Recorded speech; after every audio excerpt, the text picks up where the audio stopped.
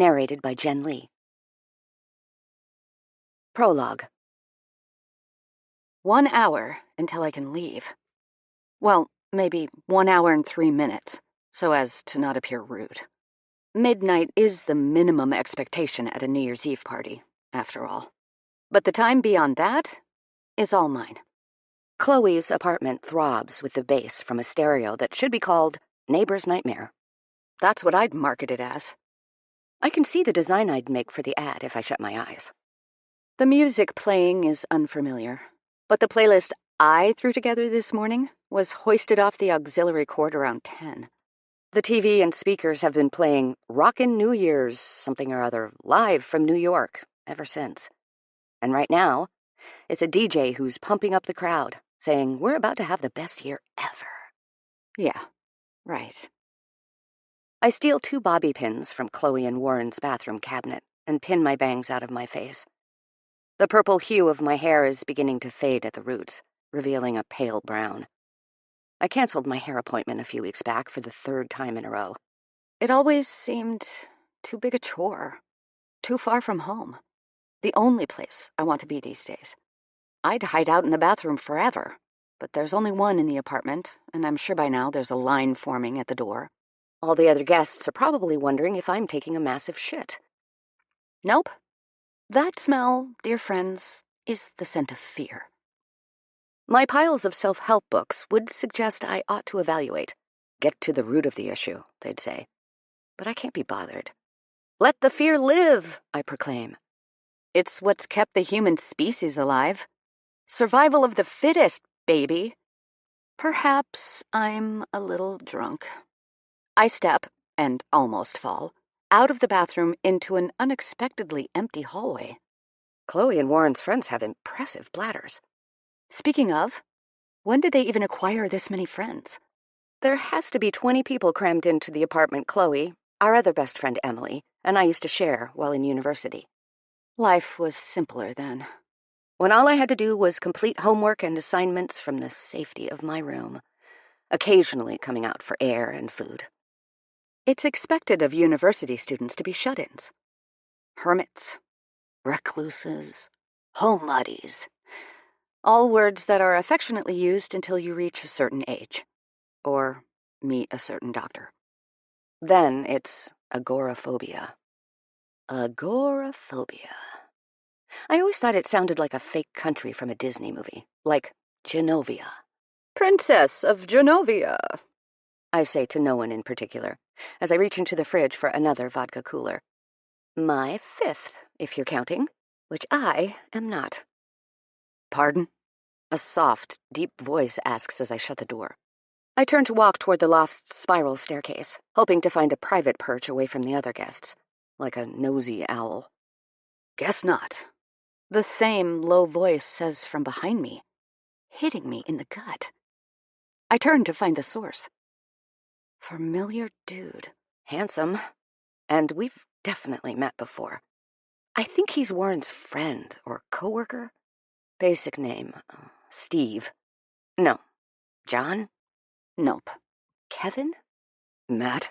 He points to his chest, wearing a quizzical expression with one raised brow. He's got a warm, welcoming smile, like he's hearing one long joke, but not at your expense. His light brown eyes have a certain kindness to them that puts me instantly at ease. His dark beard isn't particularly tidy, but it's full and fluffy-looking. His nose is ragged, like it's been carved out of rock, and his hair is longer than mine, thrown haphazardly into a bun on the top of his head. And, goodness me, his lips. I could curl up on them with a good book. I'm Lane. I raise my bottle to him before turning to take 3 steps up. I fumble back onto the stairs, my palm finding the step just before my butt does. The cool metal touches bare skin, a fraction below my underwear, eliciting panic that I've flashed my backside to everyone below the stairs.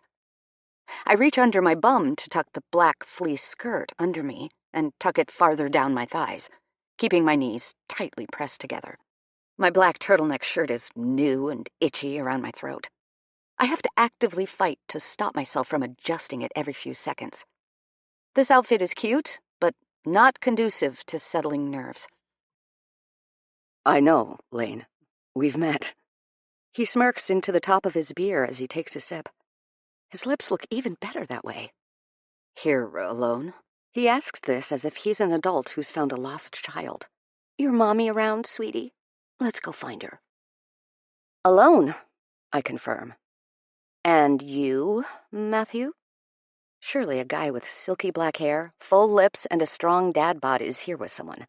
Guys like him are everyone's type. He huffs out a quick laugh. Yeah, me too.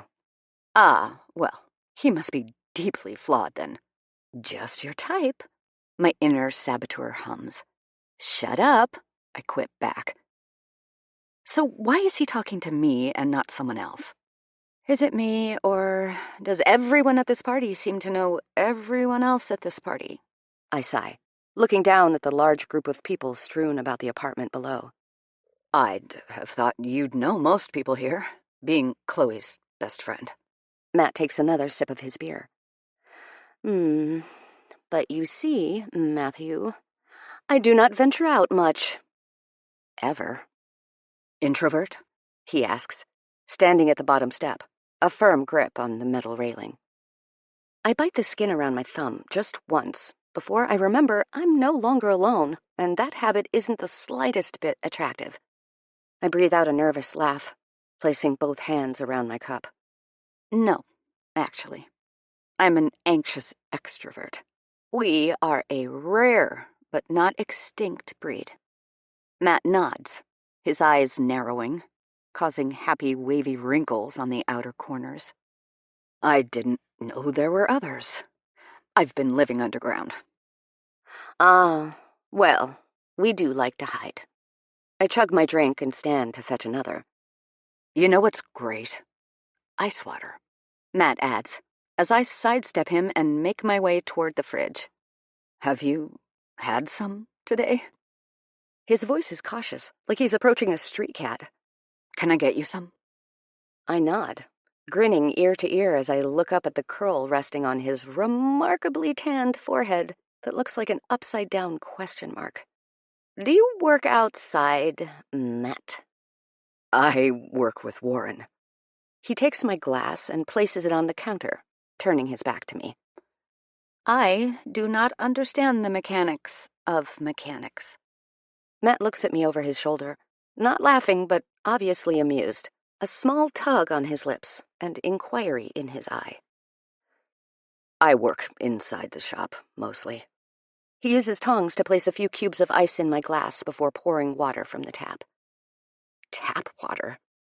My mother is somewhere clutching her pearls. But you're so tan. Built-in skin tone. He hands me a full glass of water, and I take it with two hands, trusting neither to do their job alone in my inebriated state. My mom's Samoan, he adds. You dumbass. Why'd you ask such a stupid... Got any straws back there, barkeep? I ask, hoping to swiftly move past my blunder. With a smile and a less than sincere eye roll, he turns and grabs a straw off the counter and drops it into my cup. Thank you, Matthew. I bow slightly, trying to capture the straw with my tongue as it dodges me and spins around the rim. It's Mateus, he chuckles under his breath, scratching where his cheek meets beard. Huh? I turn and walk back to the stairs. You keep calling me Matthew. But Matt is short for Mateus, he says, following close behind. Oh, sorry. I sit down, careful not to spill my water. Don't be. He gestures to the stair below mine, a question in his rich, honey-colored eyes. Have at it. I signal to the step with a flourish. Is Lane your full name? He asks, lowering in front of me. His body is so broad all over that he barely fits on the step, so he sort of hovers, balancing himself against the railing. Elaine, I answer. But I've never suited Elaine. Maybe I should try it. New year, new identity. I push up an invisible set of glasses up my nose. "Hello," I say in a hoity-toity accent. "I'm Elaine, the third. Charmed." I hold out a limp wrist that he shakes slightly, his lips curled between his teeth. Matt's laugh seems to burst out of him. It's deep and full and shocking. I focus on how his throat bobs while he does it and the way his lips part. Cute.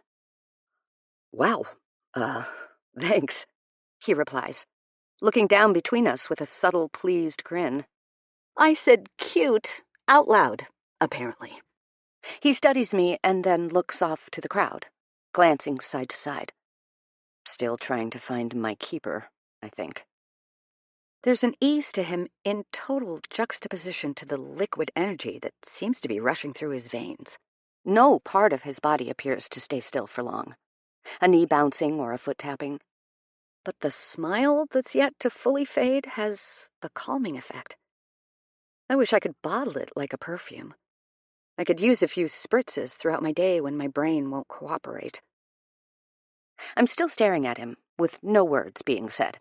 I don't even think I'm smiling, just blankly looking at him like art in a gallery. Yet he doesn't look uncomfortable. He just looks about the room, his gaze landing nowhere in particular. Attempting to look away from him feels like swimming against a current. I start up the conversation again, so I don't have to. Any New Year's resolutions? He turns back toward me slowly, his shoulders raising and tensing a little. His eyes shift from side to side for a moment. Then he shrugs. Not really. I'd like the shop to do well. Right. This is Warren's friend who will be running the shop with him when their burly boss guy retires. That is soon, I think. When do you and Warren take over? My Uncle Ram retires at the end of January. Then it's all ours. His jaw ticks as he throws back his beer. He blinks a few times, too.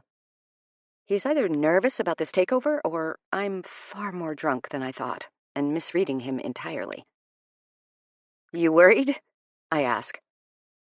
Little bit, he replies with a dim smile. What about you? Constantly. I blow out a breath, trilling my lips. I meant any New Year's resolutions, he asks, voice sincere. Where to begin? This year hasn't been my best. There's a lot to improve on. He pouts his lips, but stills, waiting for me to go on. I'd like to start by being a better daughter, I offer plainly. But I'm not sure, even if I was sober right now, that I could stop the emotion tensing my expression. My mom has stopped asking me for things. I'd like her to ask again. What sorts of things? He asks. She's on a board for this charity, and they have a gala every year. I used to do the designs for it, invitations, posters, stuff like that. Now, she hires out. She doesn't want to ask me.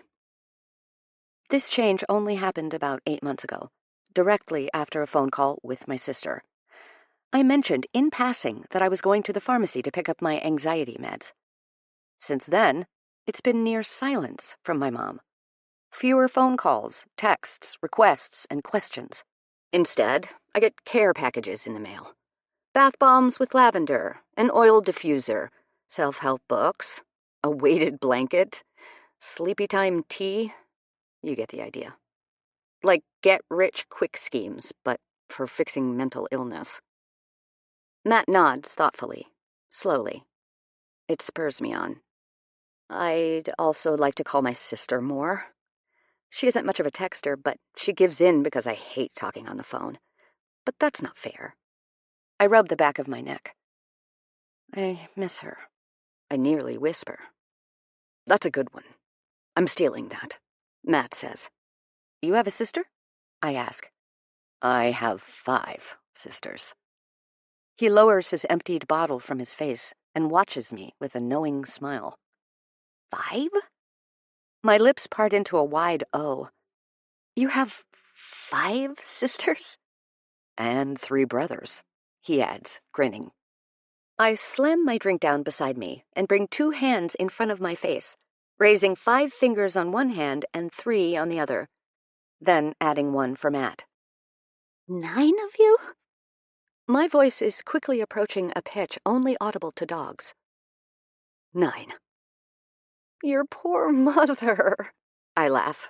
And so does he. Thank God. I hoped I hadn't sounded rude. That's a lot of phone calls, I add. Well, I guess I'll call my parents more, then, Matt replies. What else is on your list? I'd like to take my job more seriously. I'm not the best employee. I show up late. I call in sick when I'm not. Technically, I do the bare minimum. I'm sure that's not true. That's sweet, but it is. I started over a year ago, and the person I trained last spring just got a promotion to be my supervisor. It's a tech company, and people bounce around. There's lots of room for upward growth, if you're trying. I mime climbing a ladder and falling to my death, and Matt watches me with a subtle smile. I should be embarrassed, but I'm not. The alcohol is working. The television in the living room catches my attention as the presenter begins speaking over cheering crowds. We are just 10 minutes shy of midnight, and what an incredible night it has been. My focus falls to the ice in my cup, and I stop listening, watching the ice cubes dance around each other until my brain goes quiet. You okay? Matt asks, leaning into my view to catch my eyes. Yeah. I smile weakly. He sits back and looks across the room to where Chloe and Warren stand near Emily and her boyfriend Amos. They're all laughing, except for Warren, who shakes his head and smiles into the top of his glass. They seem happy, Matt says, petting his beard absently. They do, I answer, my voice not hiding the jealousy that creates an ache in my throat. It's not that I'm not happy for Chloe. I am. She deserves the world. All I could want for any of my friends is a guy like Warren. He worships the ground she walks on and lets her shine, unafraid of being in the shadows. Emily deserves it too. She and Amos have only been together a few months, but they make a gorgeous couple. Stylish, tall, and equally striking. They get a lot of head turns walking down the street. I know this because I'm usually trailing behind them, cementing my third wheel status. 3 things, Matt says, dragging my attention away from our friends. The shop, calling my parents, and finding someone who looks at me like that. He points with the tip of his beer bottle toward the happy couples. Single? I ask. Perpetually. He blows out a long breath. That's an 18-pointer, I say, before cracking an ice cube between my teeth. A bad habit, my mother would say. 18. Perpetually is worth at least 18 points on a Scrabble board, I explain. You play a lot of Scrabble, Lane. I used to. With my dad. A trapped sigh comes out. I rarely talk about my father, and when I do, it's not with people I'm attempting to flirt with. It's not just a difficult topic. It's one I still can hardly speak about without crying, that is. Oh, I'm sorry, Matt says, rubbing his eyebrow as he looks down between us. I guess my face said what my words failed to. It's okay. Long time ago now. 3,042 days, to be exact. I'm still sorry, Matt says, his eyes searching mine. I look away quickly, suddenly shy. I'm going to get another one of these. Want something? I rattled the lone ice cube in my glass. Let me. Matt reaches for my cup and walks to the kitchen. I watch him move about from my elevated position. He turns to narrowly pass through a group that's congregated near the kitchen island and makes conversation with them as he fills our cups. I can't hear what he's saying, but I hear his laugh as he sidesteps them again on his way back. I check the time on my phone. 4 minutes till midnight, as he returns. Thanks. I take the glass of fresh water from him. So, anything else on that list of yours? He asks, eyes softening as they meet mine. Or are you already seeing someone? I scoff. No. The girl I was recently hooking up with called it off when she procured herself a sugar daddy. Can't say I blame her.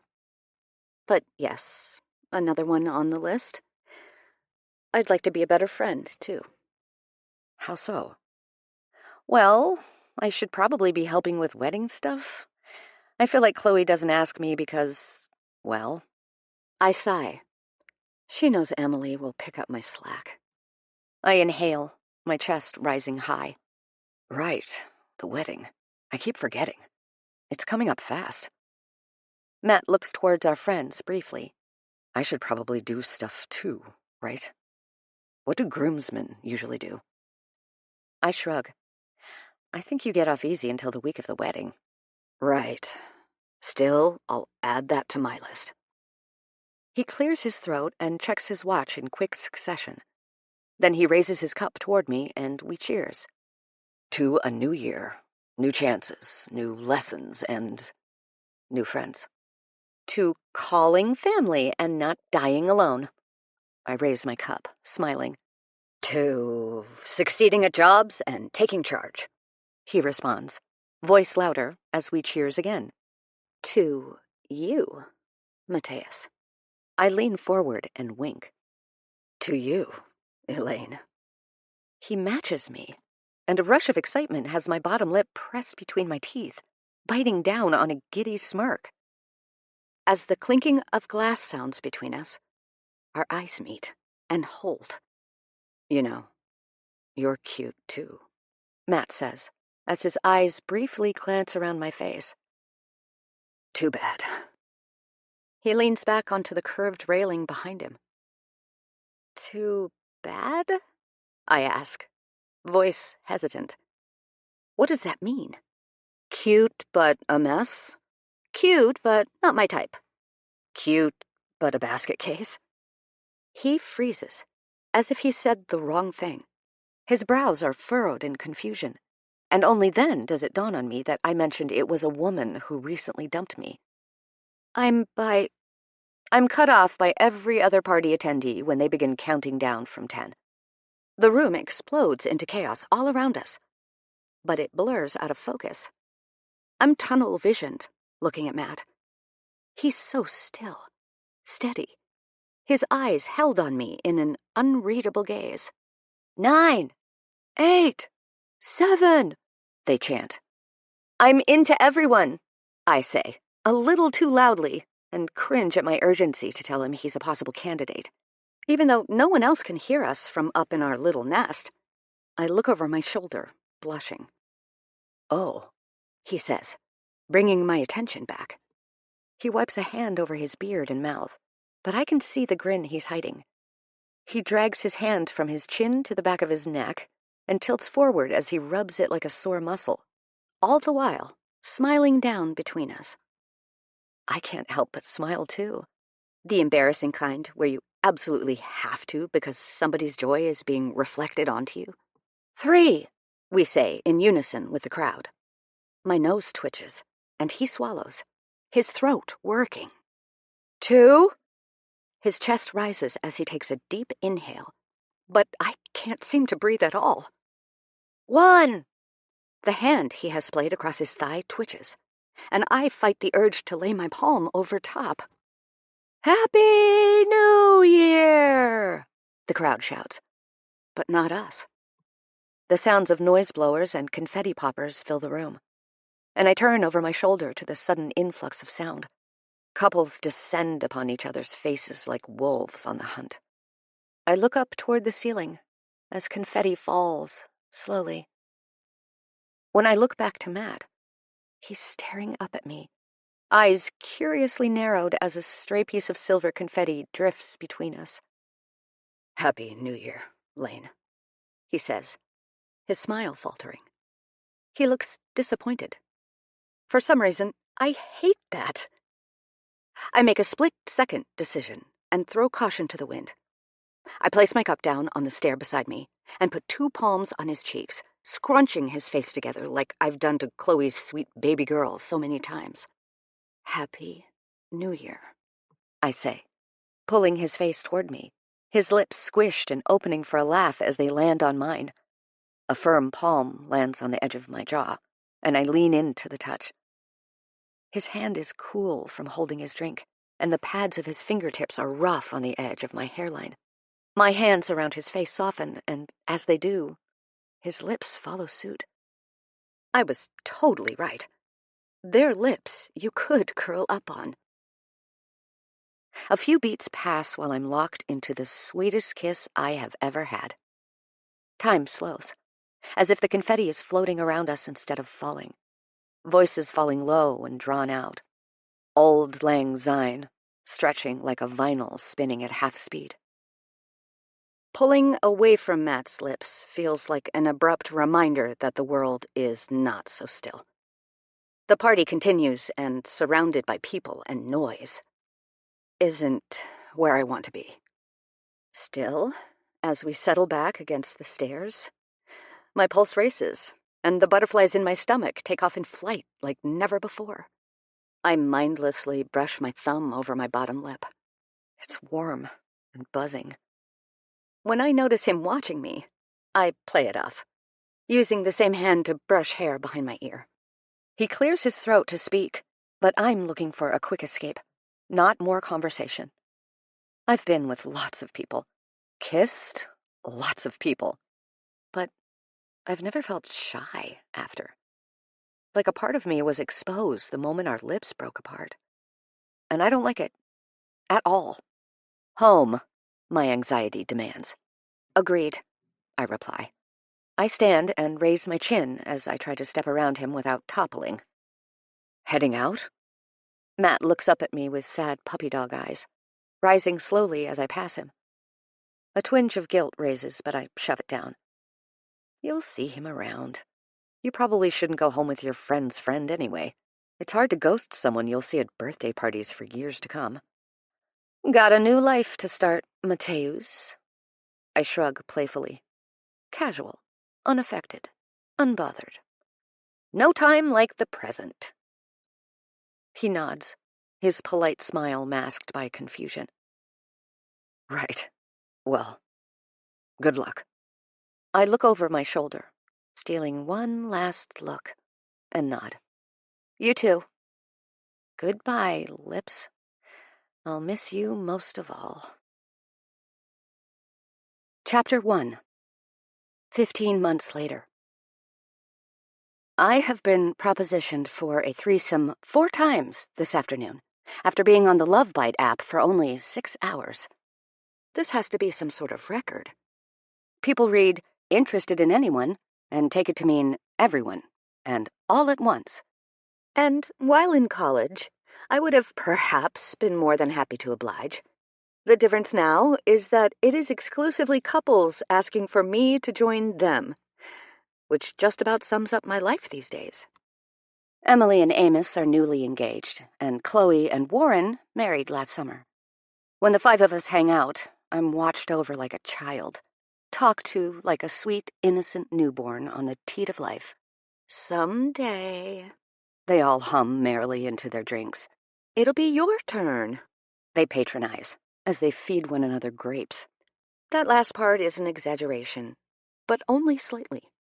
But today, the day I signed up for my first ever dating app because I admittedly may be having a hefty dry spell, and a crisis about said dry spell, is my 27th birthday. The end of my mid-20s, and the dawning of a new era of full adulthood. So, in the words of Taylor Allison Swift, this is me trying to get laid. Taylor's version. My computer chimes with the sound of another message from my boss, but I ignore it while on my smoke break. I actually don't smoke, but in the interest of equality, I take a 10-minute break every few hours, as my coworkers might. This break has been met with an onslaught of incoming notifications, and I've yet to put my phone down. Other than the threesome requests, I have a few comments on Instagram, a text from Emily about how excited she is for my surprise, it's not a surprise, birthday dinner, and an email from Matt. Yes, an email. I'm insistent there was a mix-up with Matt's driver's license, which I made him show me. And they incorrectly printed his birth year as 1995 instead of 1959. He emails almost exclusively. The guy actually texts with a single pointer finger and signs his name on each message. So honestly, email is less painful. That he can type out on his desktop computer at work. Instead of opening the email, I click on the "You have a match" notification. Ah, yes, the pretty brunette, Valerie. 29, single, interested in women, Gemini. Her bio reads, "Here for a good time, not a long time." Which makes me wonder if it's a walk to remember situation or if she's that cliché. I message, "Stop making a fool out of me. Why don't you come on over, Valerie, and pour one out?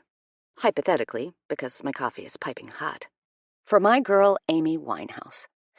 I screenshot it and send it to my group chat with Em and Chloe.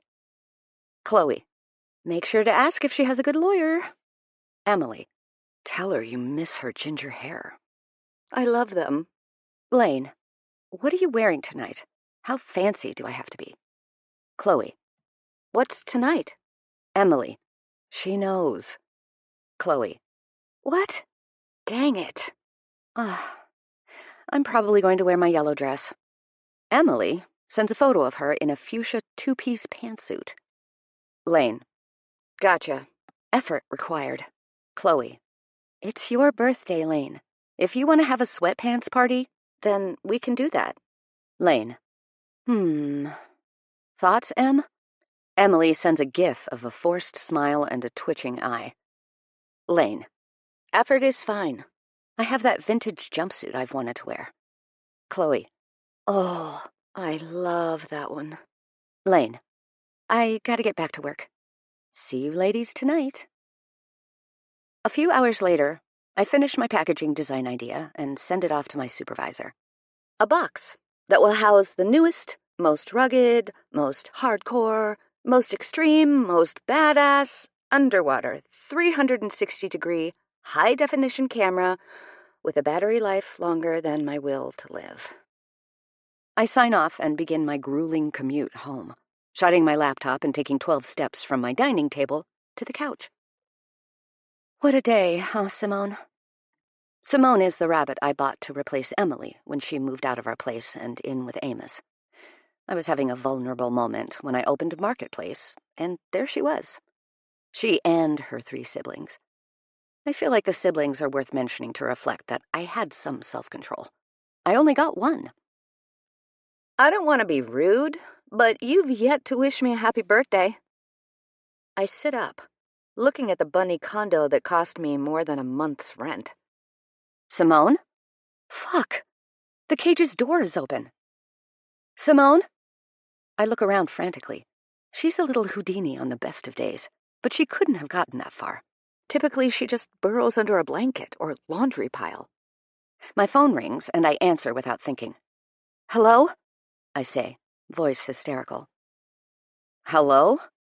My sister responds, in obvious confusion at my urgency. Everything all right? Sorry, yes, I thought you were someone else. Who? Simone.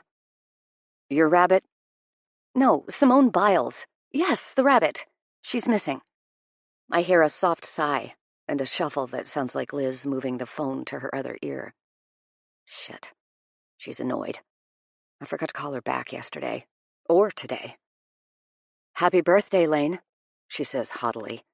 Oh, you remembered, I tease, attempting to lighten the mood. Happy birthday, Pudge.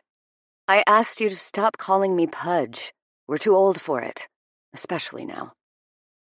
Pudge was the nickname my father gave her because she couldn't pronounce fudge. A silly little thing, but it stuck. Do not remind me how old we are. I stand and lift a blanket off the floor. No Simone underneath. Mom call you yet? She asks. Yeah, this morning before work. Good. I don't love that my twin sister is making sure our mother called me on our birthday to check that she shouldn't feel guilty for being the favorite, and undoubtedly getting the same deposit into her bank account this morning. I look at the doors to each bedroom and the bathroom, all shut. Simone has to be here somewhere. Unless she could fit through the vents. Shit. Can she? Can rabbits do that thing cats do and fit through small spaces? I ask. I don't own a cat, Liz says matter-of-factly. I'm wondering if Simone escaped through the vents, I explain. Oh, I hope not. Your building will kick you out if the forced air starts smelling like decomposing rabbit. Elizabeth! I gasp. What? Sorry, she huffs. My rabbit ran away on my birthday. I slump into the chair. I've never been lower. Really? Are you sure about that?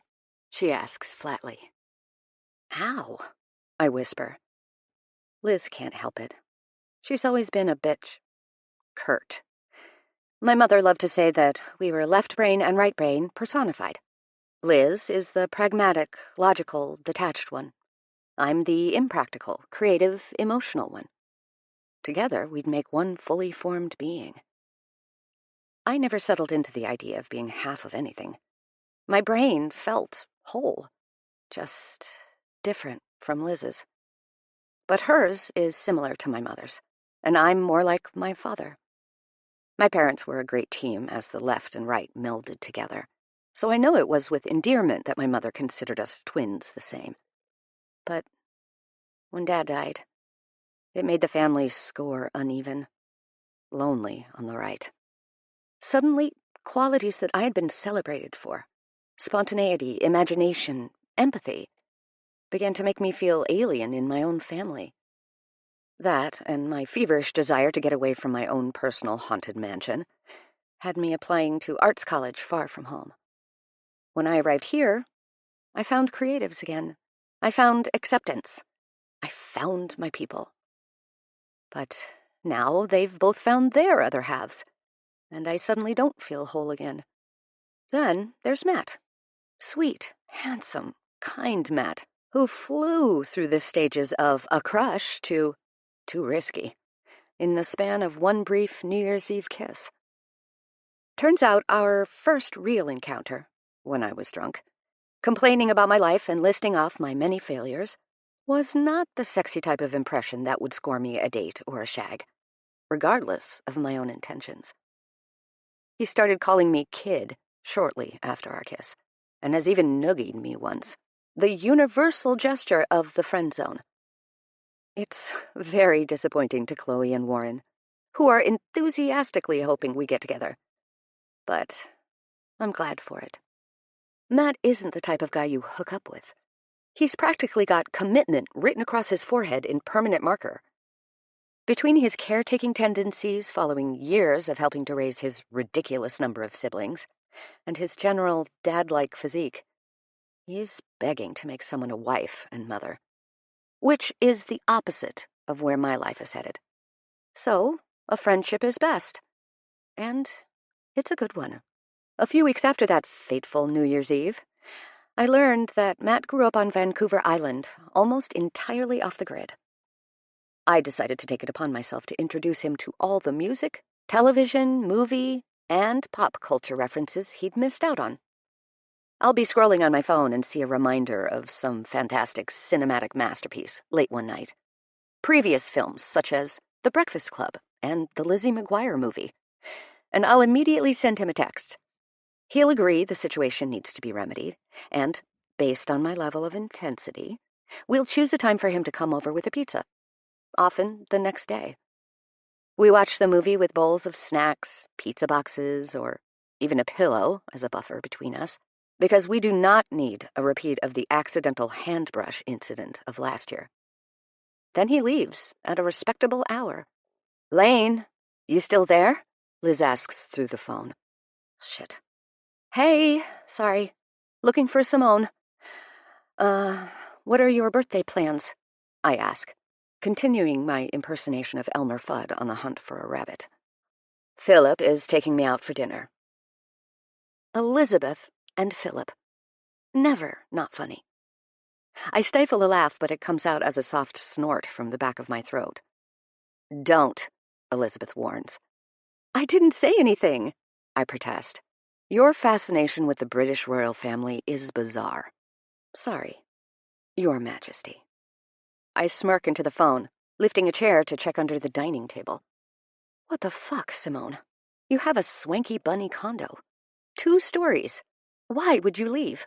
Well, I'll let you go. I'm going to call you tomorrow. Could we text? I hesitate to ask, but damn, I'm tired of this calling every day thing. What started as a New Year's resolution has turned into a massive, self-inflicted pain in my ass. We don't talk about anything real, mostly bouncing between small talk and passive-aggressive remarks about each other's lifestyle. I miss her, sure, but it's not fun. And there are way better uses of our time than forcing a relationship, right? I guess. But I thought telling you over the phone that I was engaged would be more appropriate. I dropped the pillow I was looking under. Pardon? I glitch. Who's what now? Well, tonight Philip is taking me to my favorite restaurant. Last month he asked for my ring size, and Mom asked me to go get my nails done with her. Well, damn. I blink rapidly. Congrats in advance? We'll probably get married in the next few months. No use waiting. It will be at his parents' estate, so late spring is ideal weather-wise. She's completely calm, her voice level, while I can't pick my jaw up off the floor. Few months? Liz, are you sure? You've been together less than a year. 9 months. Surely enough time to grow a new human is enough time to decide to marry one. She's got me there. Okay, yeah. You're not growing a human, though, right? Not yet. God, my mother will be unstable. A grandchild. A Hargreaves, nonetheless. The only family my mother considers richer, superior, and more well-connected than her parents, who, though dead, she still tries to impress. And now my sister is marrying their eldest son? Truly, they are like royalty. All right. Well, yeah. Call me tomorrow, then, I stutter. Will do. Happy birthday, Lane. Happy birthday, Liz. She's right. She's too old to be called Pudge now. We're too old. When she hangs up, I stare at my phone until something moves in the corner of my eye, capturing my attention. Simone, you little asshole! Get back in your cage! I dive for her, catching her by the back foot mid-hop. We struggle momentarily, but I manage to get hold of her without injuring either of us.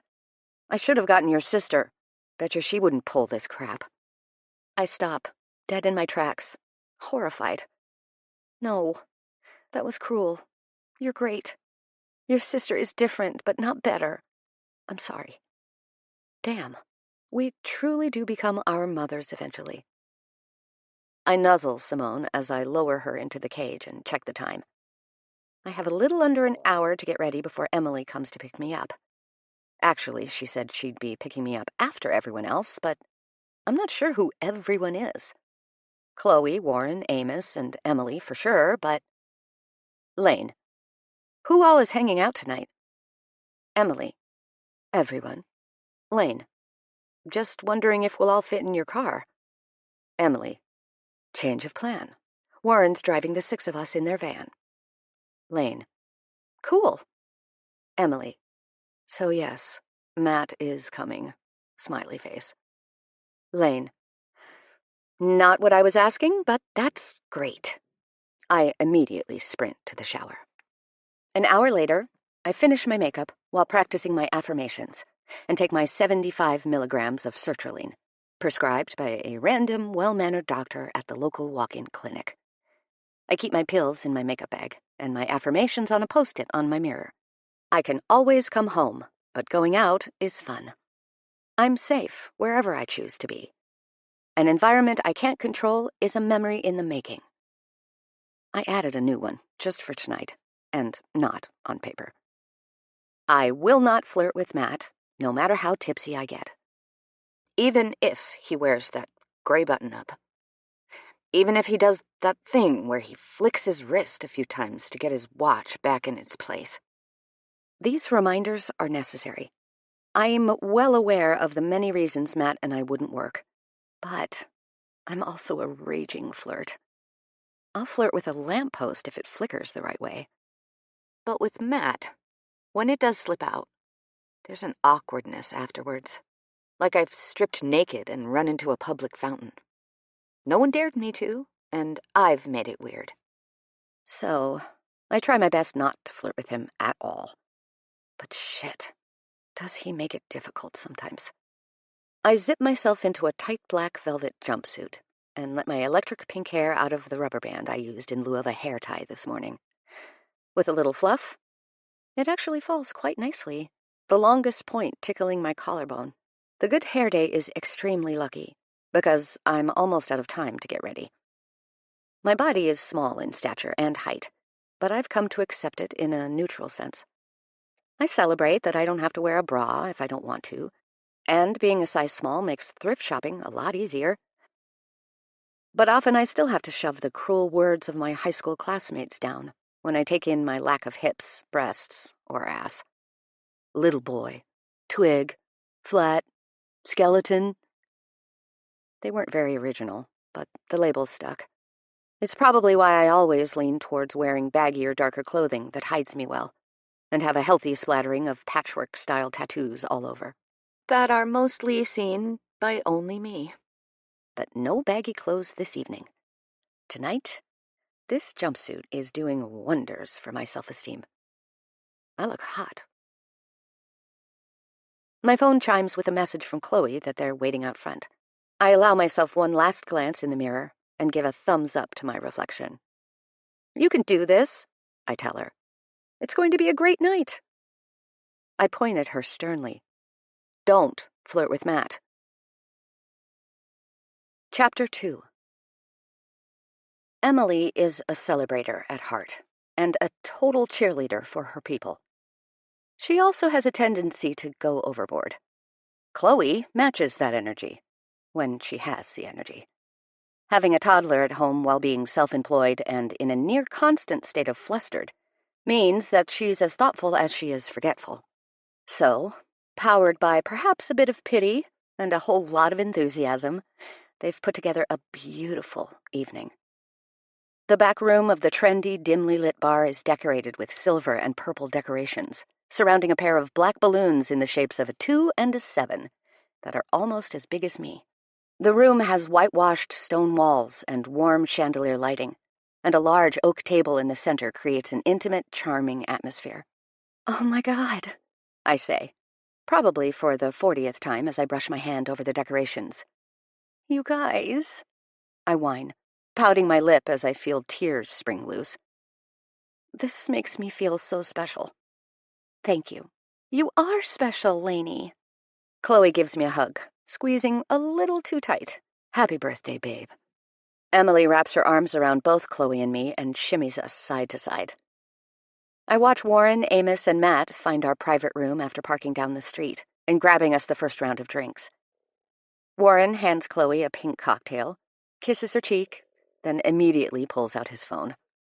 Chloe gives him a teasing smirk, whispering something about trusting the babysitter, and assists him in putting the phone away. Amos performs a similar exchange, except he grabs Emily's ass after handing her a martini. She looks at him with a flirtatious smile that makes me blush.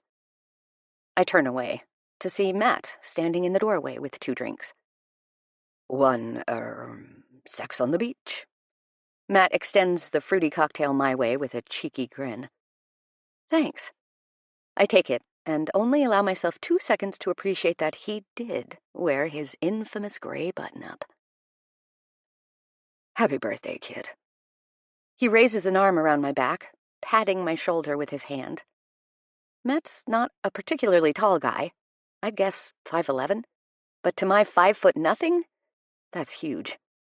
Everything about him is strong. His wide frame, his broad shoulders, his working hands with veins that must be a nurse's wet dream. I take a sip of my drink. It's stronger than I anticipated, the alcohol burning the back of my throat on its way down. I sputter a cough. That is stiff.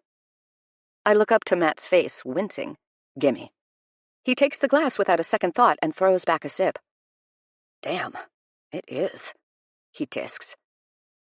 Guys love to say women are lightweights, but I'd like to see a man drink 3 of those, then walk home in heels. Totally, I agree mindlessly, looking at the smudge his lips left behind on my glass that overlaps with my lipstick stain. Just a little. He chases my drink with his own, something honey-colored in a short glass. I watched another one of your movie suggestions last night, Matt says. Which one?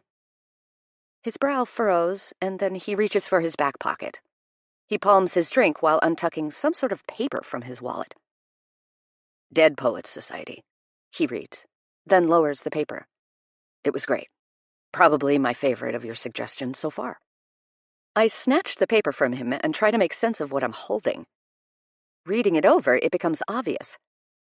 There is a list of all the movies I've referenced, or we've watched together since we became friends, squished together at the top of the page.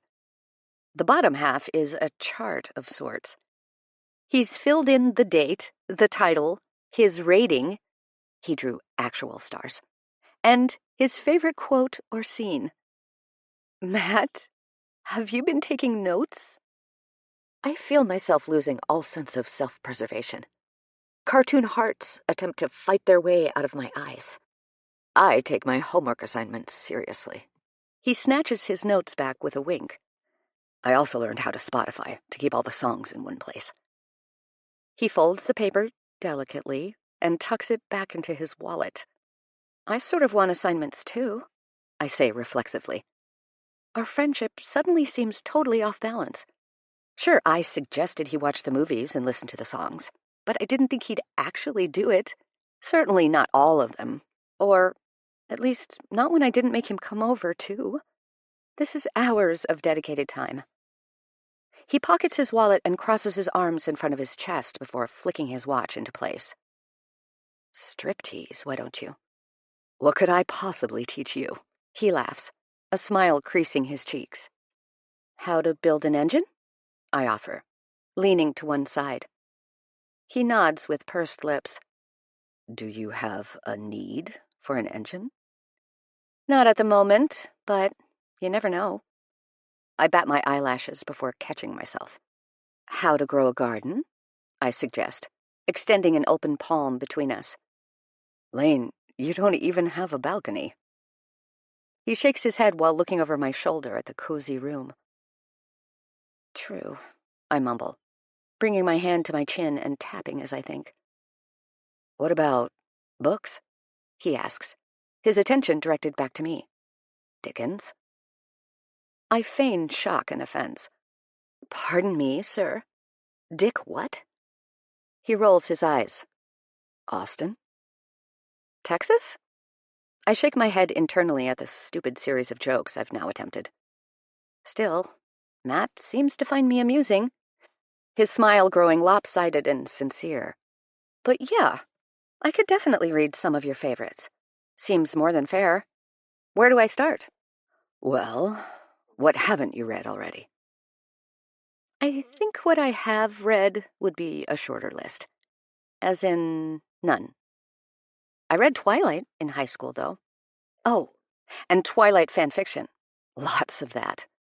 There was this one where Bella gets her period, and I'll bring a few over. I'll have to think about it. Matt interrupts, probably for the best.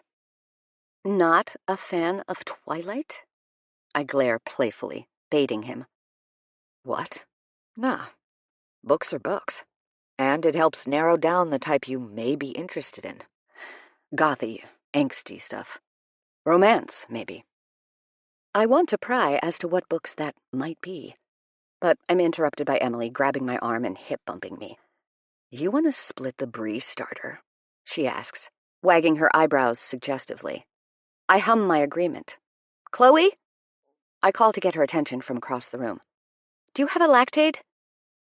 Chloe thrusts her drink at Warren without so much as looking at him before she begins rifling through her bag. She pulls out Sesame Street Band-Aids, 2 different pill bottles, a children's thermometer, a pack of baby wipes, and a package of tissues, and places them all on the table one by one before her eyes light up. "Yes!" She tosses the little packet to me with shocking accuracy. "Let's cheese it up." I throw back the pill and down my drink with a sputtering cough before looping my arm through M's and walking to the bar to order together. Somewhere between the piece of 7-layer chocolate cake with 1 candle in it, the fumbling walk to the karaoke place down the street, and Amos's fierce rendition of Somebody to Love, I've decided this is the best night of my life. "Who's next?" Amos shouts into the microphone, sweat dripping off his chin as he uses the corner of his untucked shirt to wipe his brow, revealing the 8-pack that Emily has described well. She walks over with a hanky and kisses him sweetly as she dabs his face dry. I raise an eyebrow at Warren, who's doing his best to disappear into the booth seating. His chest falls with a sigh, offering a look that says if I ask him point blank, he'll do it. But he's begging me not to. I contemplate how badly I want to hear his notorious rendition of It's All Coming Back to Me Now, that Chloe describes as the best 7 minutes of their honeymoon, much to his annoyance. I let him off easy and turn to Matt instead. "Mateus!" I sing out, gesturing to him with jazz hands. He looks around enthusiastically, like he's on a game show, pointing to himself. "Me?" he mouths. I nod like I'm Simon Cowell giving him the chance of a lifetime. He stands and takes the microphone from Amos. "What's the song, birthday girl?" He smiles at me, beaming like a damn spotlight. I scroll through the tablet's list of songs, quickly realizing that most of them are love ballads, or at least love-adjacent. I stammer, scroll some more, and feel my brain begin to shut down. "Performer's choice." I hand him the tablet. He won't know many of them anyway. Matt makes quick work of selecting his song, places the tablet down, and grabs the second microphone that has remained in its holster on the stage. "Come on." He holds it out to me just as the beginning notes of Ain't No Mountain High Enough begin playing. Lord have mercy. "Listen, baby," he sings to me, taking my hand in his and spinning me around. I giggle as I'm moved about like a collection of helium balloons tied around his wrist. We're both awful singers. He can't hold a note without losing his breath, and I can't match pitch to save my life. But it's possibly the most fun I've ever had. With one hand on his microphone and one clasped around mine, he glides us around the small platform. He tugs me to and fro until I'm laughing so hard I'm singing through heavy breaths. All the while he keeps his eyes locked on me, wearing a mischievous smirk. I'm 2 drinks too deep to stop myself from getting lost in the moment, and the giddy feelings rising in my chest. "Dangerous," my brain hums. "Live a little," I retort. When the song ends, we bow, and I look out to see Chloe and Warren exchanging wide-eyed, hopeful glances. I glare at them, promptly plucking my hand away from Matt's and wiping it down the seam of my thigh, as if I could remove the memory itself. "Duets!" I exclaim. "We all must do duets!" I throw Warren a quick, "That's what you get," smirk, while handing him my microphone and claiming his seat. I curl into myself, downing the last of my drink. Matt's not a fling type of guy, I remind myself. And God, what a guaranteed way to ruin our friendship sleeping with him would be. I want to, though. I'm drunk and woman enough to admit it. I really want to. My heart rate is approaching the speed of a hummingbird's wings, so I attempt to think of anything but Matt, naked, on top of me. The smell of burning hair. Feedback from a speaker. People who keep pigeons as pets. Stale coffee morning breath. Matt, apparently unaware and entirely unaffected by our proximity, falls into the seat next to me as Chloe makes her way to the stage, joining her husband. "You're the one that I want," from Grease plays as Chloe spins circles around Warren, doing a near-perfect Sandy. I can't help but smile as Warren's grin grows wider, until he's also doing his best Danny Zuko. I feel Matt's eyes on my profile, so I break the silence. They're so cute, it's disgusting.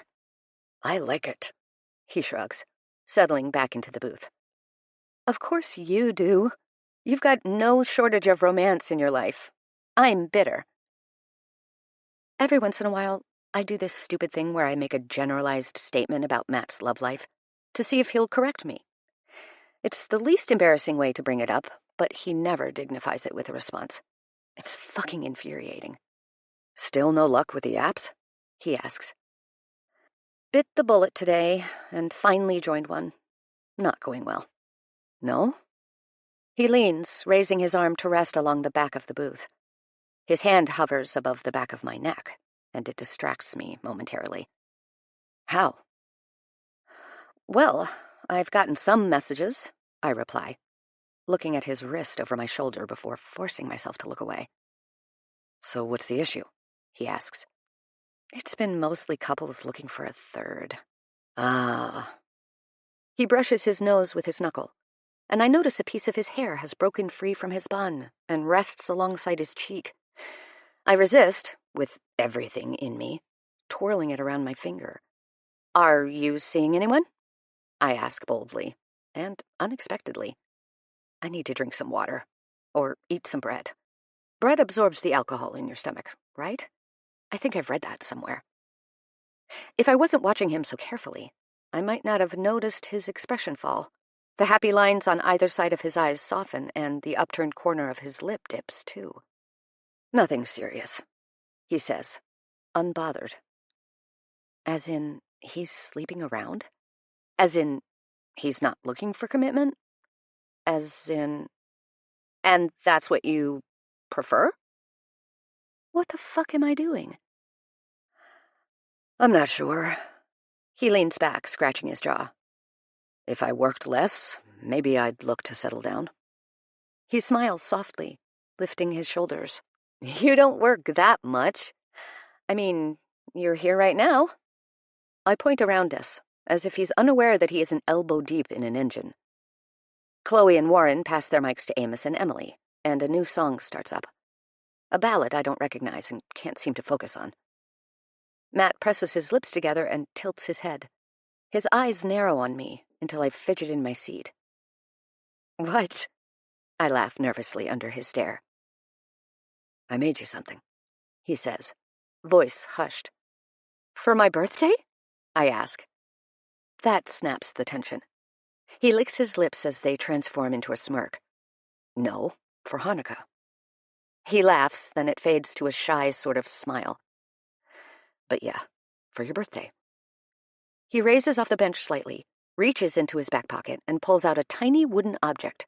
Here. He lays it in my open palm, his fingers brushing my wrist far too lightly. I look at it for a moment before my eyes translate what it is, though I'm still not entirely sure. A simple carving of wood in the shape of a peg doll. It's smooth as I rub my thumb over it. I glance up at him through my eyelashes. He moves his hand from his mouth to speak. My dad made these for my siblings and me. They're called worry dolls. Or maybe he made that up. I don't know. He rubs the back of his neck and chuckles slowly. It's, yeah, for worrying. Or stopping it, I guess. You made this for me? I ask softly. He nods. Like you carved it from wood? He nods again. So when I'm anxious... My voice trails off. You take it out, and... Well, I used to sort of fiddle with mine. Run my fingers over it, squeeze it in my palm. I mimic his instructions as he explains. Do you still have yours? I ask. Yeah, it's on a shelf somewhere at my place. This is such a you gift. The words tumble out of me. Cheap, boring, peculiar. He crosses one leg over his knee, which is bouncing. No. I find his eyes and hold his stare. Thoughtful, careful, beautiful. His leg stills. He blinks more than a few times, then swallows heavily. Well, I'm glad you like it. Thank you. I tuck it into my bag. I really do. Amos and Emily finish their song. We all decide to call it a night when Chloe announces that they need to go relieve their sitter. It's a contentedly silent car ride home, followed by a chorus of thank yous and love yous as I exit the car and make my way upstairs. I drag my balloons behind me and place them in the center of my living room, in the middle of my empty, silent apartment. The tears come quicker than I expected them, though they're not a surprise. I've cried on every birthday. All the ones I can remember, at least. I'm a crier at my core. I try my best to hide it now that I'm an adult and recognize big emotions scare people off.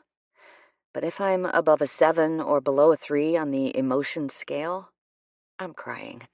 And sometimes I'm at a 10 and a 1 all at once. Especially when drunk, as I suspect I might be as my living room whirls in and out of focus. It could be a number of things. Relief at being home, mixed with loneliness following a night of chaotic, constant company. Gratefulness makes me feel guilty about what others don't have. An awareness of another birthday passing without getting a hug from my dad. Knowing he'd still be here if I had just stayed home that night. That last one can cause tears even on the best of days. I strip and get into the warm shower, allowing my makeup to be washed away as the last tears evaporate with the steam. When I get out, dry off, and find my coziest pajamas, I get into bed. My entire body hums its approval, like a cat nuzzling against its owner, purring in satisfaction. A warmth in the back of my neck, a dense, heavy feeling in my bones dragging me down, down, down. When my bed curls around me like this, when my body melts so naturally into it, I know getting out the next day will be challenging. Anxiety creeps up in many forms, but most often, it feels like exhaustion. I'm an electric vehicle running on 2 AA batteries. Sure, it could run for a little while, but it's not a permanent solution. You had a good time, I tell myself. Quit complaining. I attempt to shake off the feeling and reach for my phone. I like the posts shared by my friends tonight and the comments on the photo I posted earlier. Me and my giant 27 balloons. It's the first time I've ever considered not including how old I am in a birthday post. But the only photos of me before I got a little sloppy feature the balloons. So, whatever. I don't think it's so much the age itself. Most of my friends are in their late 20s, and it doesn't look so scary when I watch them go through it. But combine being 27, working a job I don't particularly like, going without sex for over a year, living in a shitty apartment, and basically being entirely directionless, that's a different story. There's some shame there. Here. There's some shame. Here. I know what my dad would say. No direction means no limitations. A job you hate? An opportunity to find something better. A place you're not tied down to? A chance to go somewhere new. Lonely? Learn to enjoy your own company. I'm stuck. And deep down, I know I'm the only one who can do the unsticking. But I feel resistant to change. Change requires effort, innovation, energy, which I have little of these days. So instead, I scroll and scroll until optimum numbness is achieved. Video after video passes, all of them fitting into neat, distinct categories. You've got your funny animal videos. That's a given. Your political hot takes and news updates that I usually watch all the way through out of a sense of obligation. Plus, the professional content creators who've found their niche. I follow a hot dude who only posts cooking videos and apparently doesn't own a top. A woman who films herself thrifting home goods and renovating her finds. A pair of friends who tap dance to pop music in unison, so precisely it makes my brain go quiet. But one video ends my scrolling and sends me into an internet research tailspin. I spend the next hour watching videos of a couple buying, emptying, fixing, renovating, and then decorating their school bus conversion. Between the camera lens flares of the adorable yellow bus and peppy up-tempo music, I'm sold. It's a bright, colorful world. It's freedom from rent and landlords. It's being on the move while also going back to your own space each night. A space you designed to your exact specifications. They seem happy. One Google search later, and I'm on an auction website. One click, and I'm looking at the bus I'm convinced fate has brought to me. $27,000. 2013 International 48-passenger school bus. Low mileage. Rear air ride suspensions. 39-foot length makes this bus perfect for a schoolie conversion.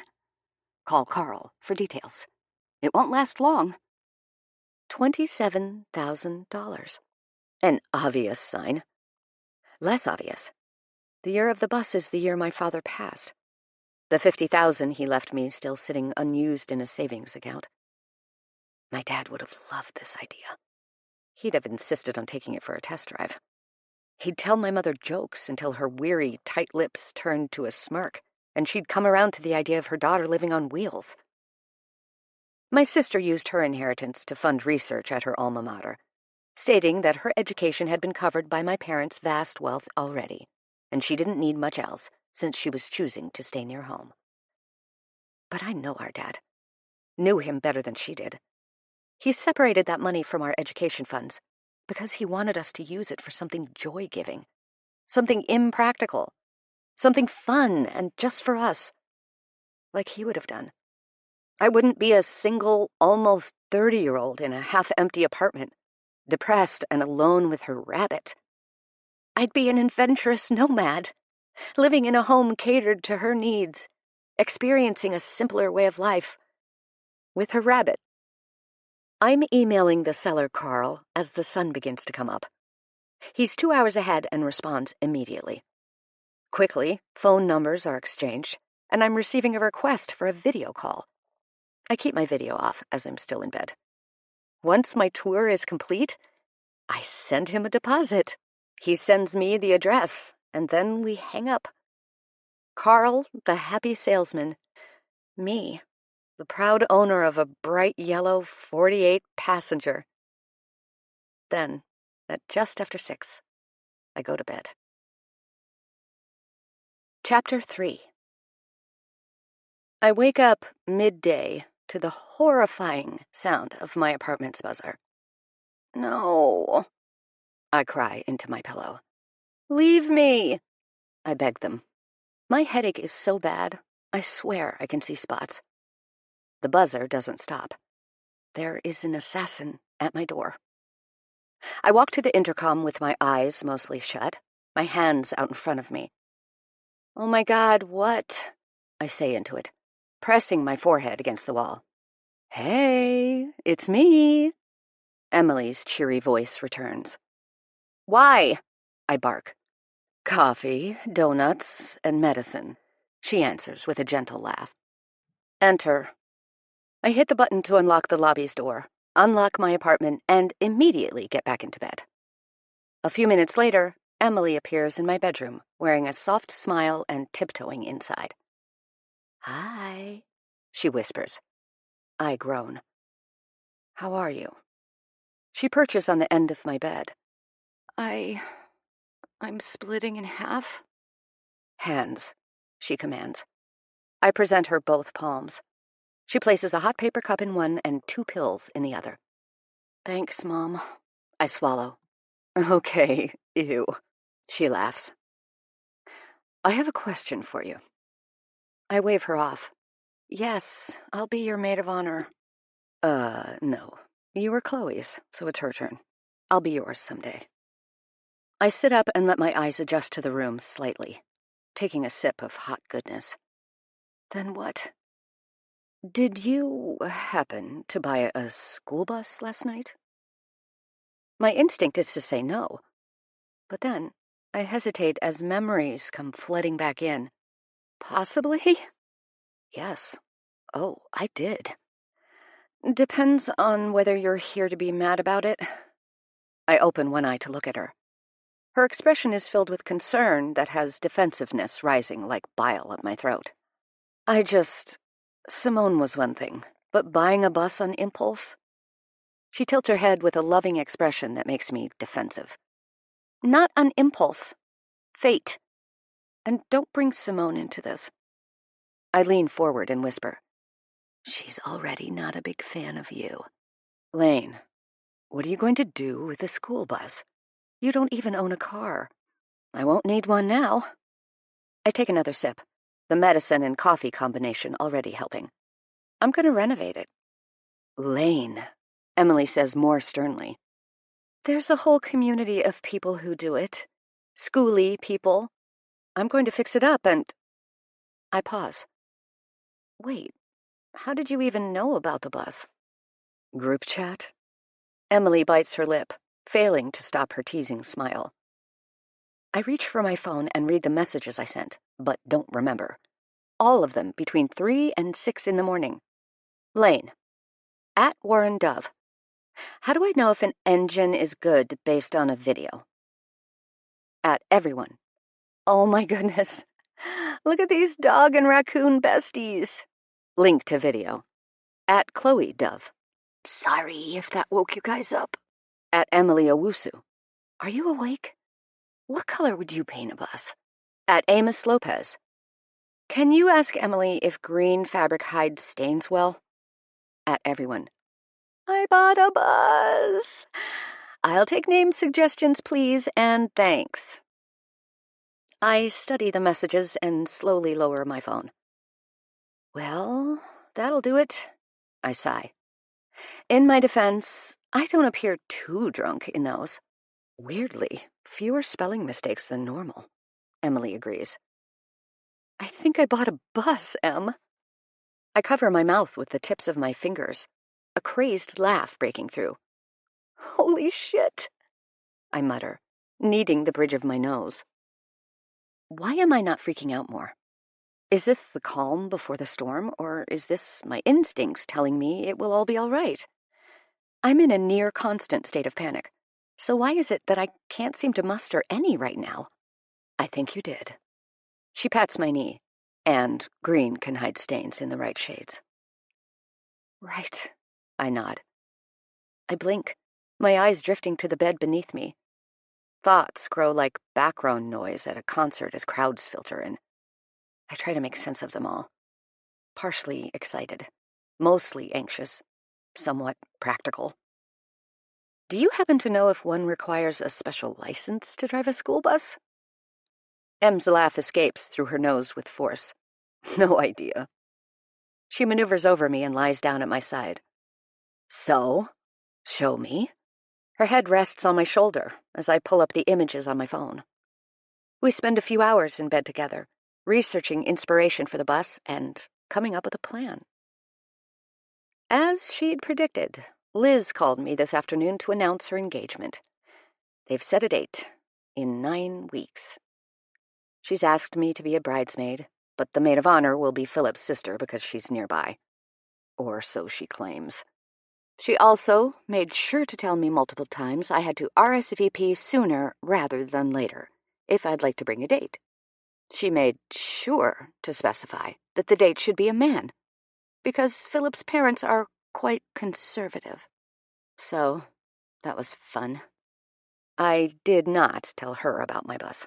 I did not know how to tell her about my bus. It's impractical, impulsive, and every other adjective she'd use to describe her younger by 10-minute sister. And I'm not ready for judgment yet. Not only because I don't have answers to the inevitable follow-up questions, but also because I like it being just my, and a little bit Dad's, thing right now.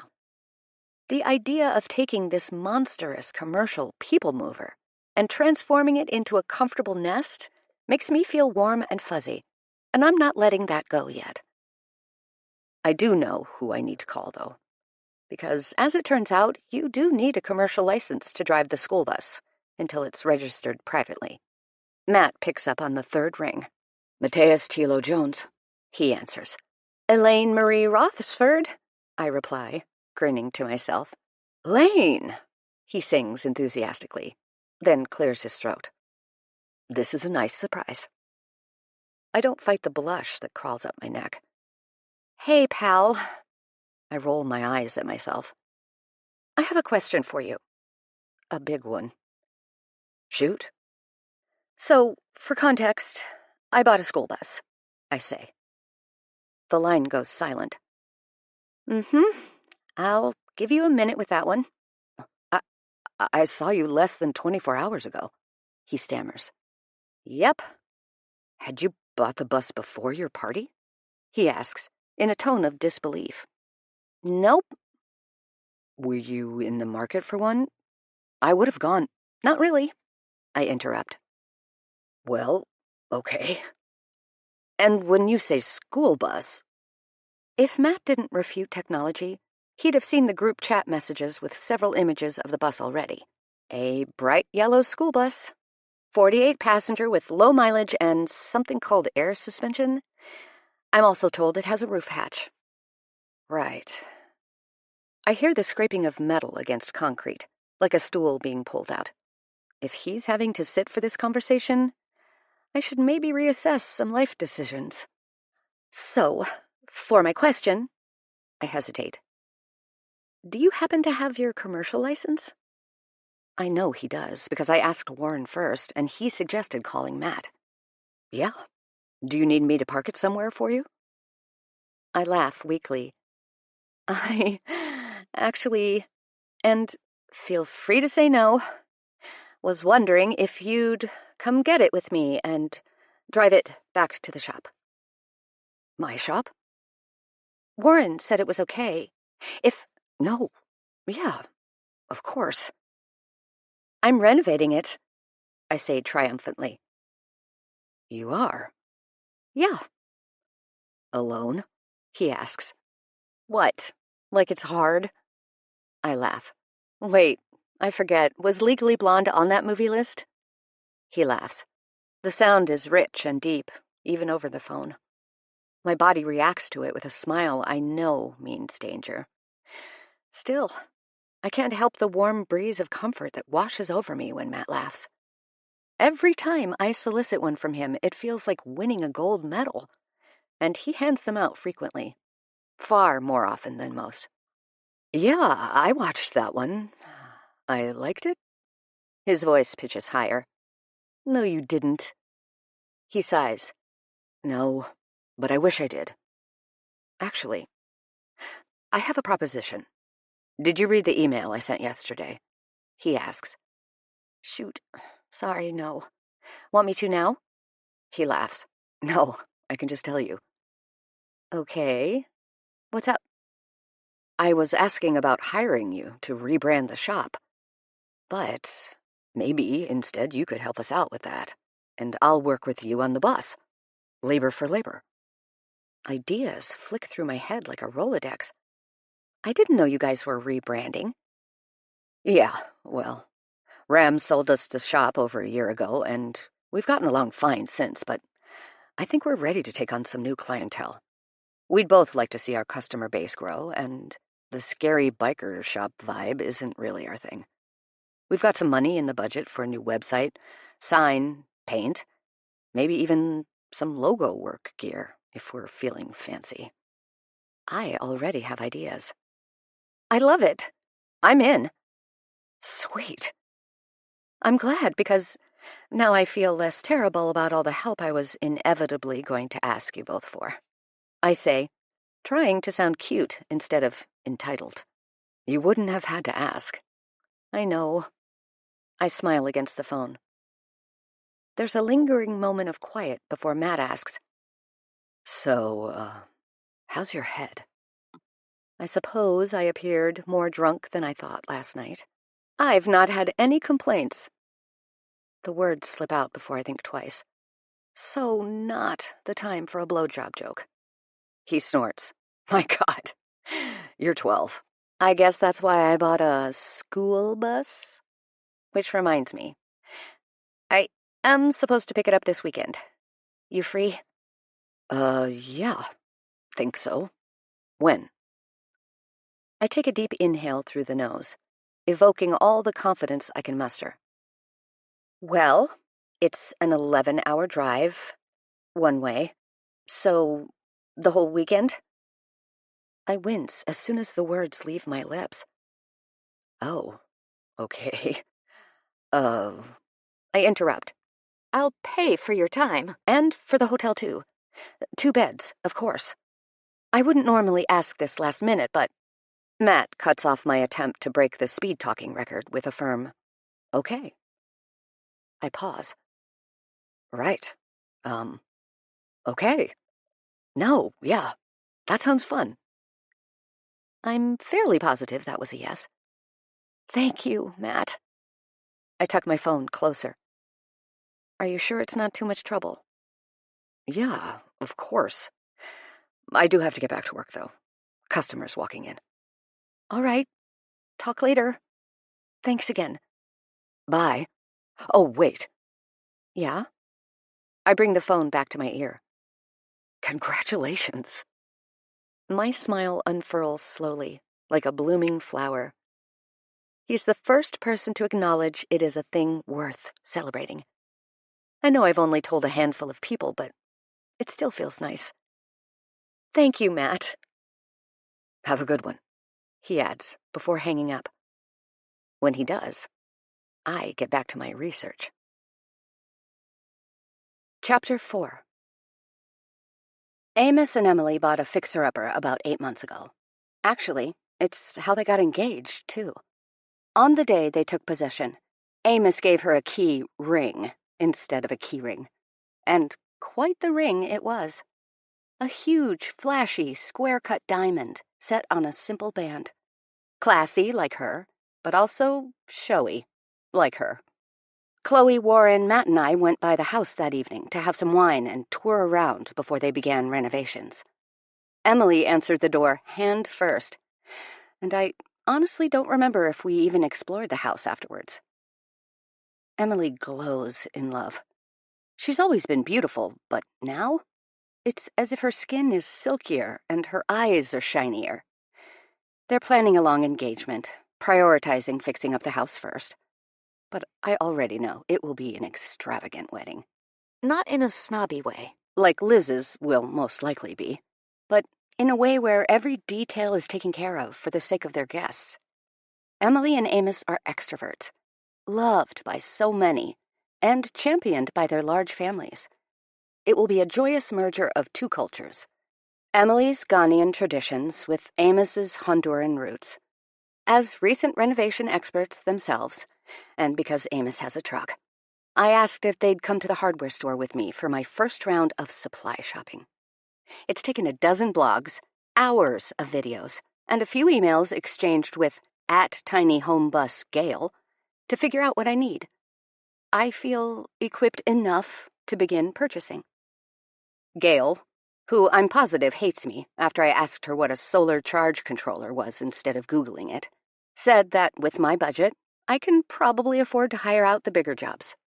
Plumbing for the water supply, wiring and installation of solar panels, etc. I've made some calls and have gotten most of those jobs tentatively booked based on my schedule and Matt's availability.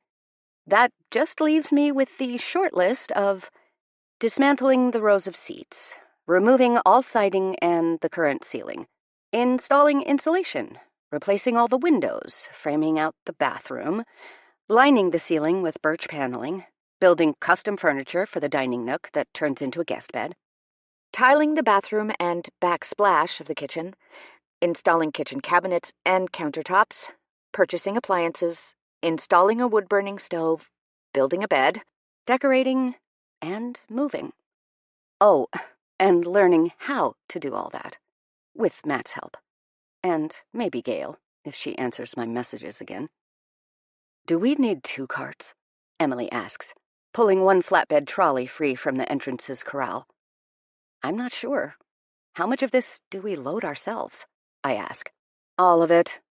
Em and Amos answer in tandem, dejected. Then, yeah, let's get to. Amos takes one to the lumber section to get the wood for framing and the ceiling. Emily and I go straight to the fun part, appliances. From my research and attempt at drawing a layout, I've decided to get an apartment-sized fridge with low energy usage, since it'll be running off stored solar energy. We also find a deep but small square sink that takes up less counter space. This is so much more fun to do with someone else's money. Emily beams as she turns the faucet of a few different display model sinks. Did you need to look at stoves? She tilts her head, as if she's now wondering if I can even have such a thing. I'm going to go with a countertop dual burner and a toaster oven I can stow away, I answer. For now. Emily nods, and we turn the corner into the lighting aisle. What happens to all your stuff that can't fit on the bus? She asks, flicking on a vanity mirror. We catch our reflections, and I pose behind her, making her laugh as she flattens her edges. Storage locker? I'm not ready to go full force into minimalism, but if a year from now I haven't gone there once, I'll probably donate it or sell it all. I shrug. Other than a few boxes of the things that I'd never get rid of, like my dad's collection of records and photo albums. I cannot believe how much you've figured out in just a few days. Emily wraps her arm around me before I push the cart down the aisle. You're killing it. I sigh. Thanks. Gotta make up for the impulsivity somehow, right? Emily hums long and heavy. You don't have to prove yourself to anyone. Really? I scoff. Because you and everyone else, except for Matt, I think, have made some sort of snide remark about it being wildly impulsive. Your concerns have been noted, and I'm making a point to prove you all wrong. So, should I apologize for being insensitive or let this rage fester so it fuels your determination? She asks, smiling. Oh, definitely do not apologize. I'm on a roll, Mother. Can I help you find anything? An older gentleman wearing a red apron asks from behind us. I bite down on my smile as Em and I exchange, that was close, glances. Yes, hi. I'm looking for a composting toilet. Aisle 42. Want me to take you there? He points with a thumb over his shoulder. Do you happen to have an extensive knowledge of toilets of the portable variety? I do, actually. Then, yes, please. Thank you. 2 hours and over $6,000 later, we left the store with a delivery scheduled in 10 days' time and just a few bags of smaller items. Didn't need the truck after all, but I was glad to have Amos's expertise in framing lumber. Lunch? Amos asks, settling into his seat. My treat. Emily turns over her shoulder. All you can eat sushi? She asks. She asks me with hopeful eyes. Yes, I cheer. Amos, you a sushi guy? Not really, but I'm a whatever makes my wife happy guy. He winks. Wife? Emily admires her ring. Strange. I don't see a wedding band. Time isn't linear. You'll be my wife soon, so you're my wife now. Sounds like someone's trying to worm his way out of a big wedding, Emily teases, brushing her hand over Amos's tight curls. I watch as they share a suggestive glance, and Amos kisses Emily's cheek. I'm happy for them, truly, but I doubt there will ever be a part of me that doesn't feel bone-deep lonely when I'm around them, or Chloe and Warren. I hide it well, I think, under disingenuous teasing and cleared throats, like a mother announcing her presence when she walks in on a group of teenagers playing spin the bottle in the basement. But it hurts. It's the moment they share an inside joke and I laugh along absently, feeling my heart squeeze. Or when we watch a movie and they merge closer, slowly, like they can't help but twist limbs. And I become shockingly aware of my body and how cold it is. I used to be content with casual flings and hookups. I've never slept over or even considered a future with anyone I've been with. But for the last year, it's been a near constant stirring. an undercurrent of wanting that I haven't been able to satisfy, and haven't bothered to try. It's a person out of reach when all you need is a hug. And I hate it. I've never been one for conventional ways of life. Dating, marriage, kids, growing old with one person. It was never in the cards. Not since Dad's passing. But lately, when I'm watching my friends in their little bubbles of giddy love, it feels like maybe I've actually wanted it all along. Possibly so much so that I've rejected the idea to make it easier on myself. Bracing for the inevitable loneliness by giving up early. Because it can't happen. I won't let it. Amos pulls out of the parking lot, and I'm met with a wave of anxiety. I need air. Air and space from them. From the reminder of my loneliness. Ow, I tisk. Actually, I just remembered I can't do lunch. I swallow thickly, twiddling my thumbs. I have to finish up some work before Matt and I leave tomorrow. Oh, okay. Emily turns over her shoulder, pouting. We can eat fast. No, sorry. I feel my throat tighten around another excuse. It's a big job, and I've left it to the last minute. I roll my eyes. You know me, I say. Silly Lane. Can't do anything right. All right, all right. Em leaves her left hand on Amos's leg as she nods and takes the next right turn, toward my place. Rain check. She settles back into her seat. Thankfully, I'm not forced to direct Amos home. He knows how to get there because it used to be Emily's place, too. I really miss her. I focus on the buildings we pass instead of the quickened rhythm of my heart, or the way I can suddenly hear it over the music, street noise, and conversation from the front seat. A cool layer of sweat forms on my palms and forehead, and I wipe it against my sleeve. Just breathe, Lane.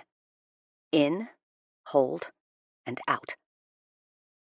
It's so stupid, I tell myself, to get so worked up over your friend's happiness.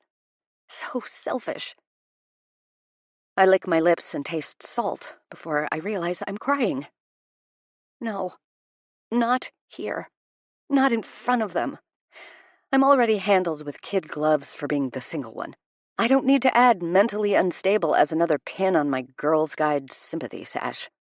I'm so frustrated with myself that anger actually takes over as the leading emotion, ending my self-pity parade and the tears I rain down on it. When we finally make it to my building, I kiss them both on the cheek, a playful attempt to seem unbothered. Love you. See you soon. Lane, your bags. Amos points over his shoulder. I'll help. Em is unbuckling before I can protest. I follow her to the back of the truck, and she opens the hatch and takes out a few of my bags. I grab the box of rust-proofing spray paint and close it with my free hand. I can take those. I hold out my hand to her so she can slide the bags on. What? Babe, these are heavy. I'll help carry them up. No, that's okay. I shake my head and push my hand forward again. She studies me. Then her eyes fall to my hand. She slides one bag on, then the other, cautiously. Are you okay? She asks, voice gentle. And though I know she doesn't mean with the weight of the bags, I answer, totally fine. I've been working out. And wink at her. Emily runs up the front steps to get the door for me, and I yell my goodbye over my shoulder as I make my way across the lobby. Once upstairs, I dump everything onto the floor and climb into bed. Before I consciously decide to, I'm on my phone, being swept away by distractions every second and a half. I won't feel all of this. Not today. Maybe never.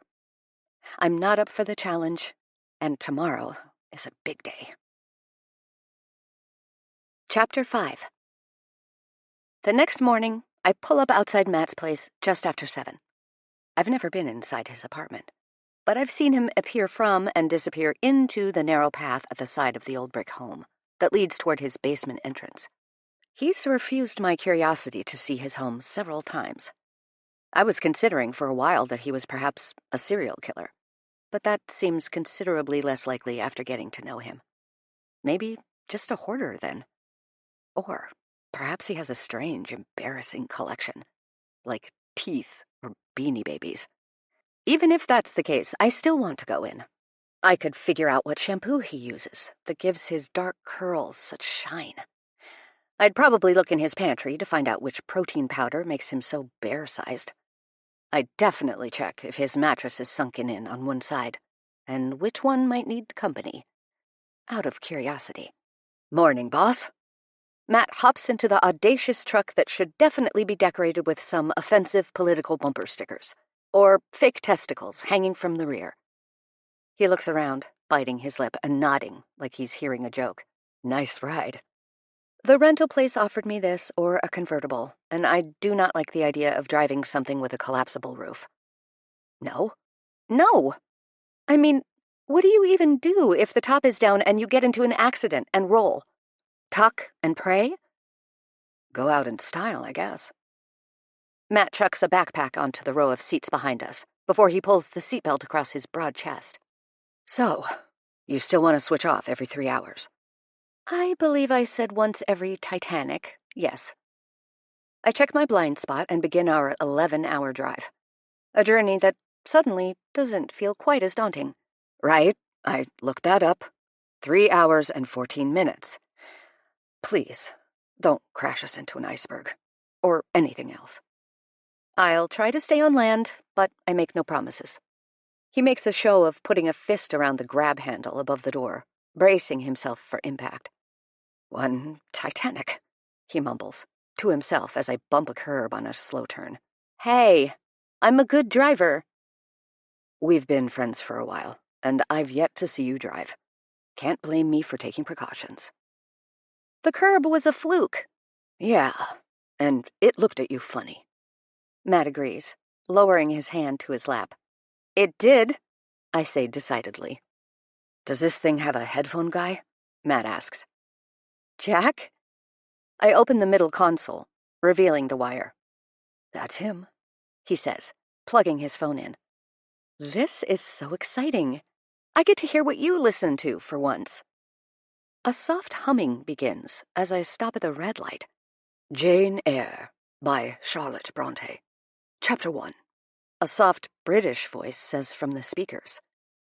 An audiobook? I press my forehead to the wheel.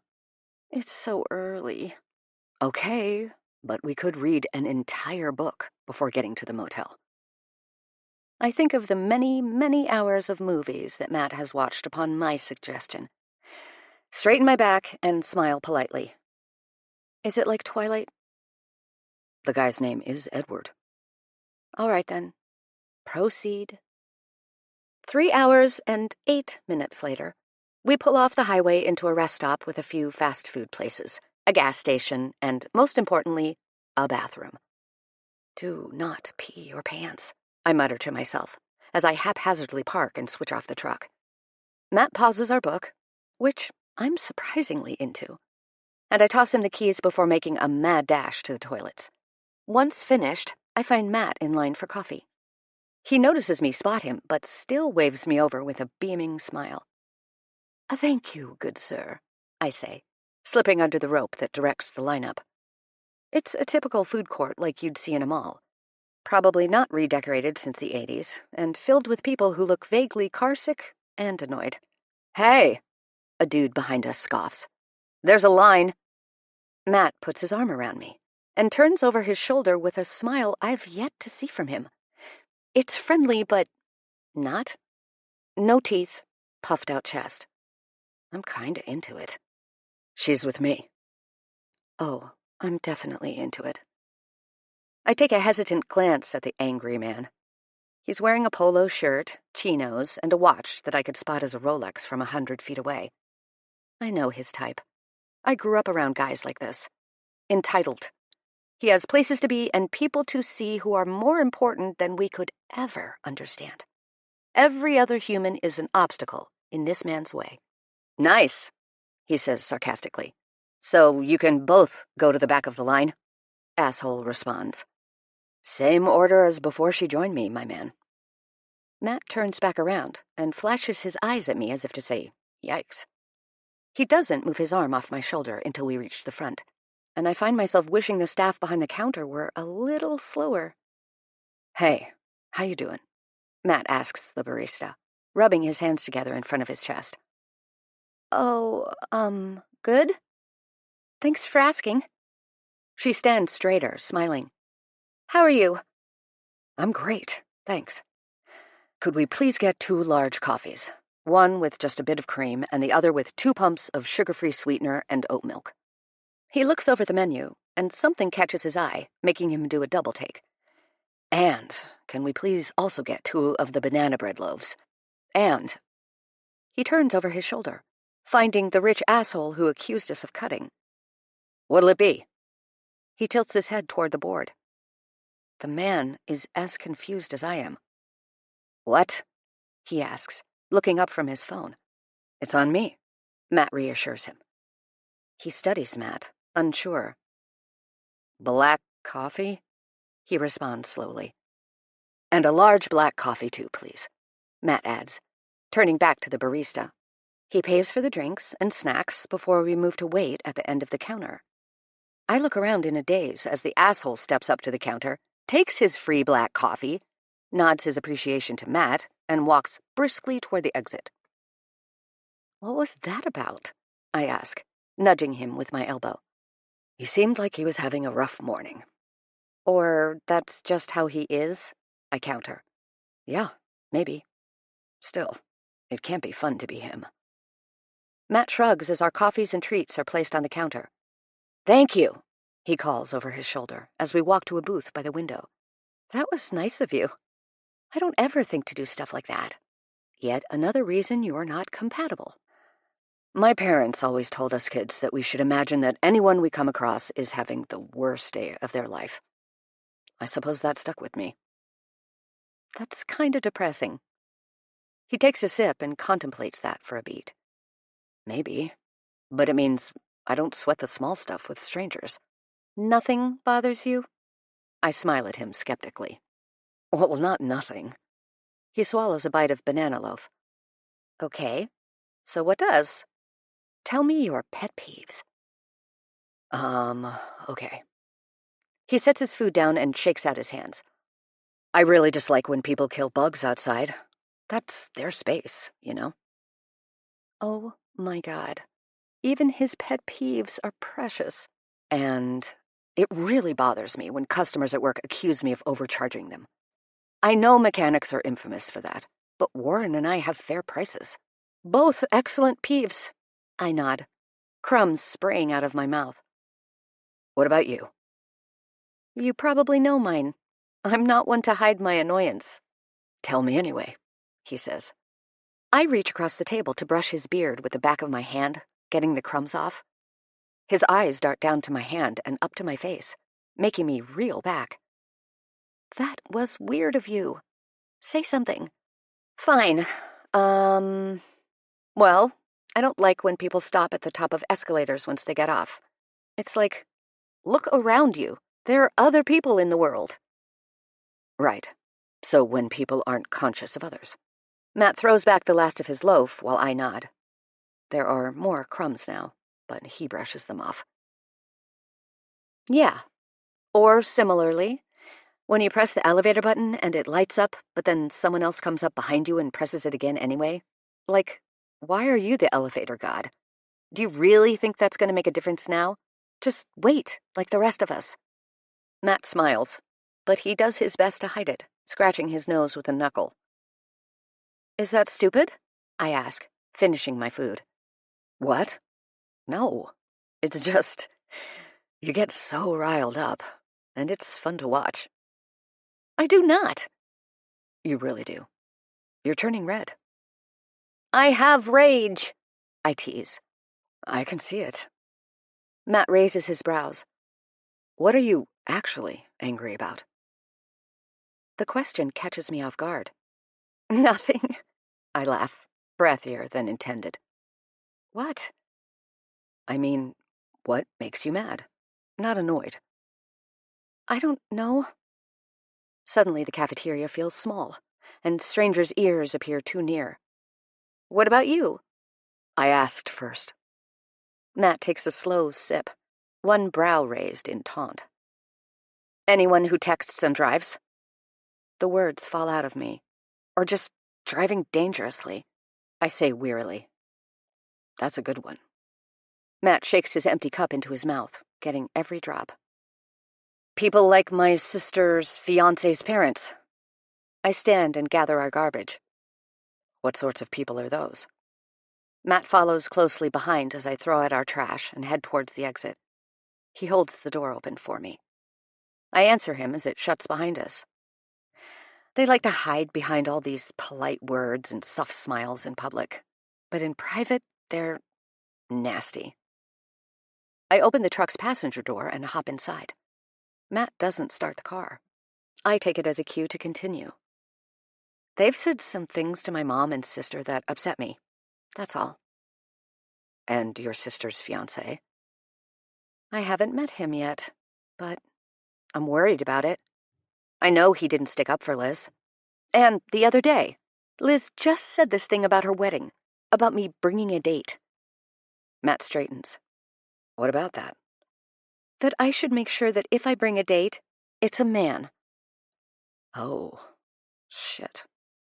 Matt's bottom lip pouts out, and his shoulders fall. I'm sorry. I know my sister doesn't care about me being bi, and my mom doesn't either, but it just hurt. Of course it did. He rests a hand on my knee, and the sensation of comfort brings on tears. Sorry. I wipe my face on my sleeve and shake my head forcibly.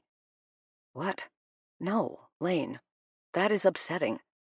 When upsetting things happen, people cry. I nod, brushing the tears away. When he says it, it seems so simple. A natural reaction rather than a reason for embarrassment. I give him a weak smile. Yeah, you're right. Ready? He asks, turning the ignition. I nod, swiping the last tear away from under my eye. Matt pulls out of the parking spot, adjusts his mirror, and then merges back onto the highway. Can we keep listening to Jane Eyre? I ask. Sure. He opens the center console, but then stops himself abruptly. Sorry. I shouldn't do that while driving. Can you do it? My passcode is 4321. I can't help but laugh. Wow. You're going to get hacked. Warren just said it couldn't be 1234. He shakes his head. I don't even want a password.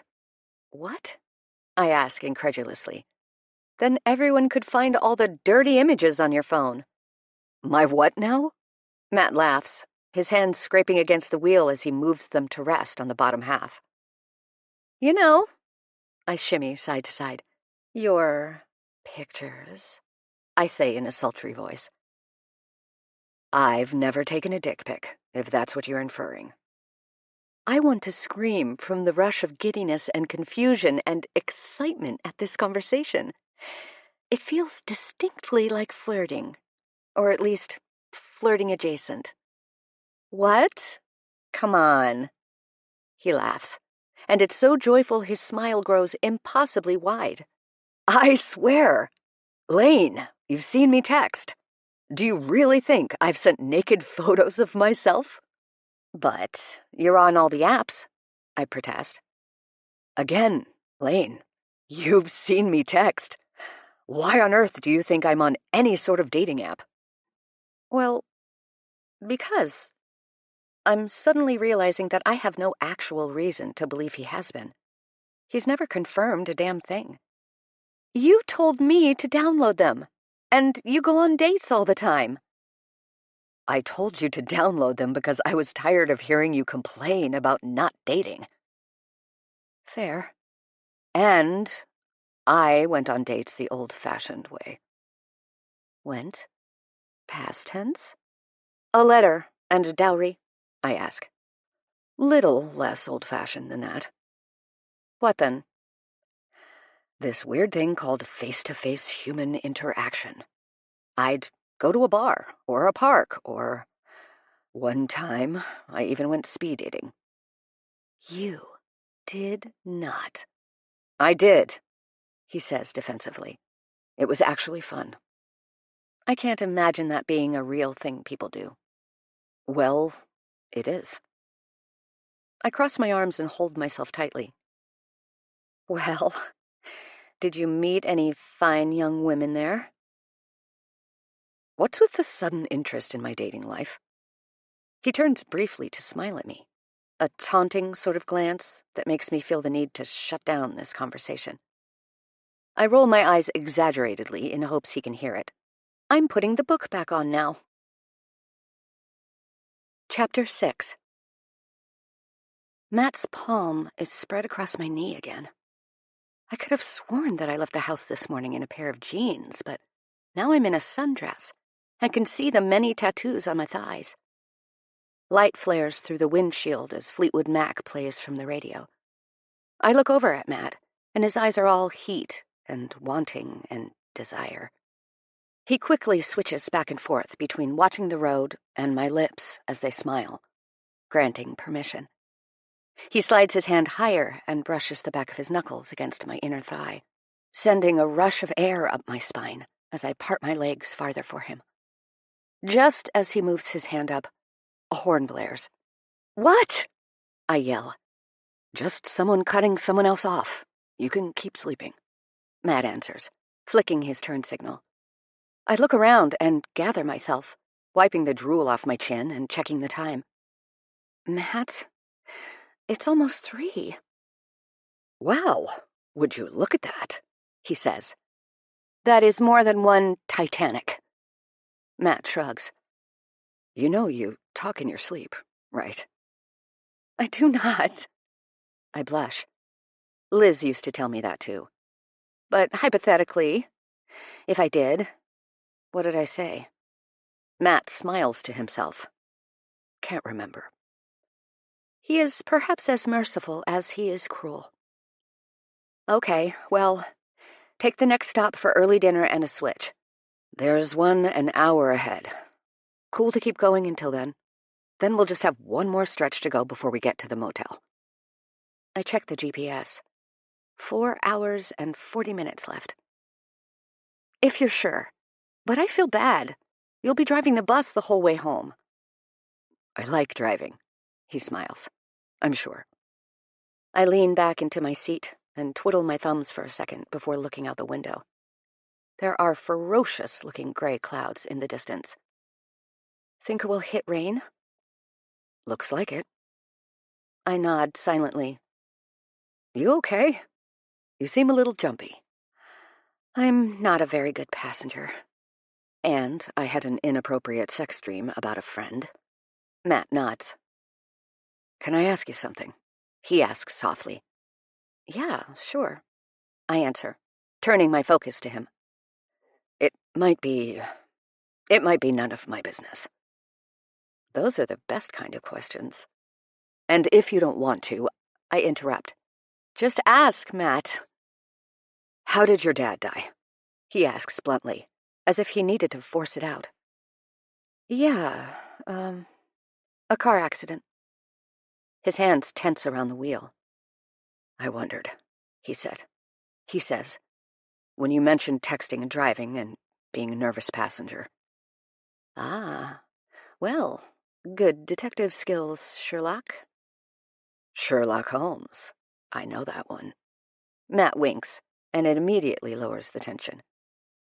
"You know it from the books, though, don't you?" I raise a brow. He whips his head toward me before remembering to look ahead. "Are there Sherlock movies?" "And a show. A successful show." "That wasn't on your list."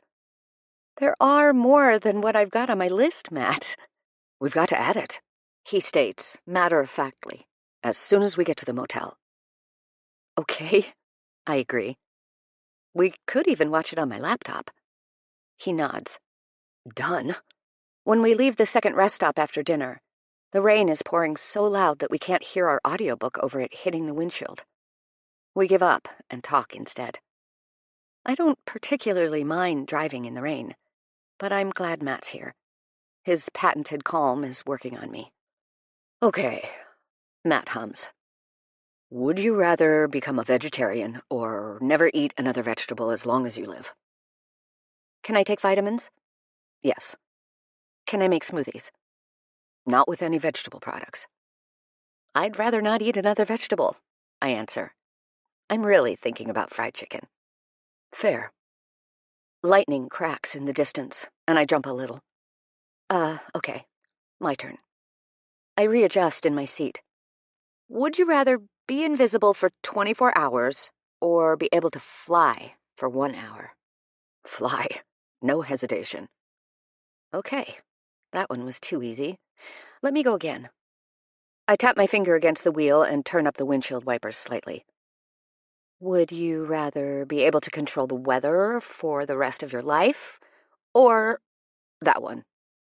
Wait, or, I say again. Have 10 questions answered with 100% truthfulness by anyone of your choice. Huh. Matt tugs on his beard. Well, that's a good one. See? I told you to wait. Still the weather, he says firmly. My turn. Maybe a different game. I'm starting to think about the rain a little too much. Want me to drive? No, I'm okay. Okay. Not a different game, but a question. If you could have a dinner party with any 5 guests, dead or alive, who'd it be? They've got to be real people? I ask. They either all have to be real or they all have to be characters. All right, I sigh. Well, the first one's my dad, obviously. Matt nods but continues looking at his feet. Then, because I couldn't have my dad back from the dead and not invite them, my mom and sister. Uh-oh. Here it comes. Big feelings, loud feelings, embarrassing ones.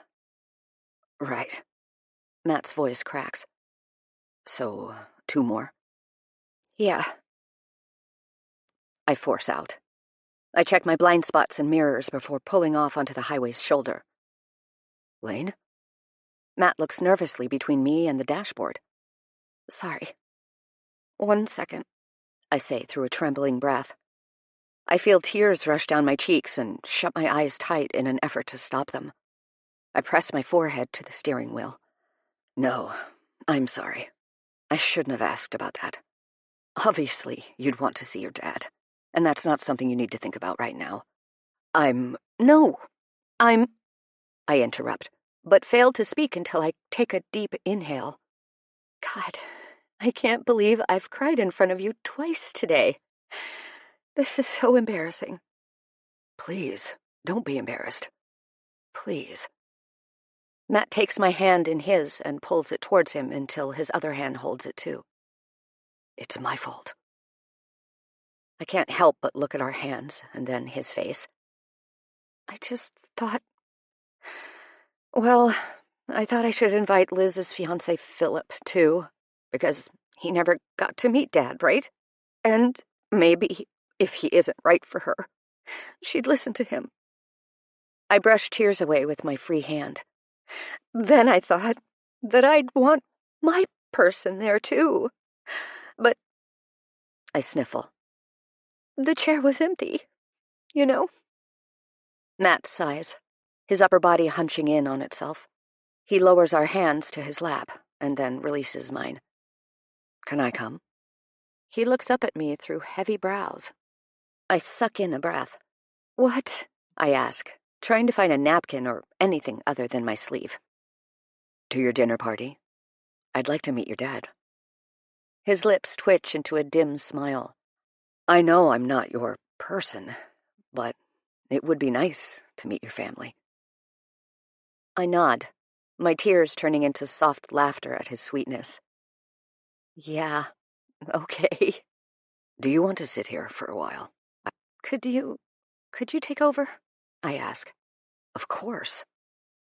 You all right? I shrug. I don't really know. Long day. Matt nods. Just 1 more hour. Yeah. I wipe the last of my tears. I really am sorry for crying so much today. I've asked you for this massive favor, and now I'm treating you like my therapist or something. Matt laughs. You're not. And even if you were, I'm used to it.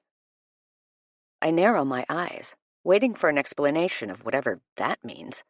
I'm the middle of 9 kids, Lane, he says pointedly. You know what role that makes me? I shake my head. Mediator. Middleman. If my siblings were the United Nations, I was Switzerland. That makes me laugh. What sort of disagreements did you settle? Let's switch seats, then I'll tell you. I nod, and we both unbuckle and open our doors, the rain pelting us until we run around and make it safely back inside. Matt whoops, slamming the door shut. That was the wake-up I needed. Even in a thunderstorm, he's finding the sunny side. Matt pulls onto the road and the GPS recalculates. Just under an hour to go. I forget how much I've told you about my family, but I feel like when I talk about them, there's always the necessary backstory. So prepare to listen, even if you've heard it before, and not interrupt. I smile, turn to face him, and lean into the headrest. My parents met in 1985 at Live Aid, a massive fundraising concert. Matt, I know about Live Aid. Everyone does. What did I say about interrupting? He teases. Anyway, they met there. My dad likes to say that he saw my mom on the shoulders of some other dude and immediately felt like she should be on his own instead. Very romantic stuff. I listen as Matt describes his family members one by one. His father, a Canadian in London to study, meets his mother, who was visiting from Upolu. Somewhere between Bowie and U2, they fell madly in love. They eloped, moved to Canada, bought some land with the money his dad got from selling his flat in London, and made a life for themselves. They built a small cabin by hand with some help from the community that so lovingly accepted them. They had 4 children in 4 years. Then Matt, 2 years after that. His mother loves to say that Matt was such a good baby that they felt like they could have even more. So they built more rooms, and did. They were all homeschooled and had gardens and greenhouses on their property that fed them all year long, with the help of trading their neighbors for eggs and meat. It sounds heavenly. Idyllic, even. I can almost smell the wet grass as Matt describes helping his mother tend the garden, and feel the chill on my skin as he describes lazy winter days spent reading or chopping wood with his dad. We don't get to the debates he settled, or much about his siblings, before we pull into the parking lot of a motel that, I have to say, looked a hell of a lot nicer online. I rambled, didn't I? Matt pushes some hair out of his face. Yeah, but I still want more. Good thing we have the drive back, he says, peering out the windshield.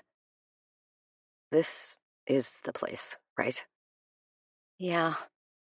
I bite my lip. I think so. Nice, Matt says unconvincingly. We grab our bags, the leftovers from dinner, and snacks from the vending machine from our last stop, then head inside to the front office.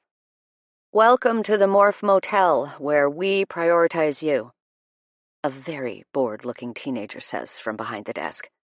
Checking in? Yes, we are. I start to open my phone to find the reservation number. Hourly or nightly? Matt laughs, but turns away to hide it. For the night. It's under Elaine Rothsford. The kid perks up.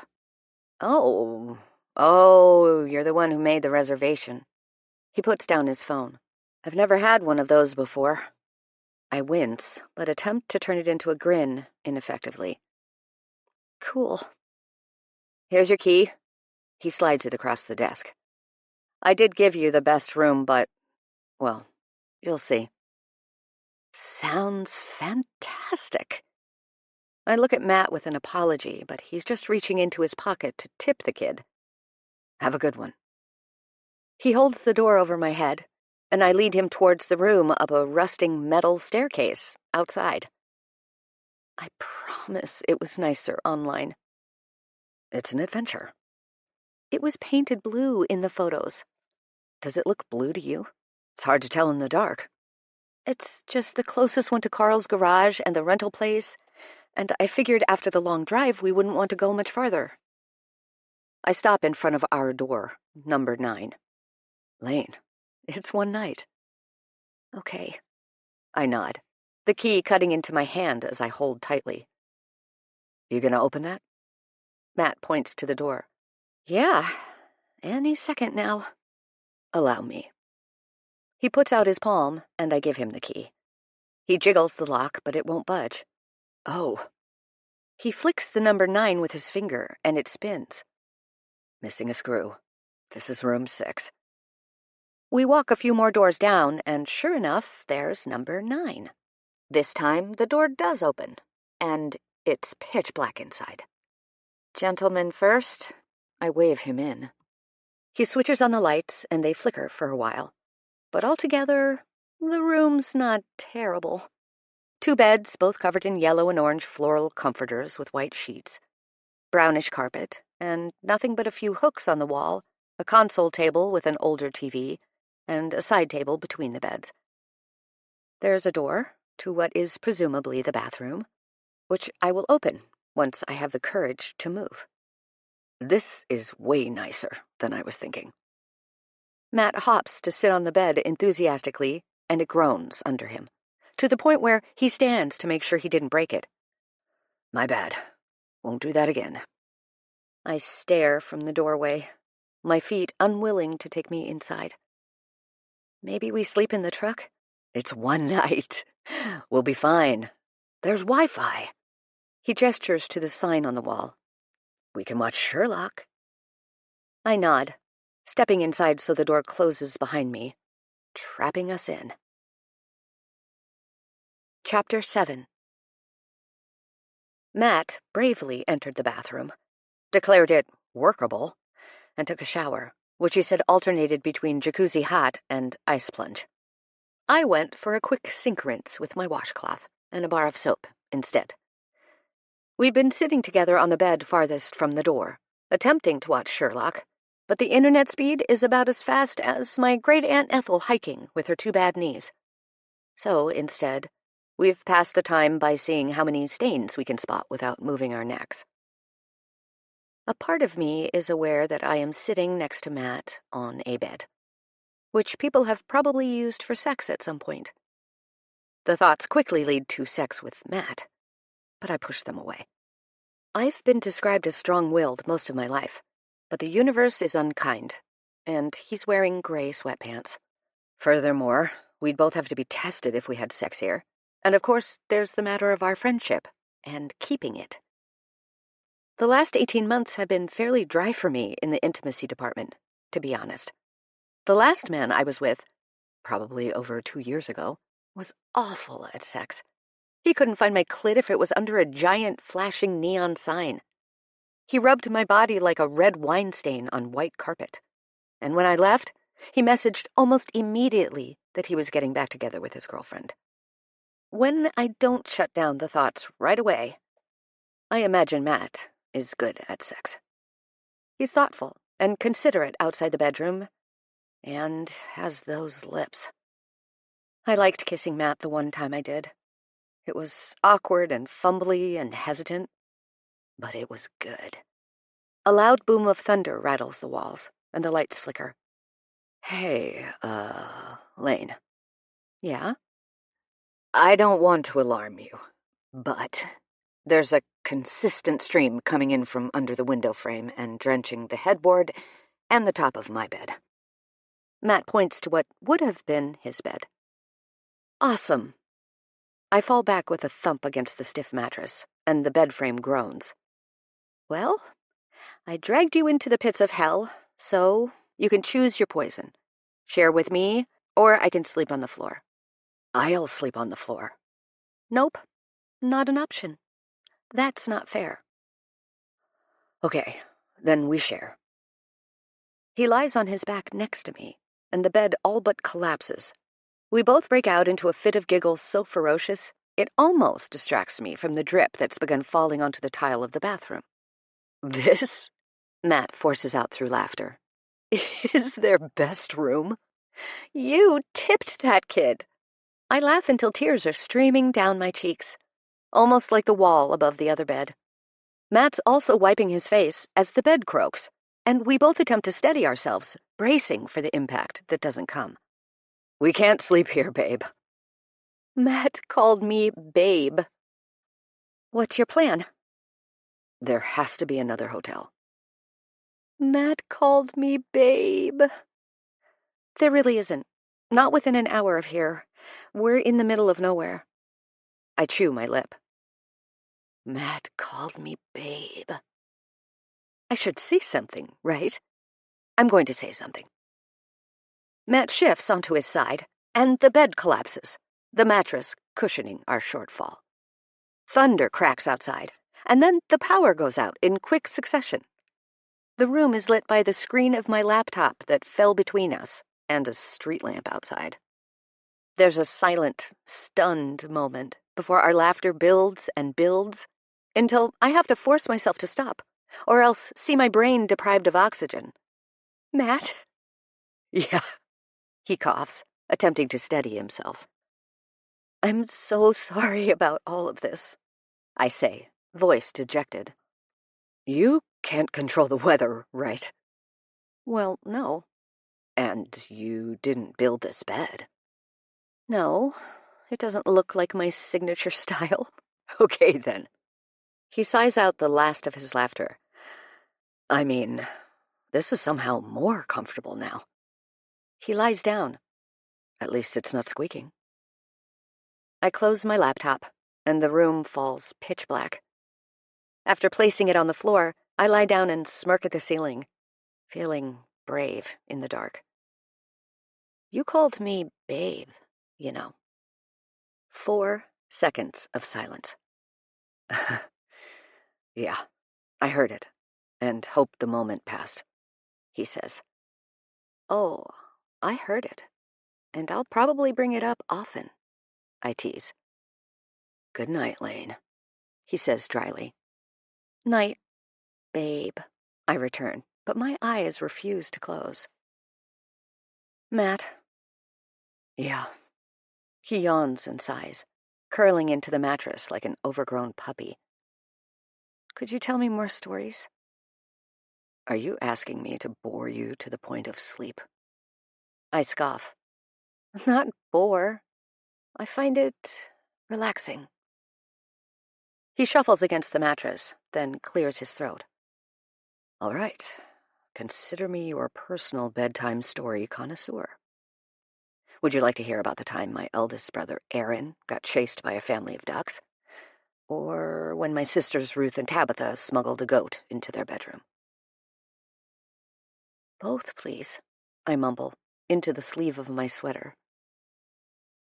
When I wake up, the lights are on, but it's still dark and raining outside. I'm also entirely on top of Matt. His arm is across the length of my back, pinning me against him, like I'm his blanket or favorite stuffed animal. His breath is warm on the crown of my head, and the rising and falling of his chest lulls me into closing my eyes again. I don't fight it. The second time I wake up, I'm being gently placed down on the mattress. I only feel disappointed for a second before I fall back asleep. The third time, it's to an alarm in a room no longer lit by overhead lighting, but by the sun through broken blinds. Morning, Matt groans, reaching over me and smacking my phone until it's silent. Hey. I sniffle and comb my hair with my fingers. We survived. We did. My neck is sore, and I feel gross. But we did. How'd you sleep? Fine, yeah. I woke up, and the lights were on, so I got up to turn them off. Guess the power came back. Matt's hair is down and passes his shoulders. It's not as unruly as mine is this morning, but it's definitely messy. I have an extra hair tie if you need it. I offer him my limp wrist where I wear them like bracelets. Perfect. Thanks. He makes quick work of tying up his hair into a bun. Thank you again for doing this. I'm sure it's a lot worse than you expected. Nah, I usually account for power outages, rainstorms, and horror film motels. he teases softly with a smile. Seriously, though, it's all good. Okay. But it isn't. It's far from okay. The company isn't half bad. He offers a sleepy smile, his eyes still adjusting to the light. God, I could get used to waking up to that smile. No? I scrunch up my face. Even when I make myself your personal weighted blanket? I bite my lip, squinting like he's the morning sun coming through the window. Did I make him uncomfortable? What? He startles like that is the single most preposterous thing he's ever heard. That was the best part. I was cursing those lights for making me move. He jumps to stand, as if he didn't say anything important at all. As if my heart didn't just perform a triple back handspring. You know, people would pay for that service. Like a deep tissue relaxation technique. He offers me a hand to pull me up. Once I stand, I look down at the bed and press my palm to my cheek. Wow, it's really wrecked. Matt chuckles. When we get back, we can tell Chloe and Warren we both shared and wrecked a bed. Matt places both hands on his hips while he studies the broken bed frame. Oh my God! Do they bug you too? I ask reactively, my voice pitching up, as if to say, as if. You mean about us? He blows out through tight lips. Yeah, tons. Why did I like the way he said us so much? I'm clearly still half asleep. They're the worst. I look out of the corner of my eye to see if he agrees. Not because I want him to disagree, obviously. Just curious. Matt shrugs nonchalantly before he begins gathering his things and shoving them into his backpack. I'll be out in a few. He shuts the bathroom door to get changed. I begin packing up my things while lecturing myself. Don't think about him being naked in there. Stop thinking about it. Stop it, right now. Something moves, scurries. A blood-curdling scream comes out of me as I leap onto the only bed left standing. Rat! Rat! Rat! What? Matt comes rushing out in nothing but his boxers. No, no, no. I whine. Ew! I shake out my limbs as I resist the urge to gag. Lane, what? Rat! Where? It ran. Where? Back to hell, I don't know. Point, he commands. I gesture towards the console table on the opposite wall from the water-drenched headboard. It was the size of a toddler, Matt. I roll my shoulders as my spine begs to curl in on itself in disgust. He fights it, but fails not to smile. It's probably gone now. I'm going to grab your stuff, and then you can wait outside, okay? Oh my God. What if there's more outside waiting for me? What? Like a rat mobster hit? Maybe. Do you think they have an SUV out front? Is the boss a rat too, or are the rats just his minions? I hate you. Well, I won't help you with that attitude. He puts his hand on his hip, popping it. Please, help me. I'm sorry. I'll be nice, I swear. Get me out of here.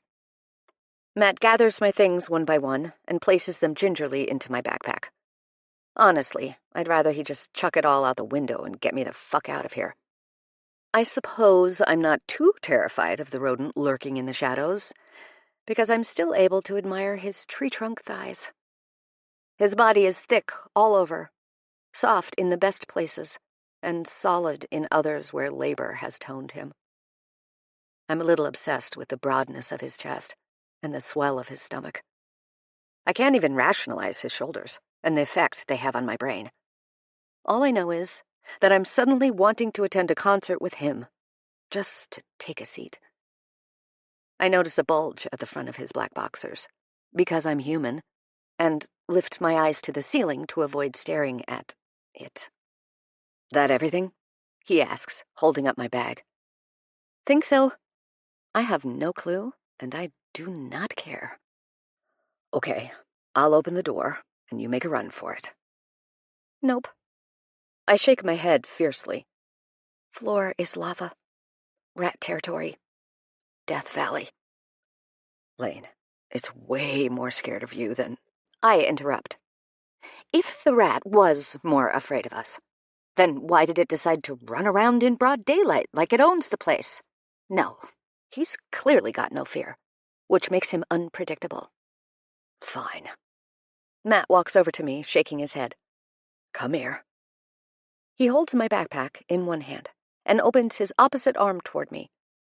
I step into the space between his chest and bicep, and then it's curled around my upper thighs. He's carrying me, like I'm an overgrown baby. But still, the short distance between the edge of the bed and the door seems to last an eternity. I consider myself a feminist. Not always a perfect one, but I do my best. However, right now, I'd let this man take me back to his cave and have his way with me. I'd put on a 50s housewife dress, make him his favorite meatloaf, and sit with an empty plate in front of me while watching him eat adoringly. I consider the complications that may arise if I attempt to carry his giant babies between my narrow hips, and decide it's worth it. There. He opens the door and places me outside, quickly handing me my backpack and the keys to the trunk. I'm going to get clothes on now. Wait. What? He needs clothes, you pervert. Thank you. Yeah, okay. He laughs in confusion. 5 minutes, tops. The door shuts, and my brain turns back on, leaving the magnetic force field of his half-naked body. Note to self: do not go to the beach with Matt this summer. You may drown. He dresses, and we return the key to the front office attendant, who couldn't care less about the bed, leak, or rat situation. We then drop the truck off at the nearby rental place and walk a few blocks from there to Carl's yard, which is mostly scrap and commercial vehicles, with one big, beautiful golden bus in the center of the lot. My bus. There she is. Matt bumps his shoulder with mine as we stand on the other side of the chain-link fence. You're soon to be home. The sudden reality that I actually did buy a full-ass school bus hits me like, well, a bus. My throat feels a little tighter, my hands a tad sweaty. But I can't shake off the smile on my face. My gut says this is a good idea. Though my gut has been wrong before. We walk around the fenced yard to the trailer office and find Carl inside on the phone. He's an older man, probably in his late 60s, and dressed like an off-duty cowboy. I gotta go. Customers. He promptly hangs up the phone and opens his arms wide. You must be Lane. He claps. That's an awfully big bus for such a little girl. Matt clears his throat, and it sounds an awful lot like a warning. Well, how the fuck does one reply to that? It's going to be relatively small once it's my home. You know, comparatively. Carl just smiles wider, and I get the impression I could have said almost anything and his expression would remain the same. He's not entirely listening. He's selling. You got a point there, honey. Matt's arms cross, and I almost wonder if a new pet peeve of gentle misogyny has joined the ranks. It's nothing I'm not used to, so I keep my body relaxed, trying to show Matt that there's no real threat here. Carl opens a desk drawer with a grunt.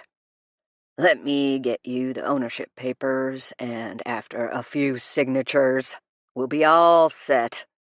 Will your beau here be taking care of the remaining balance? With a sigh, I pull out a check from my floral purse, which feels right for this moment, and hand it over. It's the most money I've ever spent, and I sort of wish it wasn't going to this guy. I glance quickly at Matt, who is performing a convincing bodyguard stance and glowering at Carl. I'll be paying. My beau is here to drive the bus back. I tilt my head in challenge. Carl's smile falters to a more sincere one with a long breath. Boy, am I glad to hear that. Why? Matt asks sternly, before I can get the same question out. Pardon, son? Carl pulls out a manila envelope and starts flipping carelessly through the papers. Why are you glad to hear that I'm driving? Matt smiles like a predator. It's strangely doing things to me, like turned on things. Yes, protect my honor, dear knight. Carl squares off with Matt, clearly hearing the frustration in his tone. Didn't mean anything by it, son. All right. Matt nods, his arms flexing across his broad chest, the ropes of muscle along his forearms bulging. Oh, my God. Where do I sign? I take a seat in the chair closest to me, opening my legs wide in an attempted power move. A few awkward minutes later, Carl makes a show of handing me the keys with a nod at Matt, as if to say, let's let her have this moment. Matt's jaw ticks, and I fight a laugh at his expense. Take good care of her, son, he calls after us, as we take the side door out to the yard toward the bus. Is he talking about me or the bus? I ask, disgruntled. Fuck that guy, Matt grumbles. Oh, but Maddie, I say, in a sickeningly sweet baby voice. He's white. My widow hands can't drive the big bus. I hold up 2 limp wrists. Please, dear God, never do that again. Matt looks disgusted, even as he fights a laugh. We're close enough to the bus that the light reflecting off its side turns the air around us yellow. Wow. I gawk at its sheer size and feel my heart begin to flutter. It's here. It's cool, and it's real, and it's huge, and it's mine. Think this thing has a speaker for Jane Eyre? I ask. I love that that's where your mind went. Matt opens the door and gestures for me to go inside. After you. Chapter 8. The bus does have an audio system, thank goodness. But before we jumped right back into poor and obscure Jane's life, I had something important to do. With the frizz? No way! A chorus of children shout through the speakers. We dance up and down the aisle to the Magic School Bus theme song. Even though Matt has most likely never watched it, he joins in all the same. As stiff and awkward as he is when he dances, at least he gives it his all. We're both out of breath when we stop, and now the bus feels christened appropriately. Lily Tomlin was the original voice of Miss Frizzle. Did you know that? I say through panting breaths. Who was what now? Matt is flipping switches on the dashboard, and I peer over his shoulder from the row behind, like a naughty schoolgirl. Hey, this would be an excellent place for some student-teacher role. Nope. Bad brain.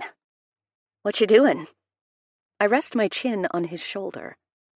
He turns an inch to see me, eye to eye, and I reel back. That was weird of me. Just making sure she's ready to go. He smiles over his shoulder. Or he. Or they. Does the bus have a name yet? No, not yet. I look around for inspiration, but come up empty. It'll come to me. Matt turns the ignition, and the engine roars. Damn, this thing is loud. All right, kids, settle down back there, I shout to the imaginary group of children behind us. All set, driver. I pat his shoulder. Matt laughs as he adjusts a mirror. He begins driving off the lot as Carl waves us through the open gate. My bus is going home.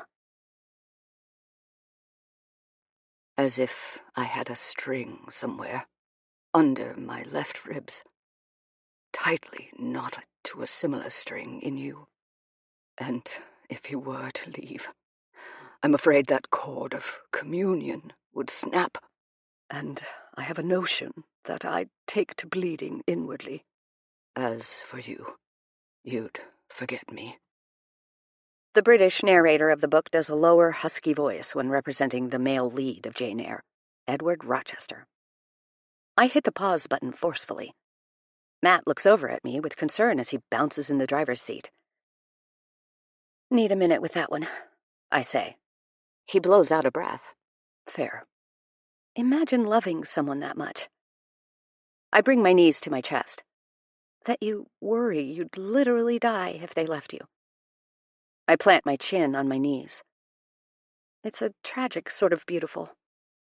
And yet you also think they'd move on.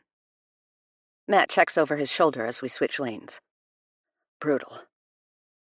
Surely he knows Jane loves him too, right? He doesn't actually think that she'd forget him. It's hard to know. Maybe it's not that he thinks she doesn't love him, but he thinks she doesn't love him as much as he loves her. Matt says. Thank you for choosing this book. I actually really like it.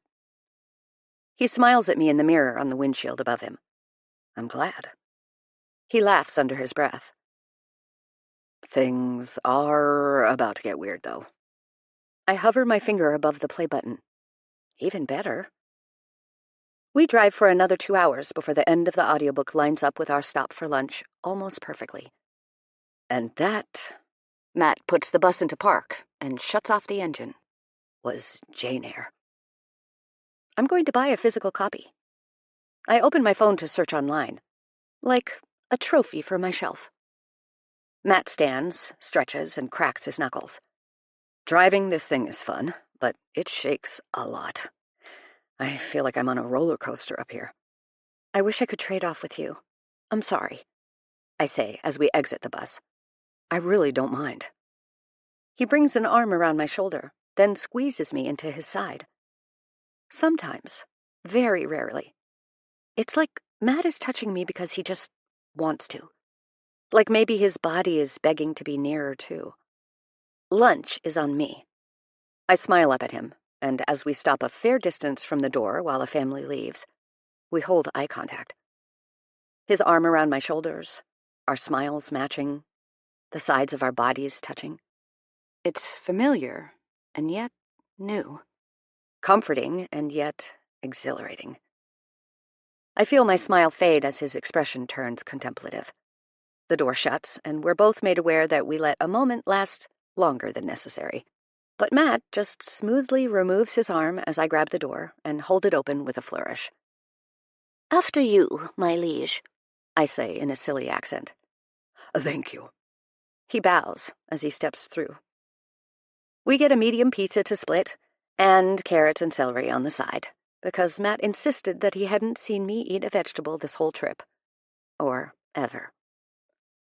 Rabbit food, I mumble, taking a bite. Speaking of, where's Simone right now? He wipes his beard with a napkin. I swallow a bite and talk through chewing. Oh, she's staying with Chloe and Warren. Willow adores her. How many pictures has Chloe sent you of them? Willow and Simone? About 100. I smile. In her defense, toddler with a bunny is a very cute combo. Matt nods with a warm grin as I open my phone and show him the one I've made my background. I'm so obsessed with her. He picks up another slice and holds it above his face, bending it into his mouth. Do you think you'll ever have one of those? He grins mischievously. A kid? He nods, chewing. People presume I want a bunch because I have so many siblings, but honestly, I'm not so sure. What about you? I don't know. I've never given it much thought, to be honest. Plus, I'll probably die alone. I smile exaggeratedly, showing all my teeth like a kid. Lane. He rolls his eyes. Seriously, though. I gesture to myself and notice a drip of pizza sauce on my shirt with a frown. Nobody wants all of this, let alone a miniature version. I scoff. Don't see it happening. And kids usually come from commitment. I don't do commitment. Someone will try to make you a mother. You'll see. I huff a laugh. Dude, they're not interested. I told you, I'm on apps now. No bites. Matt shakes his head. Let me see. The app? Well, your profile. I consider saying no, but curiosity gets the better of me. Fine. I unlock my phone, open the app, and slide it across the table. Judge away. I can take it. Matt wipes his fingers, then picks up my phone. One brow raises as he scrolls and reads diligently. He blows out some air through his nose in an almost laugh. Then he places the phone face down on the table between us. Well, I ask, is it terminal? I mean, it's very you. He bites his lip, his beard folding over to disguise his smile. Oh, God, what does that mean? Your answers are all great, funny, and your photos are hot, obviously. He picks the phone back up. This one, especially. He shows me the screen for half a second. It's a candid shot of me at Warren and Chloe's wedding on the beach in Barcelona. I'm coming out of the water in my bridesmaid's dress after we all ran into the ocean. I almost considered not including it because my laughter caused me to have a crazed sort of expression, but it made me smile. This one, I delete.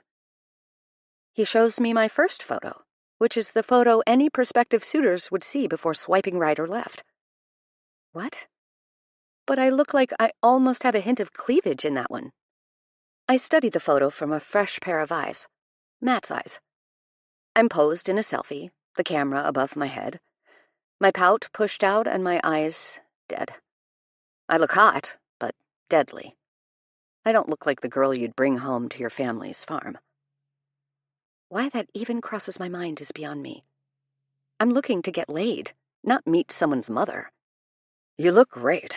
It's just... it gives off a vibe. Slutty? No. Matt's eyes go wide. You can say slutty. We're taking back the word. I cannot, and no. It's... you don't look happy. What if I'm not happy, Matt? The words fly out of my mouth as a joke, but they don't land that way. He stills, studying me with sincerity but no trace of pity. I find it unusually settling. Well, then I think we've got a bigger issue than getting you laid. He smiles weakly. We? I ask. Oh yeah, I'm in this now. I smile and let my eyes close to play back the sound of him saying we, then immediately feel the urge to create distance between us through teasing. This is basically practice for me. I point to the pizza between us. We've pretty much been on a date all weekend. We even slept together. I waggle my eyebrows suggestively. Matt laughs and shakes his head. No, this is not even close. Okay, geez. Ouch. You'd know if this was a date. He looks up at me through his brows as he bends forward across the table. My body stiffens, and I'm not completely sure I'm breathing. A nervous, breathy laugh escapes me. Well then. I clear my throat. Enlighten me. I sit straighter in challenge and lower my voice to a sultry pitch. What is a date with Matthias Tilo Jones like? I cross my legs under the table to stop from fidgeting. Matt's eyes trace down my face to the rest of my body that's visible above the table. First of all, you wouldn't be so far away. He stands and casually walks over to the back of my chair, lifts it effortlessly, with me in it, and places me down next to him across the table.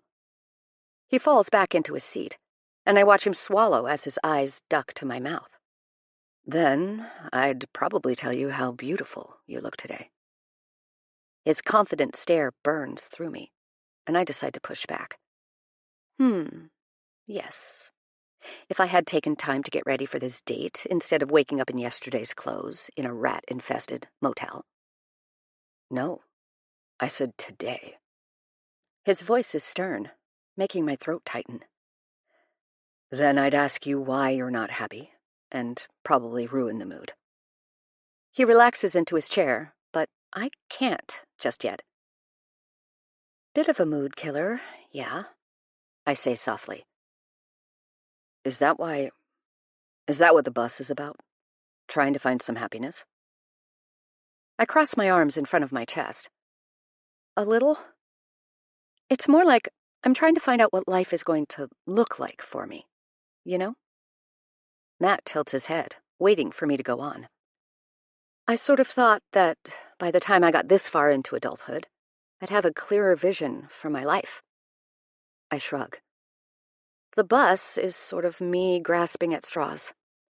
Maybe if I slot myself into a lifestyle or a way of life, then it'll just become what I'm supposed to do.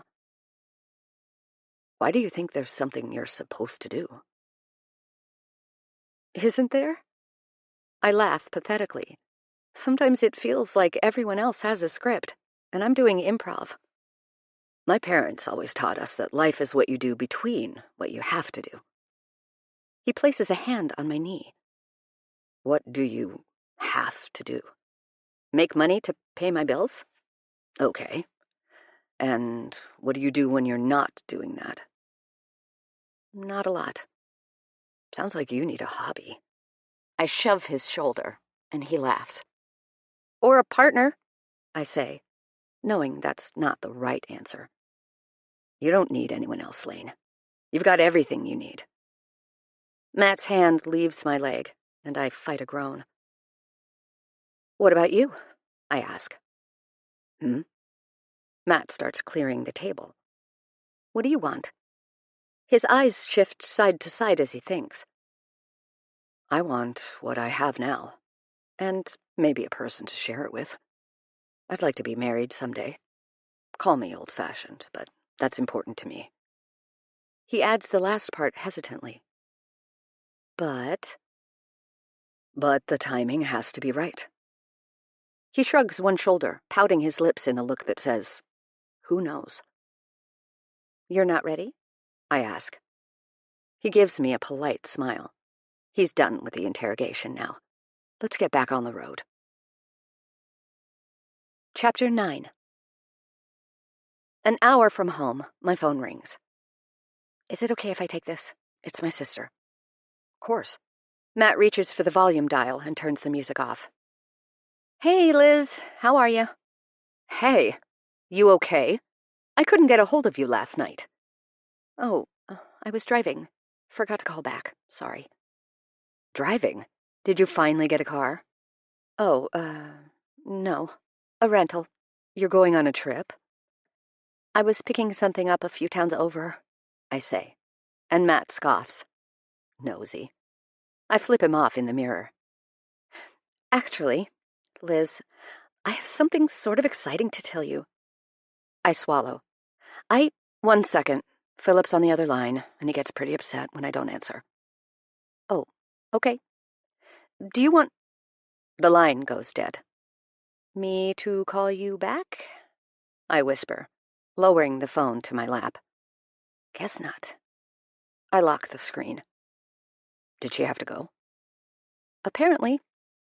Matt signals his exit off the highway, then looks over at me in the mirror. You too close? You and your sister. Sort of. My arms cross over my chest. We're twins, right? So... My younger siblings, Ian and Ruth, are twins. Yeah? They fought like cats and dogs as kids. He tilts his neck into a stretch, his eyes on the road ahead. Well, they had other siblings to choose from. Matt laughs. Yeah, maybe. I pick at the scab on my elbow with my thumb. Are Liz and I close? Truly? We aren't, really, I admit. I focus on the head of a rusty bolt on the floor. When we were kids, my dad would have to read us 2 different sets of bedtime stories. I smile to myself wistfully, remembering the hours he spent reading me stories of pirates and knights. I can see it so clearly. My dad's black hair that he insisted on cutting himself, which often meant buzzing it off entirely, falling into his eyes, and him swatting it away as he lunged forward like a swordsman. The dimple in his chin when he shouted battle cries, and the wild hand motions he'd make when the good guys took victory. Liz would ask for these books about real people or important events. I shake my head. She wanted to know everything. I've always admired that about her. She was born with this insatiable hunger to understand things. She'd sit with Legos for hours, meticulously figuring out how to build solid structures at, 5. I take a deep breath in through my nose, chewing my lip. I think I sort of put her on this pedestal. She was older by just 10 minutes, but in every way, she felt years ahead of me. Her A grades to my B's, her long, silky hair to my messy waves. I subconsciously twirl a piece of hair around my finger. Liz has always been perfect. I shrug. And she loves me, but I know she doesn't get me. Do you think that bothers her? Matt asks. I blink at him, not sure what he means. You said she wants to understand everything, right? She likes knowing, figuring stuff out. Do you think she's frustrated that she can't figure you out? I take a deep inhale, my eyes widening. Maybe? I rub my lips together. I've never really considered that before. I bet she feels the same way about you as you do about her. She's probably jealous, too. No way. I laugh. Almost. Like I said, nobody's perfect, Lane, Matt says definitively. You are, my lips beg to say. I resist. As an older sibling and middle sibling and younger sibling. I get it. You're the people's voice, I tease, waving him on. She's definitely jealous. I scoff. She's getting married soon. I doubt she has the time for jealousy. But you're not so sure about the guy, right? I haven't met him yet. I just have a sense. I've known of him for years. The way that you know small tidbits of information about a neighbor or a D-list celebrity. Our grandparents and his parents travel in the same circles. Twin senses. I've seen those in action. I don't know. Maybe he's great. I hope I'm wrong. I look out the window. I still need to find a date to bring to her wedding. And it seems like drastic changes are needed on my dating profile if... You should take me, Matt says, our eyes catching in the mirror. Bet his conservative parents would love to see a giant brown guy with longer hair than you show up as your date. I laugh nervously. Us? Traveling alone again? To an event that should hypothetically be romantic? Is he trying to kill me? And why do I want him to come so badly? I can't ask you to do that. What? I love weddings. Matt, you can't keep doing me favors. What about work? What about... When are you going to understand that I like being around you? Matt's voice is tougher than usual, as if he's trying to stop an argument before it happens. This isn't a favor, and that wouldn't be either. I start to protest, but Matt stops me with a warning glance in the mirror. An expression that says, try me, with a raised brow and stern frown. You really want to? I ask softly, my voice barely audible over the sounds of the bus's engine. I do. He smiles until his eyes become half-moons, and I have to look away so I don't get lost in the crinkled lines next to them. Well, then I'm buying your plane ticket. Plane ticket? Where is it? What? I scoff. No way. I've told you this. Lane, you don't talk about your family, Matt says bluntly. My stomach drops. Sorry, I didn't mean that to sound... Vancouver, I interrupt. They're in Vancouver, I repeat, loud enough for him to hear. You mean this whole time I've been telling you stories about growing up on the island, and you didn't mention that? Do I ever shut up? Matt laughs, shaking his head as he switches lanes. I was told not to interrupt. I defend myself. Plus, you have stories. I have memories. There's a difference.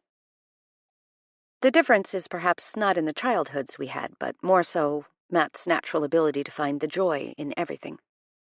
My memories, even the happy ones, are shrouded by the loss of my dad. How are you supposed to look back fondly when you wish you had more to look forward to? When is it? Matt asks. 8 weeks from now. It's a Sunday brunch thing. There'll be a rehearsal dinner the night before, too. Okay. Do you think we could go up a few days early? Visit my family, too? Oh, yeah. I said I'd cover the flight, not decide when you fly. I mean, would you want to come? What?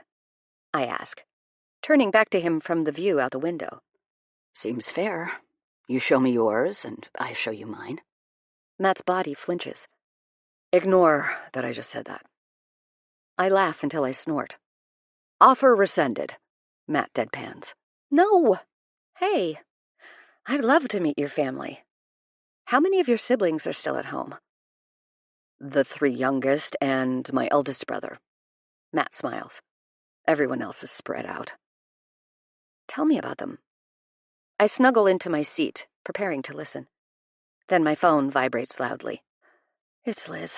Tell her I say hi, Matt says quickly as I answer. Hey, sorry. Liz is out of breath. I had to take that, and then I was running a bit late to my workout. Are you working out right now? Yes. Why? That's efficient.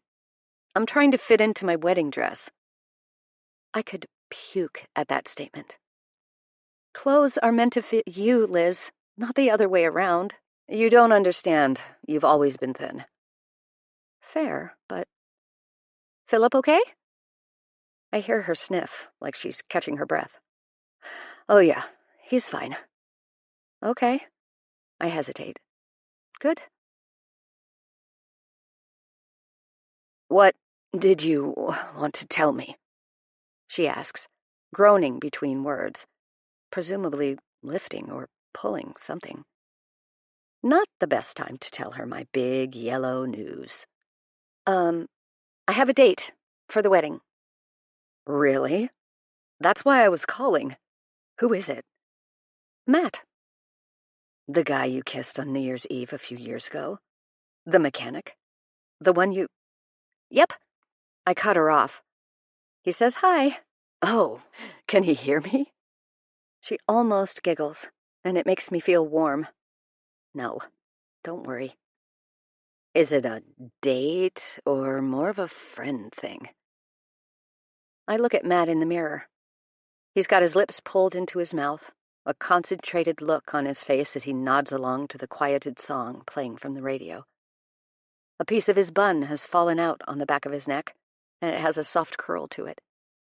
He taps the steering wheel, his rhythm totally off, and I feel a smile spread across my face.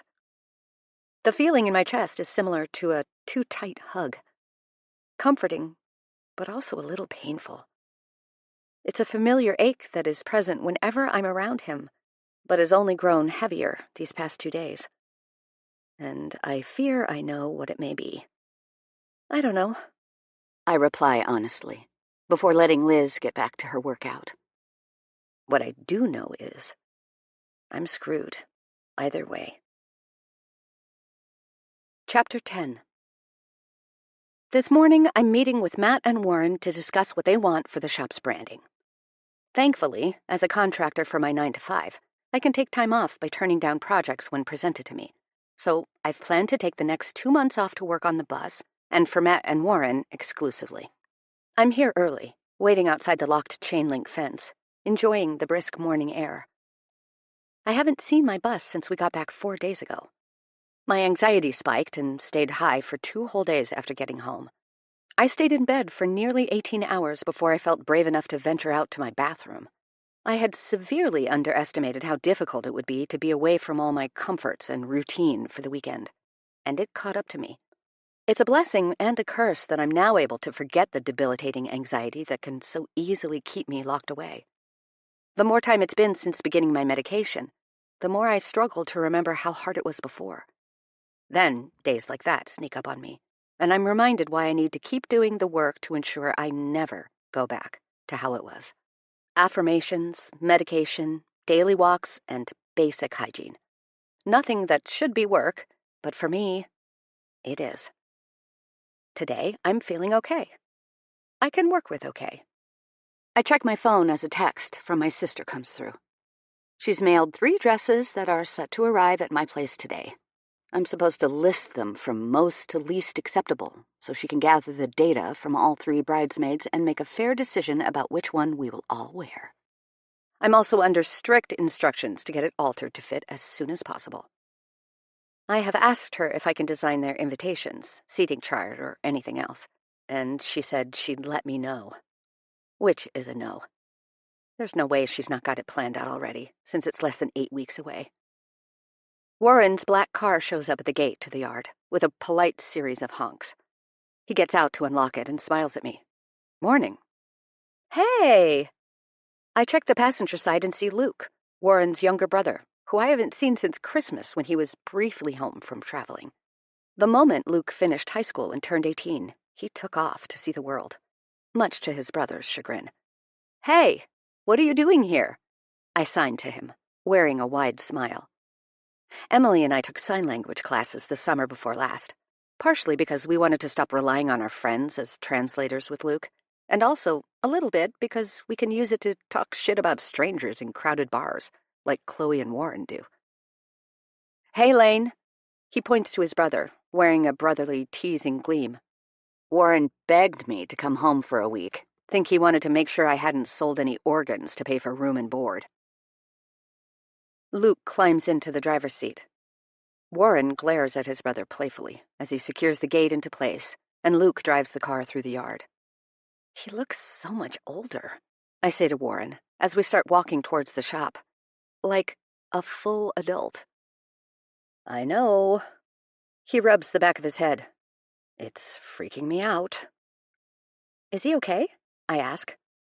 He looks okay. I try to sound reassuring. I think so. He nods and a half smile appears. He seems happy. But you miss him and wish he was miserable, so he'd move back. I tease. Warren laughs just once before it fades to a sigh. He's actually decided to attend the University of Barcelona. He's gonna live with Chloe's parents in the fall.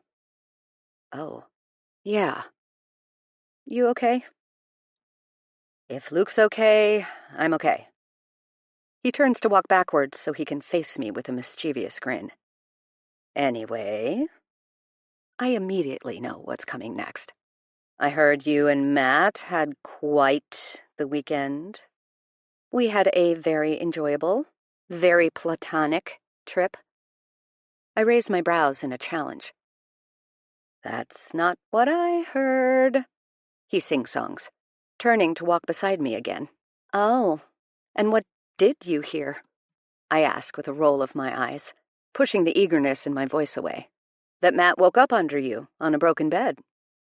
I laugh because when you say it like that, it doesn't sound so innocent. Not sure why Matt would tell you that. I shake my head. He's just encouraging you and Chloe's incessant need to play matchmaker. I swat at his arm as he enters the garage door's key code, and we step inside. Warren flicks a panel of switches. The lights turn on, and the shop buzzes with the sound of fans and machines beeping to life. Oh, right. You have no idea why he'd perhaps want us to tease the two of you about getting together?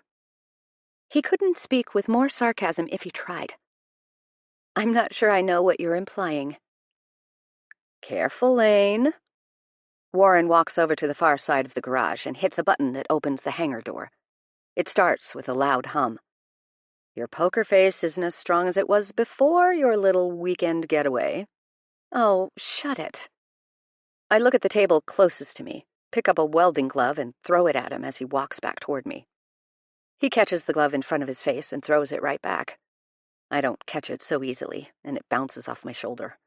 I also heard he's your date to your sister's wedding. He raises an eyebrow suggestively.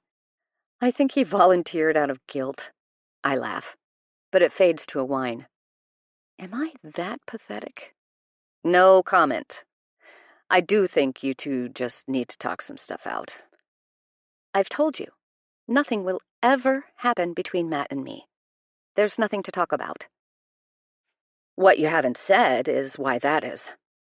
He crosses his arms. Because we're friends? Chloe is my friend, Warren counters far too quickly. Right, but you two were barely friends when anything else started.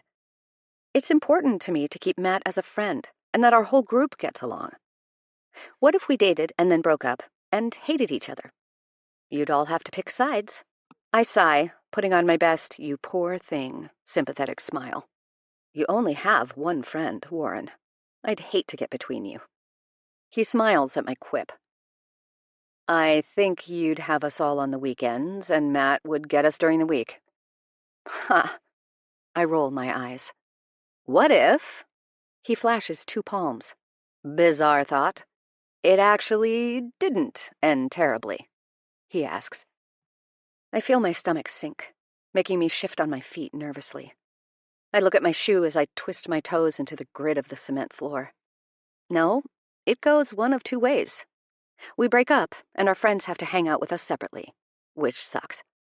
I won't have Matt's calming presence in my life anymore, and he won't watch any good movies. Eventually, I'd get a call from Chloe where she gently tells me Matt's engaged. They all go to the wedding, and I wouldn't be invited. The second option is worse. We work. We work well. He likes the way I can't seem to chew with my mouth closed, even though it's gross, and I brush his hair every night before bed. We fall madly, deeply in love. We get married. Maybe we even have kids. Then one day, maybe not for a while, but certainly someday, I lose him. And it's as if the world splits open beneath me. I fall into an existence where I'm forced to live without the person who made it worth living. All my favorite things are ruined, because they were all his favorites too. All the places I like to go for dinner that I won't visit again. All the people who knew us both can only see me as the one left behind. A walking tragedy. How could I open myself up to that? Wouldn't that just make me a fool? I am a lot of things, but I hope a fool is not one of them. It will, one way or another, I mumble. You sure of that? Warren's sincere tone drags my attention back to him. He sighs, his eyes narrowing on me. Do you mean... He wipes a hand over his head. Like your parents. Are the 2 options really only heartbreak or death? I shrug. It's morbid when you put it like that. I get it, Warren says plainly. I do. I know he does. He lost his mom.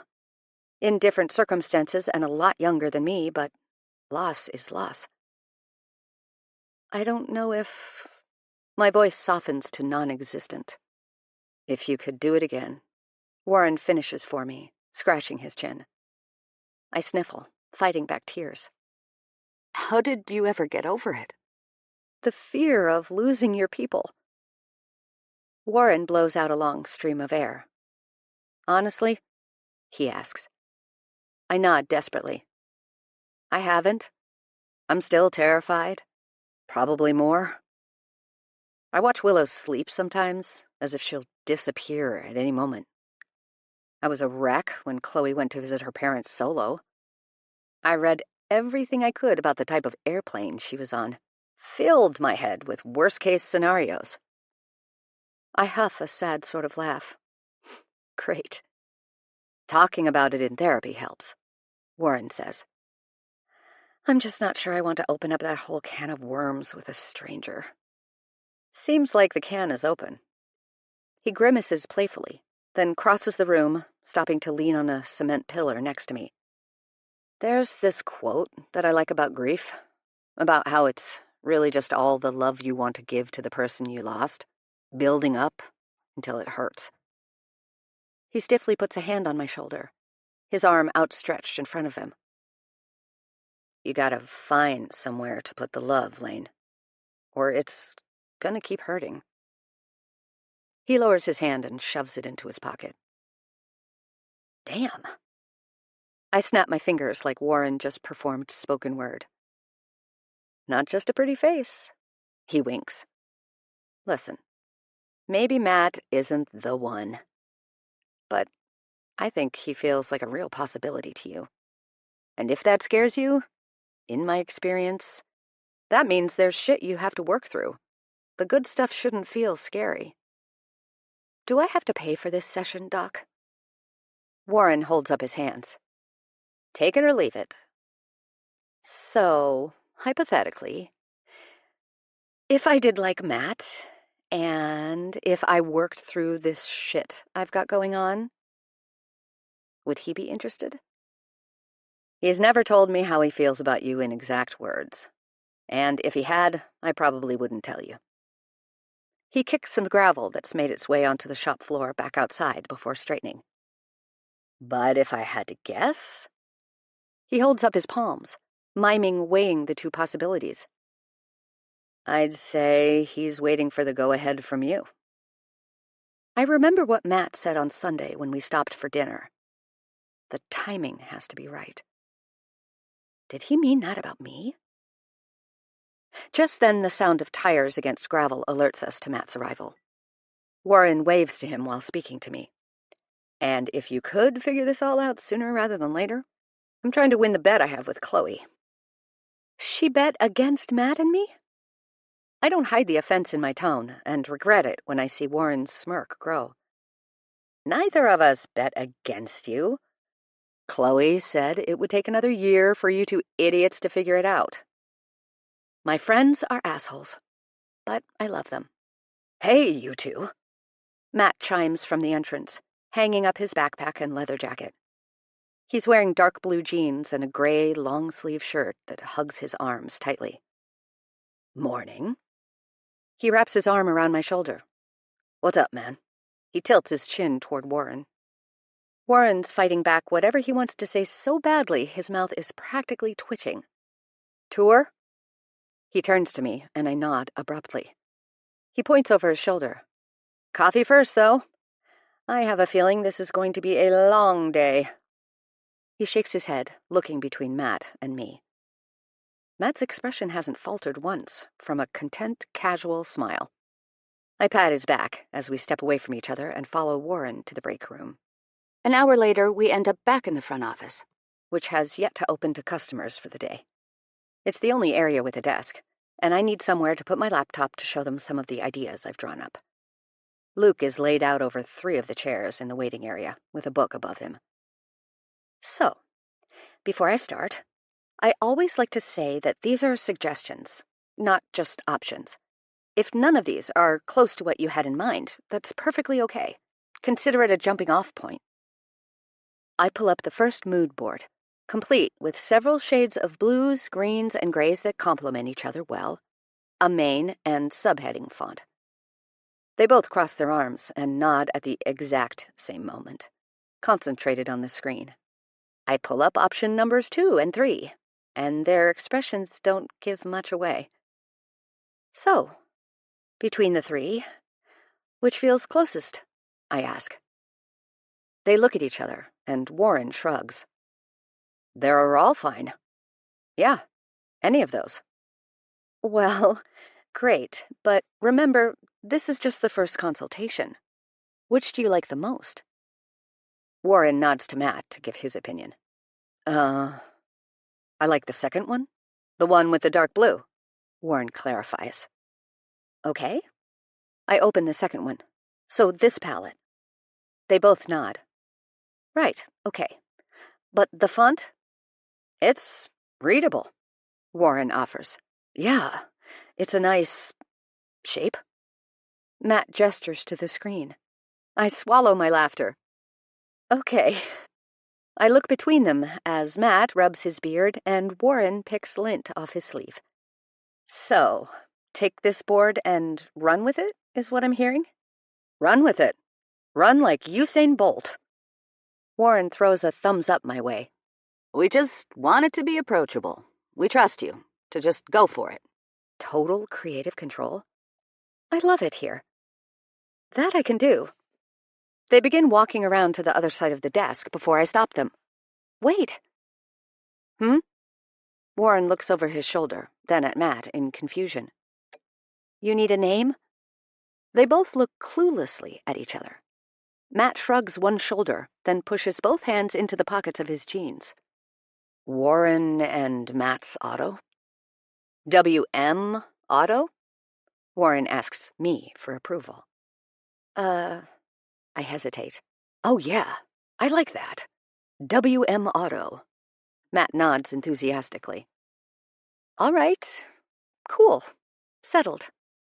Matt puts out a hand for a high five, and Warren meets it. We're pretty good at this branding thing. I'll go home and get started on this. I'll keep you posted. I shut my laptop and slide it into my bag. I've got a customer. See you later, Lane.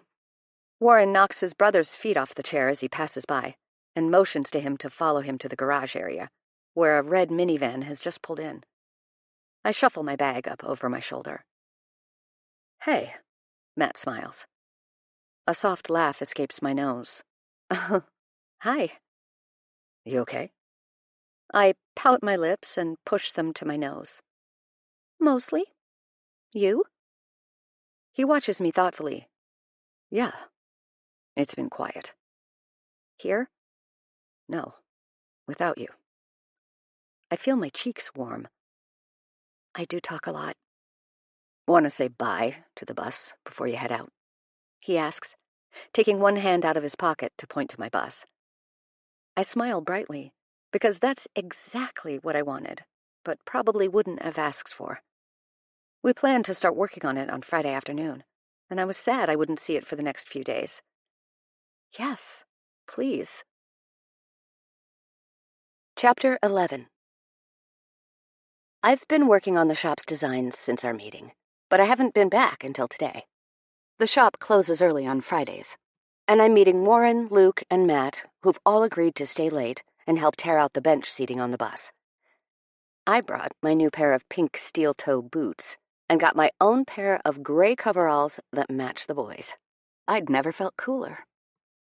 That was until Matt fastened a tool belt around my waist. He had to adjust the buckle against my hip, tightening it to fit. Each tug pulled me closer to him. Each fastening had his fingers pressed into my skin in the most tantalizing way. I was so dazed afterward that I had to chug an entire bottle of water before I was fit to work.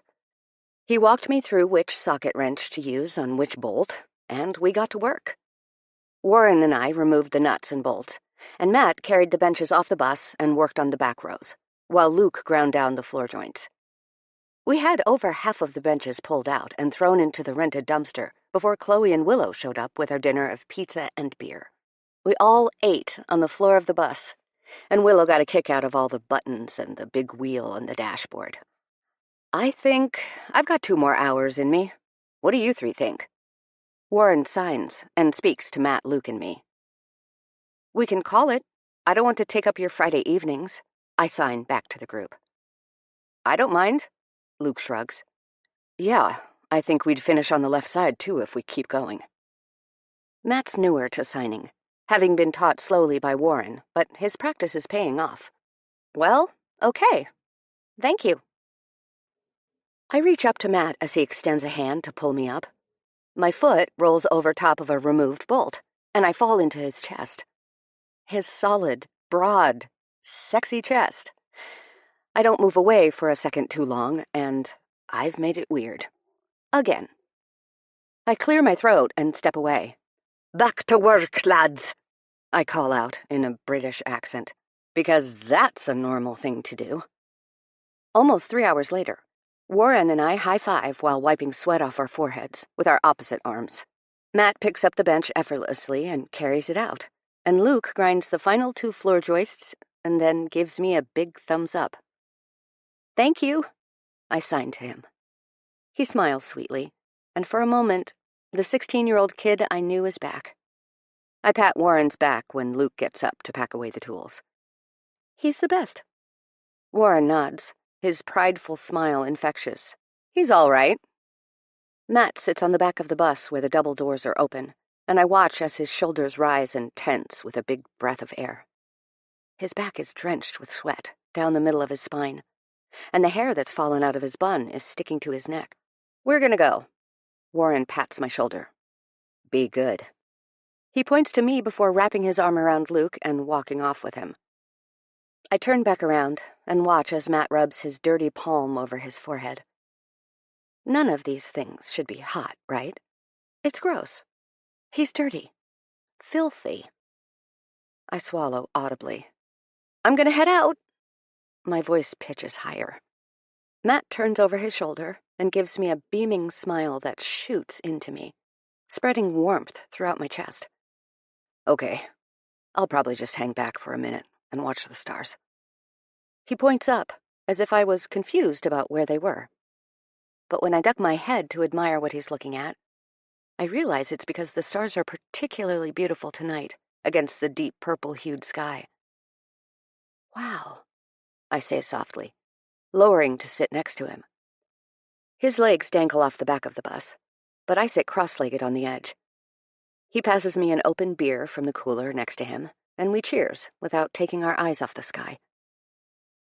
Is it warm for early spring, or am I just learning what hard work is and my body is angry with me? I break the silence. It's not just you. Coveralls are like personal saunas. Do you think we look like two prison escapees who took a school bus hostage? I gesture to our matching uniforms. Matt laughs, his lips curling into a bemused smile. No, I think we look like two mechanics fixing up a bus. I shove his shoulder playfully. Thank you for helping me today. Thank you for the brand stuff. We both really like what you've done so far. Yeah? Not too soft? We're trying to become approachable, right? Matt shrugs. I like it. Warren likes it. I think it'll help with that. I nod silently, going back to admire the night sky. Matt sighs longingly. When I was a kid, my mom would tell us stories about the stars. It was like she could tell tales that would repaint them in the sky. It never feels the same looking at them now. What kind of stories? I ask. Mostly stuff that had been passed down through generations. The first Samoans were seafarers. They used the stars to guide them. So, a lot of sea monster shit, mostly. He chuckles. Her name, Fetu, means star. Fetu? That's really cool. I stretch my neck side to side, aware of the day's labor building an ache in my back. My dad was Irish. All we really got were stories of famine and drinking songs. Matt snorts. That sounds fun, though. He tilts his head to look up again. Would you tell me about him? Maybe not now, but sometime? I lift my knees to my chest and wrap my arms around them. Yeah, I'd like that. I clear my throat and admire the moon. His name was Dominic, but everyone called him Nick or Nicky. I smile at the memories suddenly flooding in that I usually keep at bay. He was a musician. He loved to play guitar and piano, but what I remember most was his singing voice. He had a beautiful voice, like haunting, you know? I swallow, looking towards Matt, who is intently focused on my every word. He had a lot of siblings, like you, but they weren't close. He was freshly 18 when he came here to work at a ski resort. Just so happens that was the one my mom's family owned and frequented. I bite down on my smile, which threatens to take over my whole face. She says he was this scruffy, lanky, funny boy, and she didn't pay him much mind. The whole season, her family would go up every weekend.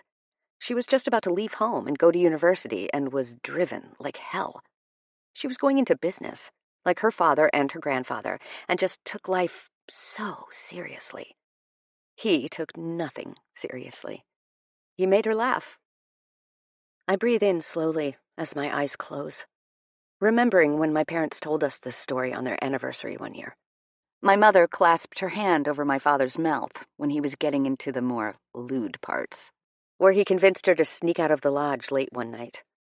She was giggling as she forced him to be quiet and rolled her eyes when she fell back into her chair. They were so happy. His job ended when the season did, but he just couldn't get enough of my mom. He said she reminded him of the lighthouse back home that guided all the fishermen. Nothing was clear without her. He called her his guiding light. Once the season was over, my dad went back to Ireland, determined to make enough money on the boats with his brothers and use it to earn her hand. Then, one day, out of the blue, He got a letter from her. My mom was engaged. Matt gasps, and I laugh. Right? I sniff, keeping the tears at bay. He was having none of that. He got on the first flight he could. But turns out, my mother made it up. She wanted to see what he'd do about it. My grandfather was not pleased about the match. But she just kept saying that she had her own money, she didn't need his. She just needed someone who would show up. Lane, that might be the most beautiful story I've ever heard. Matt clutches his chest. Yeah, well, I sigh, wiping a single tear away. Look how it ended. Matt turns his body to face me, his spine in line with the door's opening. You must miss him. Every day. How old were you when he passed? 17. Matt does the math, and his shoulders fall. Oh. This summer, I wince. A decade. Moments pass where neither of us speaks. The crickets make music, and the road sounds grow louder without our voices covering them up. We just sit, letting the past linger a moment longer, like we have all the time in the world. To Dominic. Matt raises his bottle. For being a good man and raising a fine daughter. I choke over a sob, but raise my beer to meet his. To both of our fathers. Their stars and guiding lights, I add, before we cheers gently. I finish my beer and toss it into the dumpster with surprising accuracy. With no drink left, my sudden descent into vulnerability makes my stomach feel like it's in a tumble dryer. I decide to call it a night. I should get home. Wanna ride? Matt asks. I shake my head. No, I want to walk. I hop off the bus and toss him the keys from my pocket. Lock up for me? You got it. He holds my keys in a tight fist. Night, Lane. Night. I smile softly before disappearing around the side of the bus and calling for a ride to meet me down the street, out of view. Chapter 12. Over the past 2 weeks, Warren has started throwing objects at me when I zone out and stare at Matt for too long. It started as a gum wrapper to the forehead, and it's escalated to pencils or balled-up pieces of paper. Thankfully, this week has been a cooling-off period from working in such close proximity. Today, the solar panel guy came to install the 4 panels and inside systems. Yesterday, it was the water tank guy, and the day before that, the propane guy. If we stay on plan, the bus should be ready just before my sister's wedding in 4 weeks. I know from my hours of research and forum hopping that I'm really lucky to have friends willing to help me out, but also the funds to pay professionals to do the bigger tasks. Having the money to speed the process along and make it exactly what I want it to be makes it feel as if my dad is here, spoiling me just like he used to. After another day of branding from a lawn chair in the shop's parking lot, as the tradesmen come and go, I take today's progress photos and lock up. Heading out? Matt asks from behind me, both of his hands in his pockets and a line of smudged oil across his forehead. Yeah, they're all finished. We've got power now. He looks up to the roof, covering his eyes from the sun. Look at those bad boys. He smiles. It's coming along so fast. You're going to need to start packing soon. I have to find a place to park it first. Well, you can always keep it here. I like having you around. He smiles and wraps his arm around me, keeping his grease-covered hand in a tight fist to avoid dirtying my shoulder. We start walking towards the shop to gather my things, a now familiar routine at the end of my workdays here. I've not started annoying you all yet? I ask. What? No. Matt whistles toward the shop as we pass by the open garage door. War! Warren rolls out from under a truck and sits up, looking over his shoulder. We've got power! He points over his shoulder to the bus. Nice. Great job. Warren gives a thumbs up before going back to work. Matt nods thoughtfully, like he just remembered something, and speaks just for me. Now that the solar panels and batteries are installed, I can get the miter saw in there and start framing. Oh, I've always wanted to use one of those. I've only got a tire rotation booked tomorrow morning. Want to take a break from branding stuff and frame out the bathroom after that? I grabbed my stuff from the hook on the wall of the front office. Yeah, that'd be great. I stop, admiring him. Thank you again for all your help. I really appreciate it. Of course. Any time. The cool thing about Matt is that he really means any time. Just make sure you're getting some downtime too, okay? Do something fun. I've definitely stopped inviting him over for movie nights at my place. Not only because he's most likely sick of me by the end of our workdays, but also because, lately, I've been struggling to imagine sitting on opposite ends of the couch like we used to. I've actually been imagining a wholly different activity we could partake in together on my couch, which I'm not proud of. Right. You mean like you? He teases. Finally found a hobby? No hobby just yet, but actually, I waggle my eyebrows. Yes, like me. I poke his chest and do a small spin. I have a date tonight, and I'm hoping it will be a lot of fun. Matt nods slowly. A date? He clarifies, as if I've misspoken. Yeah? Is it so unbelievable? He crosses his arms. Oh. I cross mine and tilt my chin up. A guy from a dating app. Well, I hope you know his name. He's teasing with his expression, but his voice remains slow and concentrated. I do. It's Jake. Okay. And Jake is. This is jealousy, right? Or is it just protectiveness? Big brother habits die hard. Or maybe. Hot? I answer, shrugging one shoulder. A guy who I matched with and whose bio was relatively funny. He has no pictures of him hunting, fishing, half-naked at a club, or holding up money. The bar for men is in hell. Matt shakes his head and moves his hands to his hips. Who goes on a first date on a Wednesday? Everyone? Wednesday is the first date day. Thursday's for second dates, and Friday is for the third. I push open the office's door to wait outside. And Saturdays? Matt asks. That's when long-term couples go out, I think. I assume you have, like, a safety plan. Chloe or Emily on speed dial. Damn. It's been a long time since I dated guys. Yes? I lie. He rolls his eyes. Text me if you need to be rescued. Rescued? Yikes. He seems harmless. Fine, then text me regardless. Matt says, running a hand through his hair. He's flustered. And annoyed? Why? I ask, near a whisper. Tell me why, I plead with my eyes. Tell me not to go. My ride pulls up with a polite honk. The eager driver rolls down his window. Lane? He calls out. Yes, 1 second. I wave over my shoulder, studying Matt's stern expression. Have a nice time, Lane. He swings the door open and goes back inside. Fine, I will. 20 minutes after I got to the sports bar on time for our date, I'm wondering if I've been stood up.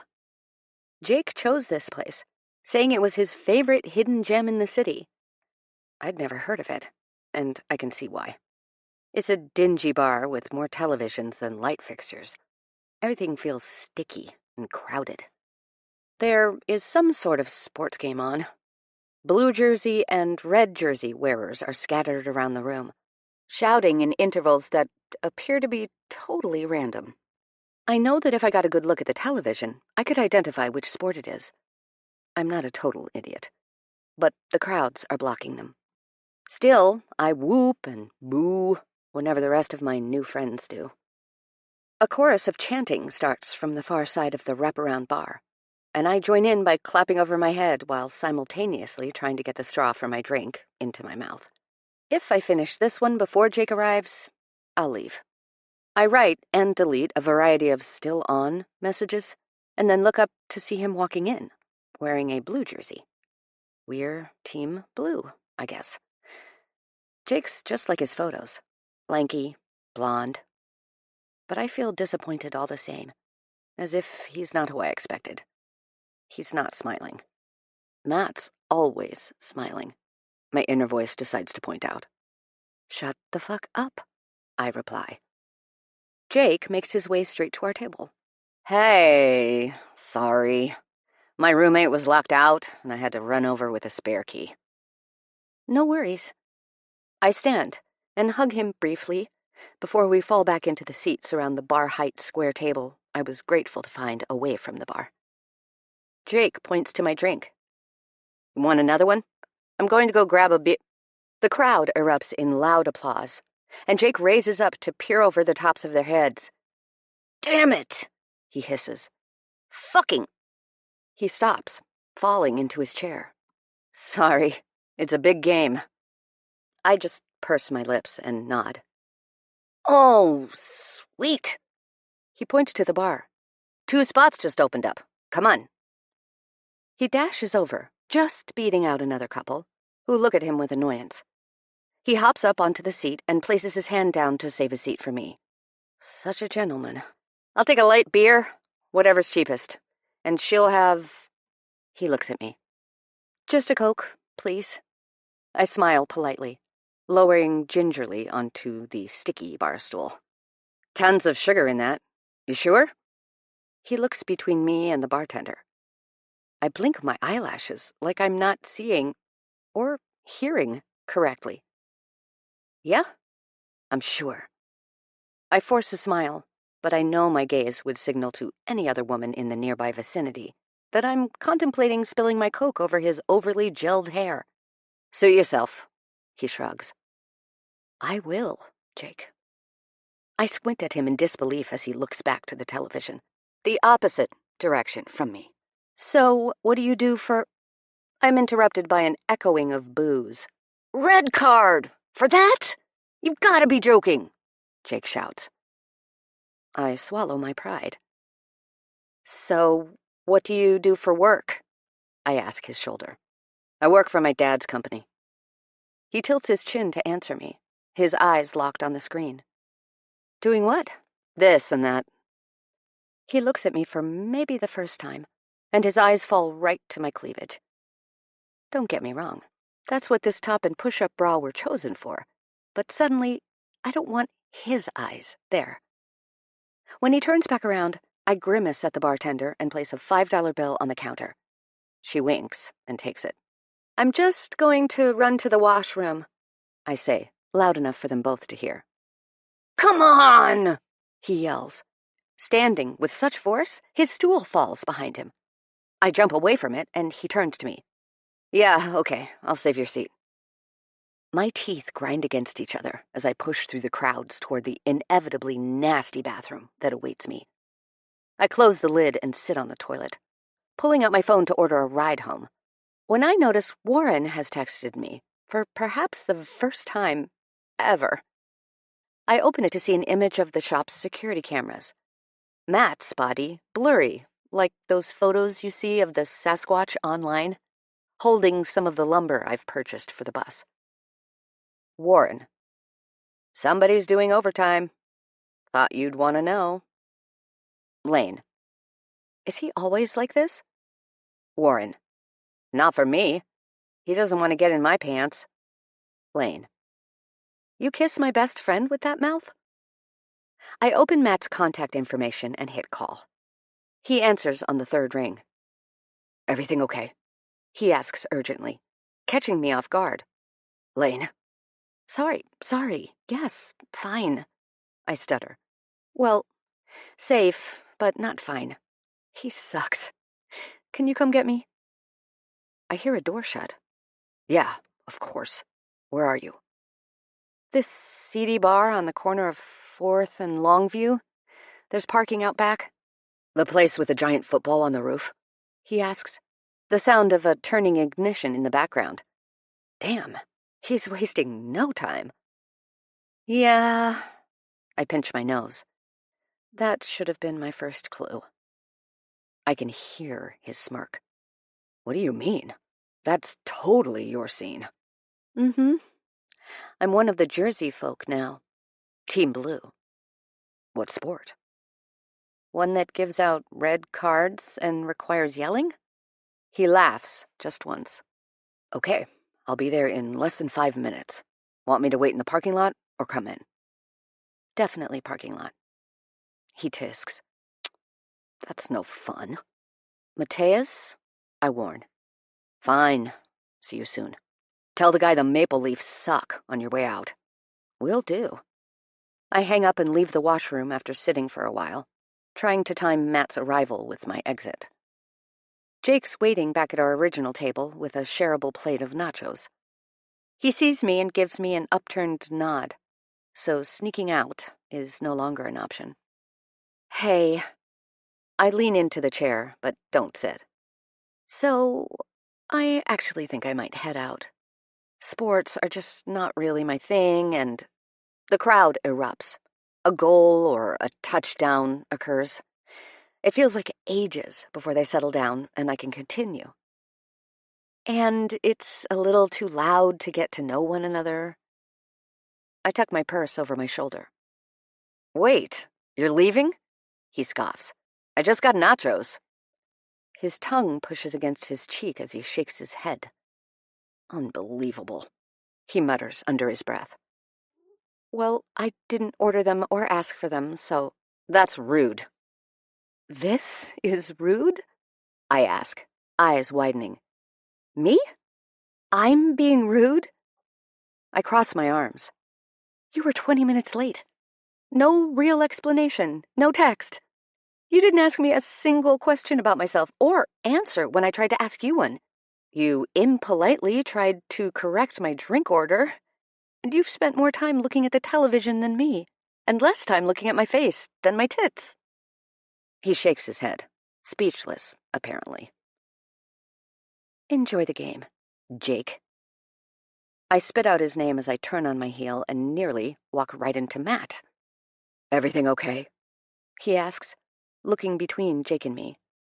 His hand falls to my elbow, bent at my side. When you didn't answer your phone, I got worried. Fine. I pat his chest, telling him silently to turn around and walk out with me. This is your boyfriend? Jake laughs, pointing. What kind of whore has her boyfriend pick her up from a date with another dude? What the fuck did you just call her? Matt's shoulders hunch forward as he takes 2 steps around me and grabs hold of what was my chair.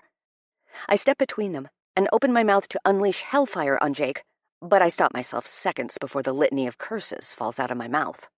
Instead, I reach into my purse and pull out a $10 bill, slamming it onto the table.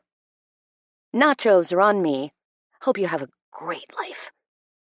I can't hold back the obvious disdain in my tone, but the words are at least kind. I tug Matt away, pulling him like a stubborn dog on a leash all the way out to the parking lot. Once outside, it takes a minute for my eyes to adjust to the moonlight after being under the horrendous fluorescent lights inside. Matt's standing unusually still, hands clenched into fists at his side. I did it, I tell him quietly. He turns to me, his expression softening only a little, but appearing more curious than murderous, as it had been. You've got to act like everyone's having the worst day of their life, right? His hands untighten, and his shoulders relax as he nods. I like this more. I nod to myself. The high road feels pretty damn good. I smile up at Matt. I'd like to throw him off the high road. A bridge, preferably, he says, voice eerily relaxed. Meh, not worth it, I shrug. Now, I raise a brow and cross my arms. What were you doing at the shop after hours? What? How did you... Warren, we answer in unison. He rubs his neck before shoving his hand deep inside his jeans pocket. I was hoping it would be a surprise, but I have to go back after dropping you off anyway. I left in a rush. I'll come with, I say, as Matt starts walking toward his car. To make sure we both go home. We get in and set off down the road, putting distance between us and the giant football. When we arrive back at the shop, I appreciate that Matt at least took the time to lock up all the important doors before bolting to get me. He unlocks the gate, then drives into the parking lot. Closer in, I can see a ladder leaned up on the side of the bus, and a couple of working lamps set up. When we walk over, I notice paint cans, too. I was going to try and get it all primed tonight and come back early and paint it tomorrow. My jaw goes slack as I look at the sky blue color dotted on top of the paint cans. But I didn't get the paint, I say softly. It was out of budget. No, but you told Chloe what color you wanted before you priced it out, and we all chipped in. Oh no. Tears, making their way up. Burning nose, wobbly lips. You guys shouldn't have done that. Chloe says they owed you. Free babysitting, the flight to Barcelona for their wedding, bridesmaid duties. Emily, I think, was more inspired to help out of a deep distaste for yellow. He shrugs. I have an auto paint guy, so it wasn't that expensive. But I shake my head.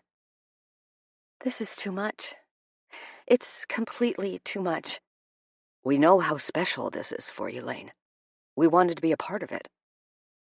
My eyes fill with tears of gratitude, and I don't fight them off. Thank you. I reach up, my arms over his shoulders, and pull him into a hug. My bus is going to be blue, I mumble into his shoulder. He breathes in against the side of my hair, a deep inhale. Of me? That's new. The butterflies in my stomach are not. Matt steps back first. I'll just tidy up, then we can head out, he says as we part. Or we could paint, if you're not too tired. Yes! I just need to find something to change into. Can we order pizza? I didn't eat before my date. Pizza and painting? Perfect. Sweet alliteration. I look between the paint cans and the bus again. I'm so excited. Matt smiles at his feet, then the bus, then me. He lingers. His eyes are warm and soft and full of something daring to be spoken. Chapter 13. Matt ordered the pizza while I changed inside the office. He had a spare shirt in his car that he suggested I wear under coveralls instead of my blouse. It fits like a dress on me, so I'm just wearing it with the bike shorts I had under my skirt and forgoing the coveralls entirely. And it smells like him. He's never getting it back, covered in blue paint or not. I finish taping off the lights and metal accents as Matt starts priming the roof. He suggested I leave the roof white to reflect heat, and I think the two-tone look will be great. We get the back and left side primed before our pizza arrives, and we pack up the paint supplies. Then we take a couple of tarps and a lantern inside and set up a picnic of sorts. Matt, I ask, looking at the very new wood framing around where the bathroom will be. Did you not go home today? I got a little carried away. I shove his shoulder. You once told me to get some hobbies. I read and help you with the bus. He laughs, eyes glancing at me mischievously as he reaches for a slice. Those are my hobbies. Does that mean I have a hobby now? The bus? I take a bite. No, you can't count it because you'll be living in it. Okay. And the shop's branding? I ask, through a full mouth of food. Nah, that's barter for the bus, which we established is a necessity. Fine. I wipe the crumbs off my hands. I'll think of something. Matt chews, a smile forming on one half of his face as he stares at me. What? I ask him, narrowing my eyes. You could always get into sports. Fuck off. I laugh. No. I pretend to shudder. Definitely not that. He sucks some sauce off his finger, and I feel my chest flip. I blink to reset. It's cozier in here now, with the slats overhead. I give myself a reason to look away from him. His gravitational pull is strong, however, so when he doesn't respond, I find myself looking back. He's admiring the ceiling, his gorgeous neck on full display as he tilts his head up. I long to lick up the column of his throat. I like the birch. That was a good choice. I agree. Fucking weirdo. He's talking about design choices, and you're thinking about licking him? Sorry your date sucked. He takes a bite, humming his approval and shimmying in satisfaction. I shrug. This is fun, at least. So who's next? I must have misheard him. Surely he said what, not who. I mumble, mouth full. Jake didn't work out, so who's next?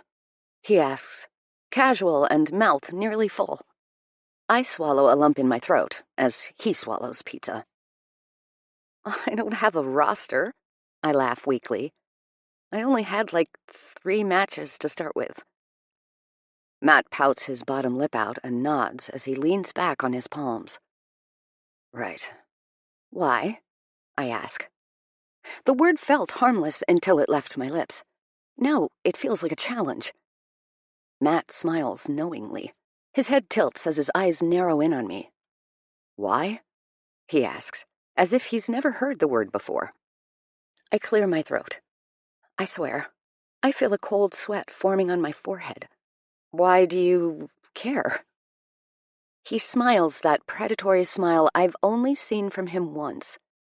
The one at Carl's office when he wanted to rip his head off. Is he angry? With me? No, that doesn't make sense. He's just faking it, probably. While the rest of us have well-practiced, overthought, polite smiles, Matt has no need for one. So his forced smile is slightly scary. Or maybe he's seeing me as prey. Maybe. My pulse beats against my neck like everything, including my skin, is suddenly too tight. No reason.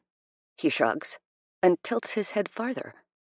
He's toying with me, grabbing another piece of pizza like a strange moment didn't pass between us. Fine. 2 people can play this game. It's just a shame he didn't work out. I elongate a mournful sigh. It's been so long since. I pick at my food. You know, I say, faking shy. The corner of his lip twitches ever so slightly. Has it? Yeah, I mean, it's not like the guy had to impress me. He just had to be nice enough to go home with, you know? I pop a pepperoni into my mouth. Matt studies me. Because it's been so long. Yeah, just about anyone would work at this point. I freeze under his confident stare, my confidence shrinking. Anyone, Matt repeats, licking his lips. When did I start leaning in? Anyone, I answer, straightening. Matt claps his hands just once, startling me. Well, we better get back to work. The night is young. He hops onto his feet, then offers a hand to pull me up. I was kidding myself.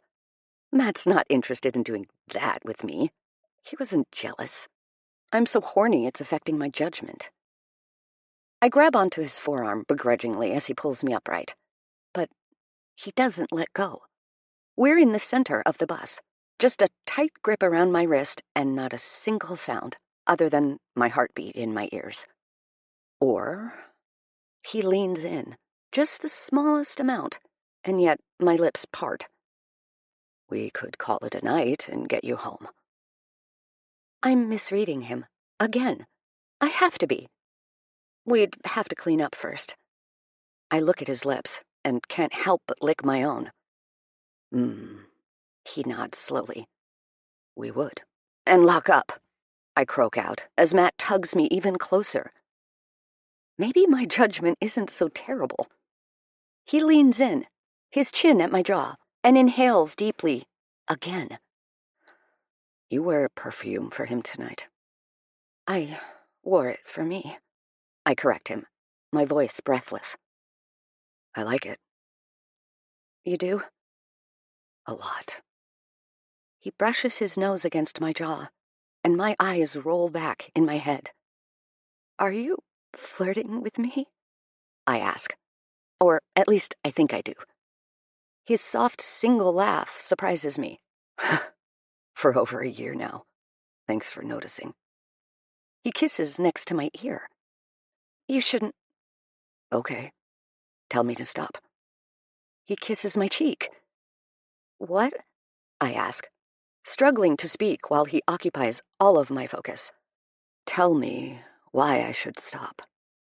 He curls his arm around my lower back, pressing me into him. Because you're my friend, I say, with little conviction. That doesn't need to change. His beard brushes my jaw, and I fight not to whine for more. Because I'm not interested in anything more than just sex, I say, eyes fluttering closed as his warm breath travels across my cheek. I can do that. He kisses just below the brush of my eyelashes. It might complicate things. I'm arguing for fun now, not to win. I want his reasons, his defense. I want him to want me. I thought it could be anyone, he says, his tone mocking lightly. One thought breaks through the thick fog of indulgence. Why now? I ask. Why now and not on our road trip? Why now and not before that? He pulls away, not straightening fully, but enough that I can see his eyes and the desperation within them. It shocks me. It thrills me. I don't know if you've noticed, but we seem to have this dynamic where you ask for something, and I take care of it. He licks his lips as my eyes fight to close and give in yet again. You need me to drive cross-country with you? He kisses my cheek. Done. He ducks lower. Need me to work on your buzz? He kisses my chin. Done. He moves to the left. Need a ride home from a shitty date? He kisses the opposite cheek. Done. I gasp as his hand curls around my jaw and he tilts me to look at him, his rough fingers in my hair. You need someone to take care of you in bed.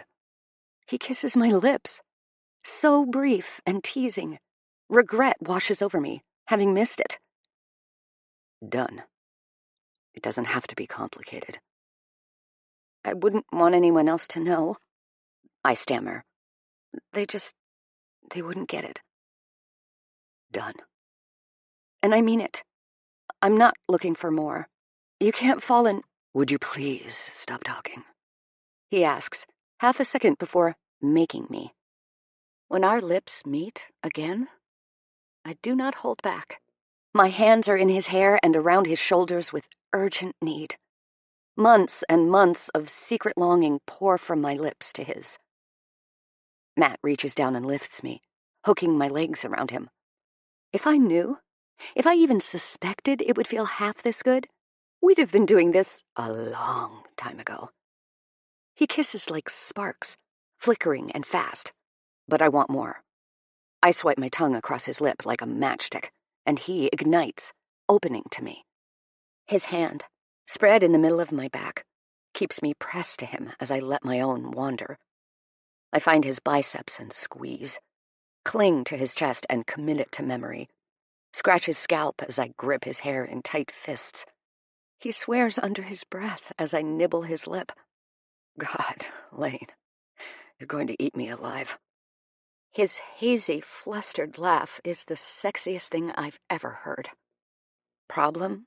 I ask, tugging his lip between my teeth. No, destroy me if you must. He pushes my back to the wall, jarring my head away from his neck, where I'm attempting to leave marks. But I'd like to do something before I go. He looks at my bike shorts with steady focus, then back to my face through thick lashes. Can I take these off? His fingertips brush under the hem of my shorts. I nod, breath panting. If I wasn't experiencing it, I'd think it impossible to be this turned on. I'm almost embarrassed at what he'll find when he touches me. He turns sideways, just enough that my legs loosen around his hips. I stand on wobbly feet as he bends down to one knee in front of me. My upper back remains against the wall of the bus, providing me the balance I'd lack otherwise. After he helps me step out of my shorts, Matt grabs a hold of my calf, stopping me from placing my foot back down. He massages it in his hand and presses a few delicate kisses on the side of my knee before hooking it over his shoulder. He does the same with the other leg as he sinks down to both knees and presses my lower half against the wall, his head between my thighs. "Damn," I hear him say, as he presses his nose against my thin, soaked cotton underwear. "This all for me?" "Yes," I say. He licks the entire strip of fabric between my legs. A raspy, "Fuck, Lane," escapes his lips. It sends a chill up my spine that fills my whole body with greedy, incessant need. More than need, actually. A ferocious hunger. He tilts his mouth, hooking his teeth under my panties, feeling like I'm going to explode from anticipation. I'm desperate, and he knows it. So what's the use in pretending? "Please," I beg, winding my hips. He bites down on the fabric and pulls it aside, tucking it away so I'm fully exposed to him. "Perfect," he whispers solemnly, right before devouring me like he, too, is starving. Almost instantly, I'm yelping and gasping and pulling so tightly on his hair that I may actually tear it from the root. So responsive. He licks up my center, cooling me off. "Please, don't stop." When someone offers you help, Lane, you don't tell them how to do it. That's rude. He sucks on my clit to the point of pain, making me hiss. "I'm going to take my time." "Matt, please." "You're not very good at taking compliments. You know that?" He flicks me with his tongue. "Look at me." When I do, it's a shocking and heady force that greets me. Matt. My gentle, friendly Matt, eager between my thighs. His beard wet and glistening from the pleasure he's already awarded me. I wish I could take a picture. He's so pretty like this. "I'm going to make you come on my tongue tonight, but next time we do this." I open my mouth to protest, and he raises a brow in warning. "Next time we do this, I'm going to ask you to compliment yourself while you finish. I might have you in front of a mirror, too. You're perfect, Manamea, and I won't rush perfection. Hear me." I'm speechless and whimpering and experiencing a headspace that I can only describe as carnal. It's nothing I've felt before. Most guys don't even want to talk during sex, let alone get you off with their words. I should have known Matt would be different. "Please," I whine. "Please what?" He licks my inner thigh, curling his tongue. "Please, Matt." "Not my name, Lane. Tell me what to do. You wanted anyone, right? Use me." "Your tongue." "Better," he teases, massaging my hip in his hand, rubbing his thumb under the hem of my shirt. "Please," I groan. I don't fucking know what he wants, and I can't take it. "Tell me what to say." "What do you want?" he asks, his tone short-tempered. "I want you to make me come, Matt. Hard." "Done," he says, diving at me. I writhe against his mouth, pulling at his hair until I'm most definitely hurting him. But I can't seem to stop. I squeeze my thighs around his ears so tightly I may bruise us both. But when the orgasm comes like a bullet out of a gun, my body melts around him and collapses. He catches and steadies me, holding me upright with 2 strong hands. When I feel strong enough to support my own head, I look up to the ceiling and attempt to catch my breath. A laugh of disbelief escapes my lips as a bead of sweat drips down past my ear. Matt. Mateus Tilo Jones. My friend, Matt, is the best I've ever had. Chapter 14. Matt helps me back into my bike shorts and has me sit in the driver's seat before he begins cleaning up. He moves quickly around the bus, storing the paint and supplies away, cleaning up our leftovers and throwing out the garbage outside. A few minutes later, it's as if we were never here. As if nothing happened. I bite my lip and try to force all my nervous energy into my feet as they tap against the side of the seat's base. What do I do now? Do I go back to talking with him about movies? Do we keep working on the bus together? Are we going to do that again? More? I check my phone and it's barely past 11, which is strange because it feels like days since my terrible date. Ready? Matt asks from the door. I nod and follow silently. When we get into his car, I beg silently for him to turn the radio on, but he doesn't. We drive in a painful quiet all the way to my apartment's parking lot. I fidget in my seat. Talk to me, he says, turning off the ignition. About? I ask. Matt shakes his head. Whatever is going on in there. He taps my temple. You freaking out? Am I freaking out? Is he serious? Yeah, I scoff.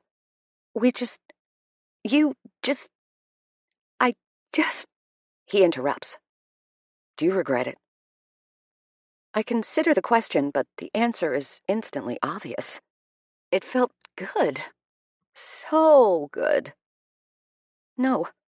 All right. So you don't have any regrets? He smiles softly. But did you enjoy it? Yes. I laugh, because I thought that was obvious, based on the way I screamed his name and soaked his beard. Me too. He nods. So, what's wrong? I groan. I don't know. I guess I'm still worried we're going to mess up our friendship over this. I think we can avoid that, but we're going to have to talk. He raises a brow, not just shut down in panic. Fair, I mumble. I think I'm also feeling a little insecure. He sits up straighter, his brow furrowing, and concern tugs down on his full lips. I take a deep breath. I don't want it to feel like you're doing me a favor. Like it's fixing the bus or a ride home. I want it to be for both of us. Otherwise, I'll just feel pathetic. Matt's nostrils flare as a smile grows, his lips shaking with restraint, trying not to laugh. Matt, I whine. No, I hear you. His laughter bursts out. If you want to return the favor, I guess I'd be fine with that, he says, biting his lip. If I must. I hate you. That's not what you were saying 30 minutes ago, he mutters. I smack his chest with the back of my hand. He catches it and winds his fingers through mine. My pulse races against his. Listen, Lane. He kisses our entwined hands before turning to face me. I know you're not looking for anything more, but you should know something. I've been waiting for this chance for a while. If this is what you can give me, I'll take it. That feels complicated. I look at him, and a swirl of emotions races between us. It's both invigorating to be wanted and terrifying to know just how much. I almost wish he'd let me believe it was just for me. Yeah, probably. But you let me worry about that. He smiles. I don't know. I don't think I'm cool with that. I mean, if your feelings are involved. He sighs. Okay, yeah. You just let me know. No! I look up to the ceiling and pull my hand from his, winding both my hands through my hair. Don't be so understanding and nice. Then it's just going to keep feeling like I'm being selfish. Why is that such a bad thing? Matt asks, laughing in confusion. Being selfish? I ask incredulously. Not caring about my friend's feelings? You obviously do care. You're more worried than I am. Right, but try being selfish. Just for a little bit. Just with me. He grabs the back of my neck and pulls me towards him over the center console. I want it like that. His voice is deathly low. Why? I ask softly. But if I'm being totally honest, I'm having a hard time caring why. His hold on my neck is shattering my better judgment. Because I want it, he says, as if it's just that simple. Okay, I nod, my nose rubbing against his cheek. Okay. I nuzzle into his profile. Can I come up? He asks quietly, tilting his lips to mine. My smile presses into his mouth. Yes, please. A chaste, soft kiss. I like kissing you, I say, doing it again. Me too, Matt answers, brushing his lips against mine delicately. He kisses down my jaw to my neck. My eyes roll to the back of my head, and I quickly decide I have to be certain before pleasure overrides my senses further. You're sure? You're absolutely sure you want this? No strings attached. I just need one more reassurance. One more, and then I think I'll feel okay. He hums against my throat. No, actually. He bites, soliciting a gasp from me. I don't think I want this at all. He takes my hand and puts it in his lap, showing me exactly how much he wants this. Oh. My hand involuntarily twitches with eagerness. Let's go take care of that. I kiss him, my tongue grazing his upper lip. I'd appreciate that. He kisses me back, our mouths crashing and opening for one another. It's never been my favorite part of hooking up before, but kissing Matt feels like true foreplay. A preview of what's to come, mimicking future movements his body will make against me. He listens so intently to every sound, gasp, moan from me, as if he's trying to perfect his craft. His hands find the waistband of my shorts, and my eyes shoot open, looking at the parking lot around us. Mateus, I gasp. Parking lot. See anyone? He asks, panting softly next to my ear. I don't check again. No. So, he elongates the word. Open your legs. I thought we were evening this score upstairs. I lean into the headrest as he kisses up my neck. I thought we agreed you'd be selfish. He slips his hand into my underwear, and I instinctively grab a hold of his wrist. His forehead presses above my ear as he leans across the front seat. There? He asks. Little to the left, I answer. Here. I nod with a moan. Yes. I nod, gasping. There? Yes, I cry out. He leans back, keeping his hand in the exact spot. Open your eyes. Look at me. I turn to him, his gorgeous face lit by the moonlight. We hold eye contact as he gets me closer to release, and it feels shockingly erotic to watch the determination in his eyes. You're incredible, he says fervently. I try to speak, but as soon as I open my mouth, he begins moving faster against me, forcing my jaw to close tight with a keening whine. No, just listen, he says. I grab a hold of the door's handle, needing something to grip onto as my body tightens to an unbelievable point. You're incredible, Lane. I've been wanting this. My name on your lips. My fingers getting you off. My mouth all over you. For over a year. You're scared. I get it. You don't want more. I shake my head, even as I approach what I suspect will be an earth-shattering orgasm.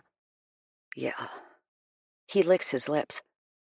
We'll see about that, he says, capturing my lips in a kiss and pushing 2 fingers into me. I come undone, grinding my teeth together at the sheer intensity overtaking my body. Matt doesn't stop until I'm slapping his wrist, silent and heaving for air. When he does remove his hand, he uses his other to turn my head. I watch through drooping eyelids as he puts 2 fingers into his mouth and sucks. I don't think I'll get enough of that taste. I fall back into the headrest, allowing bliss to overtake me. Before my body's even stopped shaking, he's out of the car and opening my door. He scoops my lifeless body up and carries me towards the lobby of my building. I sincerely hope none of my neighbors see me, because they'll think I'm shit-faced on a Wednesday night. But I feel so safe. I feel so good. I think Matt's a sex expert. A sexpert, if you will. I once heard that to be an expert at something, you had to practice it for 10,000 hours. I feel like it's impossible for one human to have that much sex unless they're a paid professional. But he at least has his PhD in sex or something. There's a dick joke there somewhere, but I'm too worn out to find it. Oh, wait. Pretty huge dick. Found it. Keys, Matt says against my temple. Under the mat, I snort. Under the mat. Under the mat. Wow. Matt draws out the word, bending to lift the mat and get the keys. Please, tell me you don't leave your keys here every day. Attention. New kink unlocked. People who can carry you and squat while doing it. Okay, if that's what you want to hear, I don't keep my keys here, I say dryly. Lane.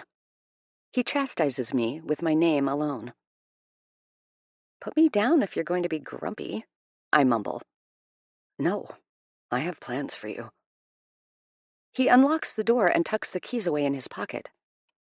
In the interest of being selfish, I'm saying now that we're not doing anything else tonight. My body feels like it just ran a marathon. Not those kinds of plans, but glad to hear it. He winks, turning to walk us backwards through my door. He lays me on the couch, and Simone comes into the open area of her cage, investigating the sudden interruption of whatever she was doing in there. I like to imagine she has an extensive beauty regimen she does before bed, and is now angry at us for barging in. Hey, Simone, Matt greets her, walking past the cage to the bathroom. I let my eyes close briefly before I hear running water. A bath? I ask, loud enough for him to hear. Where's your bath stuff? Under the sink?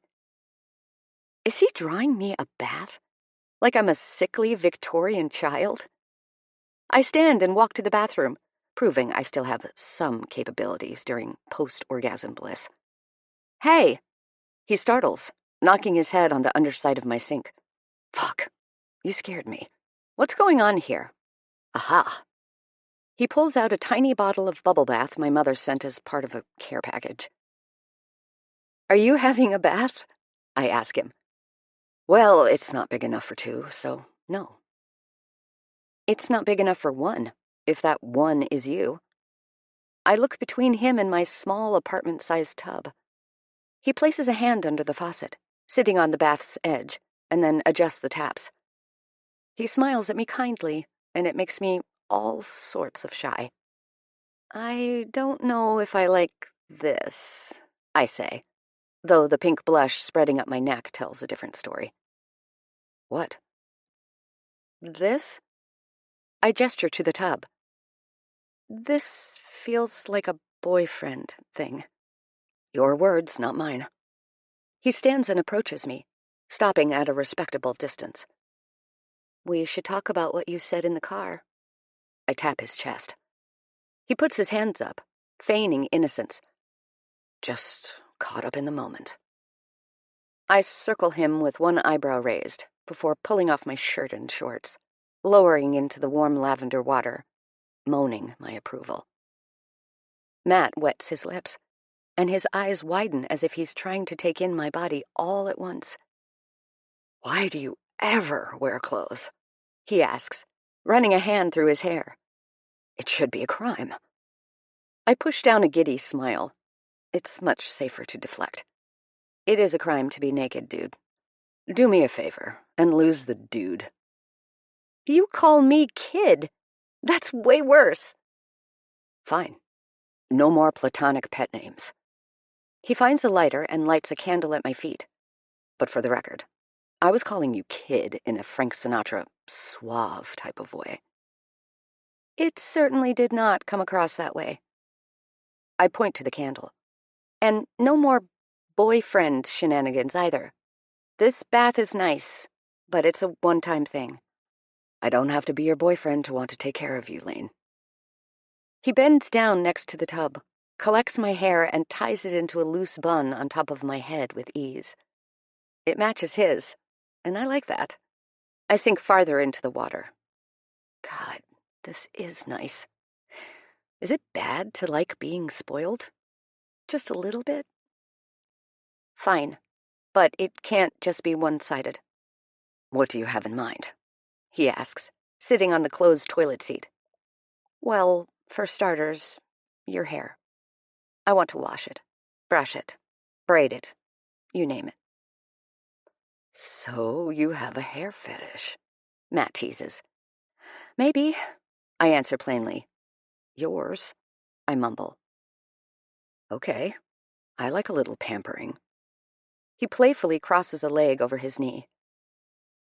I look at him in this increasingly vulnerable, intimate environment and wonder why I feel so unencumbered. This should be weird. It is weird. Why does it feel like we've done this 100 times?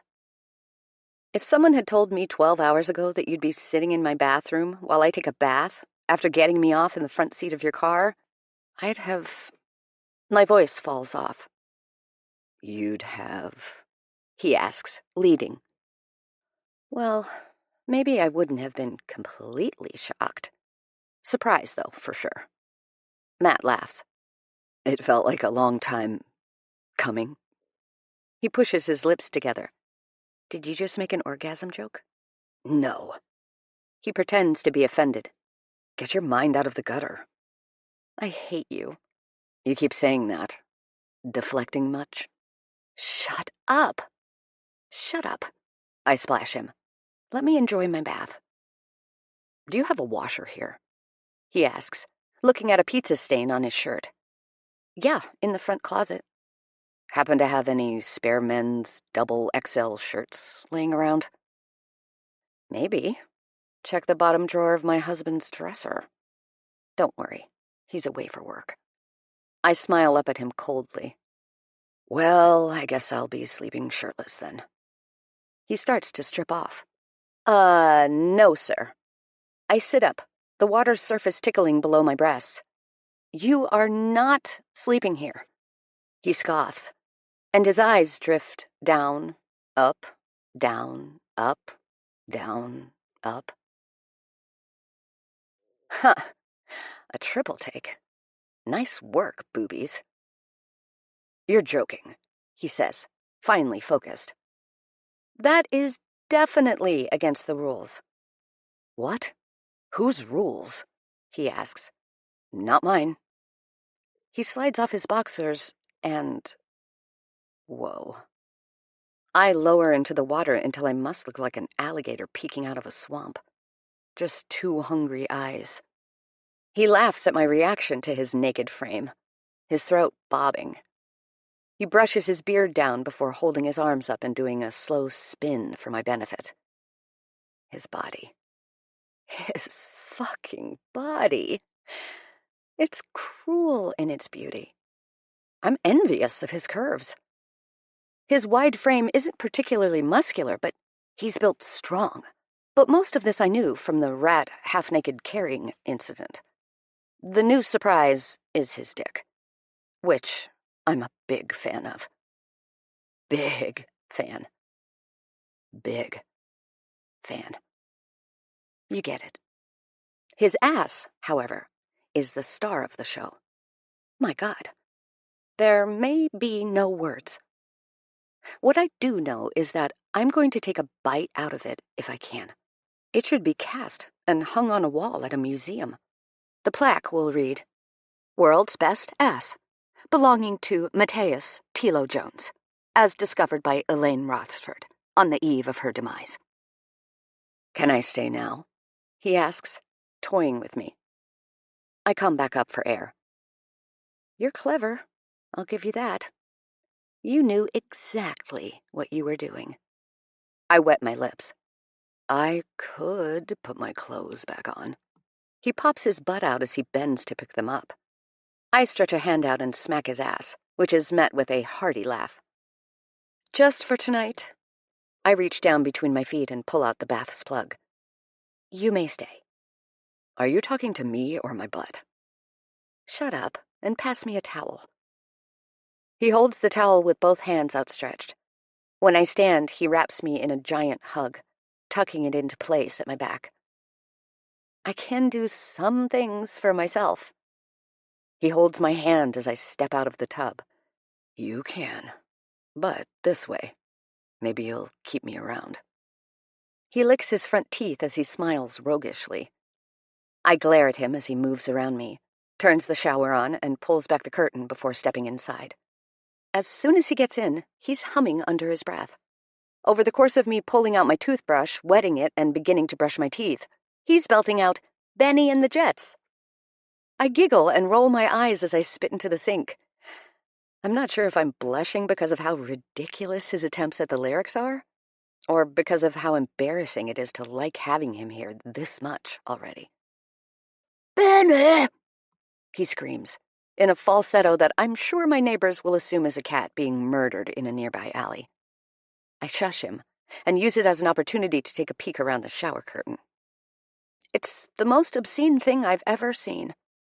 Sudsy, wet Matt. Inky hair dripping. His naked body so available to me.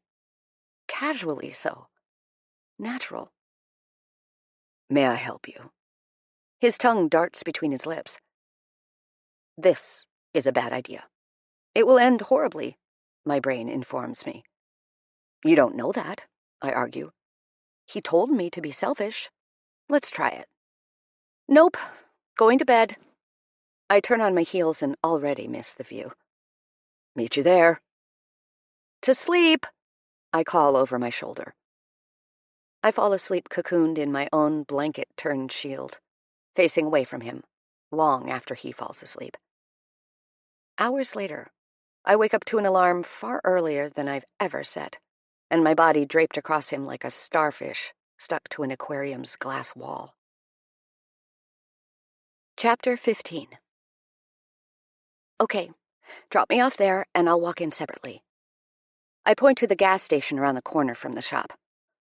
Or we could just say, if Warren is even there early and notices us arrive together, that I picked you up. Why would you suddenly decide to pick me up? I roll my eyes. I think you're being paranoid. He pulls into the gas station regardless. See you in 10 minutes. What? He laughs, locking the door to stop me from bolting. I'm going to sit on that bench for a while, let time pass between our arrivals. You've lost it. He smiles. Coworkers typically arrive at the same time. That's not suspicious. Fair point.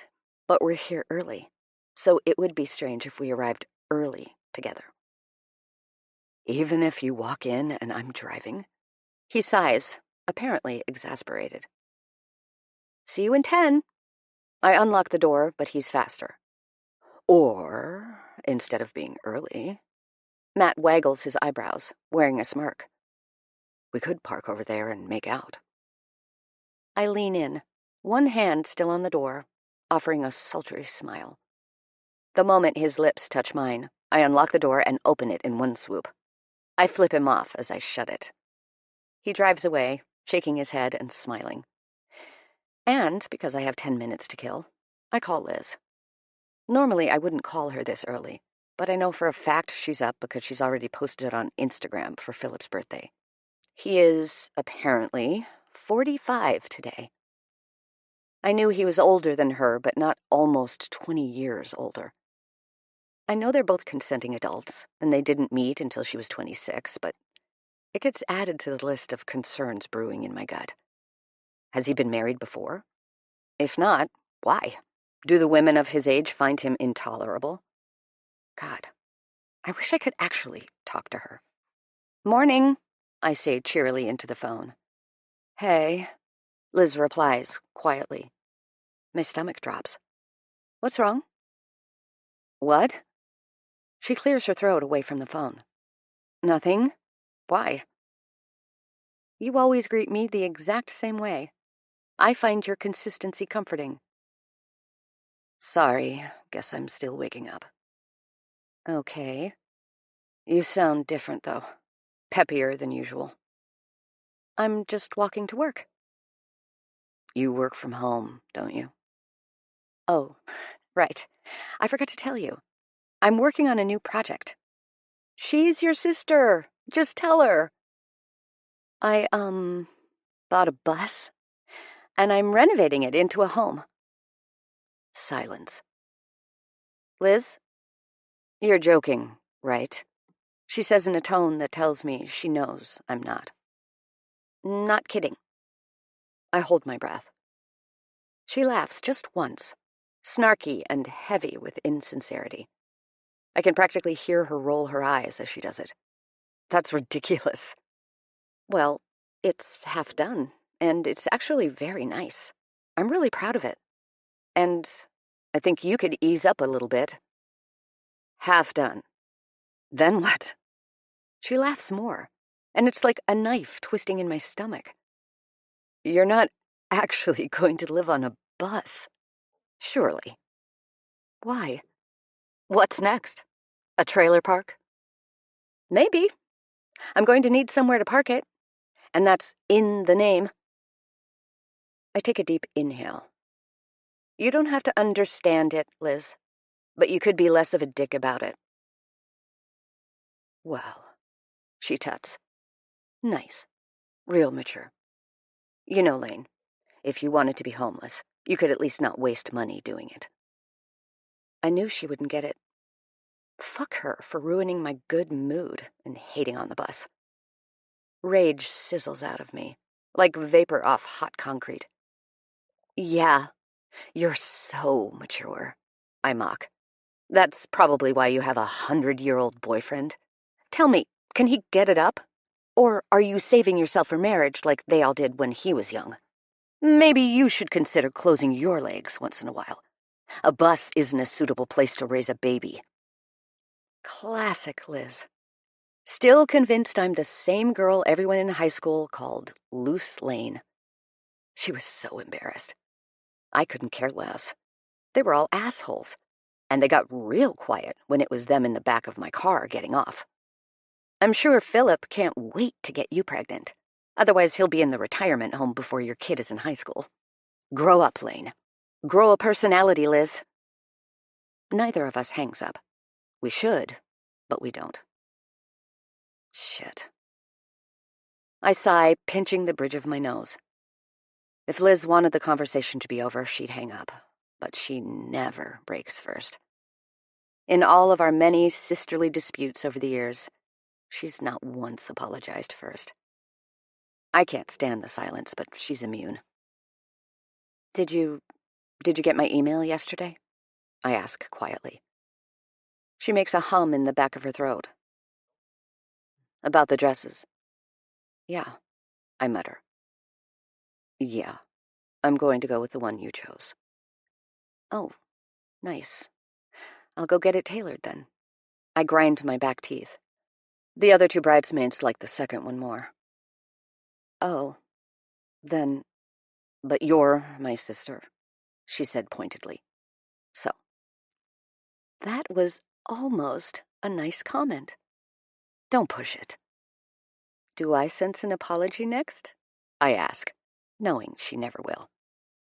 A heavy breath down the line. Yeah, I'm sorry. I'll be damned. I'm just... Wedding planning isn't what I thought it would be. I had a weird day yesterday, and it feels like we're just in really different places. And I guess I wish I had some of your freedom. You mean because you're an adult and I'm not? I mean you're living, and I'm going through the motions. I want the motions, I shrug. Or I want to go through the motions. She huffs a laugh. If we were identical, we could pull a parent trap. I'd never marry Philip, I think, but don't say it. We're done fighting, for now. Damn you for being taller, I tease. I'm sorry, too. Philip's not that old. He kind of is. She laughs quietly, but I like it. That's our daddy issues talking, I say, voice smug. Ew, don't use that phrase. It's gross. I'm serious. Someone gave me a bath last night, and it unlocked a whole new thing in me. Liz grumbles. Stop. I do not want to know about your sex life. Fine. I check the time, and now I'm late. I've got to go. I love you, Liz. I love you too, Lane. Call me tomorrow? Yeah? Bye, she says, before hanging up. Warren knows. I'm not sure how, but he knows. Which means Chloe will find out. Which means we may as well put it in the local paper. Why do you keep looking over your shoulder? Matt asks, checking behind us as we put the second layer of blue paint on. You're freaking me out. Warren's watching us and smiling. So he never smiles. Maybe he likes the color you chose. Or maybe he knows he's about to win a bet with Chloe. I glance back. He's cleaning a tool, eyes still on us. What? What bet? He didn't tell you? I ask, and Matt shakes his head, his brows furrowed. He and Chloe have a bet about when we'd hook up. He said this year. Chloe said next. Those assholes. Those are our best friends you're talking about. Are Amos and Em in on it? He asks. Emily pleaded the fifth when I asked her. Okay, and you don't want them to know? Obviously. If they know, then it's not just between Matt and me. If it's not just between us, then it's not private. If it's not private, it's subject to opinion. Opinions that I'm not interested in hearing. Because I know my best friends, and they will think that this is the start of a fantastical love story, instead of just a series of very hot hookups. So, don't act any differently. He shrugs nonchalantly. How? How does one act normal after they... I stop myself from saying, had the best sex of their life. Because we haven't even had sex. Not really. Matt hasn't received a single orgasm, whereas I've had multiple. Is this the glass ceiling I've heard so much about? Did I smash it? Matt's tongue darts out. After what? He crowds me, and I check over my shoulder to see no sign of Warren, thankfully. After... Stop it. I flash my eyes at him, rolling more paint onto the side of the bus. He leans in close to whisper, after the best sex of your life. Is that what you were going to say? No. Actually, the opposite. I pout mockingly. After such a disappointment. Not even really worth their bet. He throws his brush onto the nearby tarp. Oh, really? I squeal as he makes a dash for me, going under his reach. He chases me around to the other side of the bus and captures me in his grip, tugging me to his chest. "The worst?" he asks, gruff in my ear. "Just terrible." I laugh at him, swatting his grip around me. "Then you are an excellent actress." He nips at my earlobe before releasing me. "I was in the drama club throughout high school." I stand proudly. "My teacher said I had potential." He rolls his eyes. "Back to work, trouble." I think this is an excellent time for me to take my break. I look around the side of the bus to see if we've been spotted. "You stay." Yes. No one will suspect a thing." He waves me on, backing away slowly. "Look, I'm nowhere near you." I blow him a kiss with my middle finger, and he mimes catching it and putting it in his pocket. When I get to the staff room, Warren is halfway through a sandwich and coffee. I politely nod and go about getting my food out of the fridge. "Hey." I sink into the chair across from him. "Hey," he says, not looking up from his phone. "How's your day going?" "Fine, yeah. You?" He speaks with a mouthful of food. Good. I bite down on a forkful of pasta salad. "How was your night?" I choke a little. What?" "Chloe said you went on a date?" He looks up and narrows his eyes. Yeah, I did." Why am I shouting? "Went fine." "Did it?" His smile is downturned, cocky. "Huh." He goes back to his phone. "Interesting." He knows. He knows I know he knows. But how do I find out what he knows and to what extent? "Interesting?" I ask. He turns his phone around. Blurry video of security camera footage plays at 6 times speed. Us painting, us going inside, vague, shadowy movements, but nothing explicit. Thank God. Then Matt leaves the bus to gather supplies and tidy up. He's got nothing. I relax into my chair. "Wait, I missed my favorite part." He pauses it, rewinds it slightly, then hits play at regular speed. I watch, my face burning, as Matt exits the bus after we'd finished, and he began tidying up. The moment he's outside, he spins on his heel and mimes scoring a touchdown. I'm mortified. And yet, I can't find the strength to not laugh at such a dorky show of emotion. How does he go from, "I'm going to fuck you in front of a mirror," to doing a silly victory dance? This proves nothing. I push the phone back towards him like evidence in an interrogation room. I'm not sure Chloe will see it that way. He lifts a brow in challenge. We aren't together, I explain poorly. It's just a casual thing. Yeah, that's the dance of a casually invested man. I wince. What's happened since our talk? He asks, sighing. Matt and I came to an understanding. I take another bite. Did you find a grief therapist? Was that the assignment? Missed that part, I say with a shrug. I'm so unbothered. Not worried about his or anyone else's opinion. Obviously. So your commitment issues went away overnight? Fucking hell! Can't a girl eat in peace? No, I glare at him. There's no commitment to take issue with. And your concern about ruining your friendship. I scrunch up my face. Like I said, Matt and I have an understanding. We're adults. Warren pretends to repeatedly smack his forehead against the table. Different types of relationships exist. We can be good friends and take care of each other's needs. Right. He studies me. But are you exclusive? No. Maybe. Shit. Did we talk about that? Yes. And it's indefinite. I wag my finger at him. I see where you're going with this, but Warren interrupts.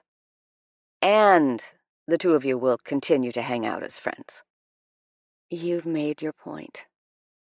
You're dating, Lane. No, we're not, I reply sternly. Warren shakes his head, laughing. Take care of yourself, okay? I'm a grown woman, Warren. I glare at him. Don't patronize me. Okay, sorry. He leans back in his chair. You're right. We finish our lunches in silence. When Warren goes to stand, I stop him at the door. Show me the security camera feed. He looks at me with humor dancing in his eyes as he opens the security app on his phone. I screenshot the main feed of the 6 different camera angles and hit share with text. Really? I ask, voice cold as ice. What? He chuckles at the back of his throat. I'm saved as lame in your phone? A happy accident. You're the worst, I mumble, hitting send on the photo. Why do I feel like I'm giving you all the secret makeout spots? Because you are. I grin like the devil, but it fades when I see his phone's lock screen. His beautiful wife, my friend. Let me tell Chloe, okay? I want her to hear it from me. 2 days. That's the longest I can keep a secret from my wife. A week? I counter. Fine, but only if you tell her in front of me. We shake on it. Chapter 16. After a long afternoon of painting, I find Matt locking up, the shop otherwise empty. Hey, you. Can I get a ride home? Is that not suspicious? He teases softly, wrapping his arm around me. I sigh exaggeratedly. Yeah, so I was right. Warren knows. What? He stops and turns me by the shoulders to face him. I swear I didn't tell him a single thing. I smile to help ease him. The security cameras. His mouth parts as his eyes flare. Oh, God. No. He didn't see anything. It's all blurry, and you can't see inside the bus. He releases a puff of air. I almost had a heart attack. We start walking back towards the office in unison. Wait, then how did he know? I giggle, looking up at him. Your victory dance? Without a word, Matt takes his arm off my shoulders and begins walking in the opposite direction, across the parking lot. Where are you going? I call after him. Looking for a hole to crawl into. He kicks at the gravel under his feet, committing to the bit. It was fun while it lasted, but I'm going to go die now. It was endearing. I walk over to him and grab his arm with both hands, pulling him back towards the office and our things. I've lost any edge of cool I might have had. We've been friends for too long for me to think you're cool, babe. I guess I wasn't going to be able to keep that up anyway. He opens the door for us, and we grab our gear before going back to his car.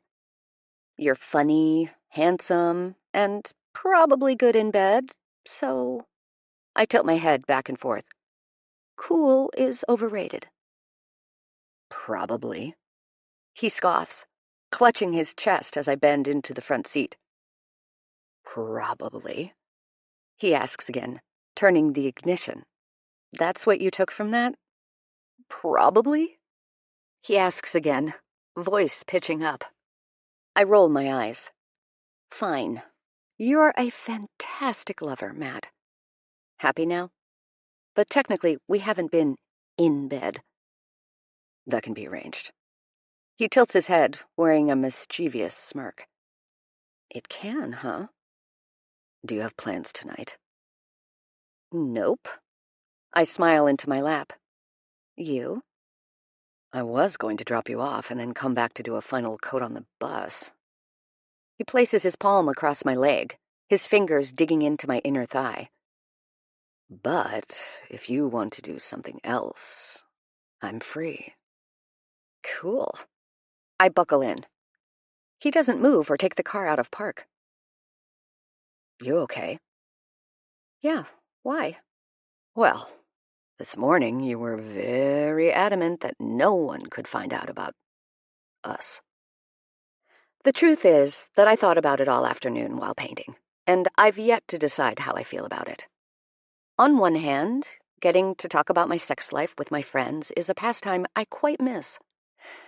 On the other hand, it could mean more pesky opinions like those Warren so freely expressed. But why do I care what they think? Their goals, the marriages, babies, and lifetime together package deals, aren't mine. So why would my happiness look like theirs? I mean, it doesn't have to change anything, right? If they're all concerned about our sex lives, then that's their issue.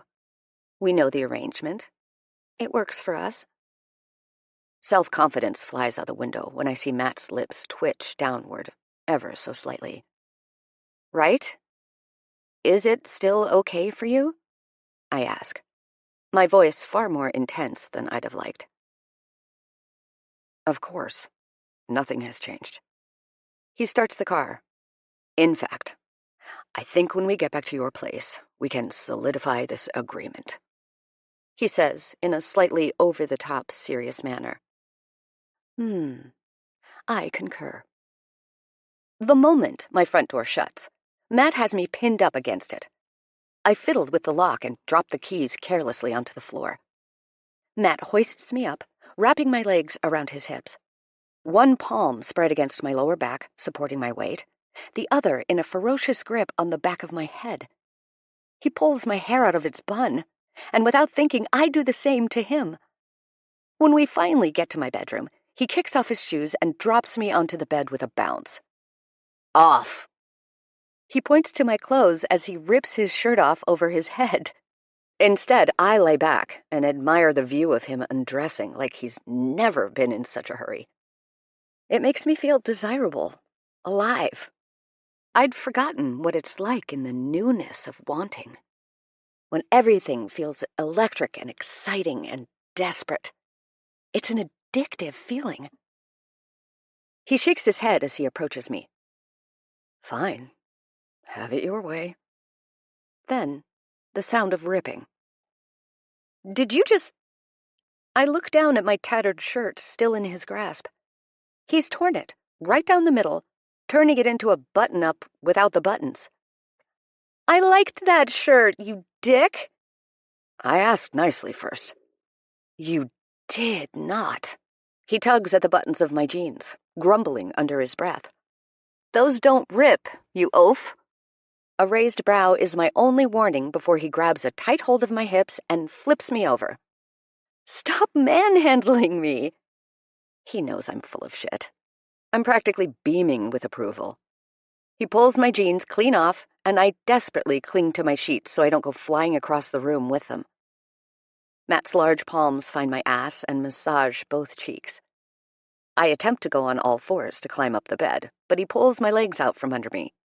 Quit it, he says, laughing. Please, I scoff. It's not like I have a butt to admire. He smacks my ass, and not in a watch-it way, but that'll shut you up way. It stings and shocks me silent, but I like it. Maybe I even love it. I turn over my shoulder in feigned shock with a slack jaw. How dare you? He stares me down. Let's get one thing straight. You're my friend, and I don't take kindly to people talking shit about my friends. Expect me to react. A huff escapes through my nose. So turned on, I'm embarrassed enough to laugh. Do your worst. I prop my butt up in the air. I've got something else I'd much rather do. He flips me onto my back and moves between my legs so we're chest to chest. His hair falls, curtaining us both. I reach up to tuck it behind his ears so I can see his beautiful face and tug him down to my mouth. This time, unlike all our other kisses so far, we take our time. A kiss like a slow rolling tide. Languid movements melting two bodies into one. I sigh contentedly against his lips, giddy like a teenager. "You're a great kisser," I whisper to him. "I was just thinking the same thing about you." He nips my chin. He slowly makes his way down my throat, making me writhe from the soft brush of his lips that almost tickles. I wait for him to pause for a breath, pull him up by a hold in his hair, and whisper, "I want you," against his mouth. He slides his tongue between my lips. "I want you so badly." I breathe into him. He inhales like he's taking the message inward to his very soul. Twisting a hand between us, I try to take off my underwear. "Let me." He says it like a request before he begins kissing his way down my torso. "If you rip more of my clothing, I'll put them all back on," I tease, looking up at the ceiling as he kisses over each rib. "I'll put more on. A parka," I threaten. "Please. You liked it." He bites my hip, and I yelp. "You're going to pay for that," I growl, laughing. He studies me with a face that screams, "You sure about that?" "Don't threaten me with a good time." He tugs my panties down, and I bend to my legs to assist him, my feet in front of his chest. "I could kick you off the bed right now." I press my toes into him. "You could try." He takes both of my ankles in his hands. With purposeful, tender movements, he massages from heels to calves, trailing kisses along the inside of one leg and back down the other before lowering both of my feet to the mattress. The bastard disarmed me with his lulling touches. Clever man. Worthy opponent. While I'm laid back, annoyingly relaxed into a stupor, he reaches beside the bed and into his jeans for a condom. I hear a wrapper tear before he hums in pleasure, stroking it onto himself. I expect him to just go for it, but instead, he kisses the moth tattoo just above my knee. I go mindless under him as he follows the path of patch-like tattoos up my body. I've never felt as wanted as I do with Matt. He gives equal attention to every part of my body, marvels at it with his eyes, hands, and tongue, as if he cannot believe I'm real. Like if he's not looking or touching me, I might just disappear. I want to ask him what he likes about my body so much, or me, for that matter. But it feels like a trap of my own making. For me, not him. I play with his hair, massaging his scalp and combing it through my fingers as he takes his time coming back to me. "Your skin is so soft." He nuzzles his cheek against the fleshiest part of my stomach. "I love it." "You're killing me," I whine, arching my hips up, hoping gravity brings him toward me. "I really want to taste you again. Can I?" He rests his chin on my hip, digging in slightly. "Can I have you first?" I ask. "Should we flip a coin?" He looks across my lower belly, looking up at me through heavy brows. My breathing is suddenly ragged. I'm unable to concentrate on the simple task of filling and emptying lungs. I've never had to ask a dude not to go down on me, I whisper, joking, but not.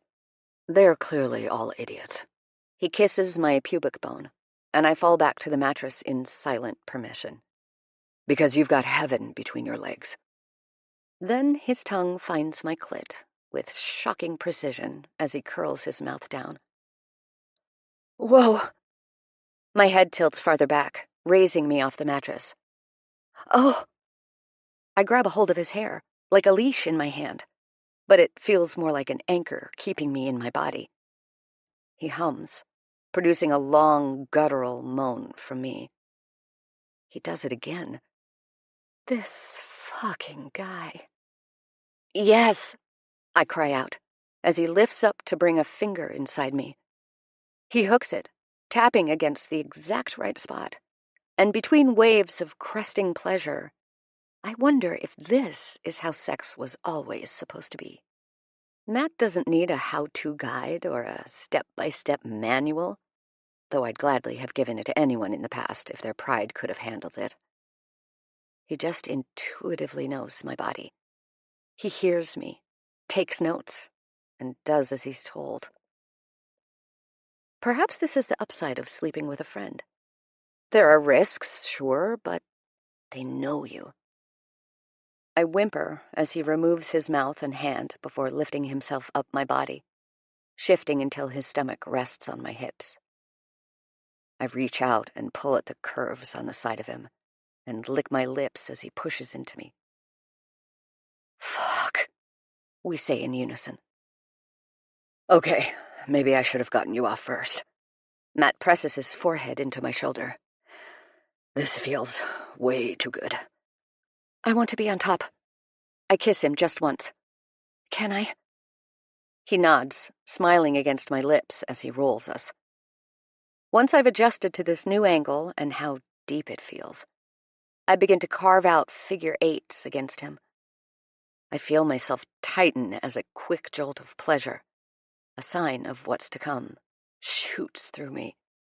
His eyes are hooded, watching me writhe on him, darkened with pure lust. His lips mutter praises and prayers of thanks, switching between English and Samoan, calling me by the word he used during our first time together. Mana mea. It took me a while to find it online later that night, because I had to spell it out phonetically. Mana mea translates to favorite person, dear, darling, sweetheart, lover. An all-encompassing sort of word, perfect for us. I whimper as I feel my orgasm come within reach, desperate for it. You're riding me so well, Lane, Matt groans out. Fuck! Look at you! He rubs his hands up and down my sides like he's shaping clay on a pottery wheel. His thumbs push into my sharp hip bones. The rest of his fingers hook around my lower back. He begins assisting my movements, dragging me against him in the most fantastic way. I gasp as he tilts his hips up and hits just the right spot, deep inside me. He does it again, and again, and again. Gasps escape each time, Louder moans escaping between. More. Please. Yes. I'm so close. Matt sits up with a ravenous fever. His mouth burrows into my neck like he wants to draw blood. His hands pressing in tightly as he lifts and drops me onto him rapidly. It sets me off almost instantly, the sensation overcoming my senses as I feel him tense and twitch inside me. We come together, tense and breathless, our kisses mostly teeth and panting. That was amazing, I say, pressing my forehead against his, feeling his sweat mix with mine. We should have done this months ago. Matt struggles to catch his breath, a sign of a job well done. The anticipation probably helped, he says, kissing my cheek. But you're even better in real life than you were in my guilty fantasies. I lift off him and lie down next to him, and he immediately tucks a blanket over me. Guilty? I ask. Friends aren't supposed to fantasize about friends naked and moaning. But then again, you've dreamed about me too. Ha! You wish. I tuck the blanket up to my chest, rolling onto my back. You talk in your sleep, remember? My cheeks heat, and I close my eyes tight. Oh my God. You have to tell me what I said. He disappears to the bathroom, then comes back wearing an arrogant smile. Something about my fingers going up your legs and under a dress. He laughs. Oh, Matt. He mimics me. "Don't stop," he whispers in a feminine, mocking voice. "I hate you." "You keep saying that to me, and I'm going to develop some sort of strange need for it." Matt laughs, falling beside me. I curl my leg over top of him and plant my head on his chest. I take a deep inhale of his comforting scent, woodsy and salty, like an ocean breeze. "You're all right, I guess." "Yeah, you'll do." He palms my butt. Chapter 17. "What about this one?" Matt points to the orange slice tattoo next to the crook of my arm. For the past few hours, between fetching us snacks and water, he's been inquiring about each of my tattoos, which has led to several lovely but entirely mindless conversations. So far, our list of topics, the memorable ones at least, include rabbit caretaking, which Disney villains are hot, out of the films Matt has seen, and what animal we would be if we got to choose at reincarnation, if such a thing exists. I picked a rabbit that belonged to Matt following my excellent tutorial. He chose an otter, because physical touch is his love language, and they're apparently cuddly. That led to a discussion about love languages. I learned that mine could perhaps be receiving gifts, which made me feel a little shallow. Matt was adamant it was just as valid as the other options. Then the topic of exes, which was brief. Matt had a girlfriend for almost a year while he was in trade school. She was also training to be a mechanic, which caused my mind to flash to Megan Fox in Transformers, spiking mass amounts of jealousy. But Matt said there weren't strong feelings involved on his part. He'd never say it, but I get the sense he sort of fell into a relationship when she expressed feelings, and he was too shy to say no. "That one?" I tap his thumb, gently brushing the orange slice tattoo. "I just thought it was cute." He sighs, pouting like a kid. "Sorry, most of the answers will be that." No, it does look cute. They all do. I guess I'm just hoping for some secrets or deeper meanings, like there's some sort of window into your inner workings." "Well, the little heart on my butt is a secret to most people." "I really like that one." "And this one," I point to my thigh, "has a special meaning." He traces the lighthouse tattoo with his fingers, delicately, like he's worried he could rub it off. "Guiding light?" "Guiding light," I answer. I'm not surprised he remembered the story about my parents. He's thoughtful like that, but hearing him clarify in 2 words makes me feel warm and fuzzy. "I love this one," he says, circling it. "Yeah?" "Yeah. They're all great. How many do you think you have now?" "About 30. They're all great? Even the little ghost sheet guy?" "Especially the ghost. It's got gothic book vibes." "Would you ever get a tattoo?" "They're pretty common in Samoan culture, so I've considered getting one. My mother's brothers and father all had the same tattoo on their forearm, a tribal mark. I've thought about getting that a lot." "Had?" "Had?" I ask softly. "There was a fire when my mom was 19. She was outed to friends. The rest of her family didn't make it." "Her entire family?" I sit up, wide-eyed. "All of them?" Matt sits up too. "Well, not her grandmother. She was in England getting an experimental treatment for this rare type of cancer." "Fucking hell." Matt nods before rubbing down his beard. "My mom is the strongest person I know." I don't want to pry, but what did she do after the fire? "She went to be with my grandmother. She was too ill to travel back home, so my mom stayed with her until the end. After she passed, my mom decided to travel around England for a few weeks before returning to the island. The last day she was in London, she went to the concert and met my dad." My heart drops. How could she have been sound of mind enough to make the decision to fly off into the sunset with a stranger? Surely her heart was trampled on the floor. What awful timing. She never hid that from us.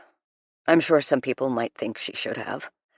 I know other families don't really talk about death and stuff until later on, but she always did. Matt smiles to himself. It's a subtle, aching smile. Gratefulness mixed with pain. She wasn't worried about us not getting it or being frightened. She was just telling us how she felt, what she'd overcome, and also about our family, our history. I nod thoughtfully before Matt continues. My mom's a reader. I guess that's where I got it from. And she had this line from The Count of Monte Cristo she'd quote often. He clears his throat with one small cough. Happiness is like one of those places on an enchanted island. Its gates guarded by dragons. One must fight to gain it. I breathe in the words, letting them fill me. She fought, I say, barely above a whisper. Yeah, she did. He curls his arm tighter around me, and she won. She's happy? Even after everything she's been through? She's the happiest person I know, Matt sighs. Honestly, it would be easy to forget it happened to her if she didn't talk about them so much. She sounds wonderful. I can't wait to meet her. Your dad, too. They're pretty great. He nods, and silence settles between us. He takes a few minutes to trace some of my tattoos down my arm before stopping at my wrist. What about this one? I study the rose tattoo and suddenly want to transcribe a deeper meaning to it. I feel so vapid in my vanity, but I give him the truth. I like flowers. Are roses your favorite? No. I shake my head as if that's preposterous, like he should know better, which is silly. Are you going to make me guess? That could take a while. Matt teases gently. Tulips. Huh. I wouldn't have guessed that one. No. Well, they're cheery. I'm not cheery? I ask pointedly, raising one brow at his growing smile. You're all black ensembles, wry wit, and tattoos, which I happen to really enjoy. He kisses the rose on my wrist. But no, not really cheery. He fights back a yawn. I swallow, nodding. Tulips come back every year at the same time. No replanting. No gardening necessary. They're colorful, and they're a sign of spring. I shrug. Everyone likes tulips. You like their hopefulness, Matt says, looking at me intently. Something like that. Matt nods. They keep coming back. They make it through the cold of winter, I say, feeling a little embarrassed at how clear it is that I've equated my love for a flower to have some deeper meaning. Tulips. It's so obvious now. Matt kisses my cheek, then lowers himself down to lie flat against the pillow. I shouldn't have doubted you. He smiles sweetly, his eyes closing. I turn off the light and remain sitting up against the headboard. Good night, Matt. I look down at him as his smile fades to a contented line, almost asleep. I brush my knuckle over his beard, down one side and up the other. That's nice, he says, half awake. Physical touch, I remind him. See? I listen too. I'll get you a present tomorrow, he quips back, mumbling. I flick his nose gently. Do not. Fine, I won't. I pout privately in the darkened room. You changed your mind, didn't you? His smile audible. One gift couldn't hurt. I laugh quietly. Are you not tired? He tilts his chin up and tries to see me in the darkened room. He takes a moment to adjust, blinking like a newborn. Not really. I have a hard time falling asleep. Most nights it takes hours. Come here. He opens his arm out toward me, and I shuffle down the mattress, curling myself into him. I tell myself that it's simply a friend giving another friend comfort. Nothing more.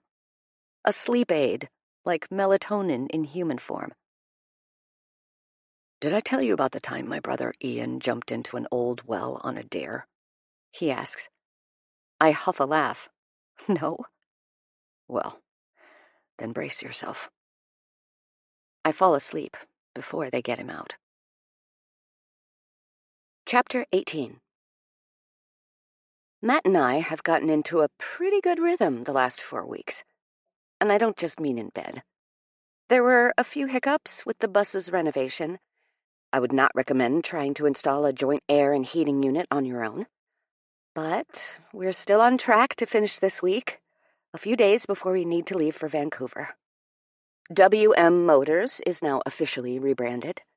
Their website is up and running, and their new sign is being delivered this week, complete with logo.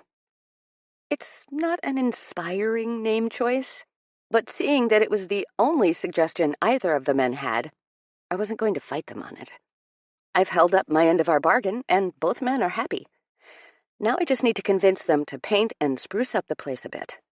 A few coats of bright white, an updated sign or two, maybe even some new waiting room chairs that match. But convincing them may be a task for Chloe, who has more sway. Under the guise of being busy at work, I've navigated not having to tell Chloe or Emily what's going on between Matt and me. Warren's either forgotten, not likely, or he's dropped the ultimatum, and I'm silently grateful. I don't want to have to justify or rationalize it, because I'm barely convincing myself it's a good idea. I can feel every little glance, touch, kiss, or joke shared between us, tearing down my proverbial wall, brick by brick. If I'm not careful, the whole thing will come tumbling down. When I'm not overthinking what's to come, the days are easy and repetitive. Matt does shop work in the mornings, while I work on my bus. When he has breaks, he comes to find me, sometimes for a quickie on the driver's seat, but most often to just hang out or lend a hand. After the shop closes, we either stay late to work on the bus some more, or he takes me back home and inevitably gets invited up. I've still yet to go to his apartment, but I've decided to worm my way into seeing it before we leave for our trip on Thursday, because after our trip, we have to be done. We haven't explicitly talked about it, but I think Matt senses the end is near too. His hugs are a little longer, his glances held steadier, his hands hold more admiration, like he's memorizing me. It just makes sense. When we get back, I'll be moving on to the bus and driving it off the shop's property. This phase will be over. The lust and constant company bubble will pop. We'll become friends who've seen each other naked, and nothing more. Sure, I'll miss it. I'll miss the orgasms, the feeling of being pinned under him, the sound of him reading me to sleep or singing along badly to the shop's radio as he works. But this is a natural end, the most painless option. This was never going to be more than a blip. A sex blip. A great, blissful blip. And it is for the best. Can we go back to your place tonight, instead of mine? I say, interrupting our otherwise silent ride to work. Matt grimaces. But your place is so much nicer, and Simone will miss me. He's right. Simone has gotten rather attached to Matt. I keep telling her it's not permanent, but she doesn't listen. Rabbits have very small brains. I wouldn't know if it's nicer or not. I've never seen it. Tomorrow? Give me some time to tidy. There's no way it's dirty. You've been making my bed every morning. I haven't done that since 8th grade. I'm stalling. Why? I ask. I don't know. He looks genuinely nervous. I guess I'm feeling private. You're the least private person I know. I laugh. I know everything about you. How you grew up, what you like, what makes you tick, what books you love. That sexy birthmark on your... Okay, I get it, he laughs, pulling into his spot. He puts the car into park and turns to me with a loaded expression. I've gotten a handful of these looks over the past few weeks, and each time I can feel my heart harden in resistance. His eyes turn sincere and focused, his smile light and wistful. Then he says something that makes me look for an emergency exit. I am private, Lane. You're the only one who knows half that stuff. I wave my hand flippantly. Oh, please. I'm sure Warren knows this stuff too. You see each other every day. You're best... Matt interrupts me. You're my best friend, Lane. He runs a hand through his hair, smiling to himself. Do you really think Warren would say I'm his best friend? If he would use such a term. No, he'd say Chloe. She's his person. His Monomea. But I'm not Matt's person. Or I can't be much longer. Someday, when this sexcapade is long over and we're back to movie marathons on opposite ends of the couch, he'll tell me about her. The woman who will be his forever. She'll have a big heart and hopeful eyes, equipped with a biting sense of humor, but always willing to lend a hand to a friend in need. She'll be sweeter than me, easier than me, sexier than me. She'd have read all his favorite books and can talk about authors. The old British and Russian ones, too. He'll sweep her off her feet. They'll have chubby babies and dance in the kitchen. She will be the luckiest woman in the world, if she's brave enough to let love in. And I'll watch. Monomea, he says too softly, too sweetly. You have to know that. We've been together every single day for over a month, and I'm not the least bit sick of you. He forces a laugh. Of course you're my best friend. For now, I respond coldly, in an unprovoked, jealous rage, thinking of her. I only see his face fall out of the corner of my eye as I get out of the car and cross the yard towards my bus. Normally, I stop in to say hi to Warren or grab a coffee, but I need some space. I need to get to work and stop thinking so much, because that's what I'm best at, distracting myself. From the tightness in my jaw that makes my molars grind together, from the stiffness in my neck that reminds me I've been sleeping in Matt's arms, forgoing comfort for his nearness, from the feeling in my gut that reminds me I don't deserve the label of best friend, that he deserves so much better than me in friendship, or more. In a parallel universe, one where grief hadn't broken me, I could be with Matt, easily. It would be beautiful and simple and mundane. He'd want marriage, and I'd go to the courthouse the next day. We'd sit across the kitchen table to write grocery lists. We'd shower together, without a happy ending. We'd fold each other's laundry and bandage each other's wounds, and life would be easy. Easy and content and calm, and the opposite of lonely. But that won't happen. Because of me. And I hate myself for it. I'm fastening a handle to what will be the pantry cabinet, humming along to the radio, when I hear a cheerful voice from outside the bus's open window. Peering out, I see my sunshiny friend and the world's cutest toddler crossing the yard towards the bus, hand in hand. Knock, knock, Chloe calls. Knock, knock, Willow's little voice repeats. Hi! I drop the screwdriver and run to the open door, immediately snapping my niece up from off the ground. Simba, I exclaim, kissing her cheek. I know Simba. I'm Willow. She giggles at just how ridiculous adults are. What? Then what's this mane doing on your head? I ruffle her wild curls. You so silly, Auntie Jane. Did you come to see Auntie's bus? I ask, looking towards Chloe. Warren said it was probably kid-proof enough by now, and we were nearby. I hope this is okay. She smiles warmly, curling her arm around my shoulders for a side hug. Of course. I needed a break anyway. I walk up the steps and sit with Willow in the driver's seat. She immediately starts pretending to drive and pushing buttons. I feel like I haven't seen you in ages. How are you? Chloe's eyes go wide as she looks around. Wow!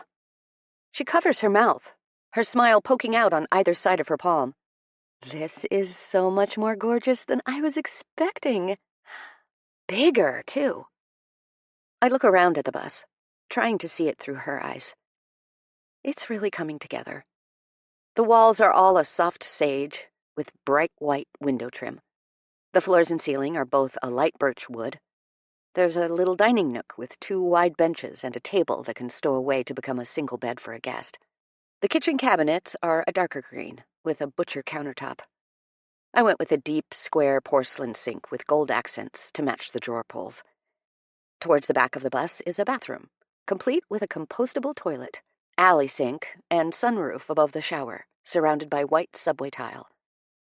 At the very back is my bedroom, separated by a sliding door that doubles as a mirror. Custom built by Matt is my queen bed. It's on hinges so I can store my clothes or other items underneath. I've installed a projector that connects to my laptop or phone, and a drop-down screen for watching movies in bed. Above the bed is another sunroof for stargazing. It's perfect. My vision came alive. I feel pride swell in my chest, and gratefulness for Matt right there with it.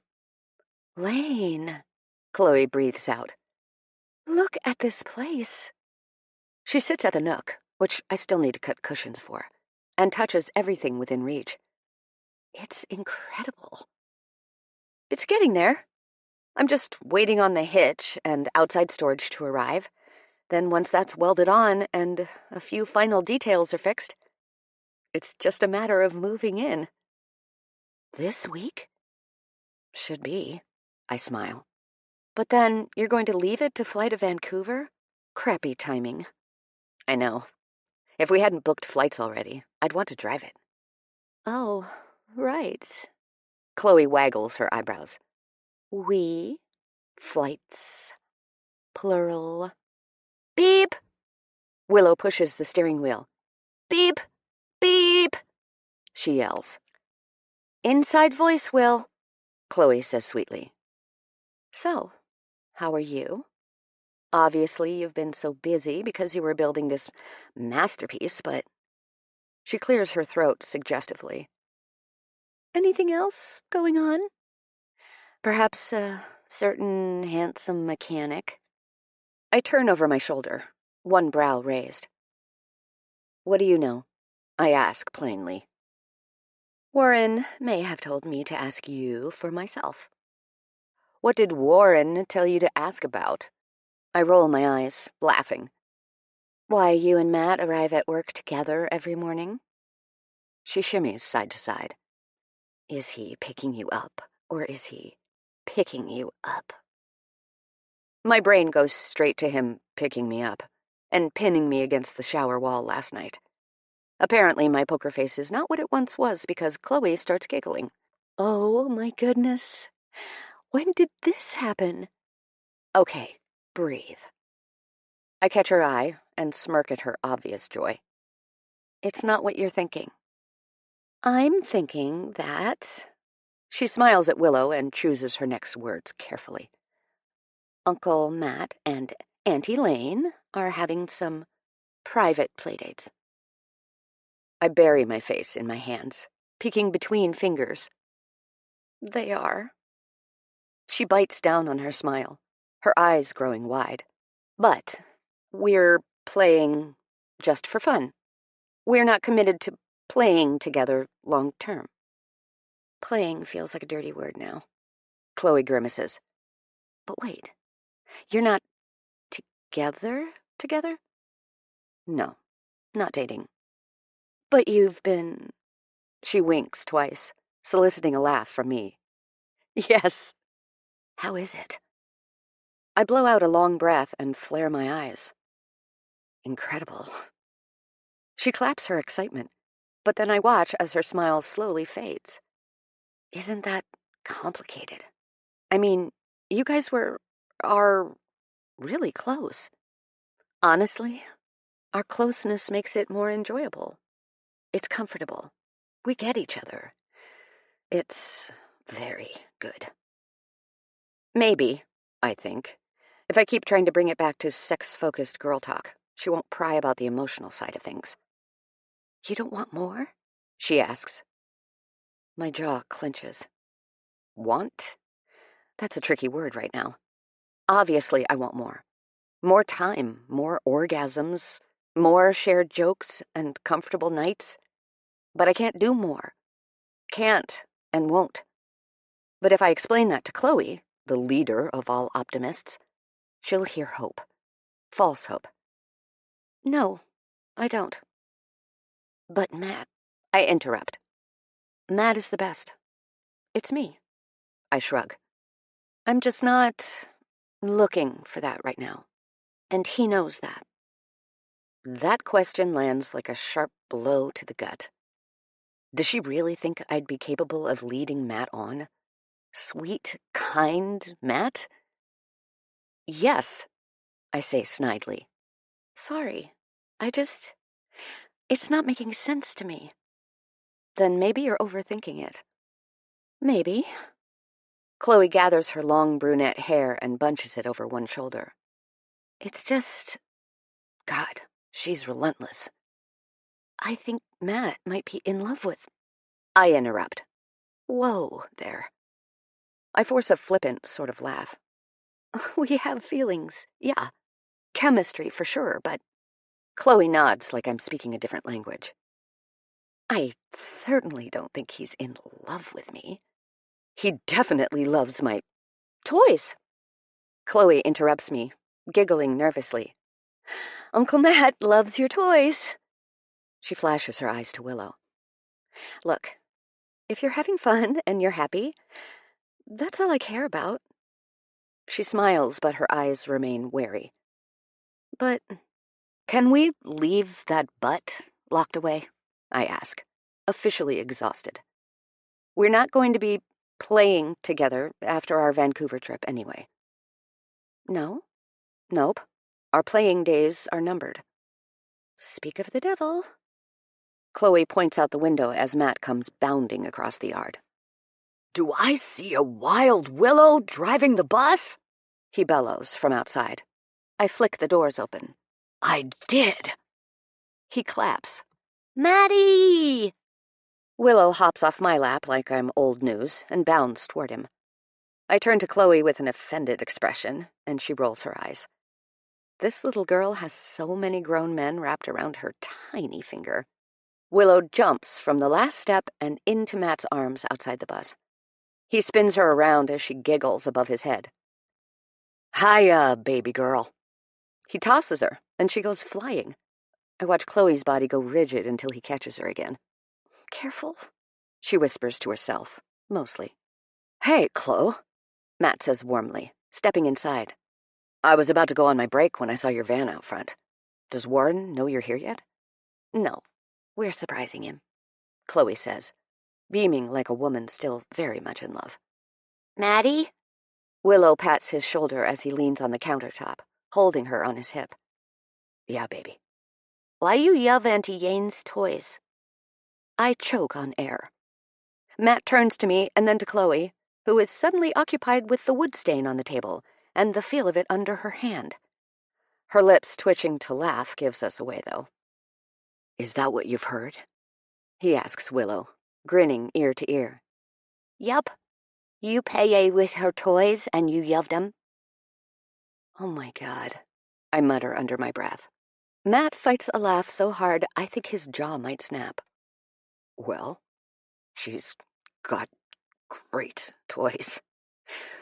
Probably the best toys I've ever played with. Mateus? Chloe chastises in a higher pitch than I thought possible for humans.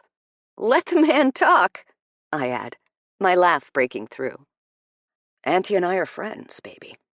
Yike you and Dada. I bite down on my fist and just decide to cover my entire reddening face. Yeah, kind of like Dada, but not. Speaking of, want to go find him? He looks to Chloe for permission, and she nods. Let's give these two a chance to talk about Uncle Matt's toys and their superior quality. Yay! Willow says excitedly. The minute they're outside, I turn to Chloe and we both burst into laughter. She covers her face with both hands. You two are never babysitting. Chapter 19. Chloe left the bus to find her husband shortly after Matt took Willow, but not before arranging a time for her and Emily to help me pack up my place tonight. I told her I'm in no rush, given that I'll still have my apartment for an extra month. I have the startling feeling it may be an intervention of sorts she's organizing, since she is still unconvinced about mine and Matt's situation. Less than an hour later, I hear the familiar sounds of the shop's garage door closing. Early for a Monday afternoon.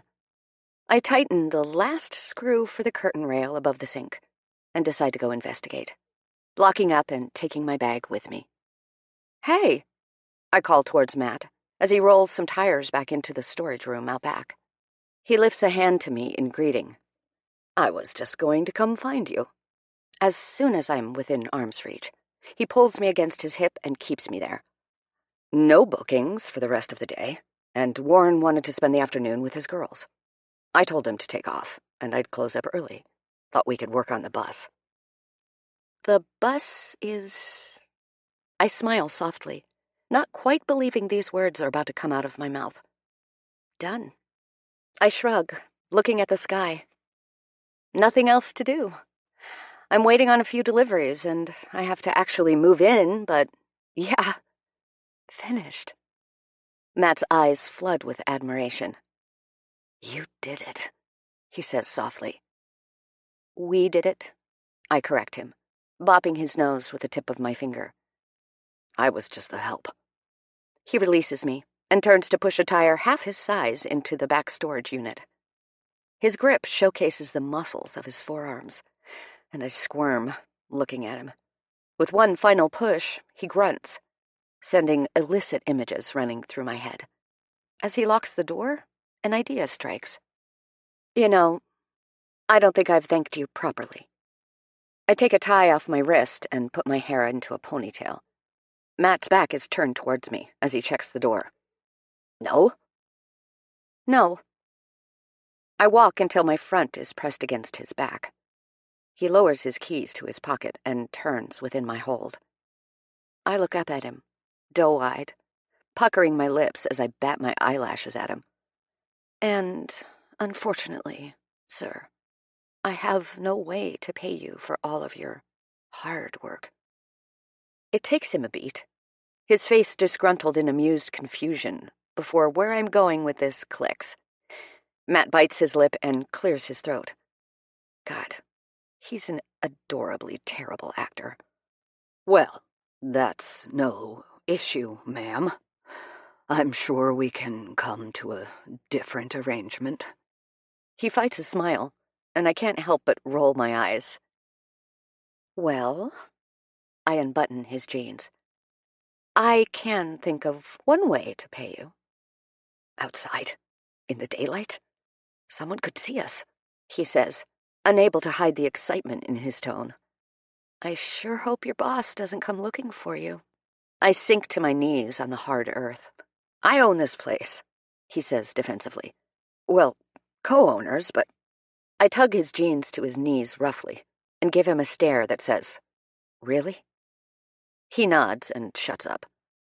I've never done anything like this. I curl my fingertips over his boxers. But I'm just so grateful you helped me.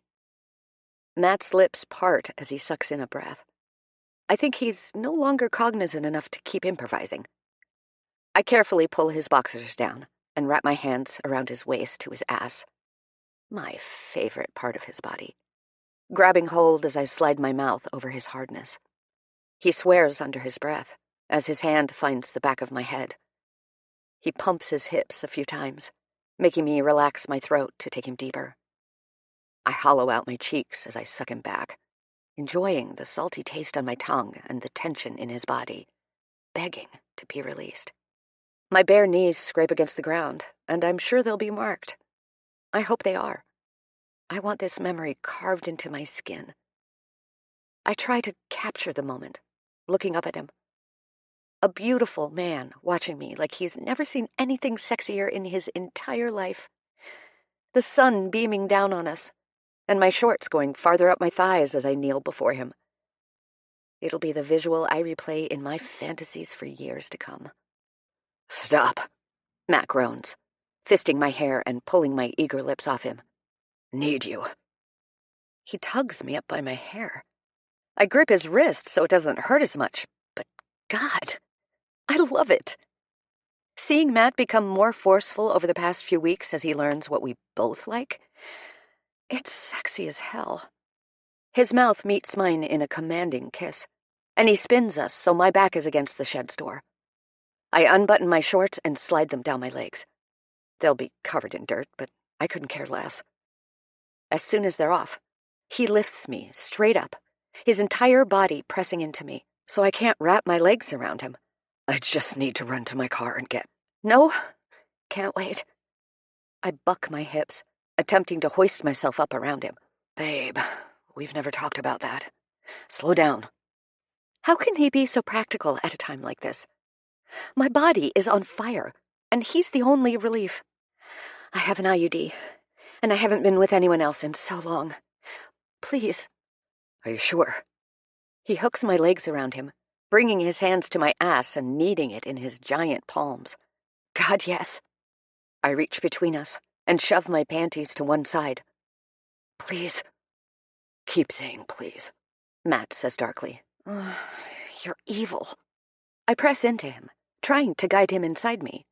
He resists, tilting away, a teasing smile mocking me. Manners, Lane, he corrects. You're evil. Please, fuck me. I reach between us to lead him. He grabs my wrist, forcing me to let go of his erection. When he drops it, I move my hold to his shirt's neck, pulling him as forcefully as I can. He doesn't budge. How? He asks, standing straighter to torture me, apparently. Hard, I reply, practically jumping to reach his lips. He leans down a little, and I capture his mouth with mine. So hard. We break through this door, I whisper, as he kisses my neck. Can you handle that, Monomea? That word in my ear sends a shiver up my spine. Enough teasing. I can. If you can't, I can go see who else is around. Matt's jaw hardens. His nostrils flare. He's furious, like I knew he would be. He's inside me with such an intense jolt, I lose my breath. Don't you ever fucking say that again, he says with his teeth at my neck. I gasp for air as his thrusts become unrelenting. My arms and legs are wrapped around him as his hands pin my hips to the door. Damn. Remind me to get you angry more often, I tease, breathless, before he grips my jaw and pulls me to him. He kisses me slowly and passionately, as his body does the complete opposite. I'm going to be sore after this, but I don't even care. He'll look after me. He always does. I break our kiss with a sharp inhale as pleasure overtakes me. You're mine. He makes eye contact so intense, I might run if I could. Hear me? The world around us goes blurry, like a camera struggling to focus. I nod without thought, because I'm incapable of it. Tell me. He pushes into me, and my eyes roll back from the sheer bliss of it all. Yours, I reply, breathlessly. And what am I? He asks between grunts. He's close. We both are. Mine. Say it. His voice is low, like the words are burning their way out of his throat. You're mine, I yell, desperate for a reprieve. Atta girl. My orgasm shatters against our kiss. He swallows each sound greedily until his hand hits the wall next to my head, and he curls into himself, filling me for the first time. I've never had unprotected sex before, and the sensation of his climax is new and surprisingly erotic. I've never felt so grounded and yet unbound from the earth. My head tilts up to the sky. Matt catches his breath as a beam of sunlight finds my face, and I sigh contentedly. You okay? Was that too much? Matt wraps his arms around my back and lifts me as he removes himself. I smile, shaking my head. No, that was great. Can you stand for a second? I nod. He lowers me to shaky legs as he pulls his pants back up, checking around, as if it's not too late to see if we had a surprise audience. When he turns back to me, he does a double take and stills. I tilt my head in curiosity as he stares back at me, his eyes soft and hesitant. It could be a few seconds, or it could be minutes, but neither of us speaks. We just look at each other. I look at his hair blowing in the wind as it comes through the alley between the two buildings. His neck as he swallows. The love bite I left there last weekend that has yet to fade. He steps to me, kisses me once, briefly, then lowers to one knee, taking off his shirt to wipe me clean from his release. He's thorough and gentle, and I feel grateful and shy all at once as he helps me into my shorts. Come on, gorgeous. Let's get you home. He smacks my ass once before curling his arm under it to lift me over his shoulder. Matt! I squeal. Matt, my butt's hanging out. I attempt to cover my backside with both hands. Now she's concerned about modesty? He mumbles to himself, bending to pick up his dirty shirt off the ground. He balls it up in one hand. It's so hot when you do that, I say, admiring his shoulders from this strange new angle. What? Squatting like that when you're carrying me, like I weigh nothing. I giggle over his shoulder as he begins doing lunges across the yard to his car.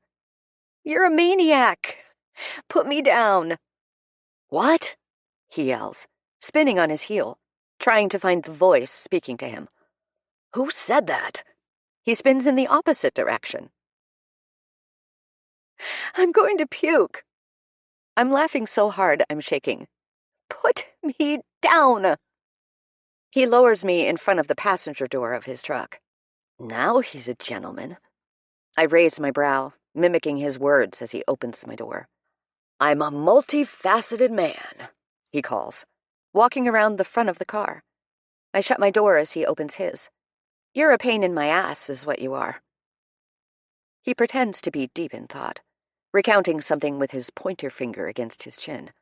No, I don't think we've done that yet. My jaw hits the floor. Mateus, what has gotten into you today? He smiles like a schoolboy. I don't know. I think I'm just really happy. And my heart balloons and deflates in the same breath. Happiness isn't a bad thing, of course, but it's dangerous territory. If his brain tells him I provide him with dopamine, serotonin, whatever the other ones are, then he'll get attached. More attached. Clinically, it's bad news. I smile sweetly before turning to face my window, trying to choose my next words as carefully as I can. But they don't come. I have to tell him that this is coming to an end. It's selfish not to. I turn to him, ready to say whatever I can get out, when he looks at me, wearing the biggest smile I've ever seen. He reaches out and takes my hand from my lap. Since we're off early, he kisses my knuckles. Want to go home, change, then grab dinner out? Actually, Chloe and Emily are coming over tonight. Oh, nice. I can pick up pizza. I wince. I think maybe I'll just have you drop me off. Oh. Matt nods. Okay, sure. He can't mask his disappointment, but I'm grateful he doesn't name it. He's been in my bed every night for over a month now. I haven't hung out with them in a while. That's true. He smiles and nods once. Plus, we leave for Vancouver soon. I clear my throat. Speaking of our trip, I was thinking that when we get back... Shit! Matt honks and swerves. The tires squeal and then bump onto the sidewalk before coming to an abrupt stop. My heart lurches in my chest, and I fight the sensation that prickles my skin and begs for me to crawl out of it. The airbags didn't go off. We didn't hit anything. I open my eyes and see that Matt narrowly avoided hitting the car in front of us that went into the side of the truck, turning in front of them. I catch my breath, swallowing air like water. "Are you okay?" he asks, voice strained. His eyes scan my body with urgency. His arm braced in front of me, as if he instinctively reached out to protect me. I nod, slowly. Yeah. I pat his arm, because it seems like he doesn't know he's still in a crash position, stretched across me. Though, this is the opposite of crash position, isn't it? They teach you to protect your head and brace yourself. But that isn't what Matt did. He reached for me. His instinct was to protect me. Be selfish, he told me. And clearly, suddenly, I realized that I never should have been. He's protected me all along. And who's looking out for him? Bracing him for impact. I'm a bad fucking friend. Eventually, wordlessly, he lowers his arm. Once we're sure everyone involved is okay, we drive home in silence. We pull up outside my apartment building. Matt clears his throat. I'm so sorry. Are you okay? I interrupt. No. What? Don't be sorry. It's not your fault. And I'm honestly not sure which it I'm referring to. He smiles weakly and goes to speak, but I watch it fade from him as he closes his mouth. He exhales, his body curving inward. Everything in me wants to find and dismiss all the insecurities flashing across his face and elongating his breath. Have him name them, one by one, and comfort him. But that's just not possible. Not right now. I'll see you tomorrow, I say. He nods, his eyes on the floor. Yeah. Have a good night. When I reach the lobby, he still hasn't driven away.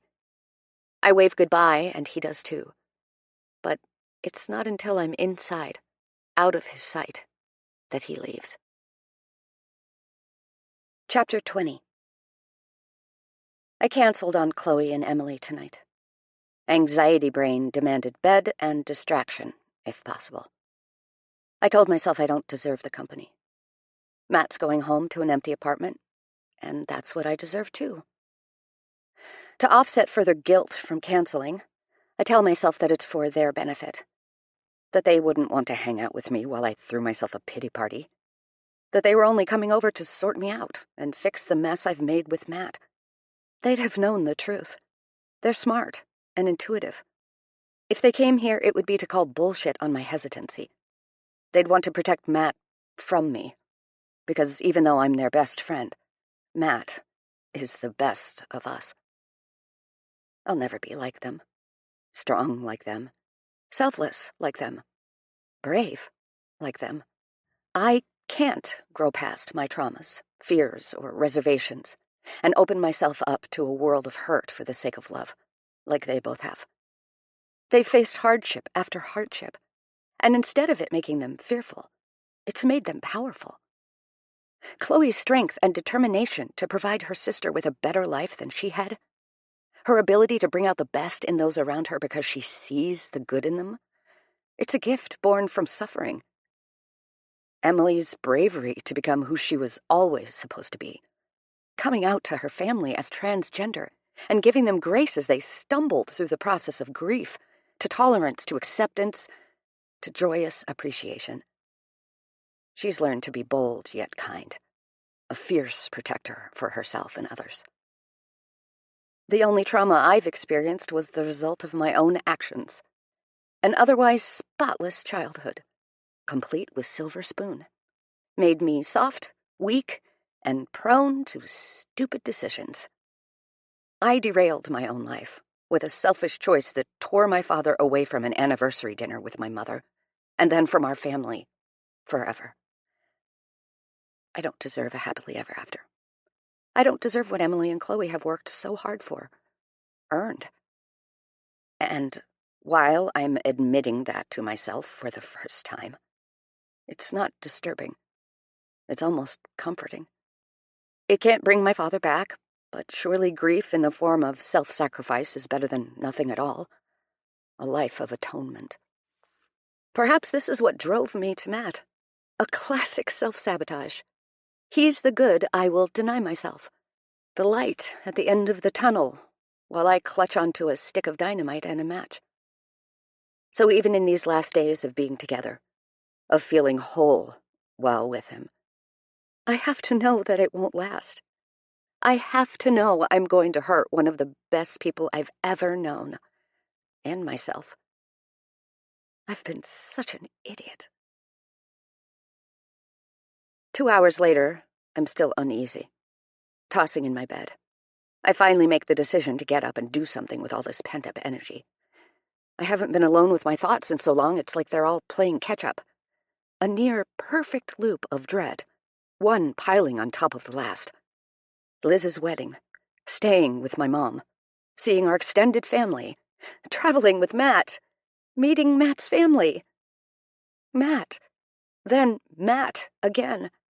Then Matt some more.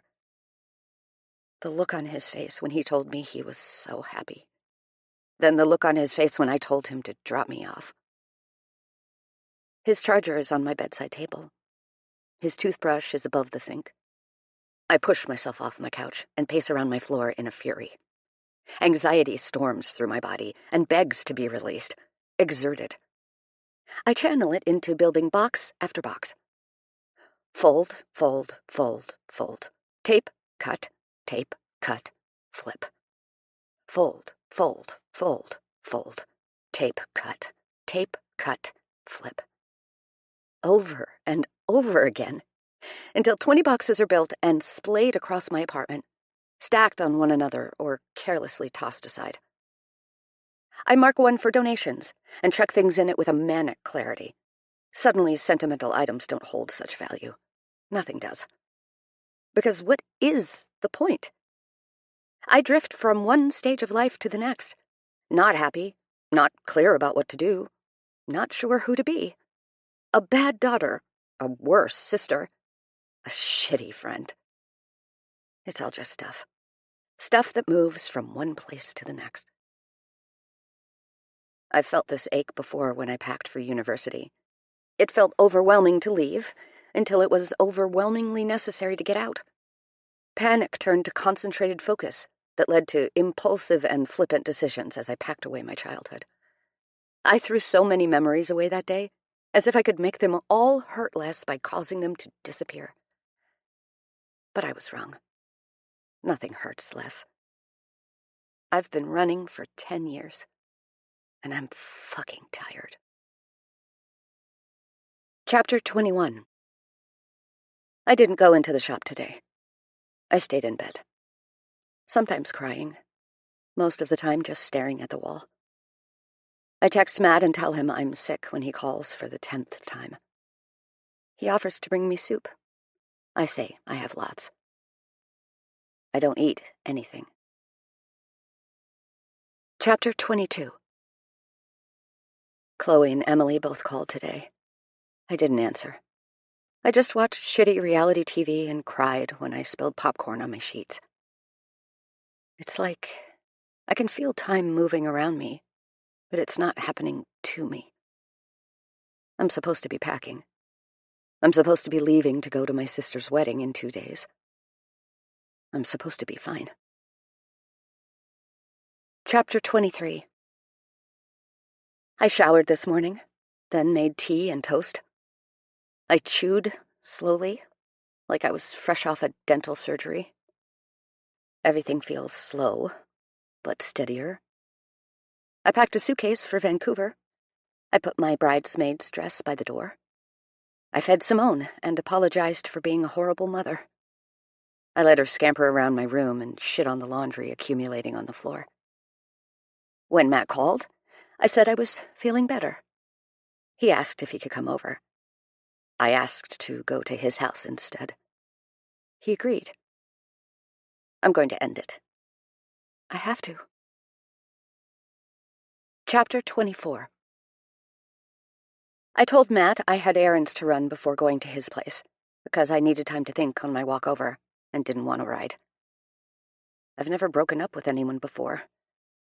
But that's not technically what this is, right? We agreed to be casual, and it doesn't feel casual, so it has to end. Simple. We'll go back to normal. It's more fair to tell him now, to give him the choice to bail as my wedding date and not have me meet his family. Though I hope those things don't change. When we agreed to them, we were just friends and nothing more. We can go back to that. Like nothing ever happened. Like I don't know how he tastes, or the way his eyes flutter before he comes, or the pout of his bottom lip as he sleeps. I walk down the narrow path at the side of the house Matt rents. The basement entrance is towards the back of the old brick home. I knock 3 times and hear a bellow from below. Coming! My stupid heart does a stupid spin, momentarily forgetful, as the organ often is at the sound of his voice. 3 days apart, and I miss him. Exactly why this is necessary. Hey! He swoops me up off my feet and curls into me. There you are. Hi. I breathe him in. It could be our last embrace. Come in. He gestures to his door. I follow him down some very steep steps. There's a damp smell, and he has to duck to get down the last few steps before a basement straight out of the 70s comes into view. Linoleum floors and beige and brown brick walls with more bookshelves than your local bookshop. It's all one big room with a kitchenette off to the side and a bathroom through a half-open pocket door. I brush my hand along his bookshelves, admiring his vast collection of antique books and colorful spines. Have you read all of these? Not that shelf. He points to the smallest of 6 bookshelves next to a green wingback chair. Once I read them, they get put into their permanent home. He sits on the end of his bed. How do you sort them? Genre, then by author. I nod mindlessly, reading a few of the spines. I trip over a chair leg and bump into the shelf. Something falls off the top and onto the floor in front of me. Hey, I say affectionately. It's your worry doll. I hold it up for Matt to see. Mine's nicer. I wink. I felt so embarrassed after your birthday. What? Why? He shrugs and sticks out an arm for me to come over to him. I step between his legs, and he burrows his chin into the middle of my chest. I wrap my arms around the back of his head. If I had boobs, I'd be smothering him. Can I show you something? He asks softly. I nod, releasing him slightly so he can look up at me. It's not a knife collection, right? What? Matt laughs. Or teeth? A collection of taxidermy? What sort of vibe do I give off? He laughs in disbelief. No one can be this perfect, I say, and he rolls his eyes in such a way where they might strain. All right, show me. Here. He pats my thigh, so I step back, and he reaches under his bed and pulls out an antique red toolbox by the side handle. He opens it, revealing a top section filled with tools that I assume are for wood carving. He takes out the top, and under it is at least a dozen other worry dolls. I wanted it to be perfect. He scratches his beard. I sink to the floor, sitting cross-legged. I pull one out and rub it between my hands. It's nearly identical to the one he gave me. They're all similar, actually, at least to an untrained eye. This is not good. This is just my point. Told you I was cool, he says self-deprecatingly. It's kind of ironic you were worried about which one to give me, I jest weakly. His eyebrows shoot up before he nods. True. You really like me, Matt? I say plainly. My tone is more concerned than joyous, as it ought to be. He sighs, and his face falls. I really like you, Lane. I curl my legs up to my chest, my knees pressed to me and my arms wrapped around them. It's starting to feel messy. Life's messy. Matt moves to sit across from me on the floor. I wish I could give in to it. He tilts his head, his eyes calm, but his expression confused. But I'm scared. I smile weakly. Really fucking scared. Of what? Of me? I press my tongue into the side of my cheek and roll it under my lip, back and forth. A few tears break free, but I don't worry about them being seen anymore. Not by him. The night my dad died, I went out to a party. I tucked my chin between my knees. It was my parents' anniversary, and they told us to stay home when they went out for dinner, which was no problem for Liz. She had studying to do or something. But I was stubborn. It was an end-of-the-year thing for the seniors at my school, and everyone was going. I could almost laugh at my teenage stupidity, if it didn't hold such consequence. I had too much to drink, and got into an argument with this other girl and her boyfriend. I don't even remember what about, honestly. I just remember crying and calling my dad. I gave him the address to come get me. He picked me up, and I awaited a lecture that never came. The last thing I remember was the sound of tires screeching. I pull my sleeve over my fingers and wipe my cheek. When I woke up, everything hurt. I was in a hospital bed, and I ached all over like I was one giant bruise. I swallow. My sister pressed a straw to my lips for water because my mouth was so dry I could barely talk. When I asked what happened, she went white. So pale that I just instantly knew. Matt brings his thumb to his mouth and tugs his lip, his eyes falling to the floor. The other driver was texting and went straight through a red light, way over the speed limit. She had just gotten off a night shift and was trying to let her babysitter know she was on her way to get her kids, I guess. She hit the driver's side. My voice pitches up, shaking. My dad died on impact. I inhale a long breath that does nothing to soothe me. My mom, she just never looked the same. The tears sting my nose until it's twitching. She wailed at night. So loud the neighbor's dog across the street would howl back at her. I heard her one morning on the phone with a friend. She said she wished it was her driving, that she'd rather die than live without her Nicky. I look up to the ceiling, willing my thoughts to clear. If I ever loved someone like that, if I ever lost someone like that, my breathing becomes rapid.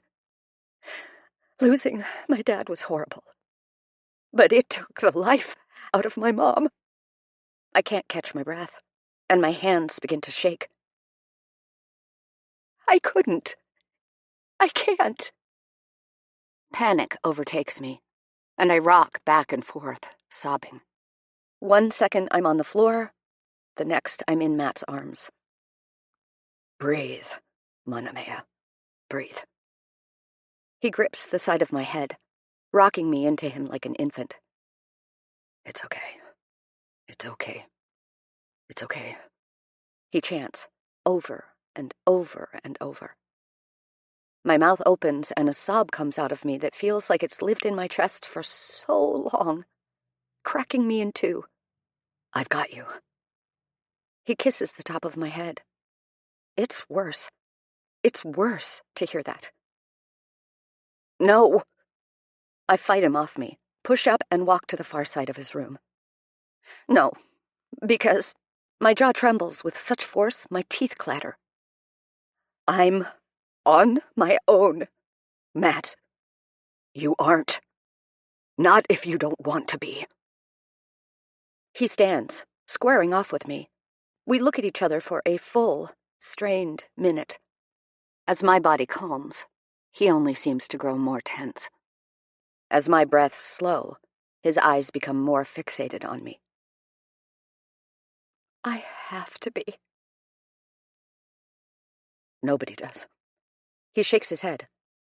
Nobody has to be alone. You're too good, Matt. I wipe my face. Too close to the real thing. You really like me, Lane?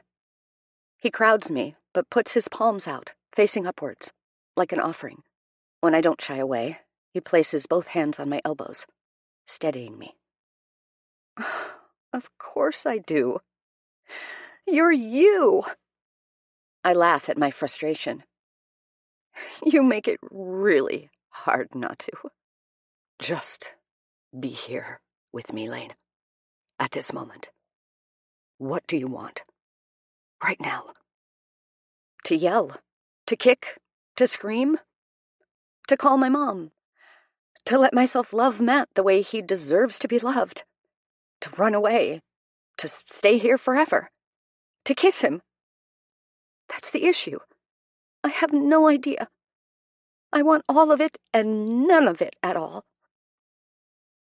I wish I knew, I answer. But it's not this. It's not me and you. Not now. Maybe never. He blinks in surprise, but then bounces back. All right, he says matter-of-factly. I understand. You do? Well, not entirely, but Lane, I have 8 siblings. I know how to wait my turn. If it's time you need, I can give it to you. If it's space you need, it'll hurt, but you can have that too. I can wait. I don't want you to wait, Matt. Waiting feels like pressure. To fix myself. To be better. And this, I think, is how I know both halves of my brain work. Because I'm divided in two. The more thoughtful, logical part of me spoke. Don't wait. Matt deserves the best version of me. A version that might not or could never exist. So making him wait is cruel. But the greedy, selfish part of me is desperate for him to wait. Forever. The thought of him being with someone else, the idea that he could want someone else, destroys me. You should want to do that for you, Lane. You deserve to feel better. What if I can't? Can't what? Be better. What if I'm stuck like this? What if I'm not brave enough to fight those dragons? You are. He takes my hand. You're going to kick dragon ass. I think I could live 100 lifetimes and never deserve you, Matt. I think that's bullshit. And you're the best person I know. It might not end the way we want it to. That's okay. At least you said we. We might just be friends from now on. Matt takes a sharp inhale, his weary eyes falling between us. He nods to himself, and I can almost hear him thinking. Then I'm a very lucky guy. He looks up tentatively. Do you have an answer for everything? I ask, half joking. Maybe. He shrugs, wearing a sad sort of smile. Let's keep going. That almost makes me smile. I want to love you, Matt. I know.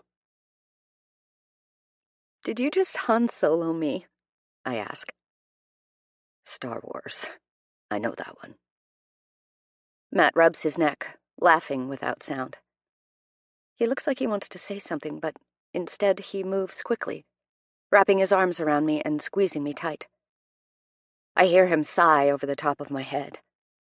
His shoulders tense, then relax, as if he was fighting something and has resigned himself to lose. I love you, Lane. I want you to know that. Even if it changes nothing. It should change nothing. But it matters to me that you know. I know you don't want me to wait. But I can't imagine a world in which this feeling just goes away. I rest my forehead on his chest, and tears come with a slow burn. I leave his embrace and wipe snot and tears on my sleeve. Can we please be friends again? I ask, with a weak laugh. We never stopped. He noogies me, the universal sign of friendship, before he goes and tucks the box of worry dolls away under his bed. If it wasn't for the red tip to his nose and the dampness in his beard, I wouldn't have noticed he'd been crying at all. Want to hang out for a bit? Watch a movie? I need to pack for our trip and get Simone to Chloe's. I walk over to his shelf. Which one of these should I bring with me?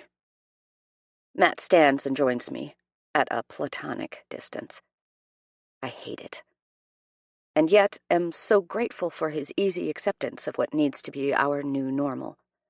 Or rather, our old normal. This one.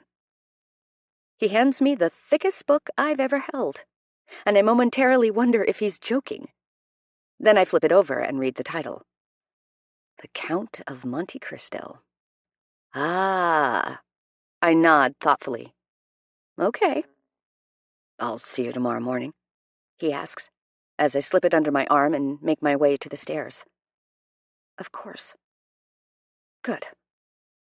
He moves toward me, then steps back, swallowing thickly. Bye. He covers his mouth with his hand as if he's forcibly trying not to say more.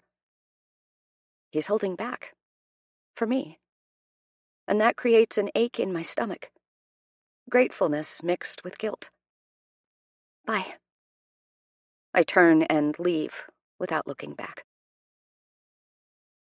Chapter 25. Matt had thoughtfully downloaded the Count of Monte Cristo audiobook for the early drive to the airport.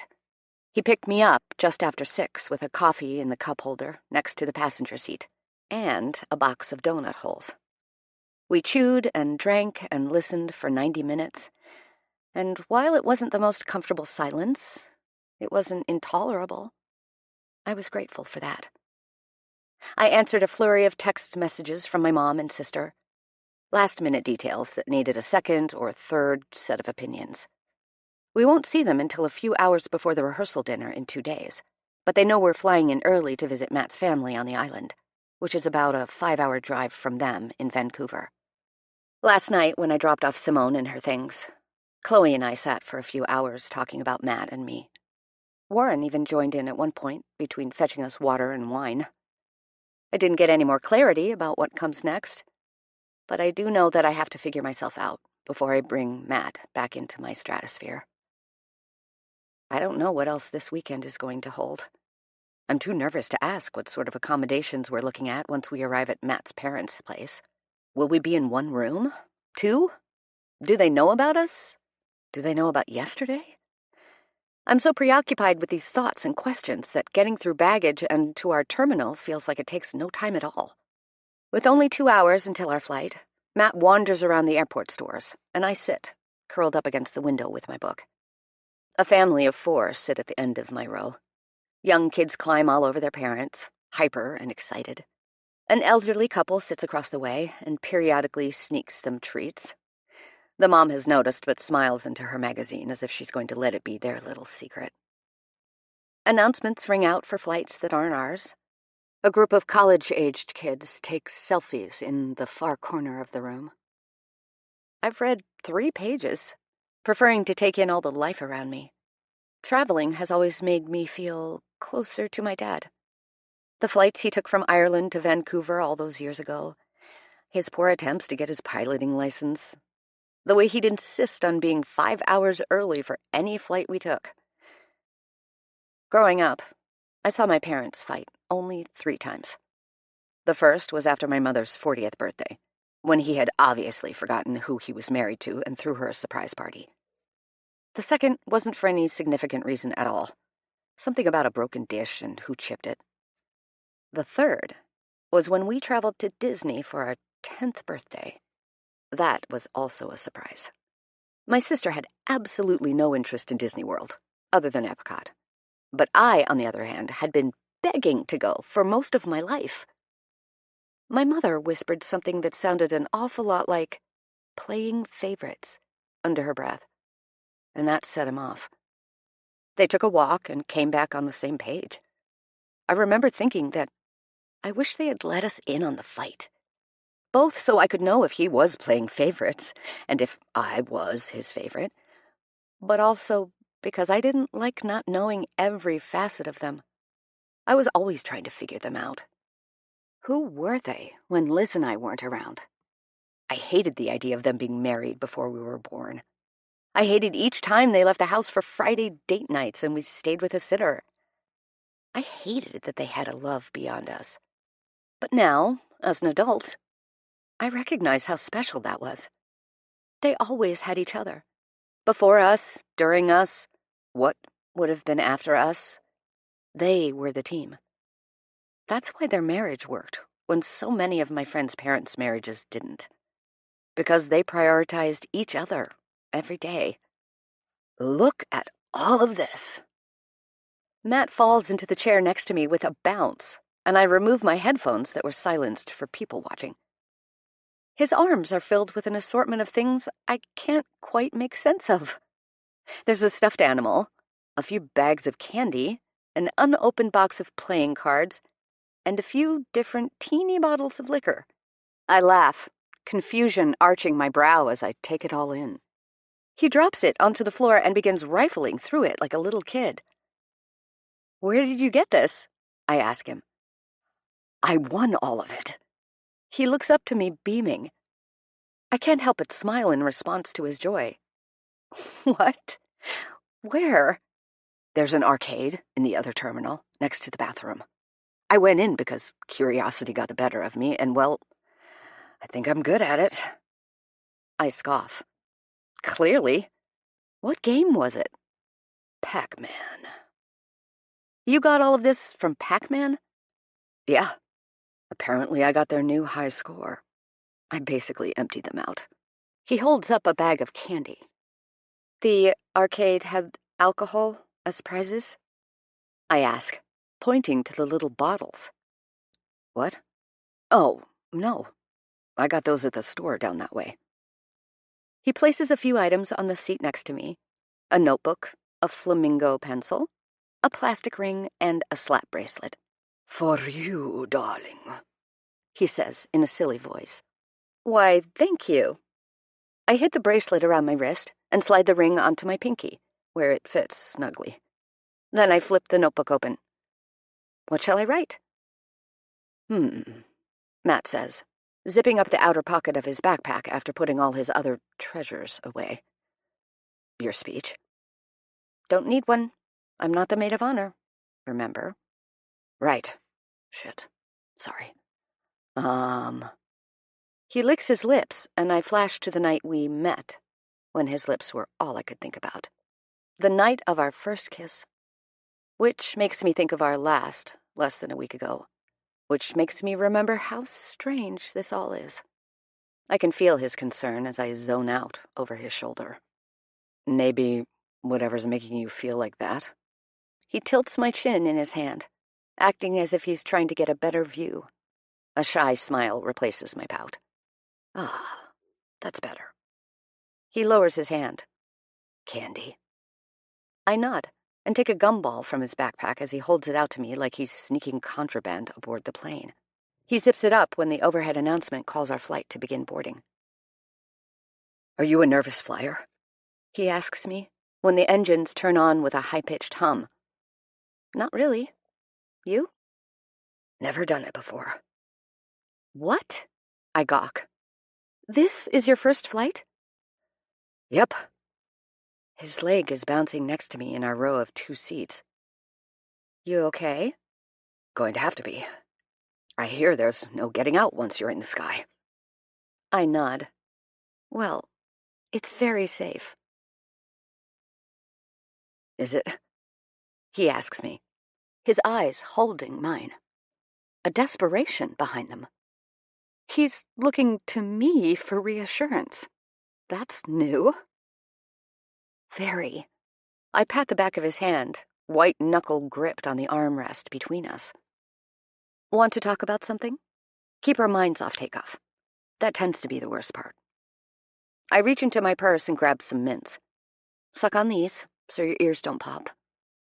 He nods, takes some, and presses himself into the seat like he wants to disappear from view. The plane begins reversing to turn down the laneway, and he grabs my hand. "Sorry. Shit." He grips the seat instead. "No, it's okay." I pull his hand back. We'd have done that as friends, I think to myself. I'd comfort him. "Can you talk to me about something?" he asks, as the plane's front wheels lift off the tarmac. "Oh, God." He closes his eyes. "Hey, it's okay. A story. Okay, got one." Good. Good," he says tensely. The plane tilts farther up, and he swears under his breath and crosses himself with his free hand. I fight a laugh. Matt isn't the tiniest bit religious. "Have I ever told you the time where my sister and I switched places in class so she could take my math exam?" He shakes his head, shoulders clenched. I go into the story, in every minuscule, boring detail. How my sister and I aren't identical but could pass better as kids. How I had to sit in on her art class and pretend I wasn't very good and sit straighter like she would. I talk and talk and talk about this seemingly pointless story until we're no longer pointed up to the sky and the seatbelt signs turn off. "Did you get caught?" he asks, his shoulders lowering slightly, and unbuckles himself, letting go of my hand. "Yeah." Liz couldn't hack it. She cried after handing in the paper to the front and had to go home early from guilt. They couldn't console her. "Oh." Matt huffs a laugh. "Did you get in trouble?" "Not really, because she confessed. I did have to retake the test, but I actually did pretty well on it." "So you didn't need to pretend?" "Guess not," I say, shrugging. Matt opens the book in his lap, and I put my headphones on to watch an in-flight movie. 5 hours later, we land on the island. We wait in our seats at the back of the plane while everyone else stands and crams themselves into the aisle, as if that's ever made deboarding faster. We get our bags, well, my bag because Matt didn't check one, and make our way toward the airport's exit. I figured we'd rent a car. Apparently near exit 4B, there's a rental. Matt lifts a hand up in a wave and turns to me with an apologetic smile. "I think we might have a ride." He gestures with his chin towards a group of 4 Matt lookalikes and 1 white man who's smiling alongside them. "Maddie!" A beautiful young woman calls out, probably one of his younger sisters. She runs up the ramp at full speed and leaps at him. He twirls her around, laughing. "Good to see you too, Tabby Cat." "Tabitha?" I ask softly. He nods. "You told her about me?" Her eyes light up at her big brother as he sets her down and fixes his backpack. Tabitha has dark, tight curls half up in a ponytail. The rest falls below her collarbone. Her eyes aren't brown like Matt's, but a soft green, and wider than his. She's taller than me, but not by much. Her nose is wide and her chin is rounded, making her face a perfect heart. She's simply adorable. "Of course." Matt hooks an arm around his sister. Lane, this is my youngest sister, Tabby Cat. Lane! She frees herself from his hold and grabs my shoulders, looks me over affectionately, then pulls me into the tightest hug of my life. It's so nice to meet you. I'm aware my arms are pinned at my sides, but I can't move, nor has my brain caught up to what's happening. You too. I try to match her enthusiasm. Hi. Hi. She stands back, smiling wide. Come on, everyone's dying to meet you. She grabs my suitcase and wheels it away at top speed. Running is apparently her go-to state. The rest of them are much calmer. Matt laughs quietly, leaning into my ear. I get goosebumps from his lips at my neck, but internally tell them to shove off. At the end of the ramp, in a neat row, waits the rest of Matt's family. His mother first, who greets her son with a warm smile and a hand to the cheek. Missed you, darling. She pats his beard. This suits you. She turns to me, her smile not faltering at all. And this must be Lane. Hello, Mrs. Tilo Jones. It's... She interrupts. Oh, my love, you're far too old, and I'm far too young to be Mrs. anything to you. She winks, and her face, for a split moment, is all Matt's. Same levity. Call me Fetu. Or Mama. That's what I hear most often, anyway. Matt and his father embrace, part, and embrace again, and I turn my attention towards them. I insist on being called Mr. Jones, however, he says to me, wearing a stern expression, his hand still on Matt's shoulder in a tight grip. Fetu slaps his chest with an eye roll, and he gives in, laughing warmly. Just kidding. He extends his hand. Simon. Lane. I shake his hand. Good to meet you. These are some of Matt's many siblings. Aaron here is, of course, my favorite, as the eldest son. I watch out of the corner of my eye as Matt shakes his head and pinches the bridge of his nose, laughing softly, confirming that his dad is joking. Aaron is sitting in a wheelchair, and yet still manages to shove his father with a force that nearly knocks him over. He's only saying that because he still feels bad for running me over with his car, Aaron says to me with a mischievous smile. Matt mutters an expletive under his breath. I look between him and Aaron and feel myself turn red. Tabitha steps in to save me. He's lying. He doesn't get out much and has decided to torture you. I laugh at the absurdity. Matt's family dynamic is becoming so very clear all at once. Yeah, I'm lying. It was actually a shark attack. Hey, Aaron. Matt leans down and hugs him with one arm. Be nice. He whispers loud enough for us all to hear. I'm sure you're tired, so let me take over. I'm Tabitha. We met already. I already love you. She points to herself, then to the girl next to her. Ruth. We call her Rue. She's nice, but prefers animals to people. She steps behind her sister and grabs the last in line, a young man, by his shoulders. He shrugs her off with an annoyed affection. This is Ian. He's a poet, so he's also a bit of a dick. She pats his arm. Tabitha. Fetu sighs. We're very excited to have you, Lane. Please don't mind my children. They're not all as lovely as Mateus. She reaches out for him again, and he takes her hand briefly. And if you haven't noticed, he's her favorite. The bookworms, Rue adds, near whispering. I do not have a favorite. Fetu turns to me. Except you will be this weekend. She wraps her arm around me and leads us toward the exit. Let's get away from these people. She shoos her family back with a flick of her wrist. I turn over my shoulder and look at Matt as he greets his siblings and follows behind. He nods at me, wearing a hopeful smile, and I feel it settle in my chest. Chapter 26.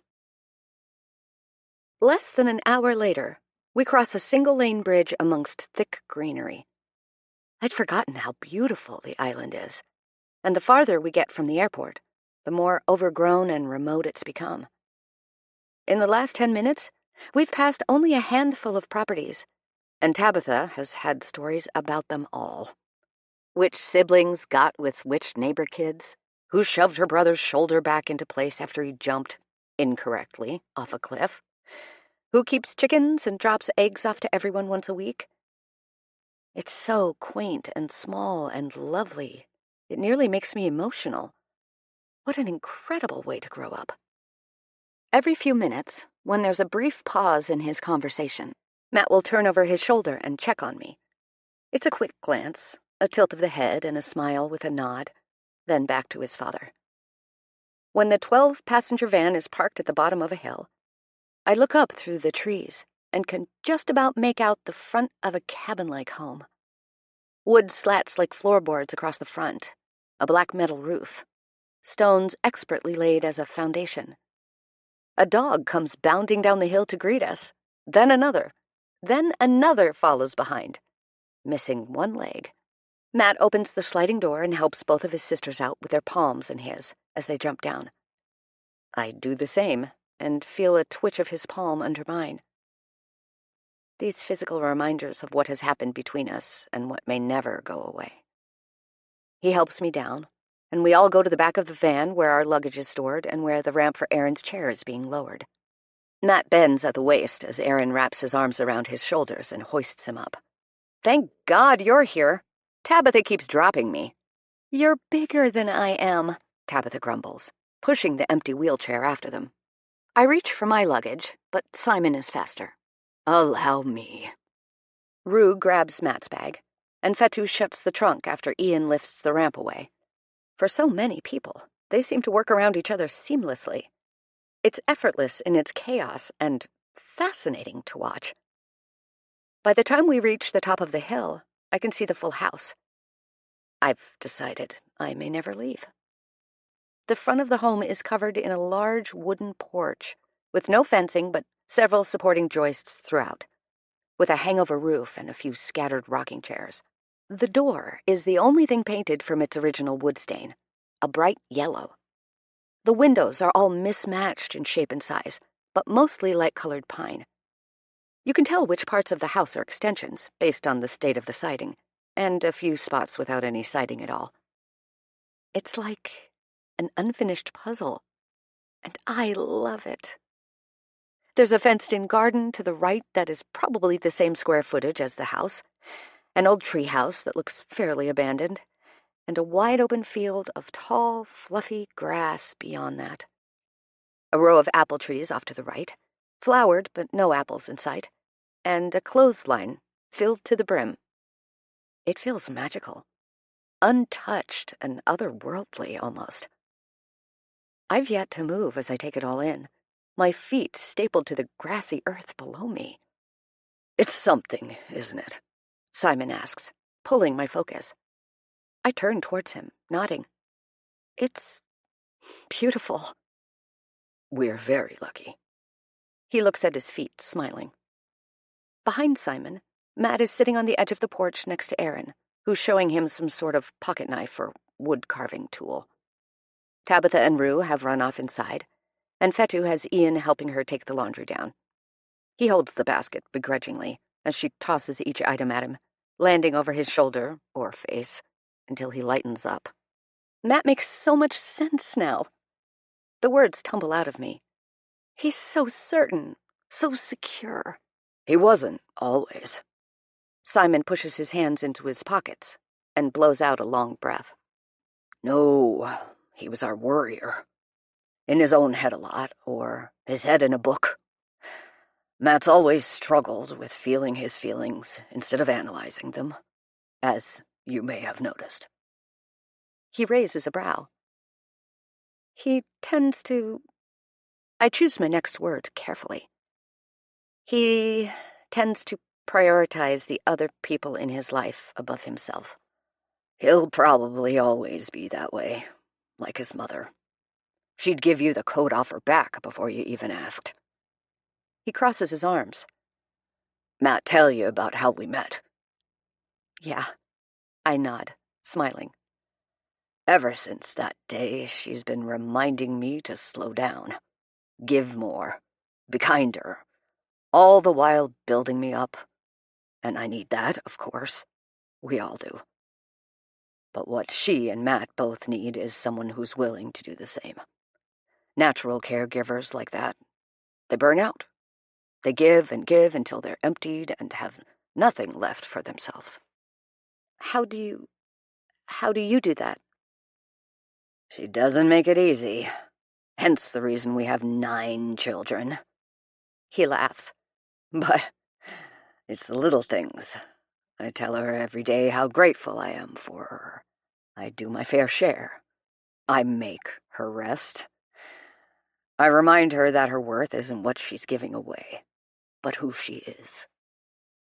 I've never gone from meeting someone to having this level of depth with them so quickly. But Matt's dad has the same calming quality that puts me at ease. The setting, the swaying of the grass in the field, the happy muttering of family. It's all so soothing that it doesn't feel strange at all. I'm never sure if I'm asking too much of Matt. I'm not sure if he mentioned my bus. Simon smiles wide and nods. He did.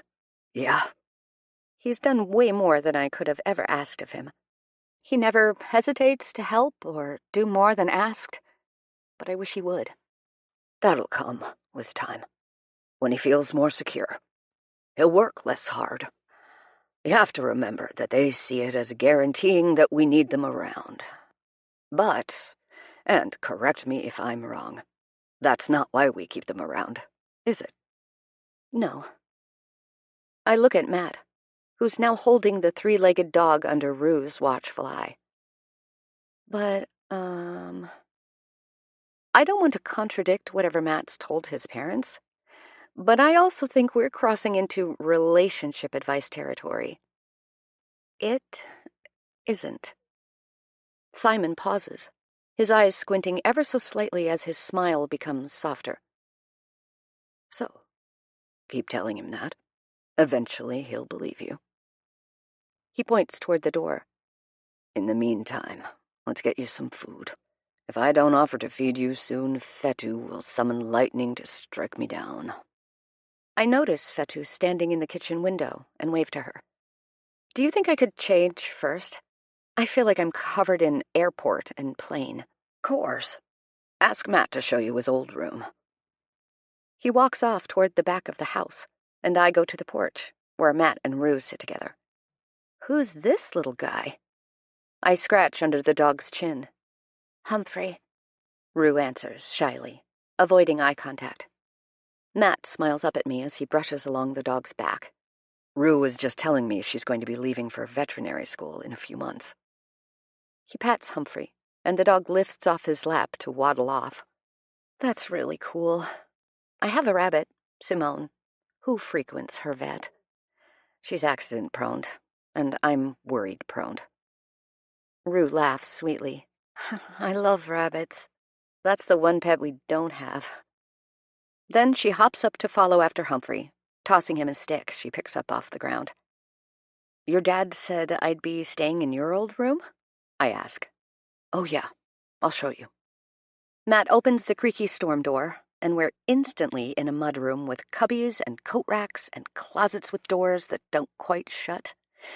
Every wall, every surface is wooden. It smells divine. The mixture of sunshine hitting pine and whatever heavenly meal is baking in the kitchen. A cat hisses as we step over it on the welcome mat, and Matt weaves his way through each room. There's overhead lighting, but none of it's on, the many windows doing the task.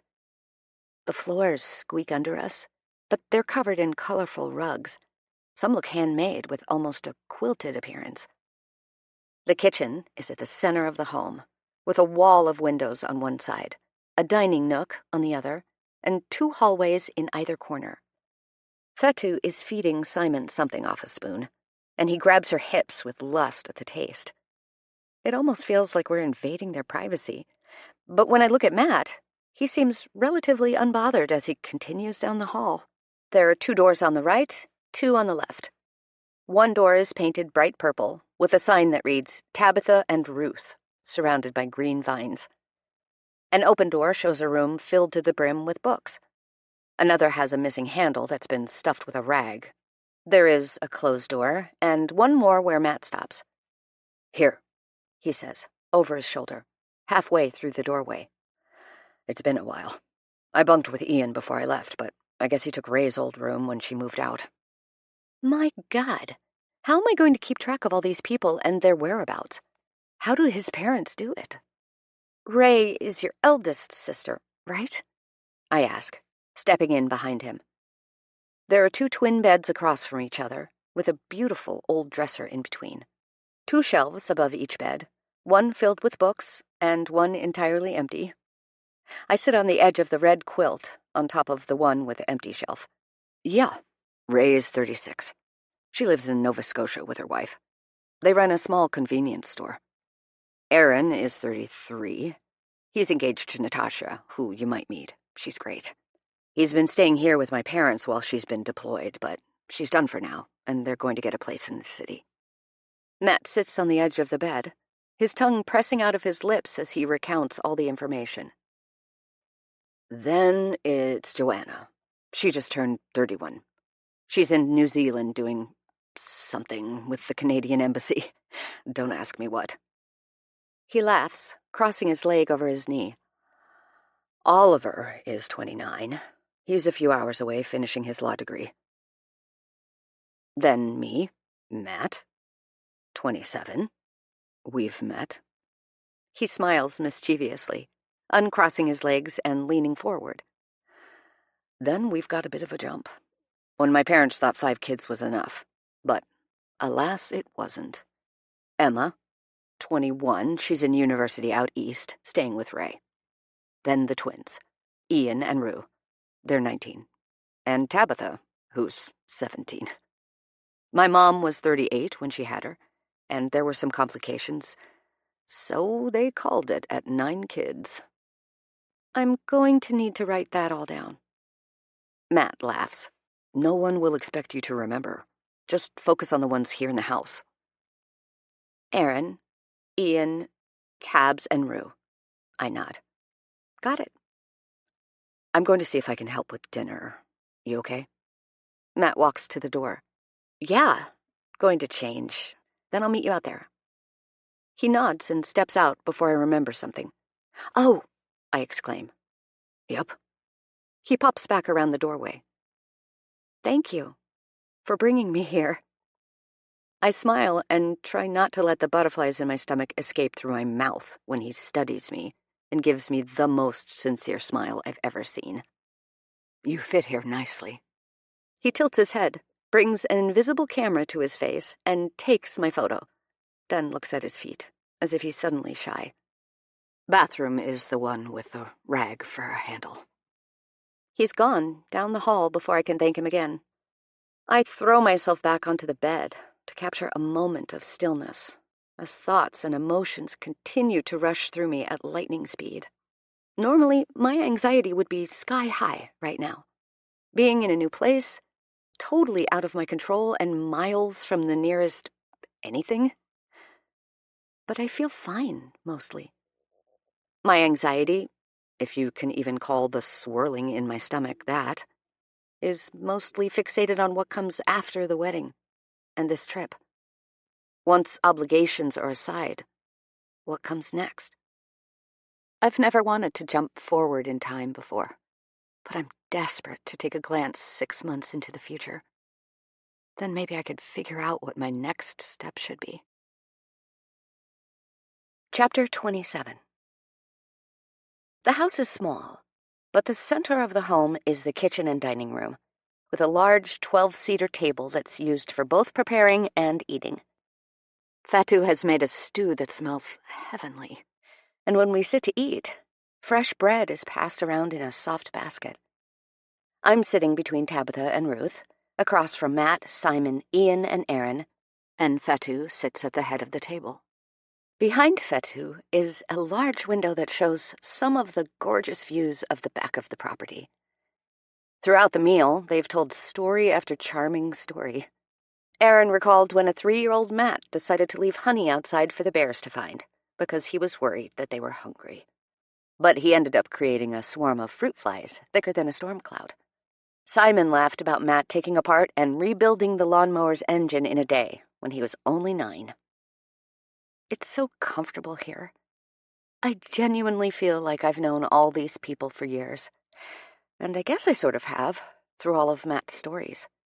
I wish all your siblings were here so I could meet them, I say between laughter. Aaron wipes his mouth with a cloth napkin. Really? We were told not to overwhelm you. Shit. Were they warned about me? Matt's not filtering his family, right? That feels embarrassing.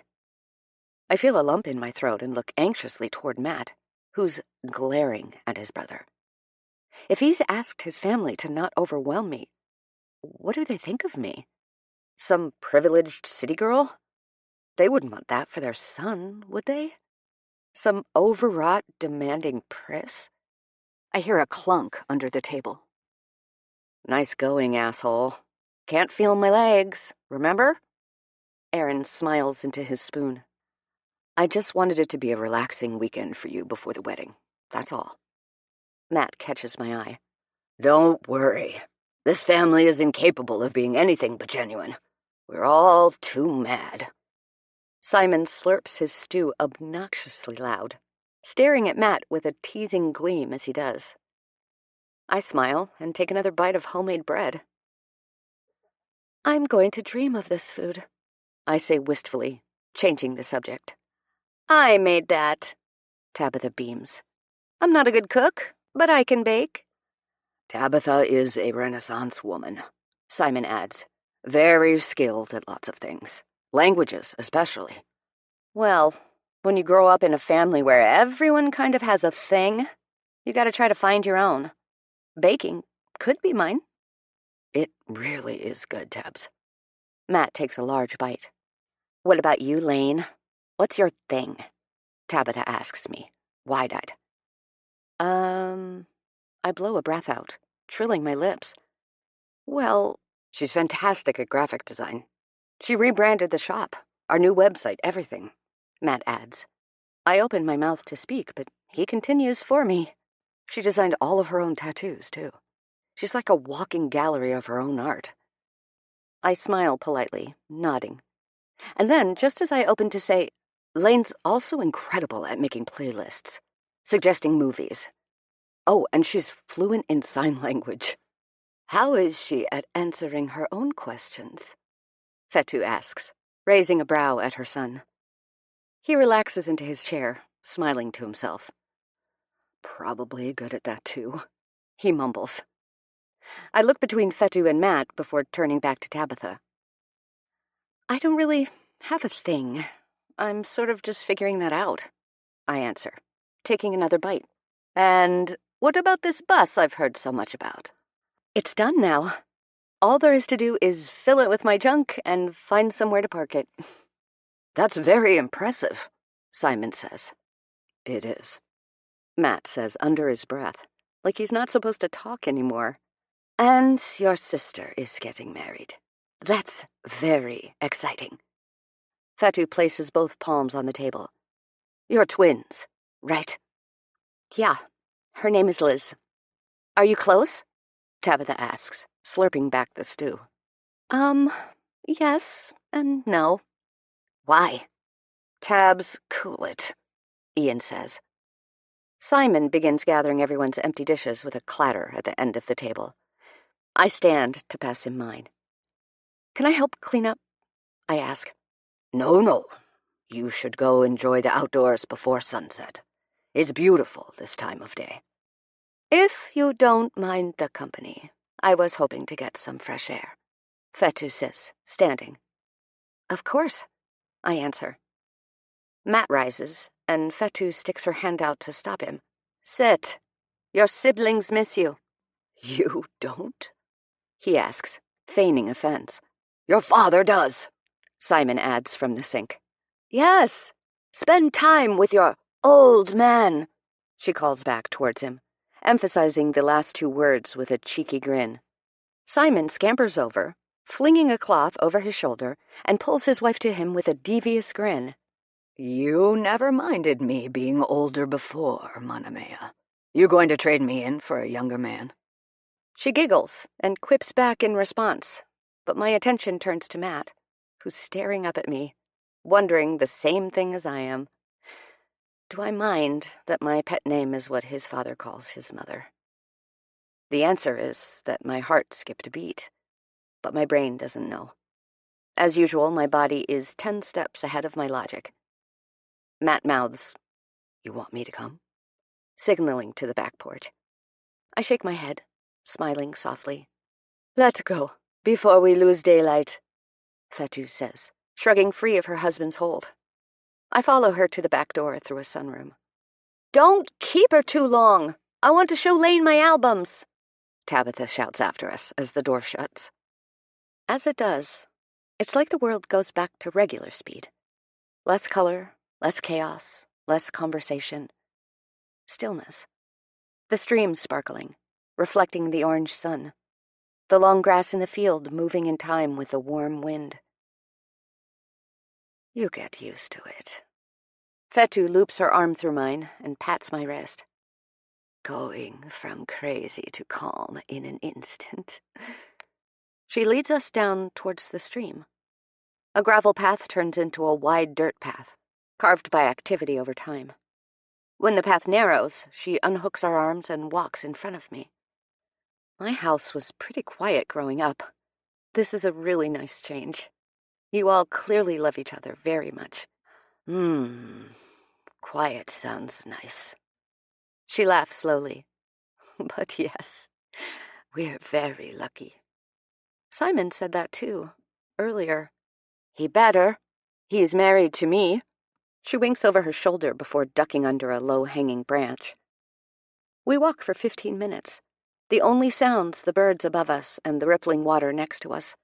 The sun is setting lower, but we have lots of time to get back before nightfall, when we arrive at 2 cut tree stumps carved into 2 chairs. I notice a pattern carved into the wood, and it takes me a moment to realize they're constellations. These are beautiful. I press my thumb against the wood.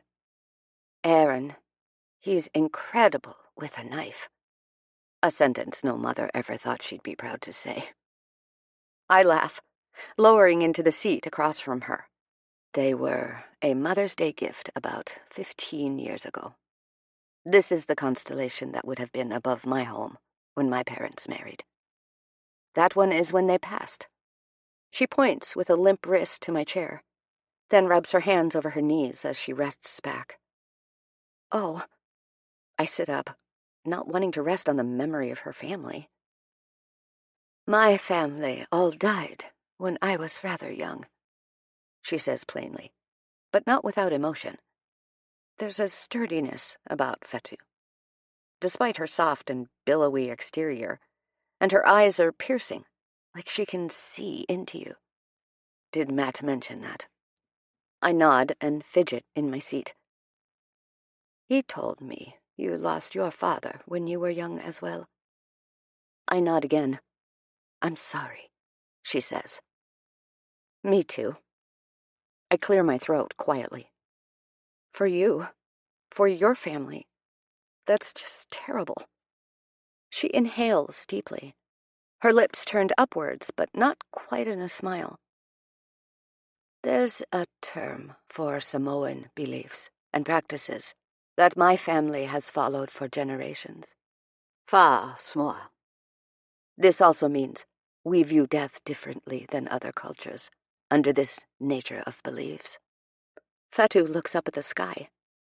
She might be letting me off easy, not forcing her beliefs or conversation on me, but I want to know more. Differently, how? I ask. Fatu straightens, smiling. We do not believe that their spirit is gone, just out of view. I still speak with my family as if they're walking beside me every day. I can't see them, but I believe they are all around us. She looks from left to right, as if for a moment she can see them, and smiles fondly. That's why the kids made this spot special for me. I take these walks, speak with my parents, siblings, and grandmother. I seek their guidance, or just rest with them. I curl my legs up to my chest and nod, looking around. I wonder if my dad's here too. I wonder if he's watching me sit here, talking with Fettu's family, meeting them. That thought makes me laugh softly. I think my dad would be a very entertaining spirit. I smile and wipe a stray tear off my cheek. He'd get a kick out of no one being able to see him. He's welcome to join us. Fatu stands and comes to kneel at my side. I look down at her in confusion as she reaches up and wipes a tear from my chin. You must miss him very much. Yeah. I sniffle and roll my eyes upwards, embarrassed to be crying to a near-perfect stranger, to someone who knows so much more loss than me, someone I want to impress. She pats my knee. How about I go back on my own, and you can borrow my spot for a little while. Let your dad rest with you here. I nod 1,000 times. Yeah, I'd like that. Okay, hon. She stands, straightening with a small groan. Don't stay out too late. It gets very dark in the woods, and I'm not interested in seeing my son become some alpha male rescue hero. She laughs softly, her eyes holding mine. Thank you, Fatu.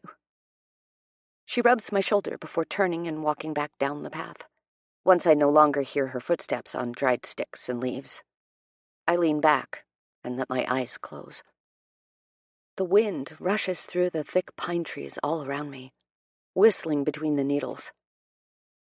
I can't explain it, and I know it's not logical, but with every gust of wind, it feels like my father's spirit is flying towards me.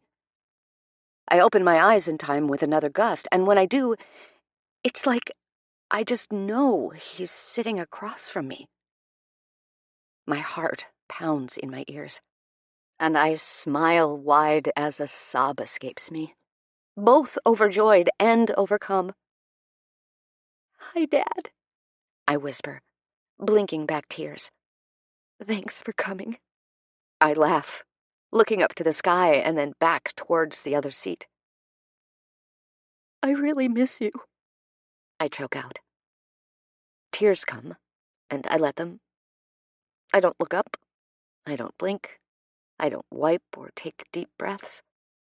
I let them run, free, just like the water next to the path. I'm sorry, I cry out. I'm so sorry. I flick my hair off my neck, where it feels like it's sticking to me.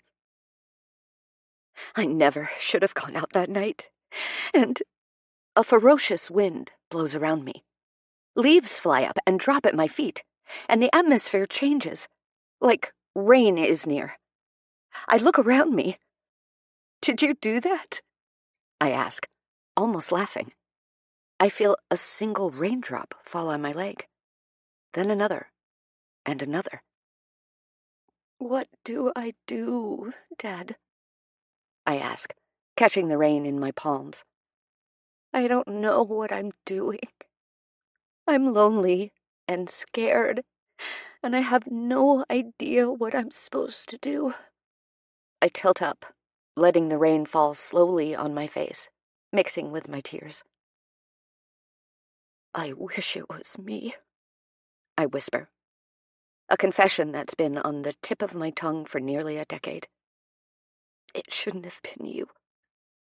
I wish she would have hit my side of the car.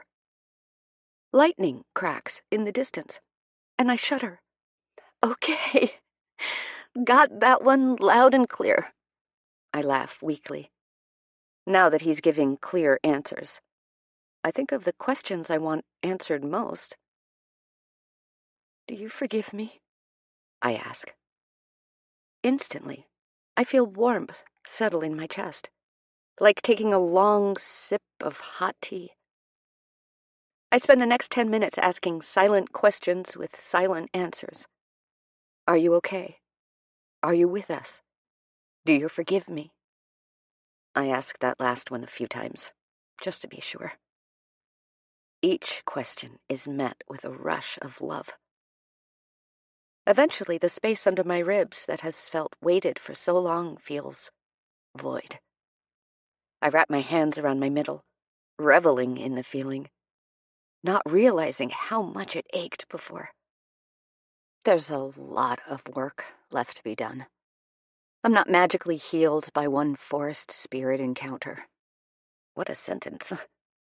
But now I know what I need. Forgiveness. From not just what may have been my dad, but could have just been the wind, but my mom and sister too, for leaving them. More than that, I think I have to give myself forgiveness too, for calling my dad that night. That'll be the hardest part, but I'm willing to try. Because being here with Matt, with his family, I feel like I belong somewhere for the first time in a very long time. And I want this. I want him. I stand up, take a deep breath, and shut my eyes tightly. I imagine my dad kissing my cheek and waving me off back down the path towards the house, before sitting back down on Fetu's chair, crossing his legs and watching the birds fly overhead with a contented smile. I wave to him over my shoulder, feeling a little silly, and make my way back towards the cabin. Chapter 28. "She's back!" Tabitha shouts, waving to me from the porch. I wave back, looking between her and Matt, who's placing wood down strategically inside a fire pit. Tabitha runs over and loops her arm through mine. "He's building us a campfire. I think he wants an excuse to cozy up to you." She giggles. "Because he won't tell me anything, I have to ask, are you two dating? Do you love him? He's never brought anyone home before. He told us you were just his friend, but friends don't look at each other the way you two do, you know?" I blink, adjusting to Tabitha's speed. "We're friends. But do you want more?" "What did Matt say when you asked him that?" She guides me to a bench across the fire from Matt. "It was complicated." "What makes it complicated?" Ian curls into a lawn chair next to us and nods once as a form of greeting. "Because complicated can mean so many things," Tabitha says. I stutter. "Well, it's, you know." Ian turns toward us, glaring skeptically. "Tabs, are you freaking Lane out?" "No," she scoffs. "Don't be nosy," he sighs. "Oh, like you're not curious." She crosses her arms against her chest. "I read your poetry, Ian. You're a hopeless romantic like the rest of us." I look at Matt, who's watching the three of us carefully, a fond look in his eye but with tense shoulders, like he's not sure if he should help or watch or whether he wants to hear the answer. I choose to be brave. "I've got some things I need to work through, some family stuff that has made it difficult for me to open up. Matt's been very patient with me, and he's truly one of my best friends." Tabitha clutches her chest and kicks her legs out. "How romantic!" "Oy vey," Ian sighs, opening a book in his lap. Matt lights the fire, and I watch as sparks turn to embers, turn to flame. Once the rest of the family joins, Simon begins playing guitar. Quietly at first, then louder once a few of his children begin to sing along. Matt is directly across from me, and every few minutes we catch each other's eye over and through the tip of the fire. The glow casts brilliant shadows and shades of oranges and reds against his skin. His lips twitch into a smile. His eyes crease into half-moons, and he checks in each time with a different type of reassuring look. A wink, a nod, a head tilt.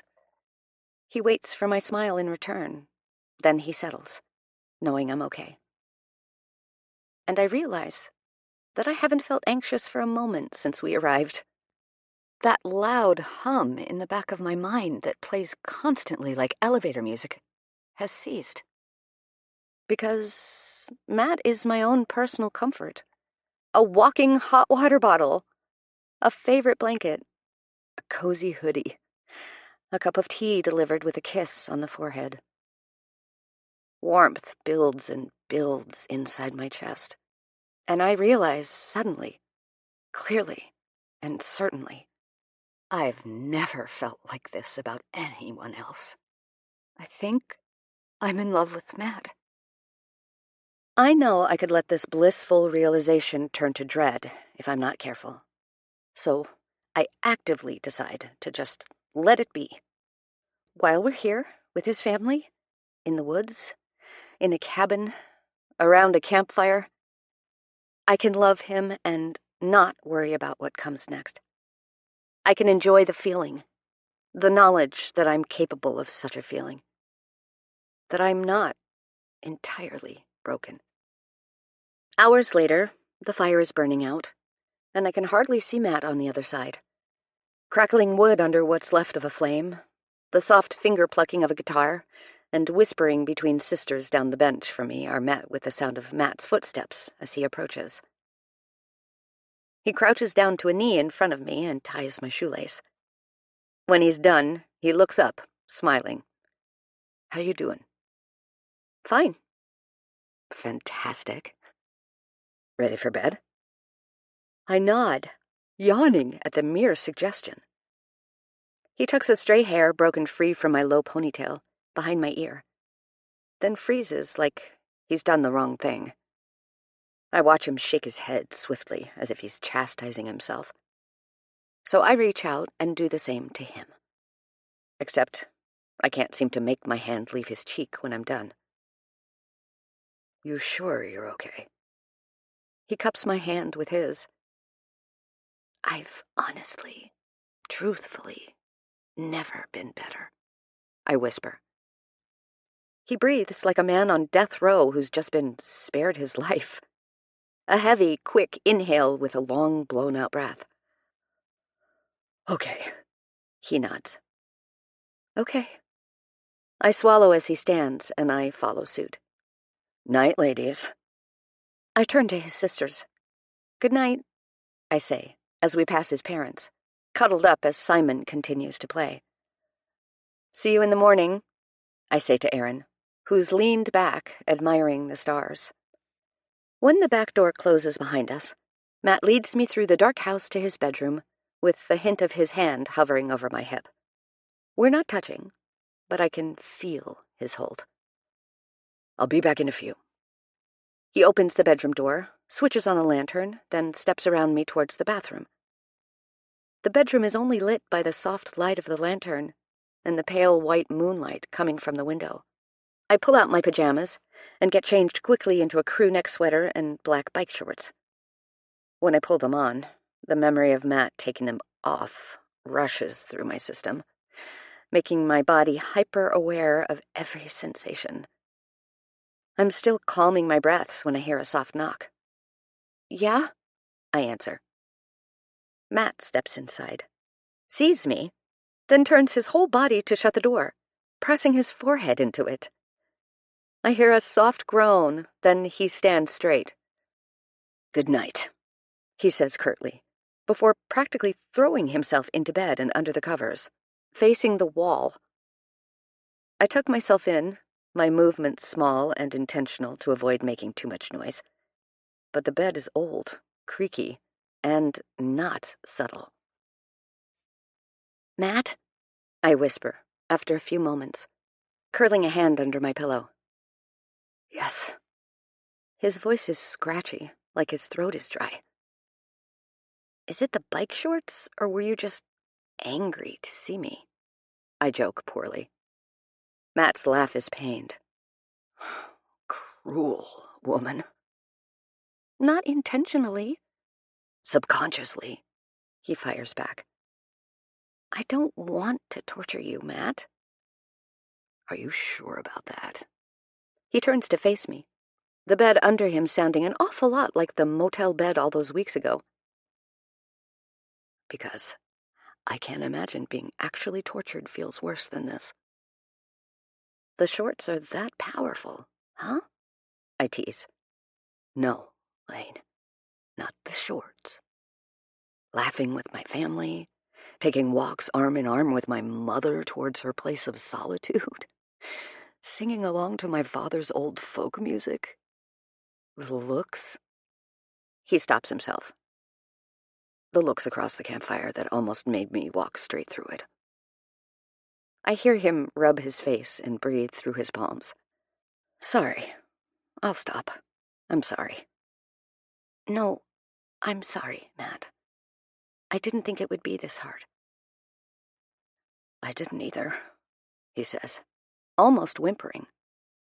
If you want, I can leave tomorrow. You can drive me to the closest car rental place, and I can go to the wedding. You can stay and visit.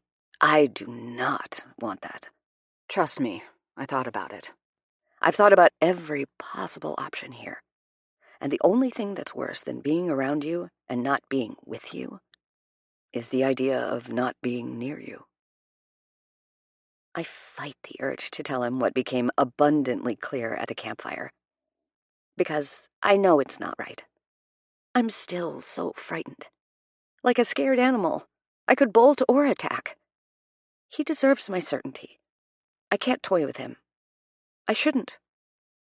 But every part of me wants to make sure he's still willing to wait, despite having told him not to. Because the idea of our timelines not overlapping, of our love not aligning, is terrifying.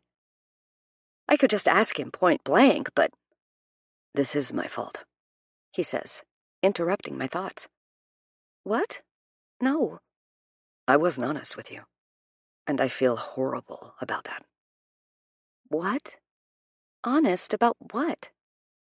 It wasn't ever going to be casual for me, Lane. His breath is long and full of despair.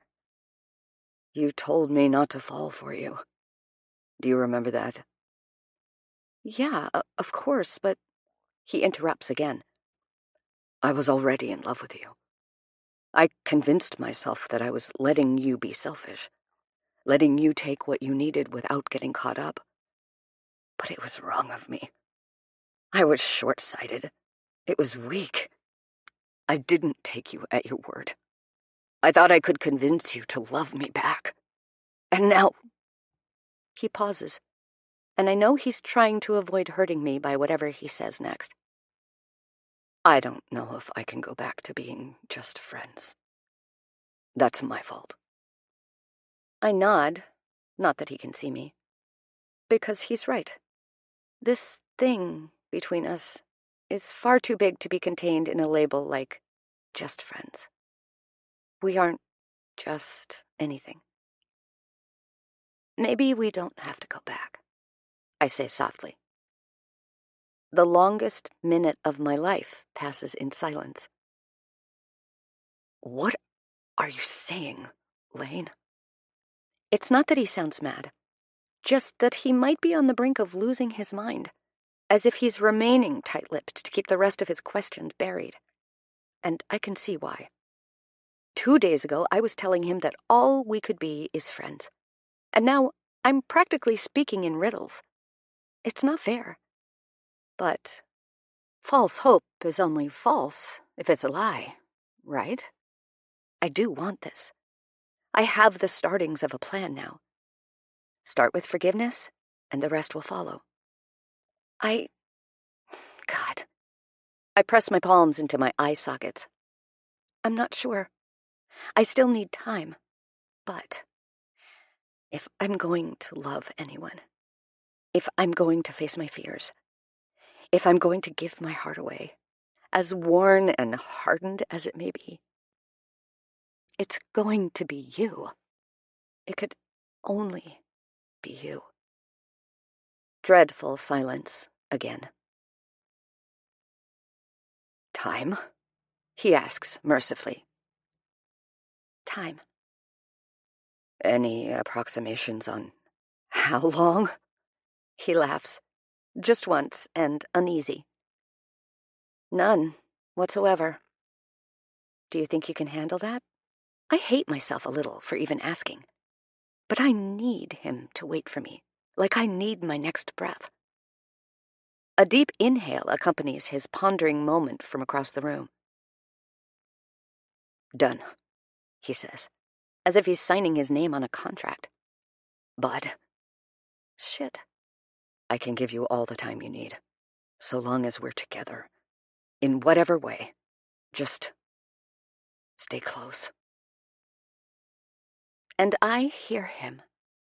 What he said and what he means. Don't close up on me. Don't leave me behind while you go fight those dragons. Let me fight next to you. I'm not going anywhere. I'd like to be a lot closer, actually. Think I can be your blanket tonight? I ask hesitantly. I don't know if this old bed will take it. I'm disappointed for exactly half a second before he stands, and I hear him pick up his mattress and place it on the floor between our beds. There, just like old times, he says, as he lies down and extends a hand towards me. Come on. I curl into his side, but he rolls me on top of him, spread out like a human shield. His arms curve around my hips, holding me to him with glorious pressure. You take all the time you need, Manamea, he whispers into my smoke-scented hair. You're sure? I ask. I'm sure. The same familiar doubts rise up, but they're easier to dismiss now. Not entirely, but mostly. I was doing some thinking, the night after you left my place. He sighs.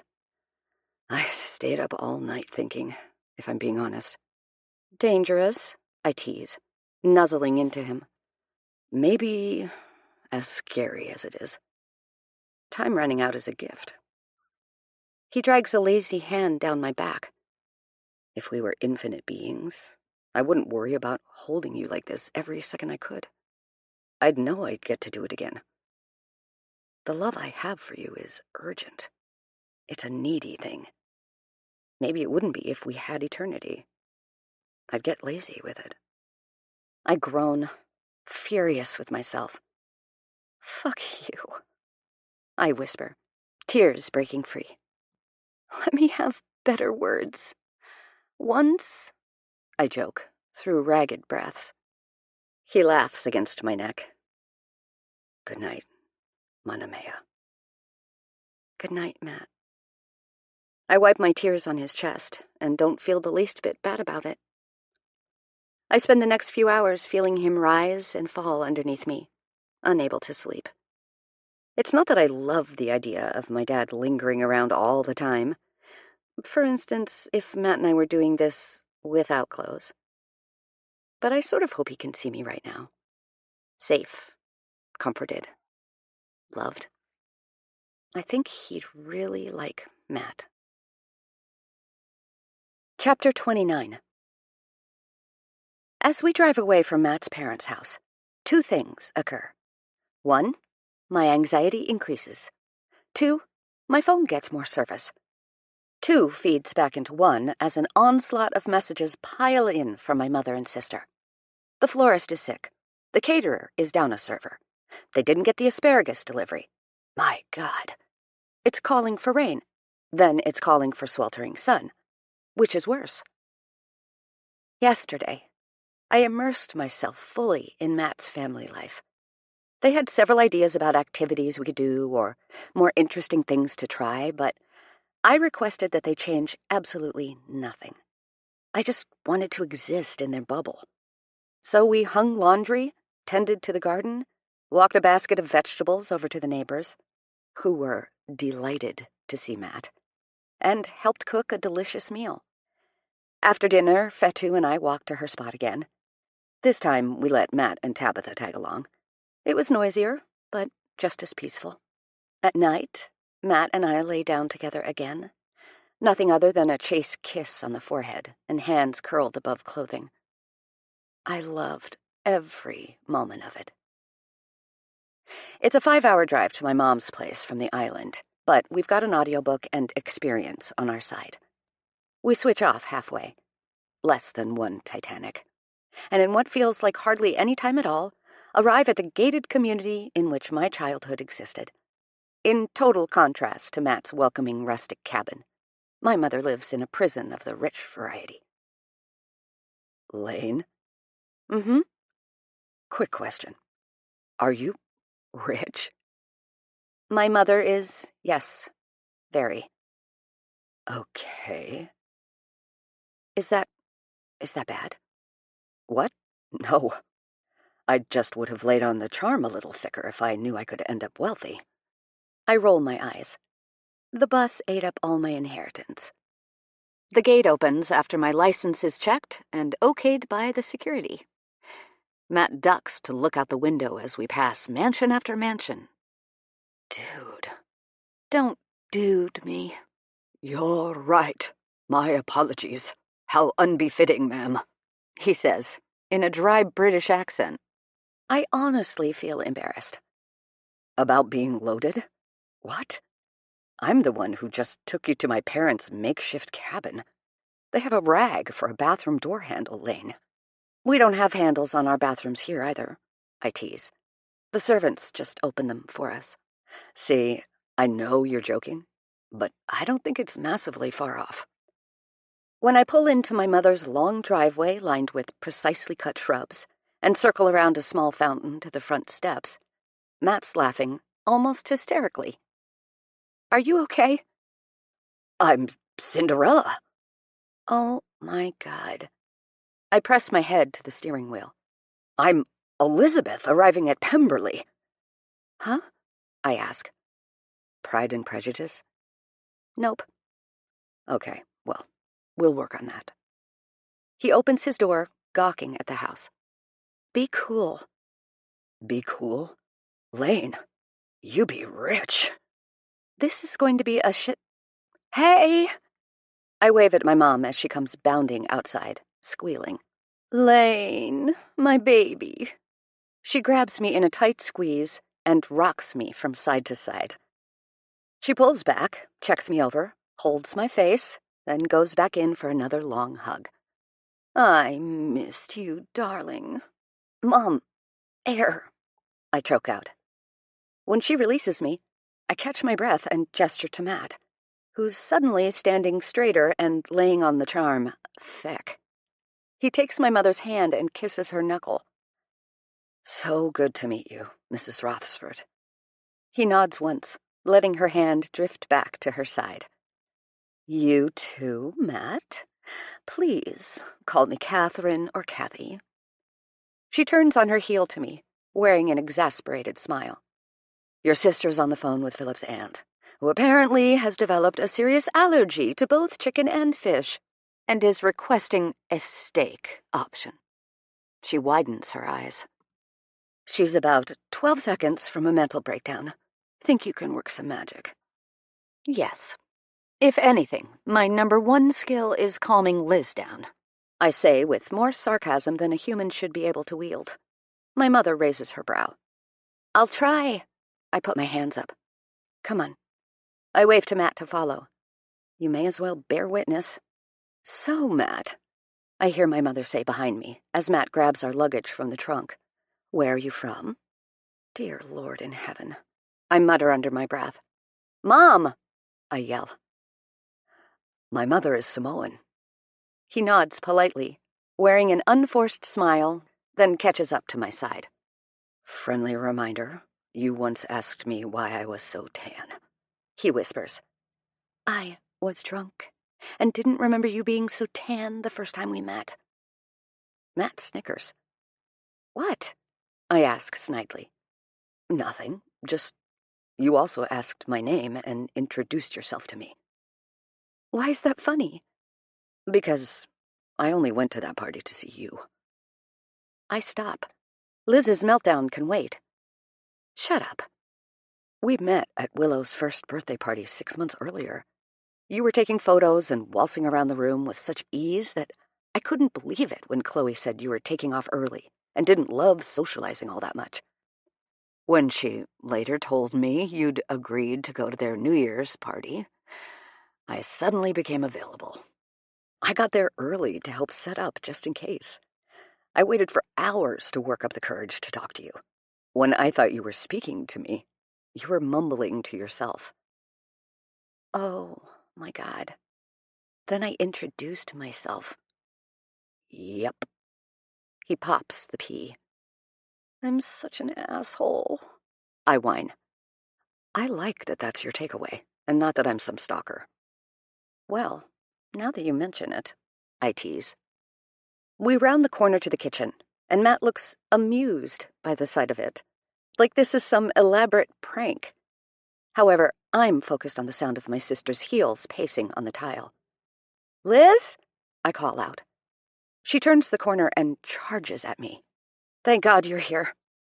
She drags me to her, and I'm not sure if she's about to hug me or murder me. Neither. She just holds me with a talon grip, like she's steadying herself. How you doing, pal? I ask, voice hesitant. Is this Matt? She points to the man who is either my date or an intruder with a hell of a lot of ease. Yes. Hi, Matt. Hi, Liz. He matches her crisp delivery. She bites her fingernails with the hand that isn't gripping me to the point of searing pain. It is so you to bring a hot date to my wedding. Matt nods and runs a hand through his hair as I check my sister's temperature with the back of my hand. Are you okay? You're sweating. I'm hosting an event for 200 people with little to no help. And the goddamn weather app can't decide if it's going to rain or be blazing hot. Umbrellas? I offer. A universal solution. Why didn't I think of that? She almost stomps her foot. Hi, Matt, she says again, as if she's suffering from short-term memory loss. Hi, Liz. Sorry for calling you hot. Don't be. He shrugs. You seem nice. She turns to me. Is he nice? The nicest, I clarify, leading her to a stool at the counter. Let's sit. I pat her hair. What needs to be done? You've got brains and brawn here. Put us to work. I look at Matt, who's nodding his agreement. And beauty, apparently, he says with a cheeky grin. Well, the rehearsal dinner is in... She taps her phone so many times I think she may chip a nail. 3 hours. 3 hours. She withers. Okay. Is there anything we can do to help? No. Just... I need to get my hair and makeup done. Right. Where's the dinner? Lane! Sorry. I wince. I forget. Philip's grandmother's house? She's still alive? The question slips out, and Liz gives me a gracious warning stare. Got it. To grandmother's house we go. We pull up in a town car exactly 2 hours and 55 minutes later. Philip, who I recognize from pictures, is waiting out front for us. Matt is wearing a white button-down with a few open buttons and a black blazer over top, so I'm essentially in heat. However, I'm choosing to ignore said feelings because my sister looks like she is about to pass out. You're going to be great, I say, like she's going into a school talent show and not the party to celebrate the night before her wedding. This should be fun, right? Let's get this over with. She takes a flask out of her white purse that looks like it cost more than my rent, throws back a swig, then gets out. She greets Philip with a kiss on the cheek, and I watch as he wraps his arms around her waist and leads her inside. Guess he's not sticking around to meet me, I say to my mother. She sighs, but looks resigned. Let's just go inside. Try to have a nice time. Aw, but Mom. I do my best interpretation of teenage me. I love actively trying to have a bad time. She waves me off and scoots out of the car. Matt, our handsome escort, walks us in with both arms out at his sides for my mother and me. I'm too busy sizing up the joint to listen, but they're making conversation back and forth. At one point, I even see my mother pat his forearm, and my heart swells with pride. I don't know what Matt and I are to each other just yet, but I know I love that he's making a good impression. When we find our table, it almost feels like we've skipped right to the reception. The room is large and glistening white, with chandeliers in neat rows, 12 round tables with 10 guests apiece, and I'm wondering who is footing the bill. Fancy, Matt mouths, pulling out my mother's chair. Right? I mouth back. He sits next to me and pushes on my knee as it begins to bounce frantically under the table. Groom or bride? An older woman asks my mother bluntly from across the table. Bride, my mother answers softly. Her mother. The lady looks bemused, as if she's too wondering why we're sitting in the back corner at my sister's rehearsal dinner. Well, such an honor, she says, bit out with old-timey bitchiness that you can't quite call someone on. My mother, the elegant lady she is, chooses to say nothing at all. The sound of cutlery tapping against glasses sounds from the front of the hall, and we all turn our attention to the groom and the woman who vaguely resembles my sister at his side, pale and wide-eyed.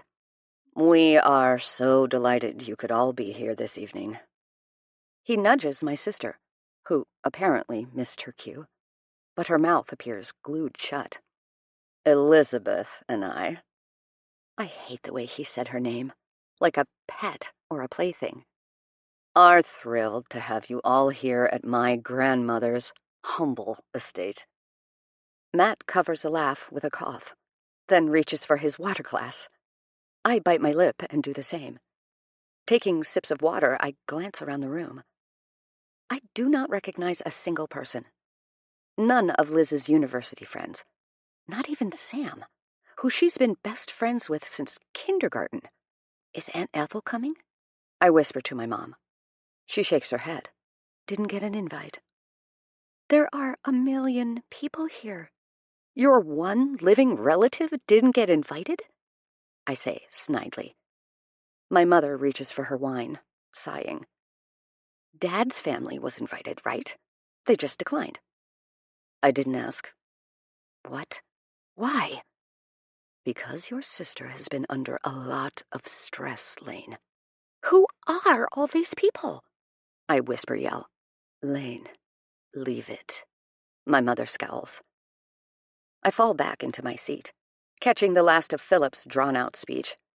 He's not what I'd describe as attractive. He's dressed well, groomed well, but he's got a long face, teeny lips, and an overbite. My sister is pulled behind him with her hand in his, from table to table during the entire meal. It isn't until we're served dessert that they make it to our table. I stand to greet my soon-to-be brother-in-law. Philip, this is... Elaine, Philip sings out, like I'm a small child. So good to finally meet you.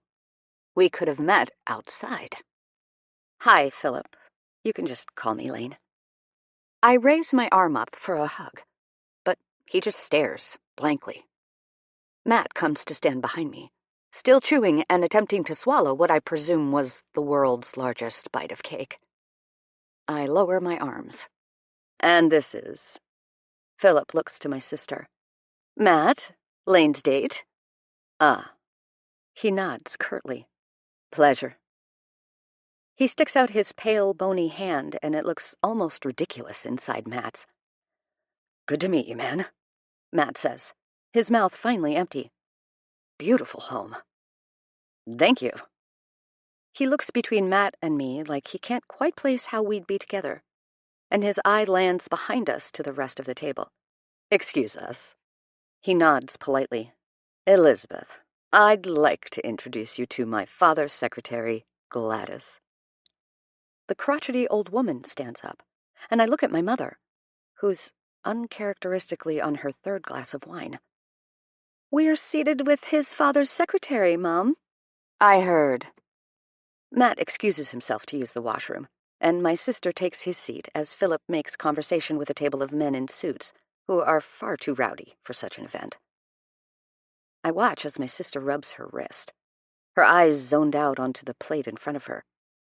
Liz, are you okay? I didn't get to eat. What? I spent weeks picking out the menu. And we didn't sit. We didn't eat. Oh, sorry. I just met over 100 people for the first time. Right. They're coming to my wedding. Yeah? I have 3 people here, and they're shoved into a corner. That's not normal, is it? Jean-Paul had to work. It would have been 4. My mother slurs. Who the fuck is Jean-Paul? I ask. Liz turns all her attention to me, then to my mother, then back to me. Who is Jean-Paul, Mom? I raise a brow. My lover? I choke on air. Dear God, I sputter. You really could have just said boyfriend, Mom, Liz grimaces. Boyfriend is a term for young people, she argues. Lover is a term for perverts, Liz says with a shudder. Or Taylor Swift, I add distractedly, then shake myself. Wait, Mom, you have a boyfriend? Yes. She takes another sip of wine. Why did no one tell me? Can we do this later?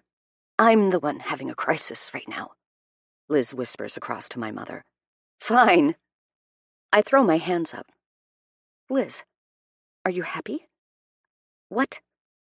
She switches my mom's glasses as she reaches for them, giving Mom water instead of wine, like a reverse Jesus. Are you happy? I ask. Simple question. It's far from simple, she argues. Does Philip make you happy? Often. How often? She winces softly. Her eyes land somewhere between Matt's plate and my mother's. It doesn't matter. It does, my mother says. It really, really does, she adds, more slurred. Liz sighs, and I think it's for 1,000 reasons, but also because my mother may need to be airlifted out of here. Matt does a second lap around the room, waiting for his seat but unwilling to interrupt. I catch his eye and wave him over. Okay, here's the plan. I look at my family. Matt and I are going to get Mom home, and when tonight is over, I want you to come find me. We have a lot to talk about, and we have to do it tonight. Liz nods softly. I feel the rush of being the eldest sister for half a second, as she takes my hand and gives it one squeeze before walking towards Philip's entourage circled around him. Hey, everything okay? That looked intense. Matt falls into his chair. I want you to remember how much you like me, okay? Because this is quickly becoming a shit show of red flags for my family. Red's my favorite color, Matt muses, laughing softly. Can you help me get my drunk mother to the door without anyone suspecting anything? He looks at my mom, who's turning a pale green. We better hurry. He nods, and on a silent count of 3, we hook my mother's arms through both of ours, like she's simply being escorted by 2 gentlefolk and not being kicked out of a dive bar. I don't bother with goodbyes to the rest of the table. Fuck all these old bitches. Once outside, my ordinarily couth mother vomits into an empty urn. I hold her hair back. Mom, I know this isn't a good time, but you're getting cooler as you get older. Look at you, vomiting after a party. And you have a boyfriend? I'm regressing. But if you're good at it, you're progressing, Matt says. I stare at him like he's lost his mind, because maybe he has. And he shrugs, mouthing, I don't know. Just help me get her over there. I gesture to the black town car where our driver waits. Wait, he just sits out here? Waiting for you? Yes, I groan, lifting my mother less delicately than we did inside. How the other half live, he mumbles, winking at me. Matt opens the back door, and I assist my mother in settling inside. She puts her head between her knees. Is she, does your mom struggle with alcohol? No, she's probably never been drunk before. This is her after 2.5 glasses of wine. She chose tonight as her debut into chaos. She was sat at the back of the hall at her daughter's rehearsal dinner. "I can hear you both," my mother growls. "I'm not drunk. It was probably the fish. It smelled weird." We had the fish, too. I scowl at her and shut the door. Matt and I walk around the car, and I sit across from her, rubbing her back the entire drive home, as Matt pretends to be fascinated with whatever we pass. When we get back to the house, I help my mother undress and get settled into bed. My private high school education was mostly wasted on me, but I do know how to expertly lay a drunk person down, patted and rolled onto their side as to avoid choking on vomit. She's not blackout drunk, so I doubt it's necessary, but it means I don't feel so bad leaving her to find Matt and wait for Liz. Chapter 30. Matt and I took turns pacing and keeping watch for Liz to arrive. I filled him in as soon as he came downstairs in his regular clothes. A moment of silence for my loss. And then we switched so I could change out of my dress, too. Hours passed with no sign of Liz. No text. No answer when I called. Nothing. We finally gave up at 3 a.m., knowing I was supposed to be awake, bright-eyed, and on bridesmaid duty at 7. I slept in the guest room with Matt, who swears he's going to steal the mattress. We were so tired that we both passed out, but I loved waking up in his arms, even if I had to quickly leave them to throw my shit in a bag and rush out the door. The car promptly came to pick up Mom and me to meet Liz and the other bridesmaids at the hotel. My mother hid her hangover well, with dark sunglasses being the only clue. I keep thinking that at some point today, I'm going to meet my mother's boyfriend. More than that, I'm going to have to process my mother having a boyfriend. But one battle at a time, and I do have a distinct feeling this morning will be a battle, if not the whole war. "Good morning," I say, waltzing into the hotel suite. I was expecting to walk into a scene buzzing with action. Girls everywhere, hair and makeup artists strewn about. Instead, it's quiet. Liz, nowhere to be seen. "She's left," my mother exclaims, surprisingly elated. "I'm in here, Mom," Liz's voice bellows from the bathroom. She opens the door and storms past us toward the center of the suite, falling back onto a chase lounge dramatically. "Where is everyone?" I ask. "They're coming at 9. "Oh, okay. So this is happening, then." "What choice do I have?" Liz asks, her usual confident voice shrunk to a near whisper. "Liz." I go to my knees next to her chair. "Do you want to get married today?" "Yes." "To Philip?" my mother asks, resting on the end of the bed across from us. She hesitates for enough seconds that the answer no longer matters. "Honey?" My mom's tone is familiar. She's making an internal pros and cons list. Would she rather see her daughter unhappily married and divorce, or run away from her wedding like a country song?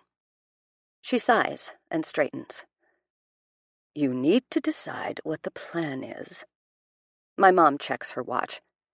"And I suggest you do it in the next 47 minutes. Liz looks at me. "What would you do?" "Well, I'd probably not be getting married to anybody." "Okay, if you were me." "I'd never have gotten bangs in the 8th grade. "Lane." "Okay, sorry." "I'd get the hell out of here, dude." "Where's Sam? Why isn't he here? Did you guys get into a fight?" "Sam and Philip don't get along, so—" "Liz," I sigh. How can someone so capable, so smart, so logical, be so stupid? "You and Sam have been friends since kindergarten. He should be here." "Tell her." My mother crosses her arms. I look between them, confusion growing as I watch my sister resist my mother's stare. Is this going to keep happening? God, Liz, we talk on the phone every day, and Mom's lover doesn't come up? Or this fight with Sam? What is going on? What is going on, Lane, is that we're never sure what you can handle. she snaps. I laugh without humor. You want to treat me like I'm a mess. Right now, as you contemplate leaving your wedding? Sam told her he loved her, my mother says calmly. 6 weeks ago. What? I screech. Pardon? I look at my sister. What? Her face falls as I do the calculations. Oh, the day of our fight. She groans, covering her face with 2 hands. What do I do? Liz, this is so dramatic. I love it. You're insane, she yells at me. Liz, you can't marry Philip. I can. You don't love him. He's very calm, rational, and well off. He'll be a good father. You do not love him, Liz. And he isn't very nice. He's just a little self-involved. And controlling, I add. A touch. And old? He's not that old. He's old because of his heart, not his actual age. He talks to you like you're a child. He's at Mom at the back table with his father's secretary. That was probably more his mother than him. He was raised by that woman, who, by the way, is not conservative. She's homophobic. I'm sorry I told you that about your date. I hated doing that. But he wanted you to. She nods 100 times as tears start to pour. My mom consoles her while I take the cue to begin getting us the fuck out of here and pull out my phone. Hey, Matt answers on the second ring. I knew he'd be on standby. Operation Alpha is a go, I say. I'm assuming that means you want me to come get you guys. Just pretend we assigned the plan a name. Fine. Alpha. Code received. Niner Niner. Texted you the address. This wedding is so much more fun than I thought it'd be, Matt says, breathless, as he presumably jogs to our rental car. Okay, address is in the GPS thing. 10-ish minutes. See you in 10. Room 403. Affirmative. I hang up and slap the phone against my palm as I take in the room, figuring out what needs to come with and what our next move is. Okay, where is Philip getting ready? Room 311.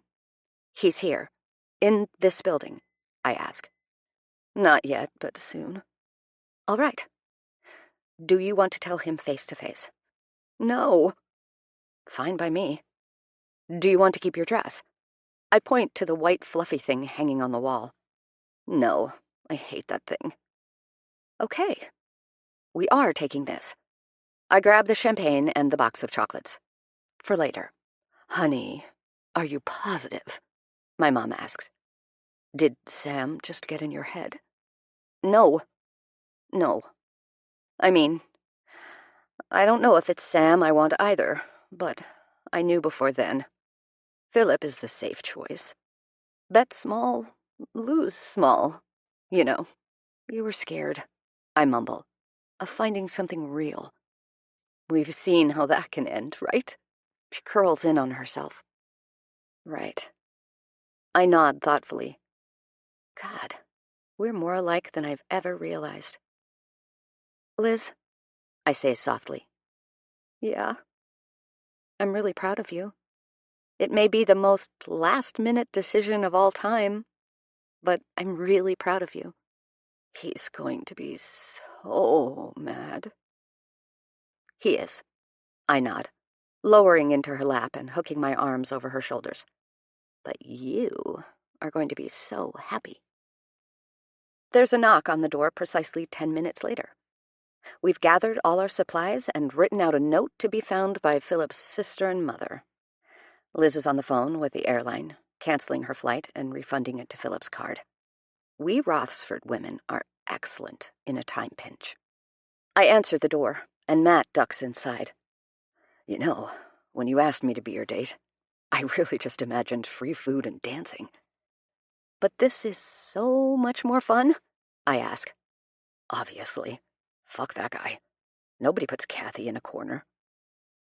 Did you just quote Dirty Dancing at me? I clutch my metaphorical pearls. I'm so proud. I feel like we should be doing something else right now. Matt looks around the room. Right. Yes. Take this. I hand him the box holding the champagne, my sister's accessories, and the complimentary shit the hotel gives. Liz? Mom? Our getaway car is here. Hi. Matt balances the box in one hand and waves. Liz swoops past us, takes the champagne from Matt, and pops it in one fluid motion. When the fuck did you get so cool? I ask, mouth ajar. She puts sunglasses on and turns over her shoulder, shrugging as she drinks straight from the bottle. Lord have mercy, my mother frets, following us towards the elevator. We walk out of the lobby like 3 security guards in formation around a president. My mother gets in the front seat with Matt, and I climb into the back with Liz. We drive off, in silence. In movies, they never show this part. It's always a car pulling off at top speed with the windows down and Tool in the wind. It's an 80s song and a montage. But in reality, leaving your fiancé at the altar looks an awful lot like stop signs in a posh neighborhood. Liz starts laughing under her breath, then a little louder, then hysterically. Mom? I cry out anxiously. She's broken. Elizabeth? My mom asks, looking in the rearview mirror. Are you okay? I feel fantastic. She laughs harder. I feel free. Okay, well, hold on to that feeling because Philip is calling. I point to her phone between us. Without hesitation, she picks up her phone, rolls down her window, and chucks it into a ditch. Matt? She says. Yeah, yep, Matt answers. Can you please drive to McDonald's? Of course. Whatever the bride, or whatever you want. He laughs awkwardly. Philip ordered my dress 2 sizes too small. Did I tell you that? She whispers to me, a little tipsy and very smiley. I'm so glad you left, Pudge. Me too. She nods, then takes my hand in hers. This is why I love you. You make everything so clear. Then why does my life feel like such a train wreck? I lean onto her shoulder, and she lays her head on top of mine. I don't know, Lane. You're the conductor. Okay, dial it back. I take the bottle from her mid-swig, and it dribbles down her chin. My straight-laced, intimidating, stern sister is drinking and getting poetic before 9 a.m. in the back of a getaway car. I love it. So, what now? I ask. A McMuffin, she answers. And after that? She smiles wider than I've ever seen from her. Who knows? Chapter 31.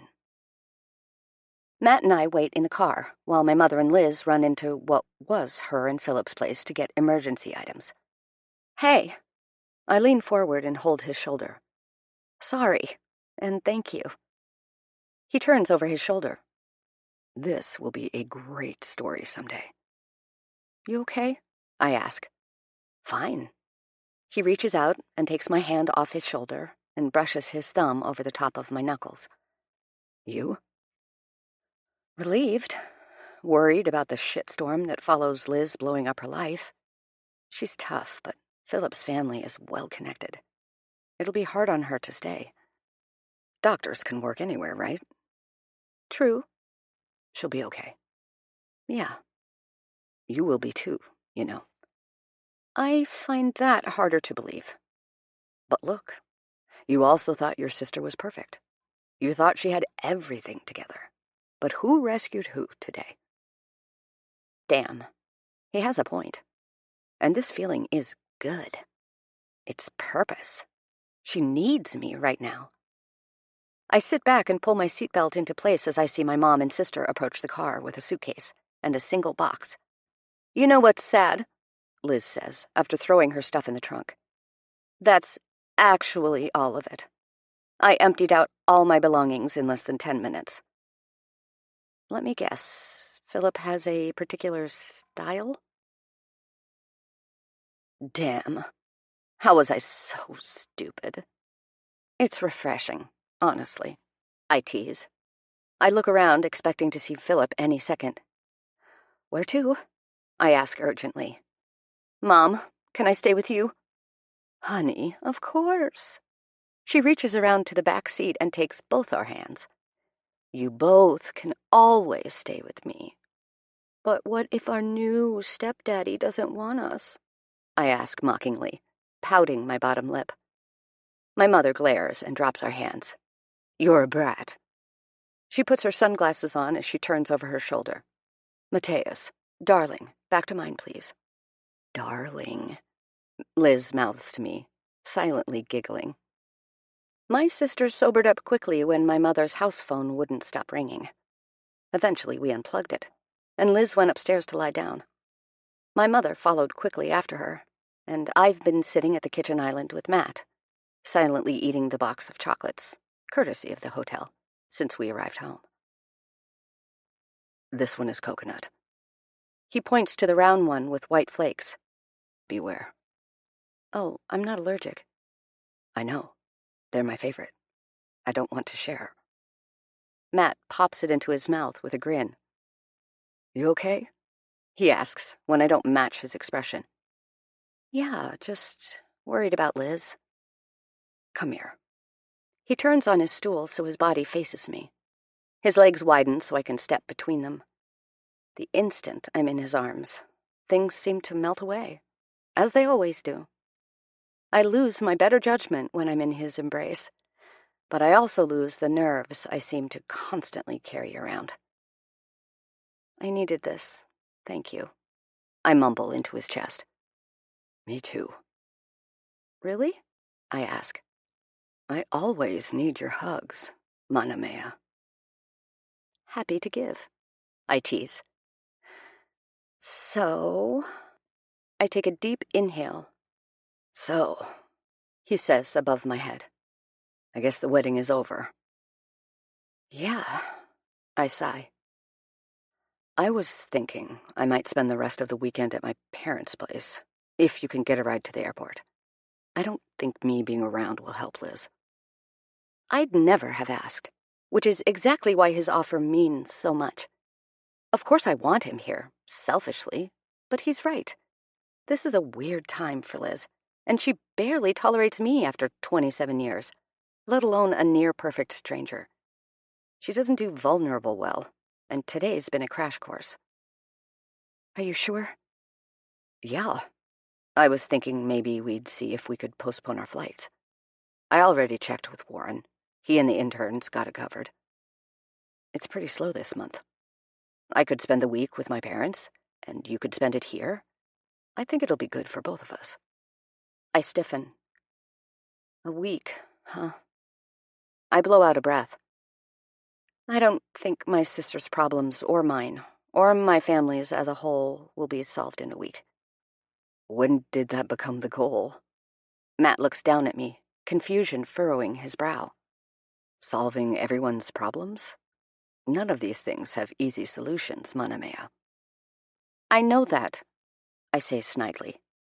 I don't want to run again. I don't want to keep feeling like part of me is held up here because I leave my family when it's hard." "Right. But it's not like you're thinking of being here long term, right?" "I don't know yet. Maybe. Depends on how long it takes to get closure." "Closure," Matt repeats slowly. "Closure," he says again, his brows knitting even tighter. "I'd like to—" "What does that mean for us?" Matt interrupts. I go still, looking up at a man who's more exhausted than perhaps any I've ever seen. The image makes me think of the Sunday school lessons at the Catholic Church my father would sometimes make us go to, the good Irishman he was. He's been wandering the desert for 40 years and is just about done. He's perhaps lost all faith. It makes muscles I didn't even know I had tighten. I think my sister needs me, I say rapidly, forcing the words out. I think about what comes next, and for the first time in a very long time, it feels certain what my next move should be. I think I'll keep my flight the same, go home, pack up, and then drive the bus back. Then I can stay here, work, whatever, while I take some time to fix things. I reach out to cup his cheek, and he stills. Matt's jaw ticks under my hand as he tries, and fails, to remain stoic. Okay, he says, voice gruff. I tilt my head to catch his eyes, which he is attempting to point in every direction except for mine. Matt? He finally looks at me, and tears brim his eyes. Yeah, I get it. Matt, sorry. He raises a hand, interrupting me. He paces in a small circle. Lane, I don't know how many more hoops I can jump through here. His jaw tenses, and a neck muscle I've never seen before jumps along his throat. I scoff. What? How long? He asks forcefully. How long what? Will you be staying here? I just said I don't know. I haven't thought that far ahead yet. But I think I should fly back, get the bus, and drive back. So you'll be living here, he states, rubbing his beard like he's going to pull it clean off. For a while, Matt laughs. And it's not his belly laugh when he is surprised. It's not his throaty laugh when he finds himself amusing. And it's not his soft laugh when he's winding me up. He's laughing like he can't believe his luck, or lack thereof, like someone who's giving up. I have done everything you've asked of me. He pauses, studying me like he's in disbelief. I've been your friend. I've been in your bed. I've been your chauffeur, your helper. I've shown up. And what? Now you're going to send me back home alone? Indefinitely? I open my mouth to speak, but nothing comes out. Lane, please, come home with me. We can figure this out together. We'll do it on your terms. Always on your terms. I won't even kiss you if that's what you'd prefer. But hell, do not make me be away from you. His arms flare out to the sides, exasperation pumping through his entire body. If you do this, what was any of this for? What happened to being afraid of losing our friendship? I lift my chin in defiance. Is that an ultimatum, Matt? What? He raises his arms above his head. Is what an ultimatum? Me saying I have nothing left to give here without some damn reciprocity? You said be selfish, Lane. You said take your time, Lane. You said I love you, Lane. Why does it matter if I'm here or back home with you? Because I'm scared too, damn it! Do you know what it's like to finally feel like what you want most in this world is within reach? But it could startle at any damn moment. I've barely got you. If you're here and I'm back home, I could lose you. We could lose this. What if you don't come back? How can I convince you that you need me if I'm 1,000 miles away? I throw myself into his arms, and he almost falls out of surprise. Matt, you don't have to convince me. You don't have to woo me. You don't have to spoil me. You don't have to do anything. You're enough for me. I was content to be miserable before. You've shown me what I can have. And I'm going to try, but try back home. Try near me. He steps back, and I feel untethered from the earth. A warm, thick tear makes its way down my cheek. I can't, Matt. I'm needed here. I want to be here. I have a lot of shit to work through, and I need to do it here. Why? Because I've been running from home for so long. Because my dad haunts this place. Because my mom has a boyfriend I've never met. And Liz is blowing her life up. And I knew nothing. I'm terrified of letting myself fall for you. But when I'm near you, I forget that I have to think about anything at all. And that's not okay. I need to work on this first. I take a breath. We will never happen if I don't figure my shit out on my own. It won't work. He runs a hand through his hair and rocks back on his heels. He starts but doesn't complete word after word, stuttering and trying to grasp onto what he wants to say. So when he goes silent and his eyes fall to the floor, I know he's given up. He nods to himself slowly and looks up with a hesitancy that splits me in two.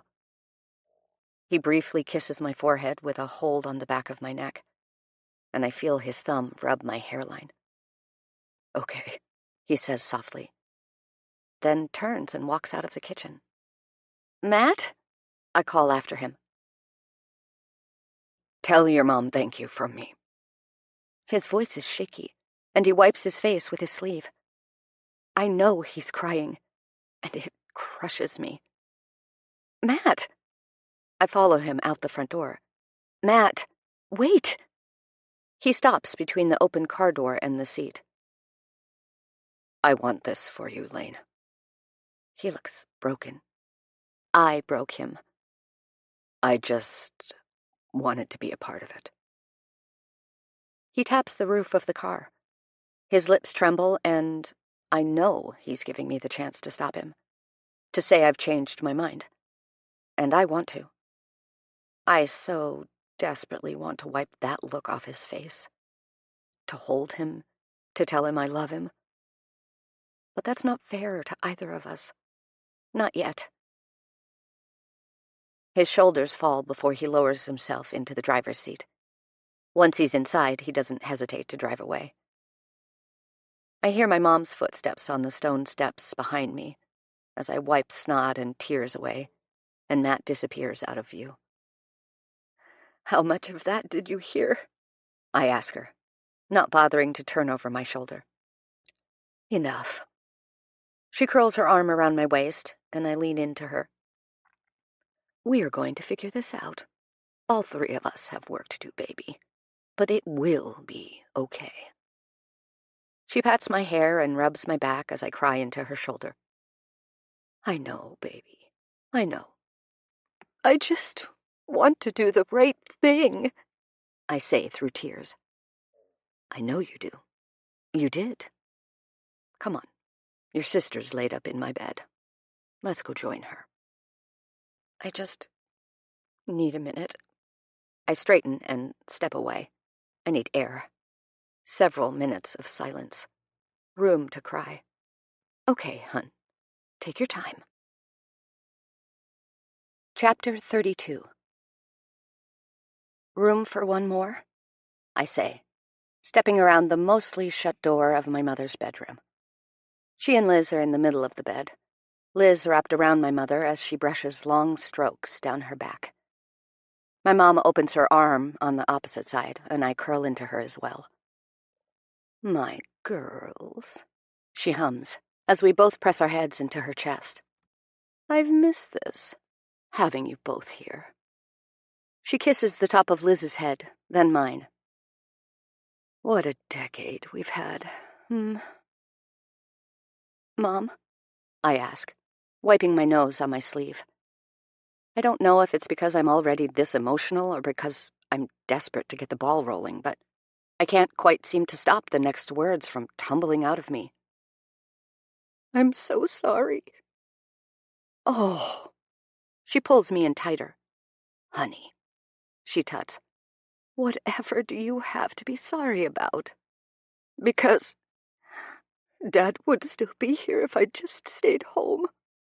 Elaine Marie Rothsford, you take that back this instant. She uses her full chest, only heard a few times, like when I almost stuck a fork in a socket, voice. You are not responsible for what happened to your father, the accident, or anything else that we've done in lieu of grieving properly. She pats my arm like she wants to slap it, and I catch Liz's eye. She appears to be just as confused as I am. I notice she isn't quick to tell me it's not my fault, but she's had a hard day. I'll talk to her another time. I have a confession to make, my mother says. Jean-Paul? Well, he's not only my lover. Gross. He was my grief counselor. Worse. Ew, I whine. Doesn't that break like 100 rules? You girls know that I can struggle to be emotional. When you find someone who you can talk to, who you feel safe with, those lines can blur. It wasn't until our last session that I made my feelings known, and he took time to decide whether he was all right with it. She smiles to herself, a sultry one with the edges of her mouth turned down. You could even say I pursued him. Liz laughs, and we both look at her with skeptical glances. What's so funny? I ask her. Nothing. Liz, I was just going to say that this guy helped Mom get over Dad by getting under her. She covers her mouth like she's sworn in front of the Pope himself. It takes my mother half a second to laugh, and then I let my laughter escape as well. What has gotten into you? I ask. You're making sex jokes. I could ask you the same thing. We could hear your whole conversation downstairs. When did you become so mature? I gasp, exaggeratedly, holding up my palm as if I want her to place hers against mine. We've swapped bodies, I cry out. My mother pushes my wrist down, and I curl my hand around her hip, tucking back against her. We're going to all go see a counselor. I open my mouth to interject, but she beats me to it. Not Jean-Paul, and not anyone else as handsome. I open my mouth again, but don't quite make it. And yes, you have to. Both of you. She looks at Liz, wide-eyed and stern. A look usually reserved for me, and I feel a little burst of pride in my chest. Bossy. Liz pouts. It's time, girls. We've taken long enough to throw ourselves a pity party. Don't think I didn't hear what you said in the hotel today, Missy. She taps Liz's shoulder. Or what is going on with you? She pokes me. No more holding back from the good in life because you could lose it. Nothing would make your father more upset than that. Plus, it can turn into very expensive mistakes, like renovating a bus or a canceled wedding. We both begin protesting at the same time, but my voice carries louder. The bus is actually a very good decision. It's given me a lot of clarity, and I'm pretty proud of it. You'll both be seeing it soon. Then you'll know. I shuffle against the feather duvet on top of my mother's mattress to sit up and look down at them both. I'm going to fly home on Tuesday, pack it up, and drive it back here. I'm going to stay here for a while, to sort myself out. Yeah, we heard, remember? Liz says, and my mom tuts. Let her have her announcement. She glares at Liz. We're very excited you'll be staying. This will be good, for all of us. We fell asleep on my mother's bed together for the first time in almost 10 years. Not since the night after the funeral.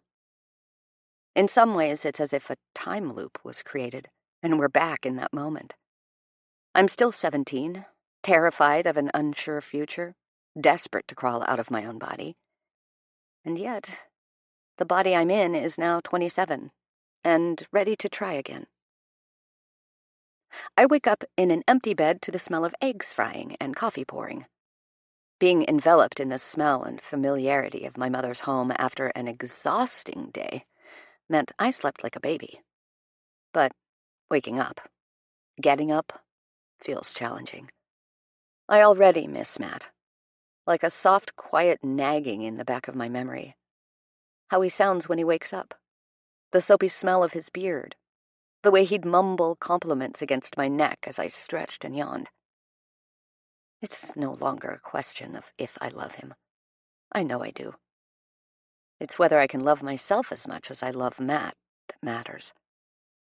If I can allow myself to love him in a way that he deserves, free from fear. So, I bury the pain of missing him down under a pile of well wishes for his day. I think fondly of Fetu and Simon and hope they bring him some comfort. I imagine the sun rising over the creek, and part of me feels calmer knowing he's where he's safest too. Liz comes out of the bathroom in her robe and shuts me out of the bedroom so she can change. I walk down the hall towards the stairs and hear my mother in the kitchen, whistling along with music. Today's the first day of our healing journey, and apparently that starts with breakfast and show tunes. "Morning!" my mother sings out, carrying a plate of scrambled eggs to the dining table. "Liz up yet?" Yeah, she just got out of the shower. I fall into the chair across from her. I feel hungover, and I didn't even drink. That's called an emotional hangover, sweetheart. Plus, a little heartbreak. She lowers her mug. Missing him already. Are you? I take a sip, raising a brow. I like Matt. Am I not supposed to like Matt? She says defensively, her smile growing wide. You called him darling. I take a sip of coffee. He is darling. She narrows her eyes at me. He seems it, anyway. But I liked Philip at first, so perhaps it's best to ignore my judgment. You're right this time. Matt's the best person in the world. Step 1. Get that man off the pedestal. What? Why? I ask, with a touch of anger in my voice I did not expect. I swallow it down, along with my coffee. He didn't do anything wrong. He asked me, for one thing, to stay, and I let him down. Maybe not, but nobody's perfect, Lane. So long as you keep thinking he's the best person in the world, you're going to keep convincing yourself you're unworthy of him. Damn. Therapy's already in session? I should have showered, too. Joke all you want, but it's the truth. Loving yourself is only half the battle, hun. Seeing Matt as a full person will help, too. He isn't some unachievable perfect man, so quit acting like it. She wags her finger. He's in love with you.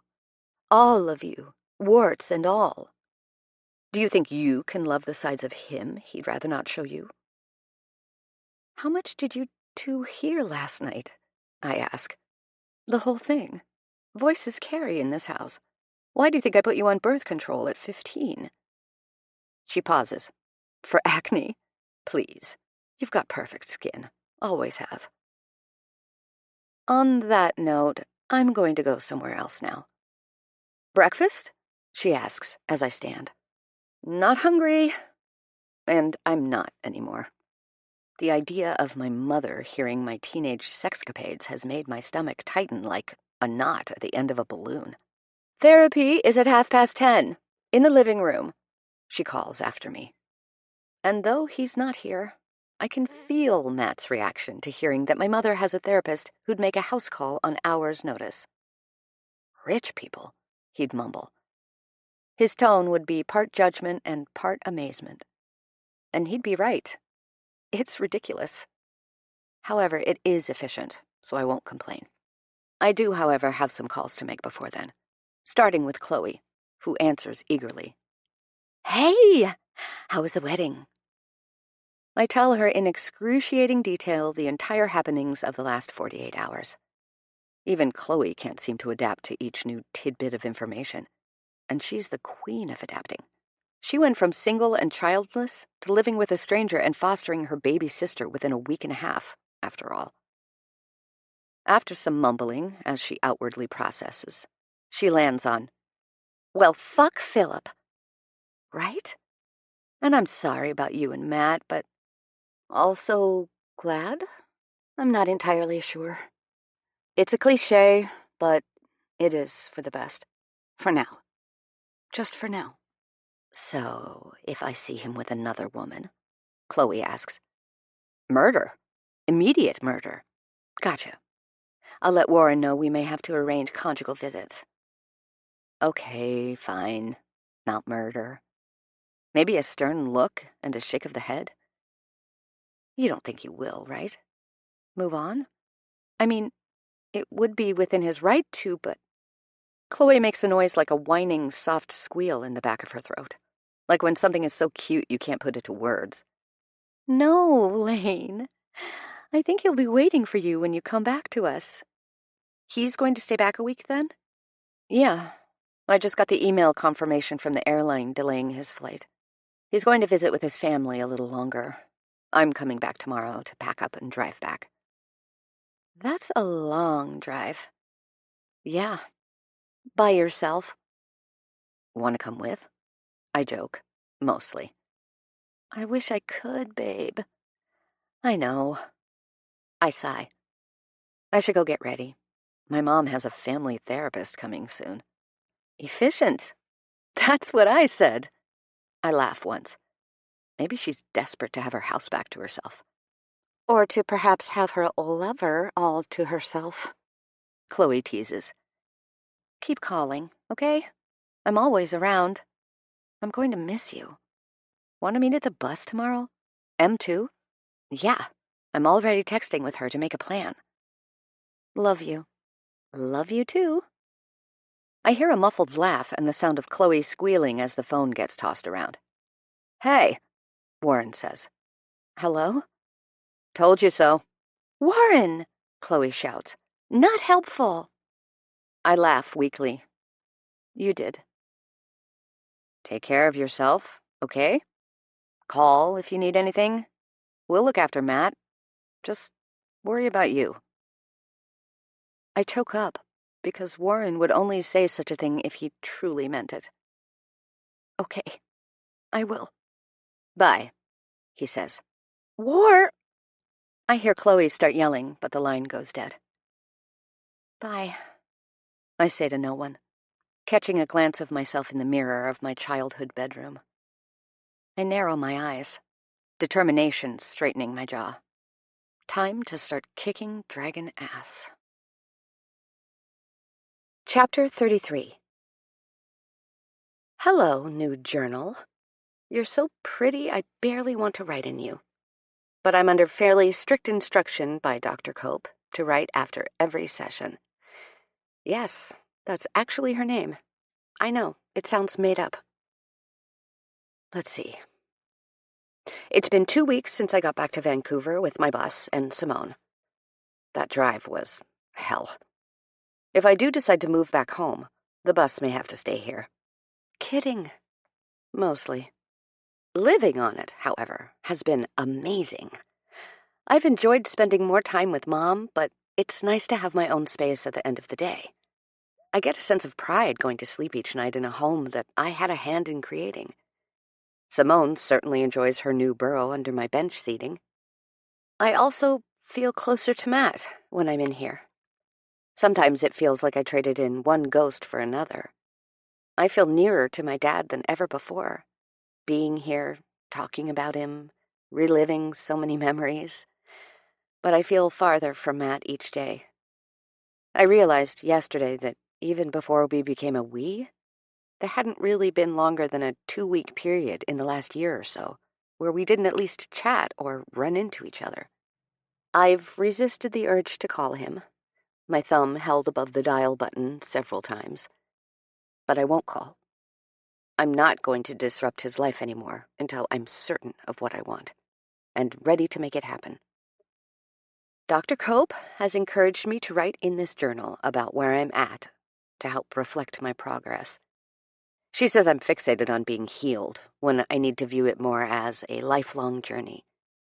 Apparently, yay, I'll always carry this with me. She calls it PTSD, but I'm not sure I'm ready to agree with her just yet. When she told me that I may be as fixed as I'll ever feel, I asked if that meant I was ready to go home. She sighed. I took that as a no. According to the good doctor, you can't graduate or pass therapy. So here I am, journaling, which does feel like homework. So maybe I can? Anyway, today I'm feeling okay. I've had some really excellent sessions with my mom about the guilt I have for how Dad passed. She apologized for not telling me sooner that she wasn't upset or angry with me. I apologized for running away before she had the chance to. She's had some revelations that have led to several late-night cry sessions in each other's beds, though she refuses to sleep on the bus. Not once, she said. Not a single time have I blamed you for that accident. Not even for a moment. That relief is indescribable. But Liz and I have been on less great terms, again. When the calls from Philip stopped about a week after I got back, she sort of fell into her old routine and patterns. She's been short-tempered and snippy, and refuses to answer any questions about Sam or what comes next. She's thrown herself into work. And the shifts at the hospital are long and arduous, so when she's not there, she's in her room resting. Mom tells me not to worry about her, that I can only do my part. But I can't help but feel like our healing is tied up in each other. But that's me setting a goal again instead of letting it be. What I have learned, and agree with, is that moving on from grief is impossible. No one really can. We just learn skills to handle it better, like the affirmations I've prescribed myself for years to deal with my agoraphobia. Dr. Cope has suggested some other strategies to implement. Journaling is just one of them. Overall, I'm okay. I can talk about my dad without crying, which is new. I've talked to Chloe and Emily a few times on the phone to make sure I'm not a friendless loser by the time I reemerge into society. They didn't mention Matt or bring him up, so I didn't either. I don't know why. I know I could just ask, but I think it would hurt more to get second-hand information. I do wonder if Chloe's heard from him, or rather, what Warren's told her of him. I hope he's okay. I hope he misses me the same way I miss him, but maybe a little less painfully. Not much less, though. Well, that's all for me. I'm not entirely sure if I found this helpful, but hey, Dr. Cope hasn't let me down so far. Stay classy, journal. Lane. Chapter 34. 6 weeks in, and I've decided I don't like therapy anymore. Have you ever gone to a fair and been in a room of prank mirrors? Because being in therapy feels like going into that room, looking at every warped version of yourself, shorter, wider, stretched out, squiggly, and squashed, then finding out the mirrors weren't prank mirrors at all. That's just what you look like. Every weird, awkward, gross part of you is on display. Suddenly so obvious. I also really love therapy. I could take or leave Dr. Cope. God, will she request to read this journal? Future Lane, take this page out. She's keeping her cards close, probably because she knows how desperately I want her to like me. She's only laughed at one of my jokes, and it wasn't even my best one. Still, the woman is good at her job. I've had several breakthroughs about different areas in my life in which I've sabotaged myself. I knew on a superficial level that I was punishing myself because of the guilt I felt for what happened to my dad, but I didn't actually get how it's impacted my life. I truly think that if I hadn't found Chloe and Emily as roommates, I wouldn't have graduated. But thank God they made me want to stick around, which meant I had to actually pass my classes. Other than that, I've given up a lot of potential to the idea that I don't deserve a future in which my father isn't present. That has to stop, because it won't bring him back, and no one wins. Today's session was mostly focused on what I do want moving forward.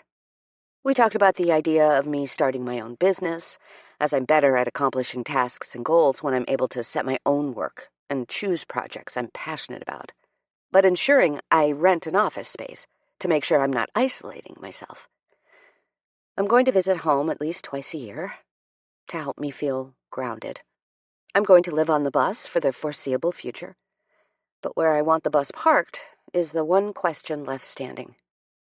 Most of me thinks of home as wherever Matt is, but when I'm falling asleep at night, I worry that with each passing day he'll no longer feel the same. Does distance really make the heart grow fonder? Or has he realized in my absence how much work it is to keep me around? Maybe he's come out of a daze. The fog of lust has lifted, and he's finally able to rest without me demanding so much from him. I don't think I expected to, but each time I leave therapy now, I feel a little more certain and a little less weighed down. I think newfound confidence is overpowering guilt, and I'm loving the feeling of wanting to make the most of my days. I don't dread waking up, checking in with work, or even going out. I'm not singing to animals to help me get dressed like a fairy tale just yet, but I do feel fine. Better than fine. Good, even. My mom's boyfriend is sweet, if a little therapist-y. He's got long pauses and agreeing sounds from the back of his throat down to an art. But he seems harmless, and he looks at my mom like she lights up the room, like he's her guiding light. And while I think there will always be a part of me that will be sad that it isn't my dad doing so, it's nice to see her looked at like that. She deserves it. And in part, seeing that she deserves it has helped me remember that I do too. Also, I finished The Count of Monte Cristo. Finally. I liked it a lot. I can see why it is Fettu's favorite after all she's been through, and why Matt recommended it to me. I really liked this part.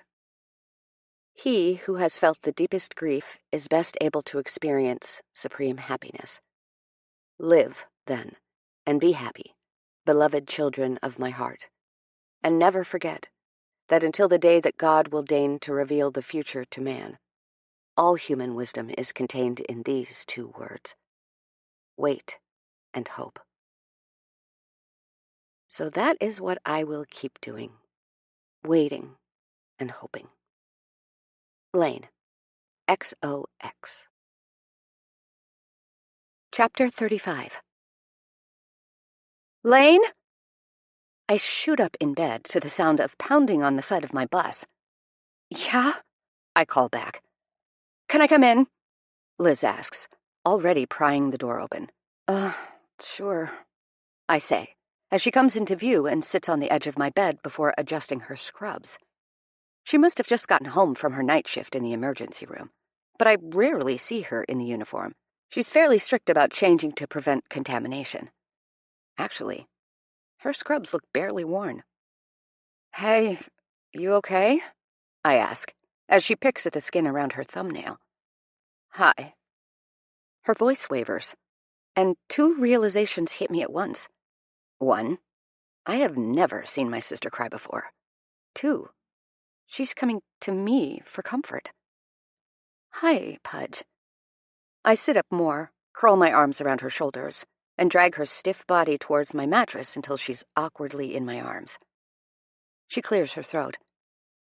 I, just wanted to check on you. I was asleep, Liz. You pounded on my door. She sniffles and rubs her nose. How was work? I ask. I didn't go. No? Well, I did. I went, and I walked in. Then I just walked out. I don't know what came over me. How did it feel? Like my chest was going to tighten until it snapped. I nod, then tuck my chin over the top of her head. I really don't know how you do that. See emergencies all the time? See people on the worst days of their life? She relaxes into me, her muscles softening, and it's oddly comfortable, like we've done this hundreds of times. I hated seeing you in a hospital bed, all beat up, she whispers. I felt so helpless when I saw nurses take your blood, and the needle that stitched up your cheek. I decided I'd be the person doing the fixing. I never wanted to feel that way again. Did it work? I ask quietly. Do you feel better? Her laugh is hollow. What do you think? Another sniffle, and she brushes her cheek. Well, you walked out for no reason, and you're crying in my bed right now, so... No? I don't like medicine, Lane. No? No. I actually think I kinda hate it. I snort. Not because I'm cruel, but because Liz does, and her laugh is so genuine and self-pitying it's almost rude not to. I think I've been sleeping for 10 years, she says, sitting up and crossing her legs across from me on the bed. Like autopilot? I ask. Yeah. Whatever the next move was, the simplest move or the most strategic, I did it. I didn't think about what I wanted.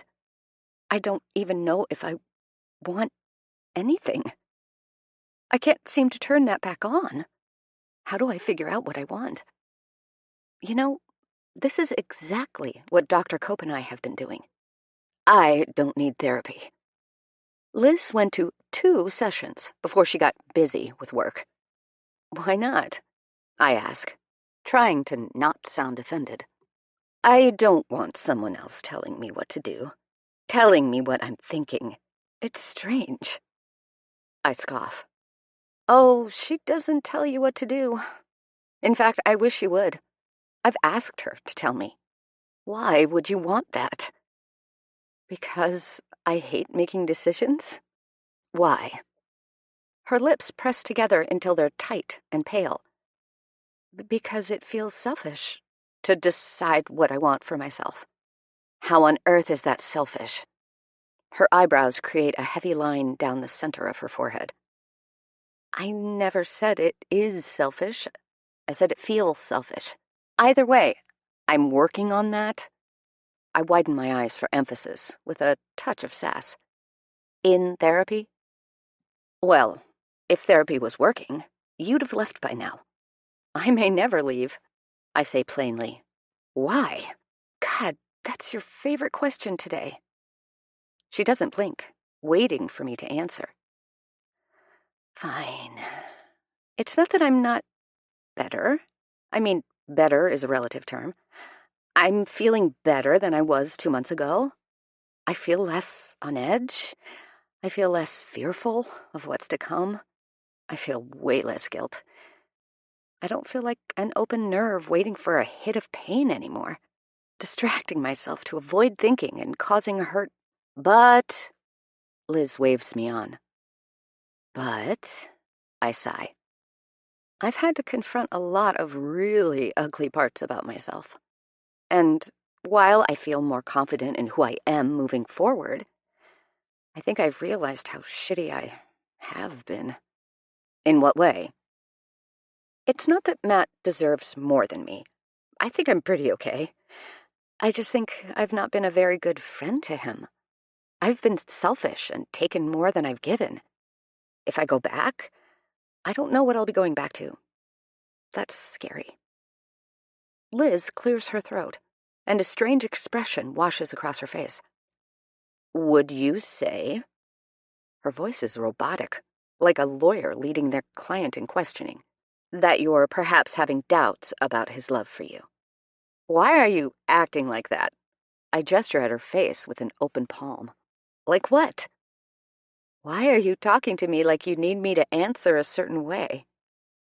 Because I'm under Annoyingly strict instructions. She clenches her jaw, and her eyes shift in annoyance. From whom? I ask. Just answer the question. Yes, no, whatever gets me to the next clue. Would you agree that you're ready to get back with Matt, but feeling held back by uncertainty? That you've accomplished what you set out to, and any further information would not influence or pressure you, but could validate your decision? I pushed the back of my hand to her forehead. Are you ill? She raises a brow as a warning. Yes, I agree. I love Matt, but think these 2 months may have caused him to grow better judgment or gain perspective that he's better off unhitching himself from my loony wagon. She rolls her eyes. Then I have something for you. Without a word, she stands and runs off the bus like a damn lunatic. The last time she ran out of my room with the intention of coming back was when we were 12 years old, and she was going to get her calendar to figure out if our cycles had lined up. For science, of course.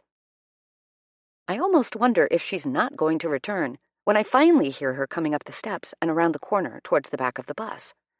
She's holding the same box she had when she packed up her 10 belongings from Philip's place and sits beside me. I don't even want to think what this man has spent on stamps. She dumps the box out, and dozens of envelopes fall onto the bed. This is the letter that was addressed to me. She hands me the opened envelope. Liz, I'm not sure if Lane has mentioned it, but social media isn't my strong suit, and I didn't know how else to get in touch, so please, forgive my penmanship. This is Matt, by the way. Anyway, off to a great start. I was hoping you could do me a favor. It took me about 12 hours after getting to my parents' place to realize I made a massive mistake in leaving the way I did. But I think calling Lane would only make things worse. She needs time and space to do this on her own terms, in her own way. I need to back off. So this is my solution. I'm going to write her letters. I do not want you to give them to her until she's ready. If she isn't ever, then so be it. But I couldn't live with myself if she mistook my silence for apathy and gave up on us. If you don't mind helping me, I've put my number below. Give me the go-ahead, and I'll begin mailing. The pile is quickly growing. Sincerely, Matt. P.S. It was great to meet you, and I hope we can see each other again soon. I spread my hand across the letters on my blanket in disbelief. They just kept coming. Liz lifts one, examines it, and tosses it aside. Really, so much postage. It's really romantic, I whisper mindlessly. Yeah, unless he's changed his mind and broke up with you in one of these. Liz, shut up. Read, then. She throws a letter into my lap. Wait! My mother bursts in, panting. I want to hear this. It's not every day your daughter gets this many declarations of love. She falls onto the mattress, squishing Liz slightly. How the... I ask. Sort of. I saw Liz running with the box and followed. I've been waiting for this. I shake my head. This is quite the wake-up. I will read these in private, thank you. I snatch a letter out of my mom's hand. My mother and sister share a devious look, and my mother nods, saying silently that she'll take this one. You know, your father and I sent letters. Oh, my God. I gawk at her and look to Liz for support, but she just plays along, nodding thoughtfully. He was so romantic like that. She sighs wistfully. Yeah, and, Liz adds, whispering, since I called off the wedding, I've been kind of down. This could really help me. She bites down on a smirk. Believe in love again. You two need to get an acting coach. I'm not buying this. Fine. My mother stands and straightens her clothes before waving for Liz to follow. I watch Liz contemplate snatching one and raise a brow in challenge. Don't even think about it. She huffs and follows after Mom. There's no indication of any sort of order to them being sent. No number or delivery date on the stamp. So I just go for the one closest to me. Mana Mea. I haven't discovered religion since you left, but I can only describe what I've been doing in your absence as praying. You come into my thoughts so often that I had to do something productive to dismiss them. So whenever I think of you, I inhale for a long 10 seconds, soaking in the moment, and then exhale all my love for you out into the ether, hoping you'll feel it somehow. I ask whoever is listening to keep you safe and bring you home when you're ready. I ask for patience. I ask for every day you're away to be added on to how long we will have together. Do you feel it? I think of the string Rochester described to Jane, tethered to each other's rib. That he felt like he was going to bleed out by having it ripped off him if she went too far. I didn't understand that until you. Missing you is painful, physical and real. Perhaps if I keep tugging on this invisible string, you'll follow it home. Yours, Matt. Reading the rest of the letters suddenly seems both irrelevant and yet entirely necessary. I open another and another and another. Most are beautiful confessions of love, and the swelling relief in my chest is like a warm balloon. I smile fondly while I read the notes where he just tells me about his day. He's completed the list of movies I gave him. He's even gotten a Netflix account and is grateful his television's remote as a speech feature. Ruth got into veterinary school. Erin moved to the city. Tabitha has decided to travel for a year or two instead of university. She's teaching herself another language. He tells me about his family because that's what he's always done.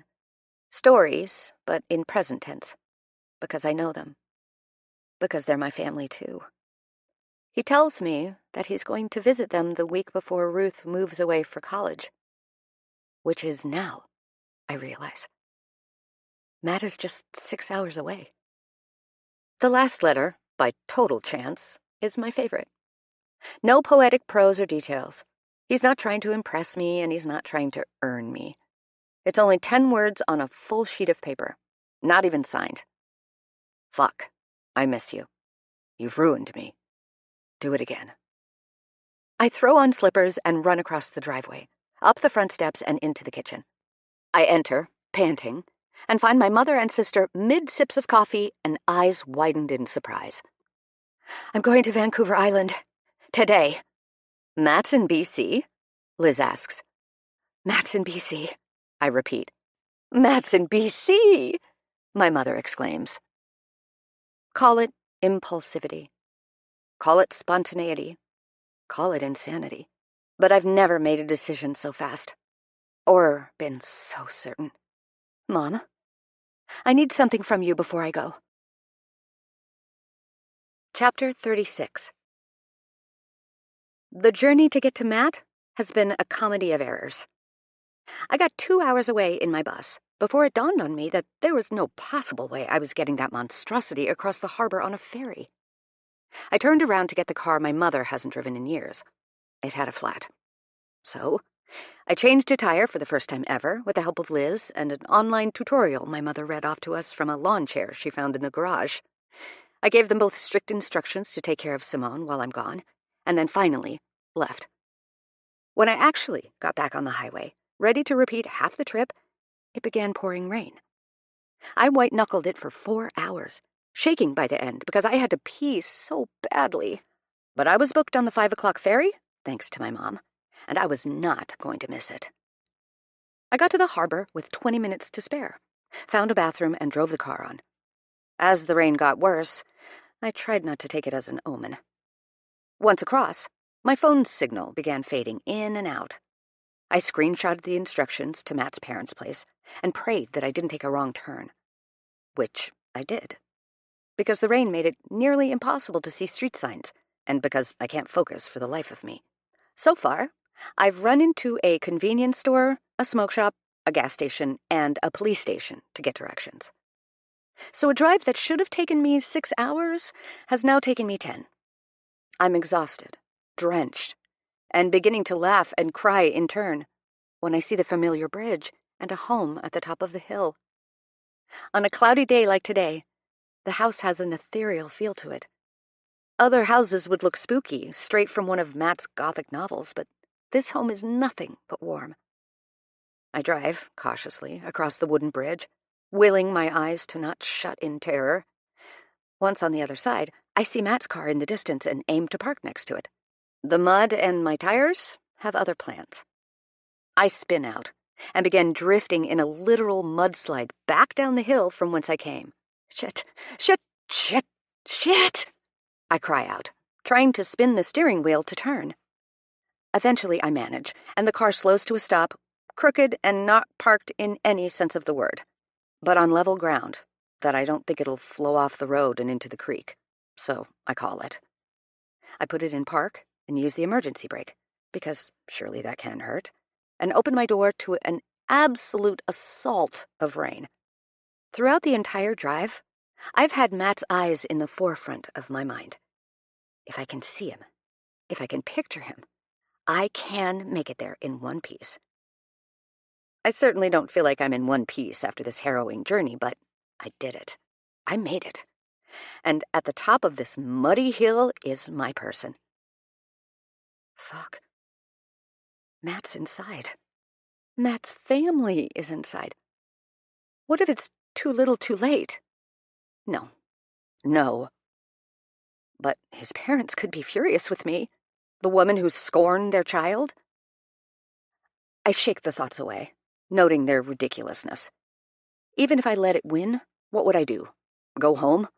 There are no other ferries tonight, and I can't imagine it'd help to sleep in a car at the bottom of their driveway, to be discovered in the morning anyway. No, I'm doing this. Matt deserves this.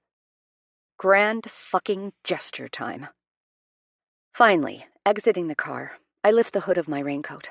After slamming the door, I briefly wonder if I've lost the element of surprise before thunder cracks and everything feels muffled. I assess the climb ahead of me and decide to take the path of least resistance, where gravel has soaked up some of the rain. Carefully choosing my steps, I feel the damp, cold rain begin seeping through my coat. My shoe gets stuck in a particularly thick patch of mud. I cover my face from the rain as I try my best, and fail to remove it. When I finally wriggle out of it, it's not my shoe that takes the next step, but my bare foot with a squelch into the wet earth. Fuck it. I waddle up the rest of the driveway, my toes disappearing with every step. When I reach the steps of the porch, I can feel my heart beating in my throat, climbing like it's going to fall out of my mouth. It's the feeling of the moment before a wave hits, before a roller coaster pushes past the edge or the swing falls back from a soaring height. Excitement and fear bundled in an excellent way that resembles anxiety, but doesn't have the same kick. I take off my jacket and wrap it around my foot, using it as a towel, but it sort of just smudges it around. I notice a watering can collecting rain from the awning and pour it over my foot, getting most of the mud off. That'll do. I contemplate how long I can stay on their porch, because I'm very out of breath and also really unprepared. Matt's the one with the good words and swoon-worthy phrases. I'm here to say, what exactly? A crash of lightning hits so loud that I swear and cower to the ground. When I straighten, determination swells in my chest. I count to 3 and summon all the courage and strength I have, and open the door without so much as a knock. Chapter 37. Lane? Ian stands in the front room of the house, a notepad under one arm and glasses low on his nose. He looks me up and down in a way that lets me know that I look about as rough as the journey has been. Matt's... Lane? Tabitha comes bounding around the corner from the kitchen. Oh my God, it is you! I thought Ian was seeing things! She pulls me into a long, tight squeeze, despite my muddy and damp everything. Hey, Tabs. I hug her back. Your brother here? Tabitha brushes a wet strand of hair away from my cheek. Lane? Simon comes around the corner and leans on the doorframe, admiring me with a crooked smirk that is identical to his son's. Welcome back. Hi. I'm so sorry to barge in like this, but... Lane? Fatu calls urgently from the kitchen. The sound of her quickened footsteps follows. She beams when she sees me, and comes to hug me over the top of Tabitha, who's yet to release me from her hold. Welcome back, honey. She pulls away and studies my face. Caught in the rain. Yeah, a little bit. I hesitate, but seriously? Is Matt here? What's everyone do? Matt rounds the corner to the now extremely cramped front hall and stops dead. He's wearing a gray hoodie and black basketball shorts, and his hair is down, with parts of it braided. Probably his sister's doing. He looks so good. But I resist the urge to charge at him, because he also looks terrified. Hi.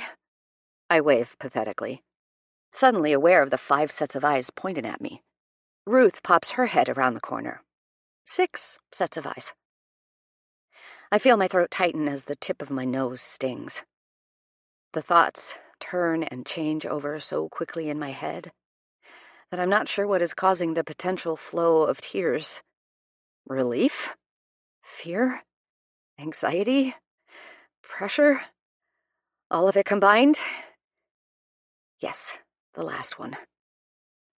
I croak out a few sounds that I intended to be the start of sentences, but nothing seems to be working.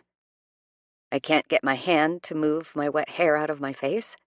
I can't make my feet step closer to him, or my eyes blink. Lane? Matt studies me, confusion creeping into the edges of his soft smile. You okay? I nod, or at least I think I do. Let's give them some room, Simon says, clapping his hands and bending at the waist. The family follows Simon in a near-perfect line to the other room. But there isn't anywhere to go, and with the rain outside, they can't give us any privacy. Nor should they. I was the one who let myself in. Matt places an entire palm in front of his mouth, then brings it down over his beard. I can do this. I can do this. I can do this. 4 blinks, 1 swift shake of his head, and a hearty laugh of disbelief from Matt gives me the courage I need. Matt. I feel 2 hot tears roll down off my chin, and another falls into my smile, the taste of salt on my tongue. His chest collapses inward as he remains dazed, his smile growing, but his eyes transfixed and narrow on me. He looks at me like I'm a hologram, and he's trying to find the squiggly lines or imperfect features that would tell him I'm not real, that I'm not here. But I am. He needs to know that. I take 3 steps, and then I'm in his arms. It takes him a moment to wrap himself around me, as if he's stunned. But when he does, he pulls me in forcefully, his arms crushing me against him. Hey, you, he whispers over my shoulder. 2 firm hands grab my shoulders, push me away so he can see my face, and then bring me back flat to his chest. His hand splays out on the back of my head. It's so good to see you, he says earnestly. I'm forcing myself to not close my eyes, to not curl into him and rest like I haven't been able to in the time since we parted. He lets me go and takes a fumbling step back, rubbing his beard like he's seeking out comfort.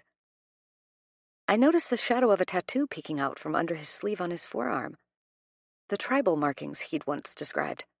I wonder, what else did I miss? So, I clear my throat. I've got some things to say. Matt nods, looking over his shoulder to the narrow, open entrance that does nothing to separate his family from hearing our entire conversation. Do you want to go to my room? I hear Tabitha's soft whine and shake my head. Nope. Being vulnerable is kind of my thing now. I pout my lips, nodding like I'm overly confident. He laughs, uneasy. All right. He swallows, and I notice a quick twitch of his lips as he focuses in, like he's fighting back 1,000 words, as if his letters didn't say enough, as if it's not my turn. "I've been doing a lot of thinking," is for some reason the phrase that finds its way out of my mouth. Before "I love you," before "I missed you so much," before "My God, you're a beautiful man." He nods, his eyes downcast and heavy, like this could go in so many ways, as if he's no longer able to afford the hope he once had, and thinks I might have traveled hours and interrupted his family's evening to say anything except, "I love you," I say timidly. No, let him hear it. "I love you," I repeat with my whole chest. Relief washes over him in such a visceral way that it takes my breath away. Again. "I love you. I love your generous heart and your kindness. I love your insane number of books and your strange hobbies. I love that you sing in the shower and use your toothbrush as a microphone. I love that you can't just sip drinks, but chug them. I love your hair, your beard, and your whole face, really. The rest of your body, too. All of it." I take a breath, realizing I'm about to spiral. And I'm ready now. I'm ready for this. Us. All of it. The morning breath, and the bedtime stories, and all the parts in between. I want your clothes in the laundry baskets with mine, and your books to take over my shelves. I never want to be parted from you, ever again. I don't even want to think about that, actually, because being far from you, it was like its own sort of grief. I missed you, like Rochester missed Jane, like my ribs were torn out. I felt it, too. Lane. Matt wipes a tear from his eye and laughs at himself for it. The purest of smiles spreads across his face, like joy is overtaking his entire spirit, bursting out from within. But I can't stop. And I've been doing a lot of work in therapy. I'm not going to stop doing it, because we both deserve it. It's hard and ugly, but necessary. It's necessary, Matt, and I promise to keep doing it, so we never have to do this shit again, because— Lane, he interrupts, firmly this time. "Wait," I say, a little too forcefully. "Just 1 second. Sorry. One more thing." I laugh nervously. "Just— if I don't do this now, I'll never get the nerve." I take a step closer to him, reaching out to hold one of his hands. I marvel at the touch, rubbing my thumb over his knuckle.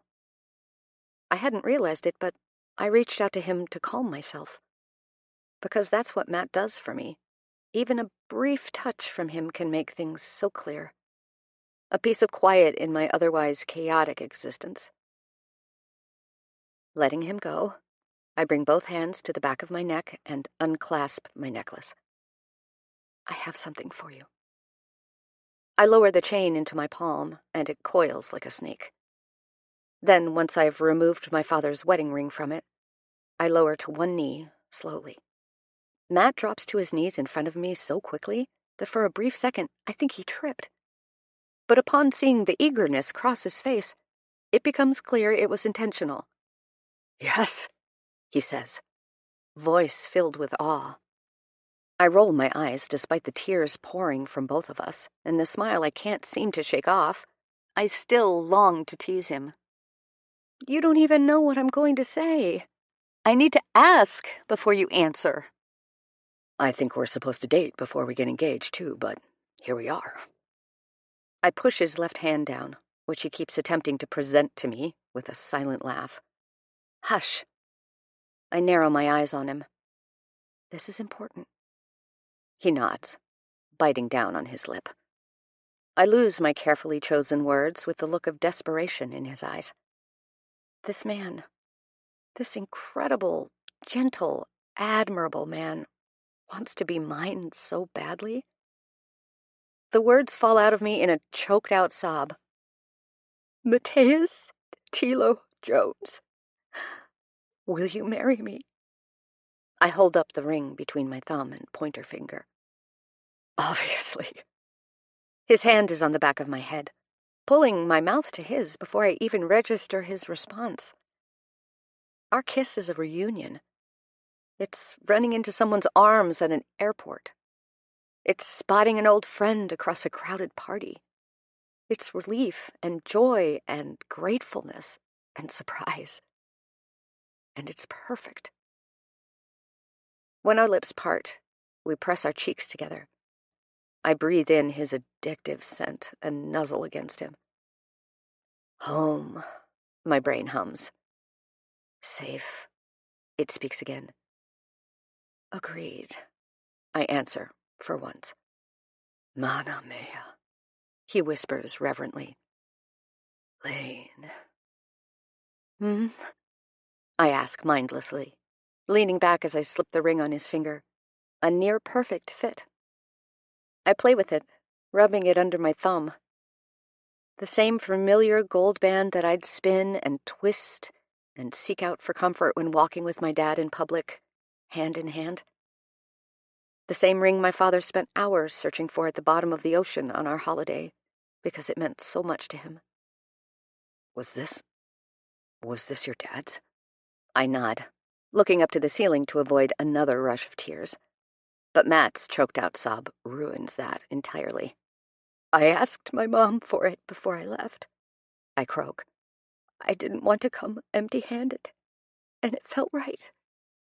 I hear a soft mumbling from the other room, and I have a distinct sense that we're not the only two crying. Matt wipes his face roughly and grinds his teeth. His brows push together, creating a deep line down the center of his forehead. When he looks at me, his expression is far more serious than I've ever seen from him. His eyes are still glistening wet, but the rest of him is so ferocious. It is an honor to wear your father's ring. He swallows, gathering himself. I'm going to look after it. I'm going to look after you. I believe him, with every fiber of my being. I know you will, and I'm going to look after you too. This goes both ways. Give and take. He takes both of my hands in his and kisses each one. Elaine, Marie, Rothsford, will you marry me? I smile to myself. I tisk before darting my tongue out to catch a tear unconsciously. Well, you see, I'm actually already engaged. Lane, Matt sighs out with a tilted smirk. Yes, please. Yes. With the sound of a cleared throat next to us, we both look up. Fetu smiles down, shy in her approach. I watch as she removes a ring from her right hand and passes it to her son delicately. Mama, no. Matt shakes his head, trying to give it back. Your grandmother will not be pleased if this gorgeous girl doesn't have a ring on the day of her engagement. She winks at me. And it's wasted here. This ring should be shown off to the masses. I think you're severely overestimating how many people we know back home. Matt laughs, lowering the ring to his lap, admiring it thoughtfully. Fetu takes a step back, her arm wrapping around Simon, who stepped inside the arched entryway. Lane. Matt smiles and wipes the last of his tears off his face with a bent knuckle. I'm caught, staring at the most gorgeous ring I've ever seen. A simple gold band with a beautiful black pearl in the center. I'd never have thought to pick it, but now I couldn't imagine anything else. He takes my wrist, kisses the rose tattoo, then turns it over so he can slide the ring over my finger. I nod because words fail. How could I possibly express how much I want this? How afraid I was that I'd never experience a love like this. How often I've convinced myself I didn't deserve it. We're engaged, I think, Matt stutters through a shocked laugh. We are. So engaged. I wrap my arms around his back. How ridiculous is that? I laugh too, my voice muffled into his shoulder. I'm so fucking in love with you, Lane. You know that, right? I sort of got that by the third letter. I pull away, sitting on my heels. I could have stopped at 3. He brushes a piece of still damp hair from my face. No, I needed all 57 to do this. There were 57? Matt laughs, his brows furrowing. That's embarrassing. Matt. I reach out and take his hand. Yeah. He kisses it again, quickly. We should probably get off the floor now. I glance up at his parents behind him. I'm not ready yet. His eyes are so creased on either side from the smile overtaking his face that I press my thumb against it, marveling at his physical joy. This will be quite the story, I whisper, leaning in close. He takes a deep inhale. It will. Matt stands, his hand still in mine. He pulls me up and lifts me into an embrace, my feet dangling. Thank you for fighting, he whispers, as he kisses my cheek and lowers me to stand. Like a dam breaking, his family members all charge in, surrounding us in a tight embrace. I expected a whirlwind of sound and chaos, words of congratulations and exclamations of excitement. But what happens is even better. A silent, lingering embrace of 5 people circled around 2 in the center. I look up to see Simon brushing Matt's hair with his palm, a look of pride in his eye that creates a familiar ache in my chest. Except now there's joy there too, alongside it. A soft hand cups my chin. A perfect dozen. Thetu rubs her thumb along my cheekbone. I lean into her hand, partially to seek out her touch, but also out of curiosity. 9 kids and 3 spouses, Simon clarifies. We're really hoping for a perfect 18. He winks. So far, so good. Chapter 38. In a cloudy haze of happiness that feels strikingly like being drunk, I'm curled up against Matt in the hammock on the back porch. He's got one foot hanging out the side, pushing us off the back wall so we rock gently. The rain pours down all around us, but the tin roof keeps us dry and sounds amazing. Tabitha and Ruth are across from us on a small wooden bench they dragged outside from the dining table. They're asking about a wedding I've yet to imagine, let alone plan. But I don't mind, because Matt fields most of the questions with polite non-answers and bemused smiles. Every few minutes, he tucks me in closer and kisses my forehead, nose, or cheek. I have my hand on his stomach, rubbing slow, lazy circles around his belly, because it makes him sigh while his eyes flutter close. Thetu stands behind her girls and weaves her fingers through Tabitha's wild curls. They're longer than her mother's forearm when all stretched out. Thetu braids, untangles, braids, and untangles as her daughter asks too many questions, makes too many suggestions, and talks until there couldn't possibly be anything left to say. I watch Thetu nod, her smile warm and sincere, while her eyes somehow are all fire and wit. She'd let her children talk forever. She'd soak in every word. Simon and Ian are baking in the kitchen. It smells like brownies. I don't ask why they're doing it because I have a distinct feeling it's for Matt and me, and it would ruin a surprise. I breathe in the rain, the pine wood of the back deck, the wet grass, and the chocolate wafting from inside. I hear the gentle creaking of wood and woven string as the hammock rocks, Matt's contented sighs, Tabitha's excited ramblings, and Ruth as she hums while petting the dog on her lap. I feel Matt next to me, his warmth inviting, and his body the perfect comfort. And it's too much joy to be contained. I sniff, wiping a tear away. And Matt's eyes blink open, his brow furrows. Lane, he says softly, what's wrong? I shake my head, smiling as my tears continue to pour. I've never been happier. I laugh again. You make me so happy. All of this, your family, this place. I get to experience it because of you. I get to experience you because of them. I get to be part of this. I'm just grateful. He leans forward, and I instinctively close my eyes, expecting a kiss. But instead, I feel Matt's lips press on my cheek, on a tear, then another. Delicate kisses for every tear that remains. Once he's kissed them all away, he presses his forehead to mine. I think this might be the best day of my life. I'm not convinced it's all real. That you're real. Here, in my arms, my grandmother's ring on your hand. It's too good to be true. I've missed you so much, I reply tenderly. I can sense the tension pulling him all over.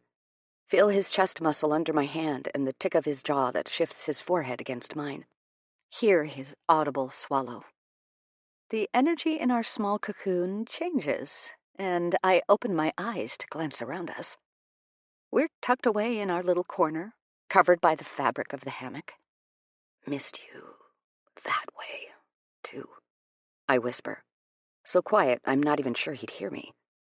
How'd you know what I was thinking? His smile is wicked, his voice lower than mine. Because it's what I'm thinking about, too.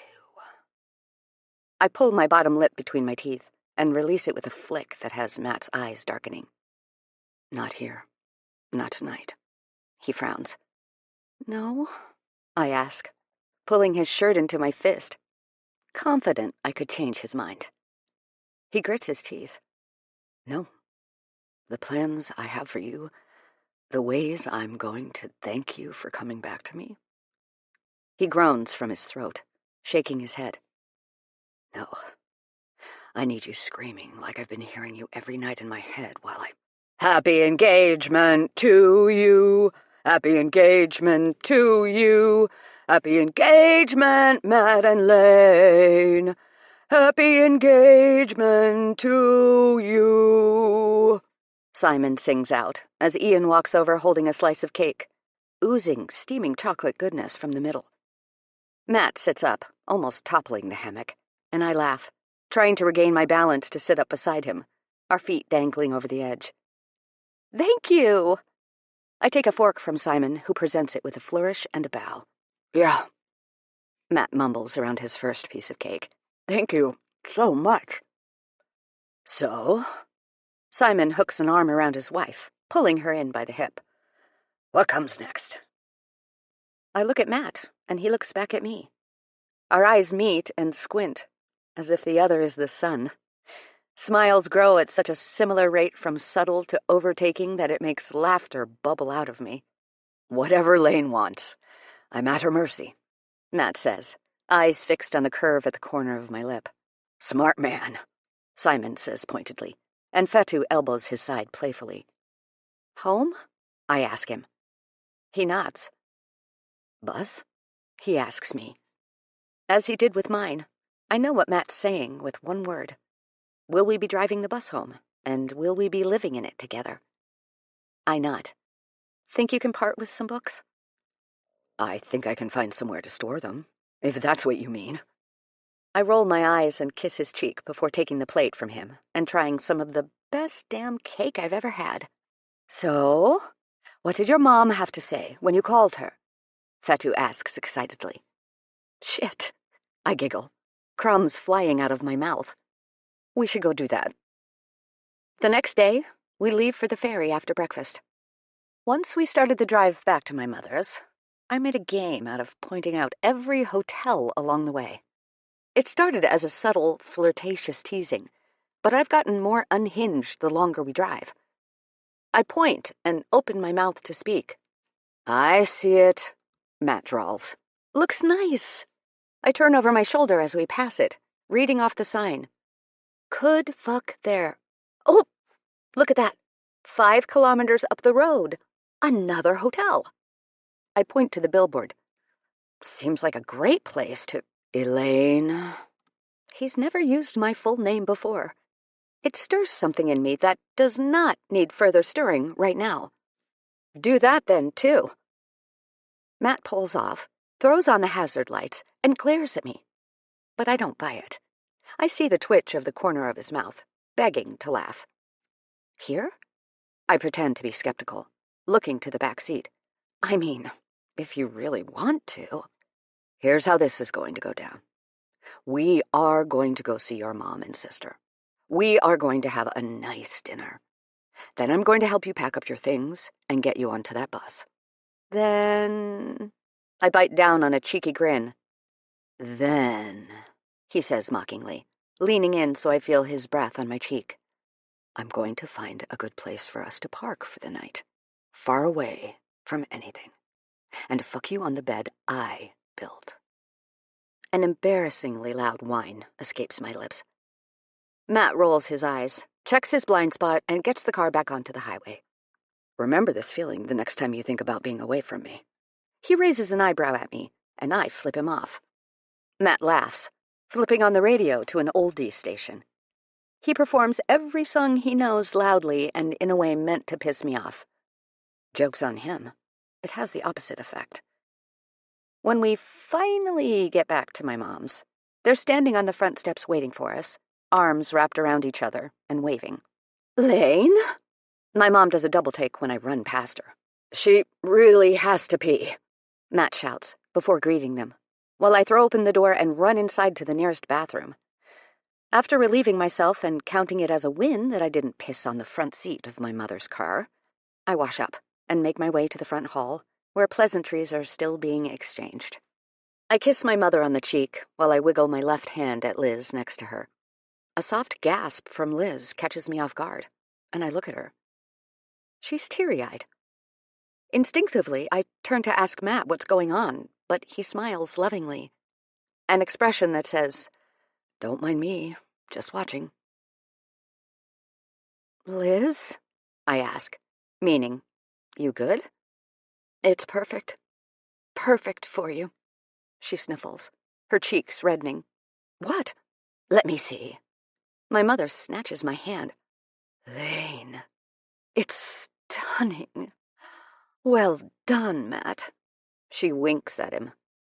His hands find his pockets, and he rocks back on his heels. "Actually, it was my mother's. Well, my grandmother's." "It's beautiful." She cups my cheek.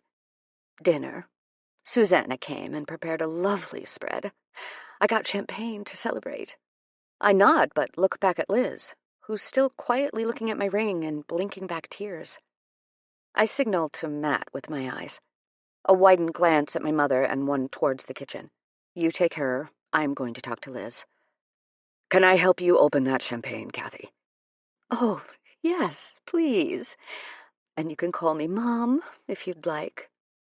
He nods enthusiastically, following after her. Liz is about to follow them when I grab her wrist. She stops, looks down at my grip between us, and then back to my face. I open and close my mouth several times, but come up short. So I do what feels right. I pull her into my arms and squeeze tight. "I'm so happy for you, Lane." She rubs my back. "You did it." I didn't have to do much. Matt makes it easy.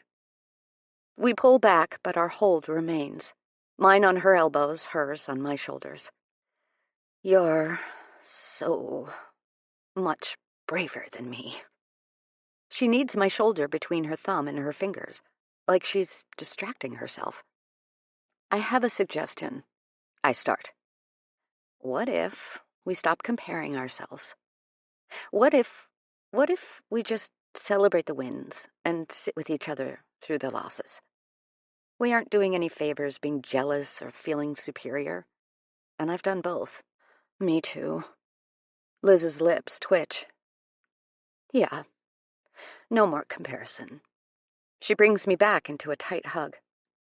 "Because I need you, Lane." your heart, your creativity, your wildness. She steps back and we both reach out our hands, and our fingers intertwined. I love you, Pudge. I love you too. We eat an outrageous amount of food, and Jean-Paul comes over with dessert.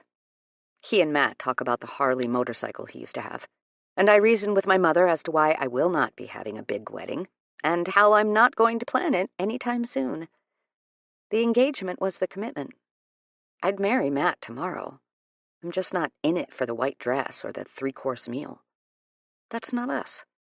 Unless, of course, that's what Matt wants. Because then, I'll do it. Chapter 39.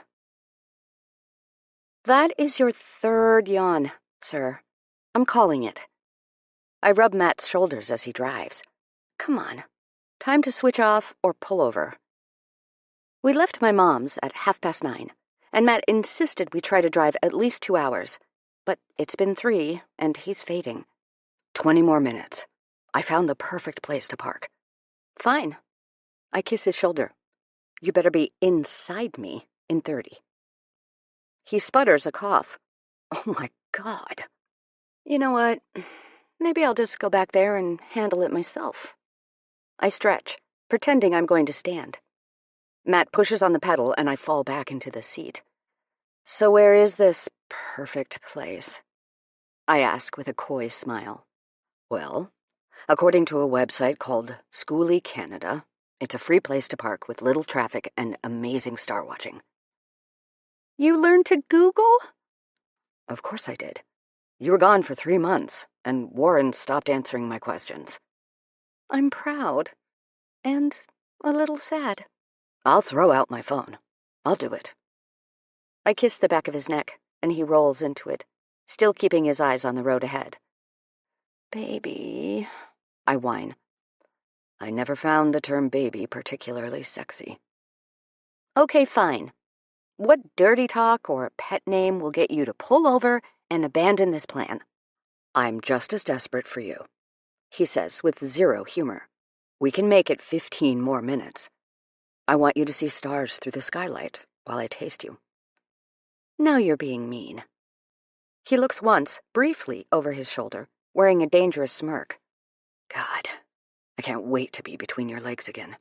Seems like you can, in fact, wait. I say sweetly, my arms crossed in front of my chest. Oh, are we having our first fight as a couple? He asks. Are there laws about consummating an engagement? I reply.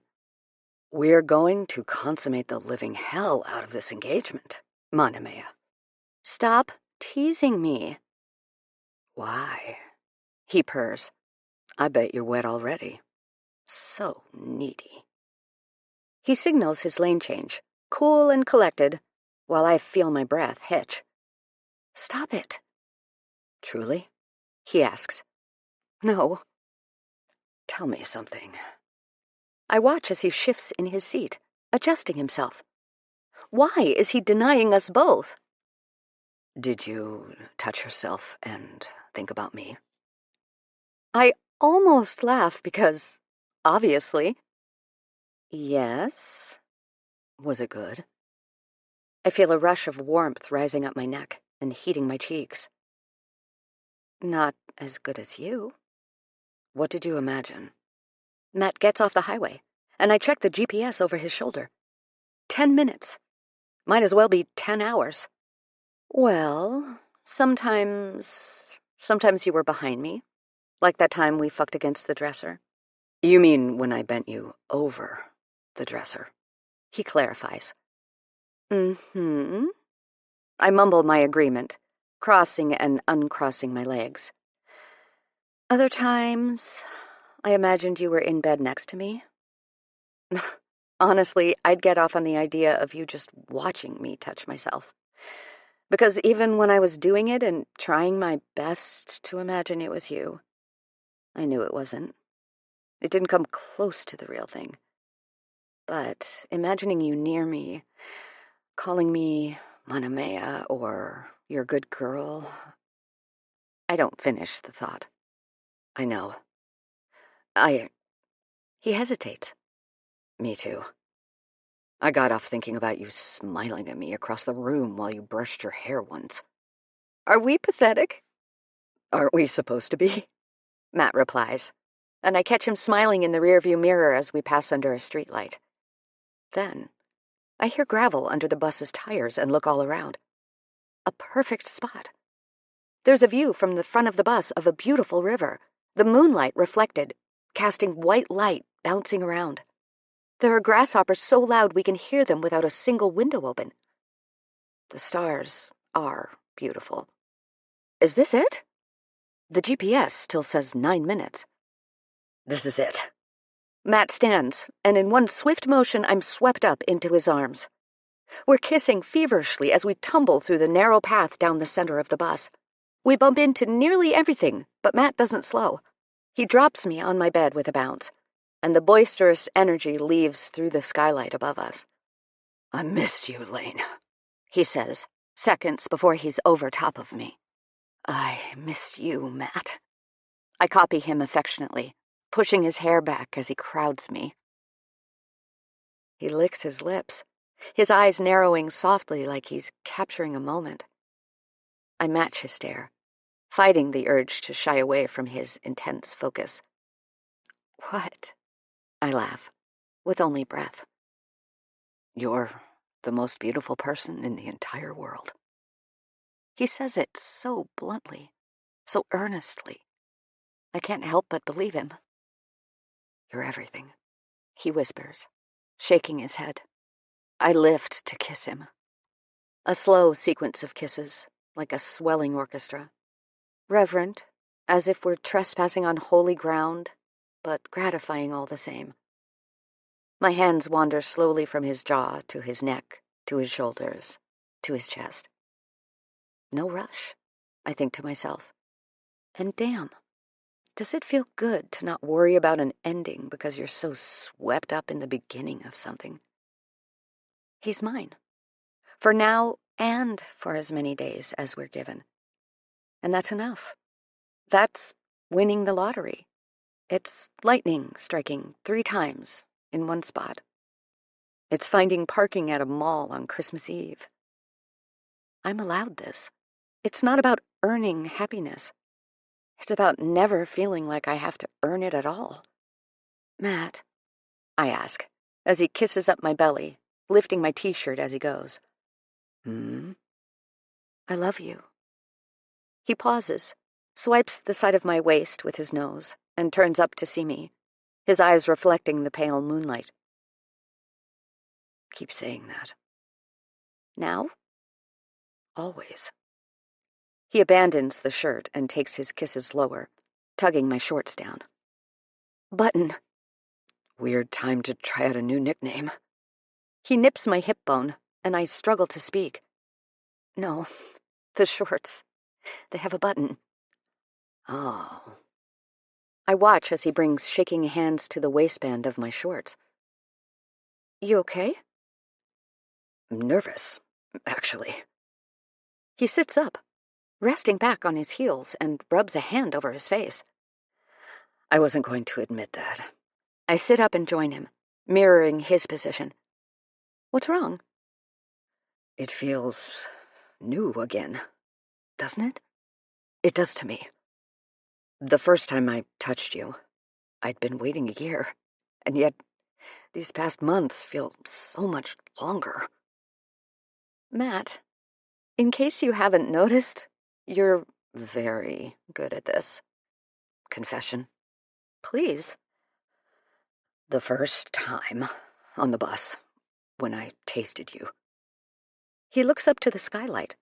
His expression is as if he's hoping for aliens to abduct him from the midst of the night sky. I finished in my shorts, before you even touched me, like a damn teenager. I was mortified. Heat pools in my belly. Mortified? I nearly choke. Matt, that's so hot. What? He laughs incredulously. You're basically telling me that I'm sexy enough to get you off without touching you. That's exactly what I'm telling you. That's hot. Really? Really. That's undeniable proof that all those pretty words and praises you threw my way are true. Physical evidence. Well, when you put it like that. I'm not worried about this. About us. I've missed you for months, and I'd happily lay here naked in your arms. Just feeling you near me will be enough. But if it doesn't happen, like now, I might go insane. Okay. He nods to himself, determination settling in amongst his features. Fine, but you're getting off first. Oh, well, if I must. I bite my bottom lip and let it go with a pop as his hooded eyes trace my mouth. Before my next breath, his hand is firmly grasped on the back of my head, tugging me towards him. Knee to knee, we press all over. I lean backwards to accommodate our height difference, and eventually he's lifting me so I can uncurl my legs from under me and wrap them around his hips.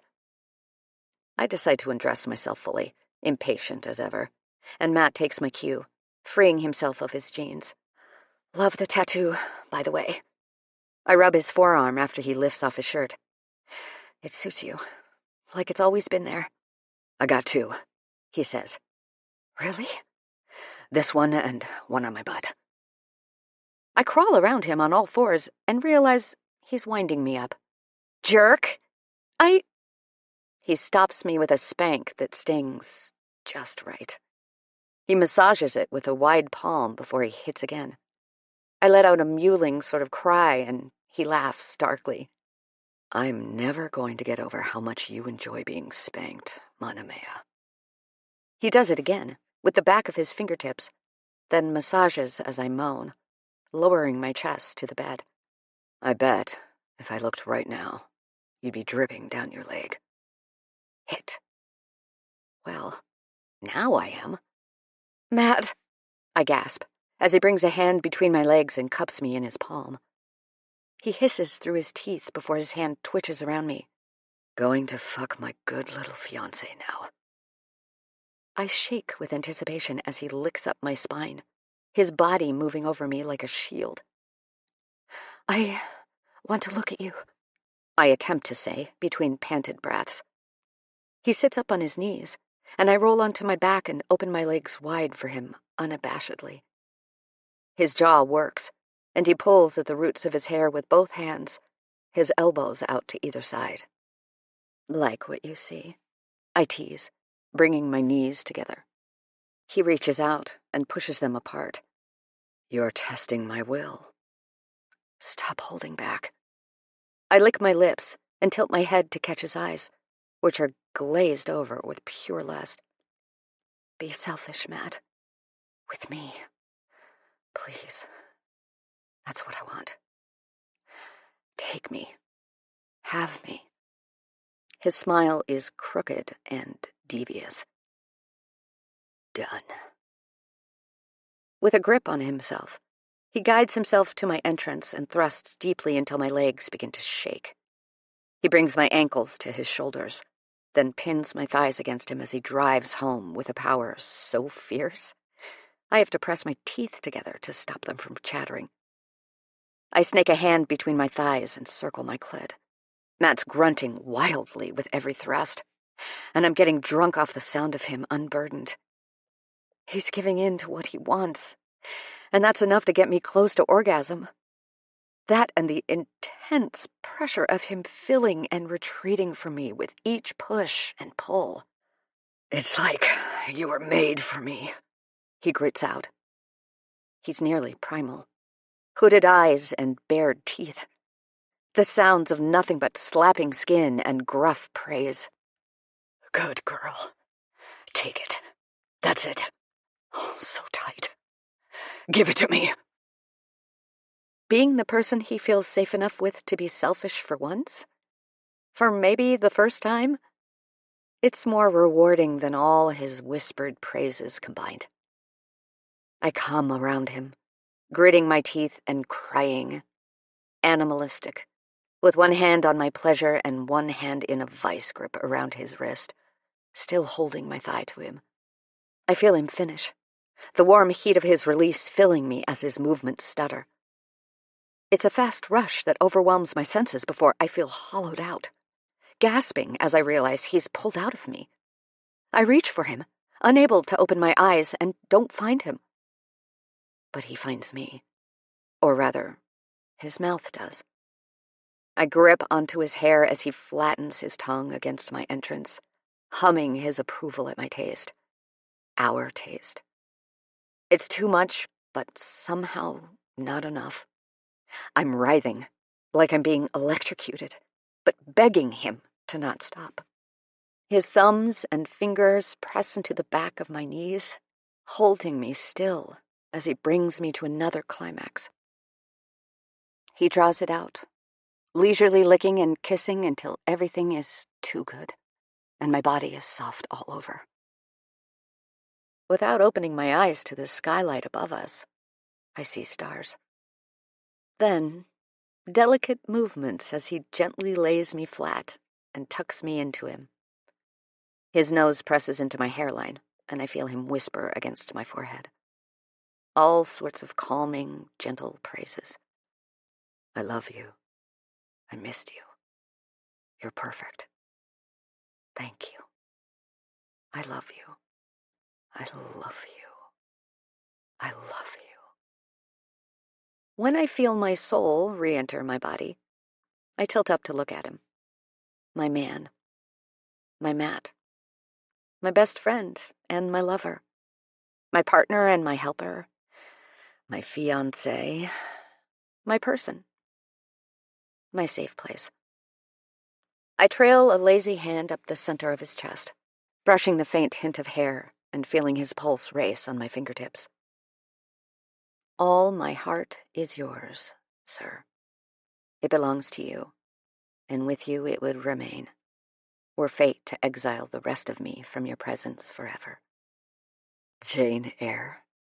He asks, and I nod against him. I reread it.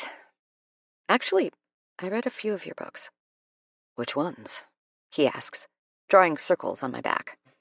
Jane Eyre, The Count of Monte Cristo, and the one I saw on your bedside table the night before our trip. The Hobbit. He tickles my shoulders in slow swipes. You've been busy. I needed you with me somehow. I sigh, leaning my ear to his chest. He pulls me on top of him fully, his personal weighted blanket. I didn't care for Tolkien, I confess, voice mumbled into his neck. I'm going to pretend you didn't say that. Then we drift off to sleep. Chapter 40. What was supposed to be a 40-hour journey spread across 4 days turned into a week-long drive home.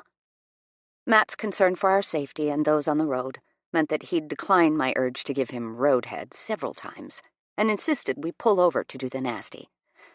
We never made it longer than a few hours before one of us needed to stop. I think we've had sex in almost every major city between Vancouver and Toronto at this point. Like a sexy pushpin map, where we made up for lost time and whispered dirty litanies to one another in emptied parking lots. But now, almost home, I look in the mirror of the bathroom and fix my hair, humming to myself, unable to stop smiling, even if I wanted to. The glow I've seen on my friends is so utterly and perfectly present across my face that I want to photograph it, show it off alongside my gorgeous ring. I've texted Chloe and talked with Emily on the phone, letting them know of our reunion and return, but neither know about our engagement. I wanted to tell them in person, with Matt. We're parking the bus back at the shop, for now, and all our friends are ready to meet us there for a welcome home / told-you-so party, complete with beer, wine, and pizza. Lane? Matt shouts from the front seat. Yeah, Bear? I've been trying out new pet names. So far the only one that feels right is Gorgeous, but it makes Matt blush. Which I love, but he doesn't. Simone snuck out again. She's biting my shoelace, he calls back, God damn it, Simone. I mutter to myself, closing my mascara. 1 second! I grab a treat from the counter and woo her away from Matt's feet as he tries not to squish her under the gas pedal.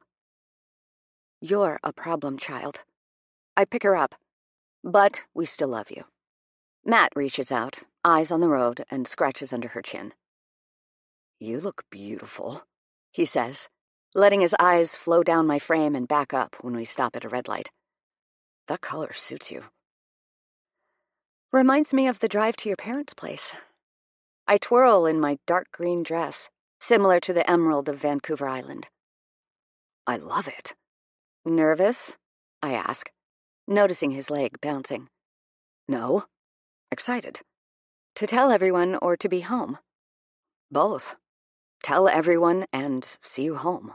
Have you back. You've had me back for a week now. I wind my fingers through his hair. Yes, but now real life begins. Regular routines. The mundane. I laugh cautiously. That won't be boring? You won't get tired of me?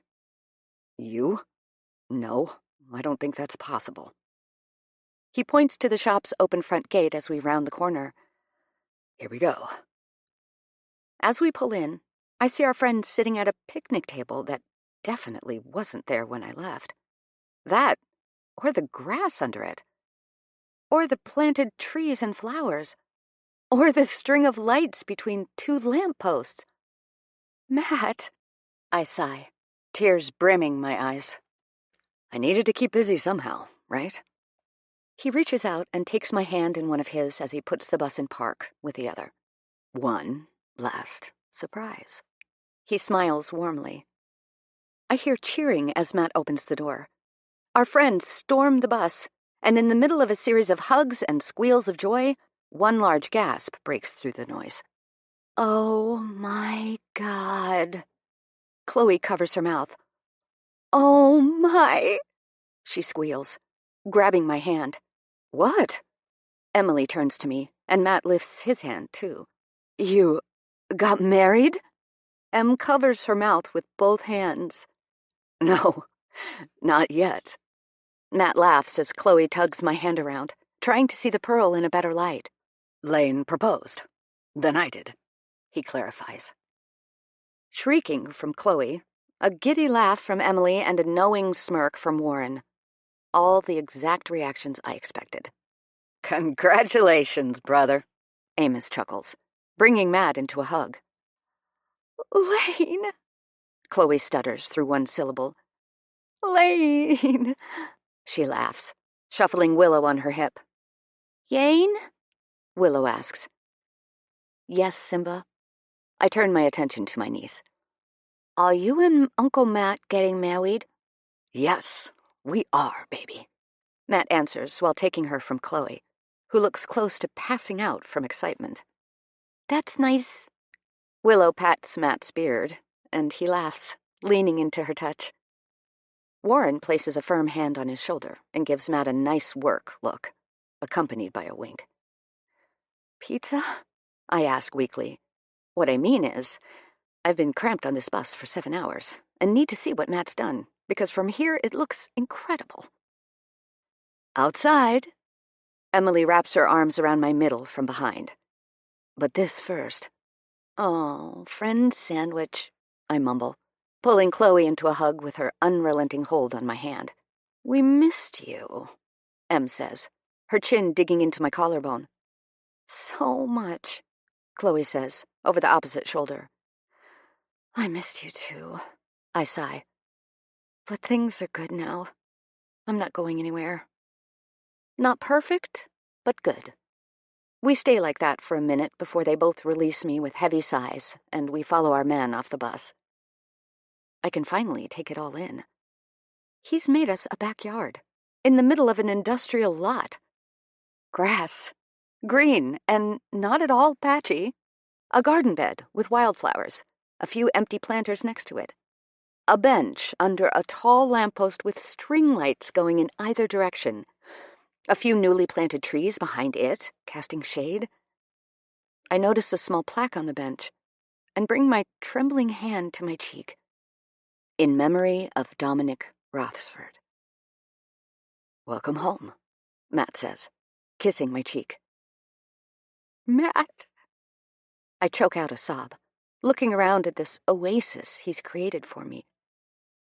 It's perfect. He holds me tighter. I'm never leaving. He laughs, kissing the top of my head. That worked as planned. He scratches his chin, like he's looking at an unfinished piece of art. Those planters aren't empty. They've got tulips in them. I thought about putting fake ones in, but we can wait for spring. There's no rush. I pull away, wiping at tears. My friends circle us, their arms wrapped around their person, and Willow walks along the edge of the garden bed, balancing with her arms outstretched. This is all I want. To do life as much as we'll get next to you, I whisper. Even in a parking lot? He teases, curling me into his side, hand on hip. Wherever you are is where I want to be. I look up at him, and I know now that no one and nothing is perfect, but this feels awfully close. Epilogue. 15 months later. We are going to be so late. One more round. Come on. Matt licks his lips and fixes the fold of his crisp linen collar. No, admit defeat. I smile proudly across the table. Best out of 6. Mateus, I warn, packing the Scrabble tiles into their designated felt bag. I've been practicing on my phone and everything. He gently tosses his tile rack across the table with a hint of a tantrum. Sore loser. He flicks his watch into place on his wrist, and I bite my lip without thought. Pervert, he chastises, holding out the box for me to lay the board in. We do not have time for that. Wow. So you'd make time for another round of Scrabble, but not to bang your wife on this table? Oh, don't say bang. He laughs, with a disgruntled face of distaste. It's so violent. I roll my eyes with a lofty sigh. Sorry. I clear my throat sarcastically. You'd make time for another round of Scrabble, but not to make love to your wife on this table. He considers his options, looking side to side, and nods. Yeah. He stands, leaning over the table so his face is inches from mine. And you're not my wife. Yet. Ah, right. That. I tisk. We should probably go take care of that. He kisses my cheek and offers me his hand. I slip my newly manicured hand into his and use the other to flatten my dress as I stand. Neither of us wanted the big wedding.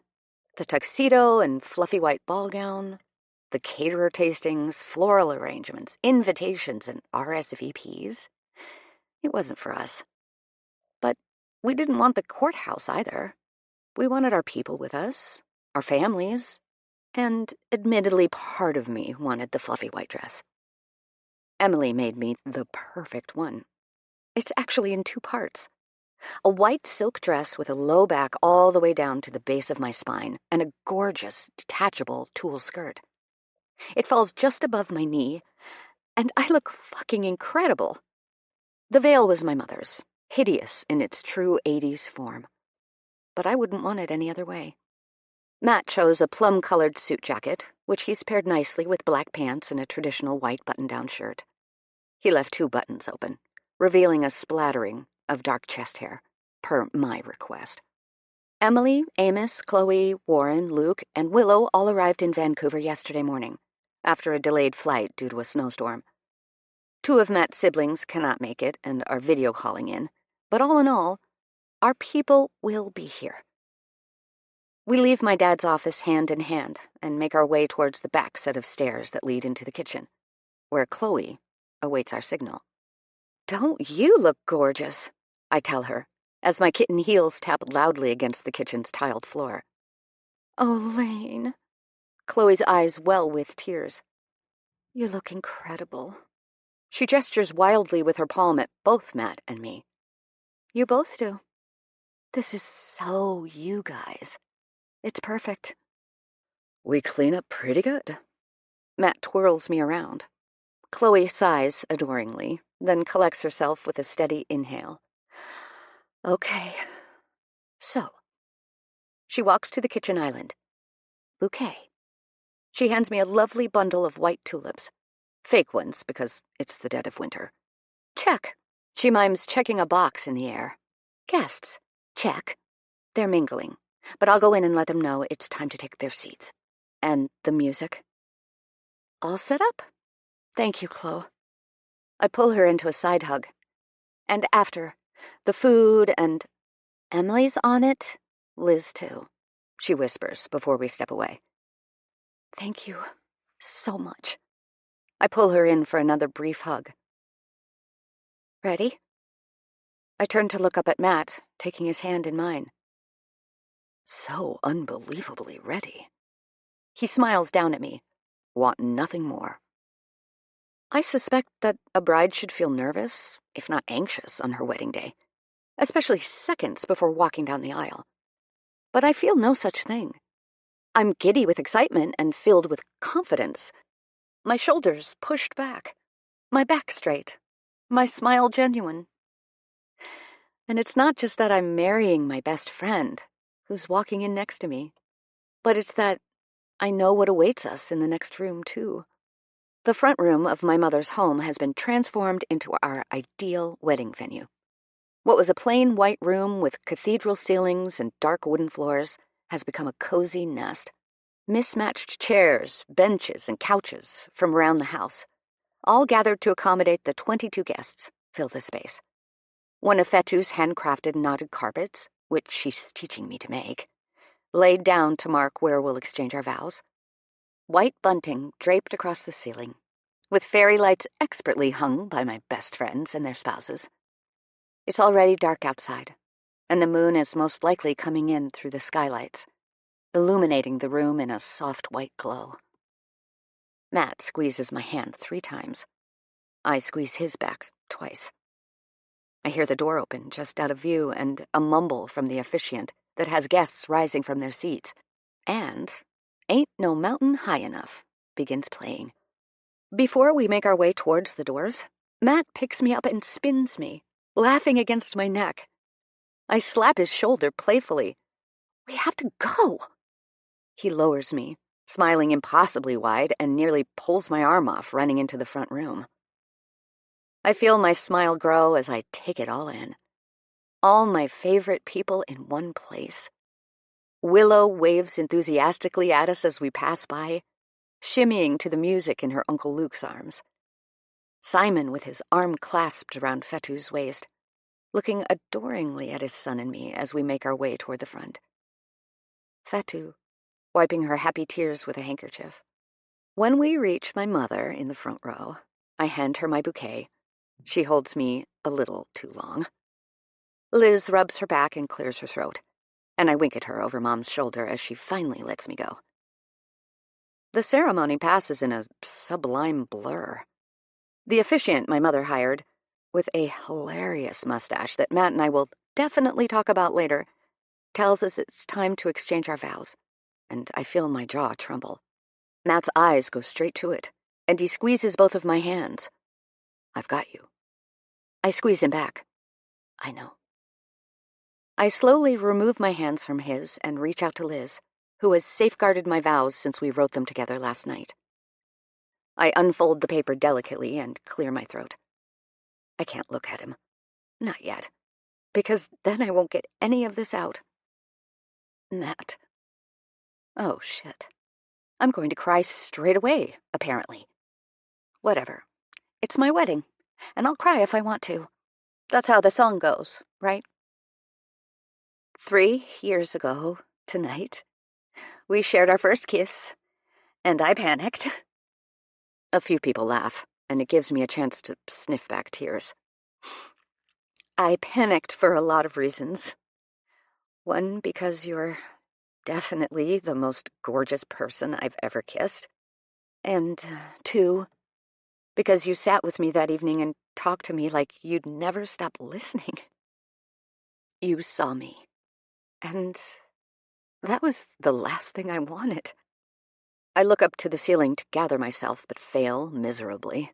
Matt's thumb grazes my cheek and catches one tear, which makes them pour out even more. I blow out a forceful breath. I've got to keep going. You've shown me patience, kindness, faithfulness, and generosity in spades. You're a good man, a kind and honorable man. Not only do you show this with words, but action. The way you care for me and our families is so... My voice breaks. Beautiful. And I know my dad would have adored you. I look up when I hear Matt hum, and he covers his mouth, his face wet with tears. Oh my God, we're never going to get through this, I say, through a pitchy whisper. We're so bad at this. He laughs through tears. I promise to love you forever. Simple as that. My love will not always be perfect. I won't always be kind. I won't always be generous. I won't always be rational. But I will love you every single day I have on this earth. And I will tell you I love you with my words and with my actions. I grip my vows tighter in one hand and reach the other towards him. I will help you rest when you feel the weight of the world on your shoulders. I will remind you of your worth when you have nothing left to give. I will be your wife, your best friend, and your partner in all things, wherever life takes us. I did it! I fold up the paper and pass it back to Liz, who holds my stare, pride shining in her eyes. Matt pulls his lips between his teeth and reaches to his dad, who hands him an entire notebook. We're going to be here a while. He slaps his palm with the book, laughing. Just kidding. He turns to the guests. Lane was very clear that I had to be concise. Time's ticking, I tease with a wink. He tilts his head, and his chest rises and falls as his eyes lock on me. They crease, warm and familiar, and so full of love I can't help but melt. Lane, my Manamea, my best friend. Unfortunately, there aren't many words I haven't already used over the past 2 years to describe you or the love I have for you. He smiles and rubs his chin as he keeps his eyes on his notebook. So, I will just talk about what I hope comes next. I hope that tomorrow, when we wake up, it feels like the first of an infinite number of mornings. I hope our days together feel slow and our years long. I hope time passes mercifully. His voice cracks, and instinctively I reach out my hand, right as he lowers his towards me. I hope to make you proud of your husband. I hope to make you proud to be my wife. I hope we never lose our spark. I hope that if we do, we remember how to get it back.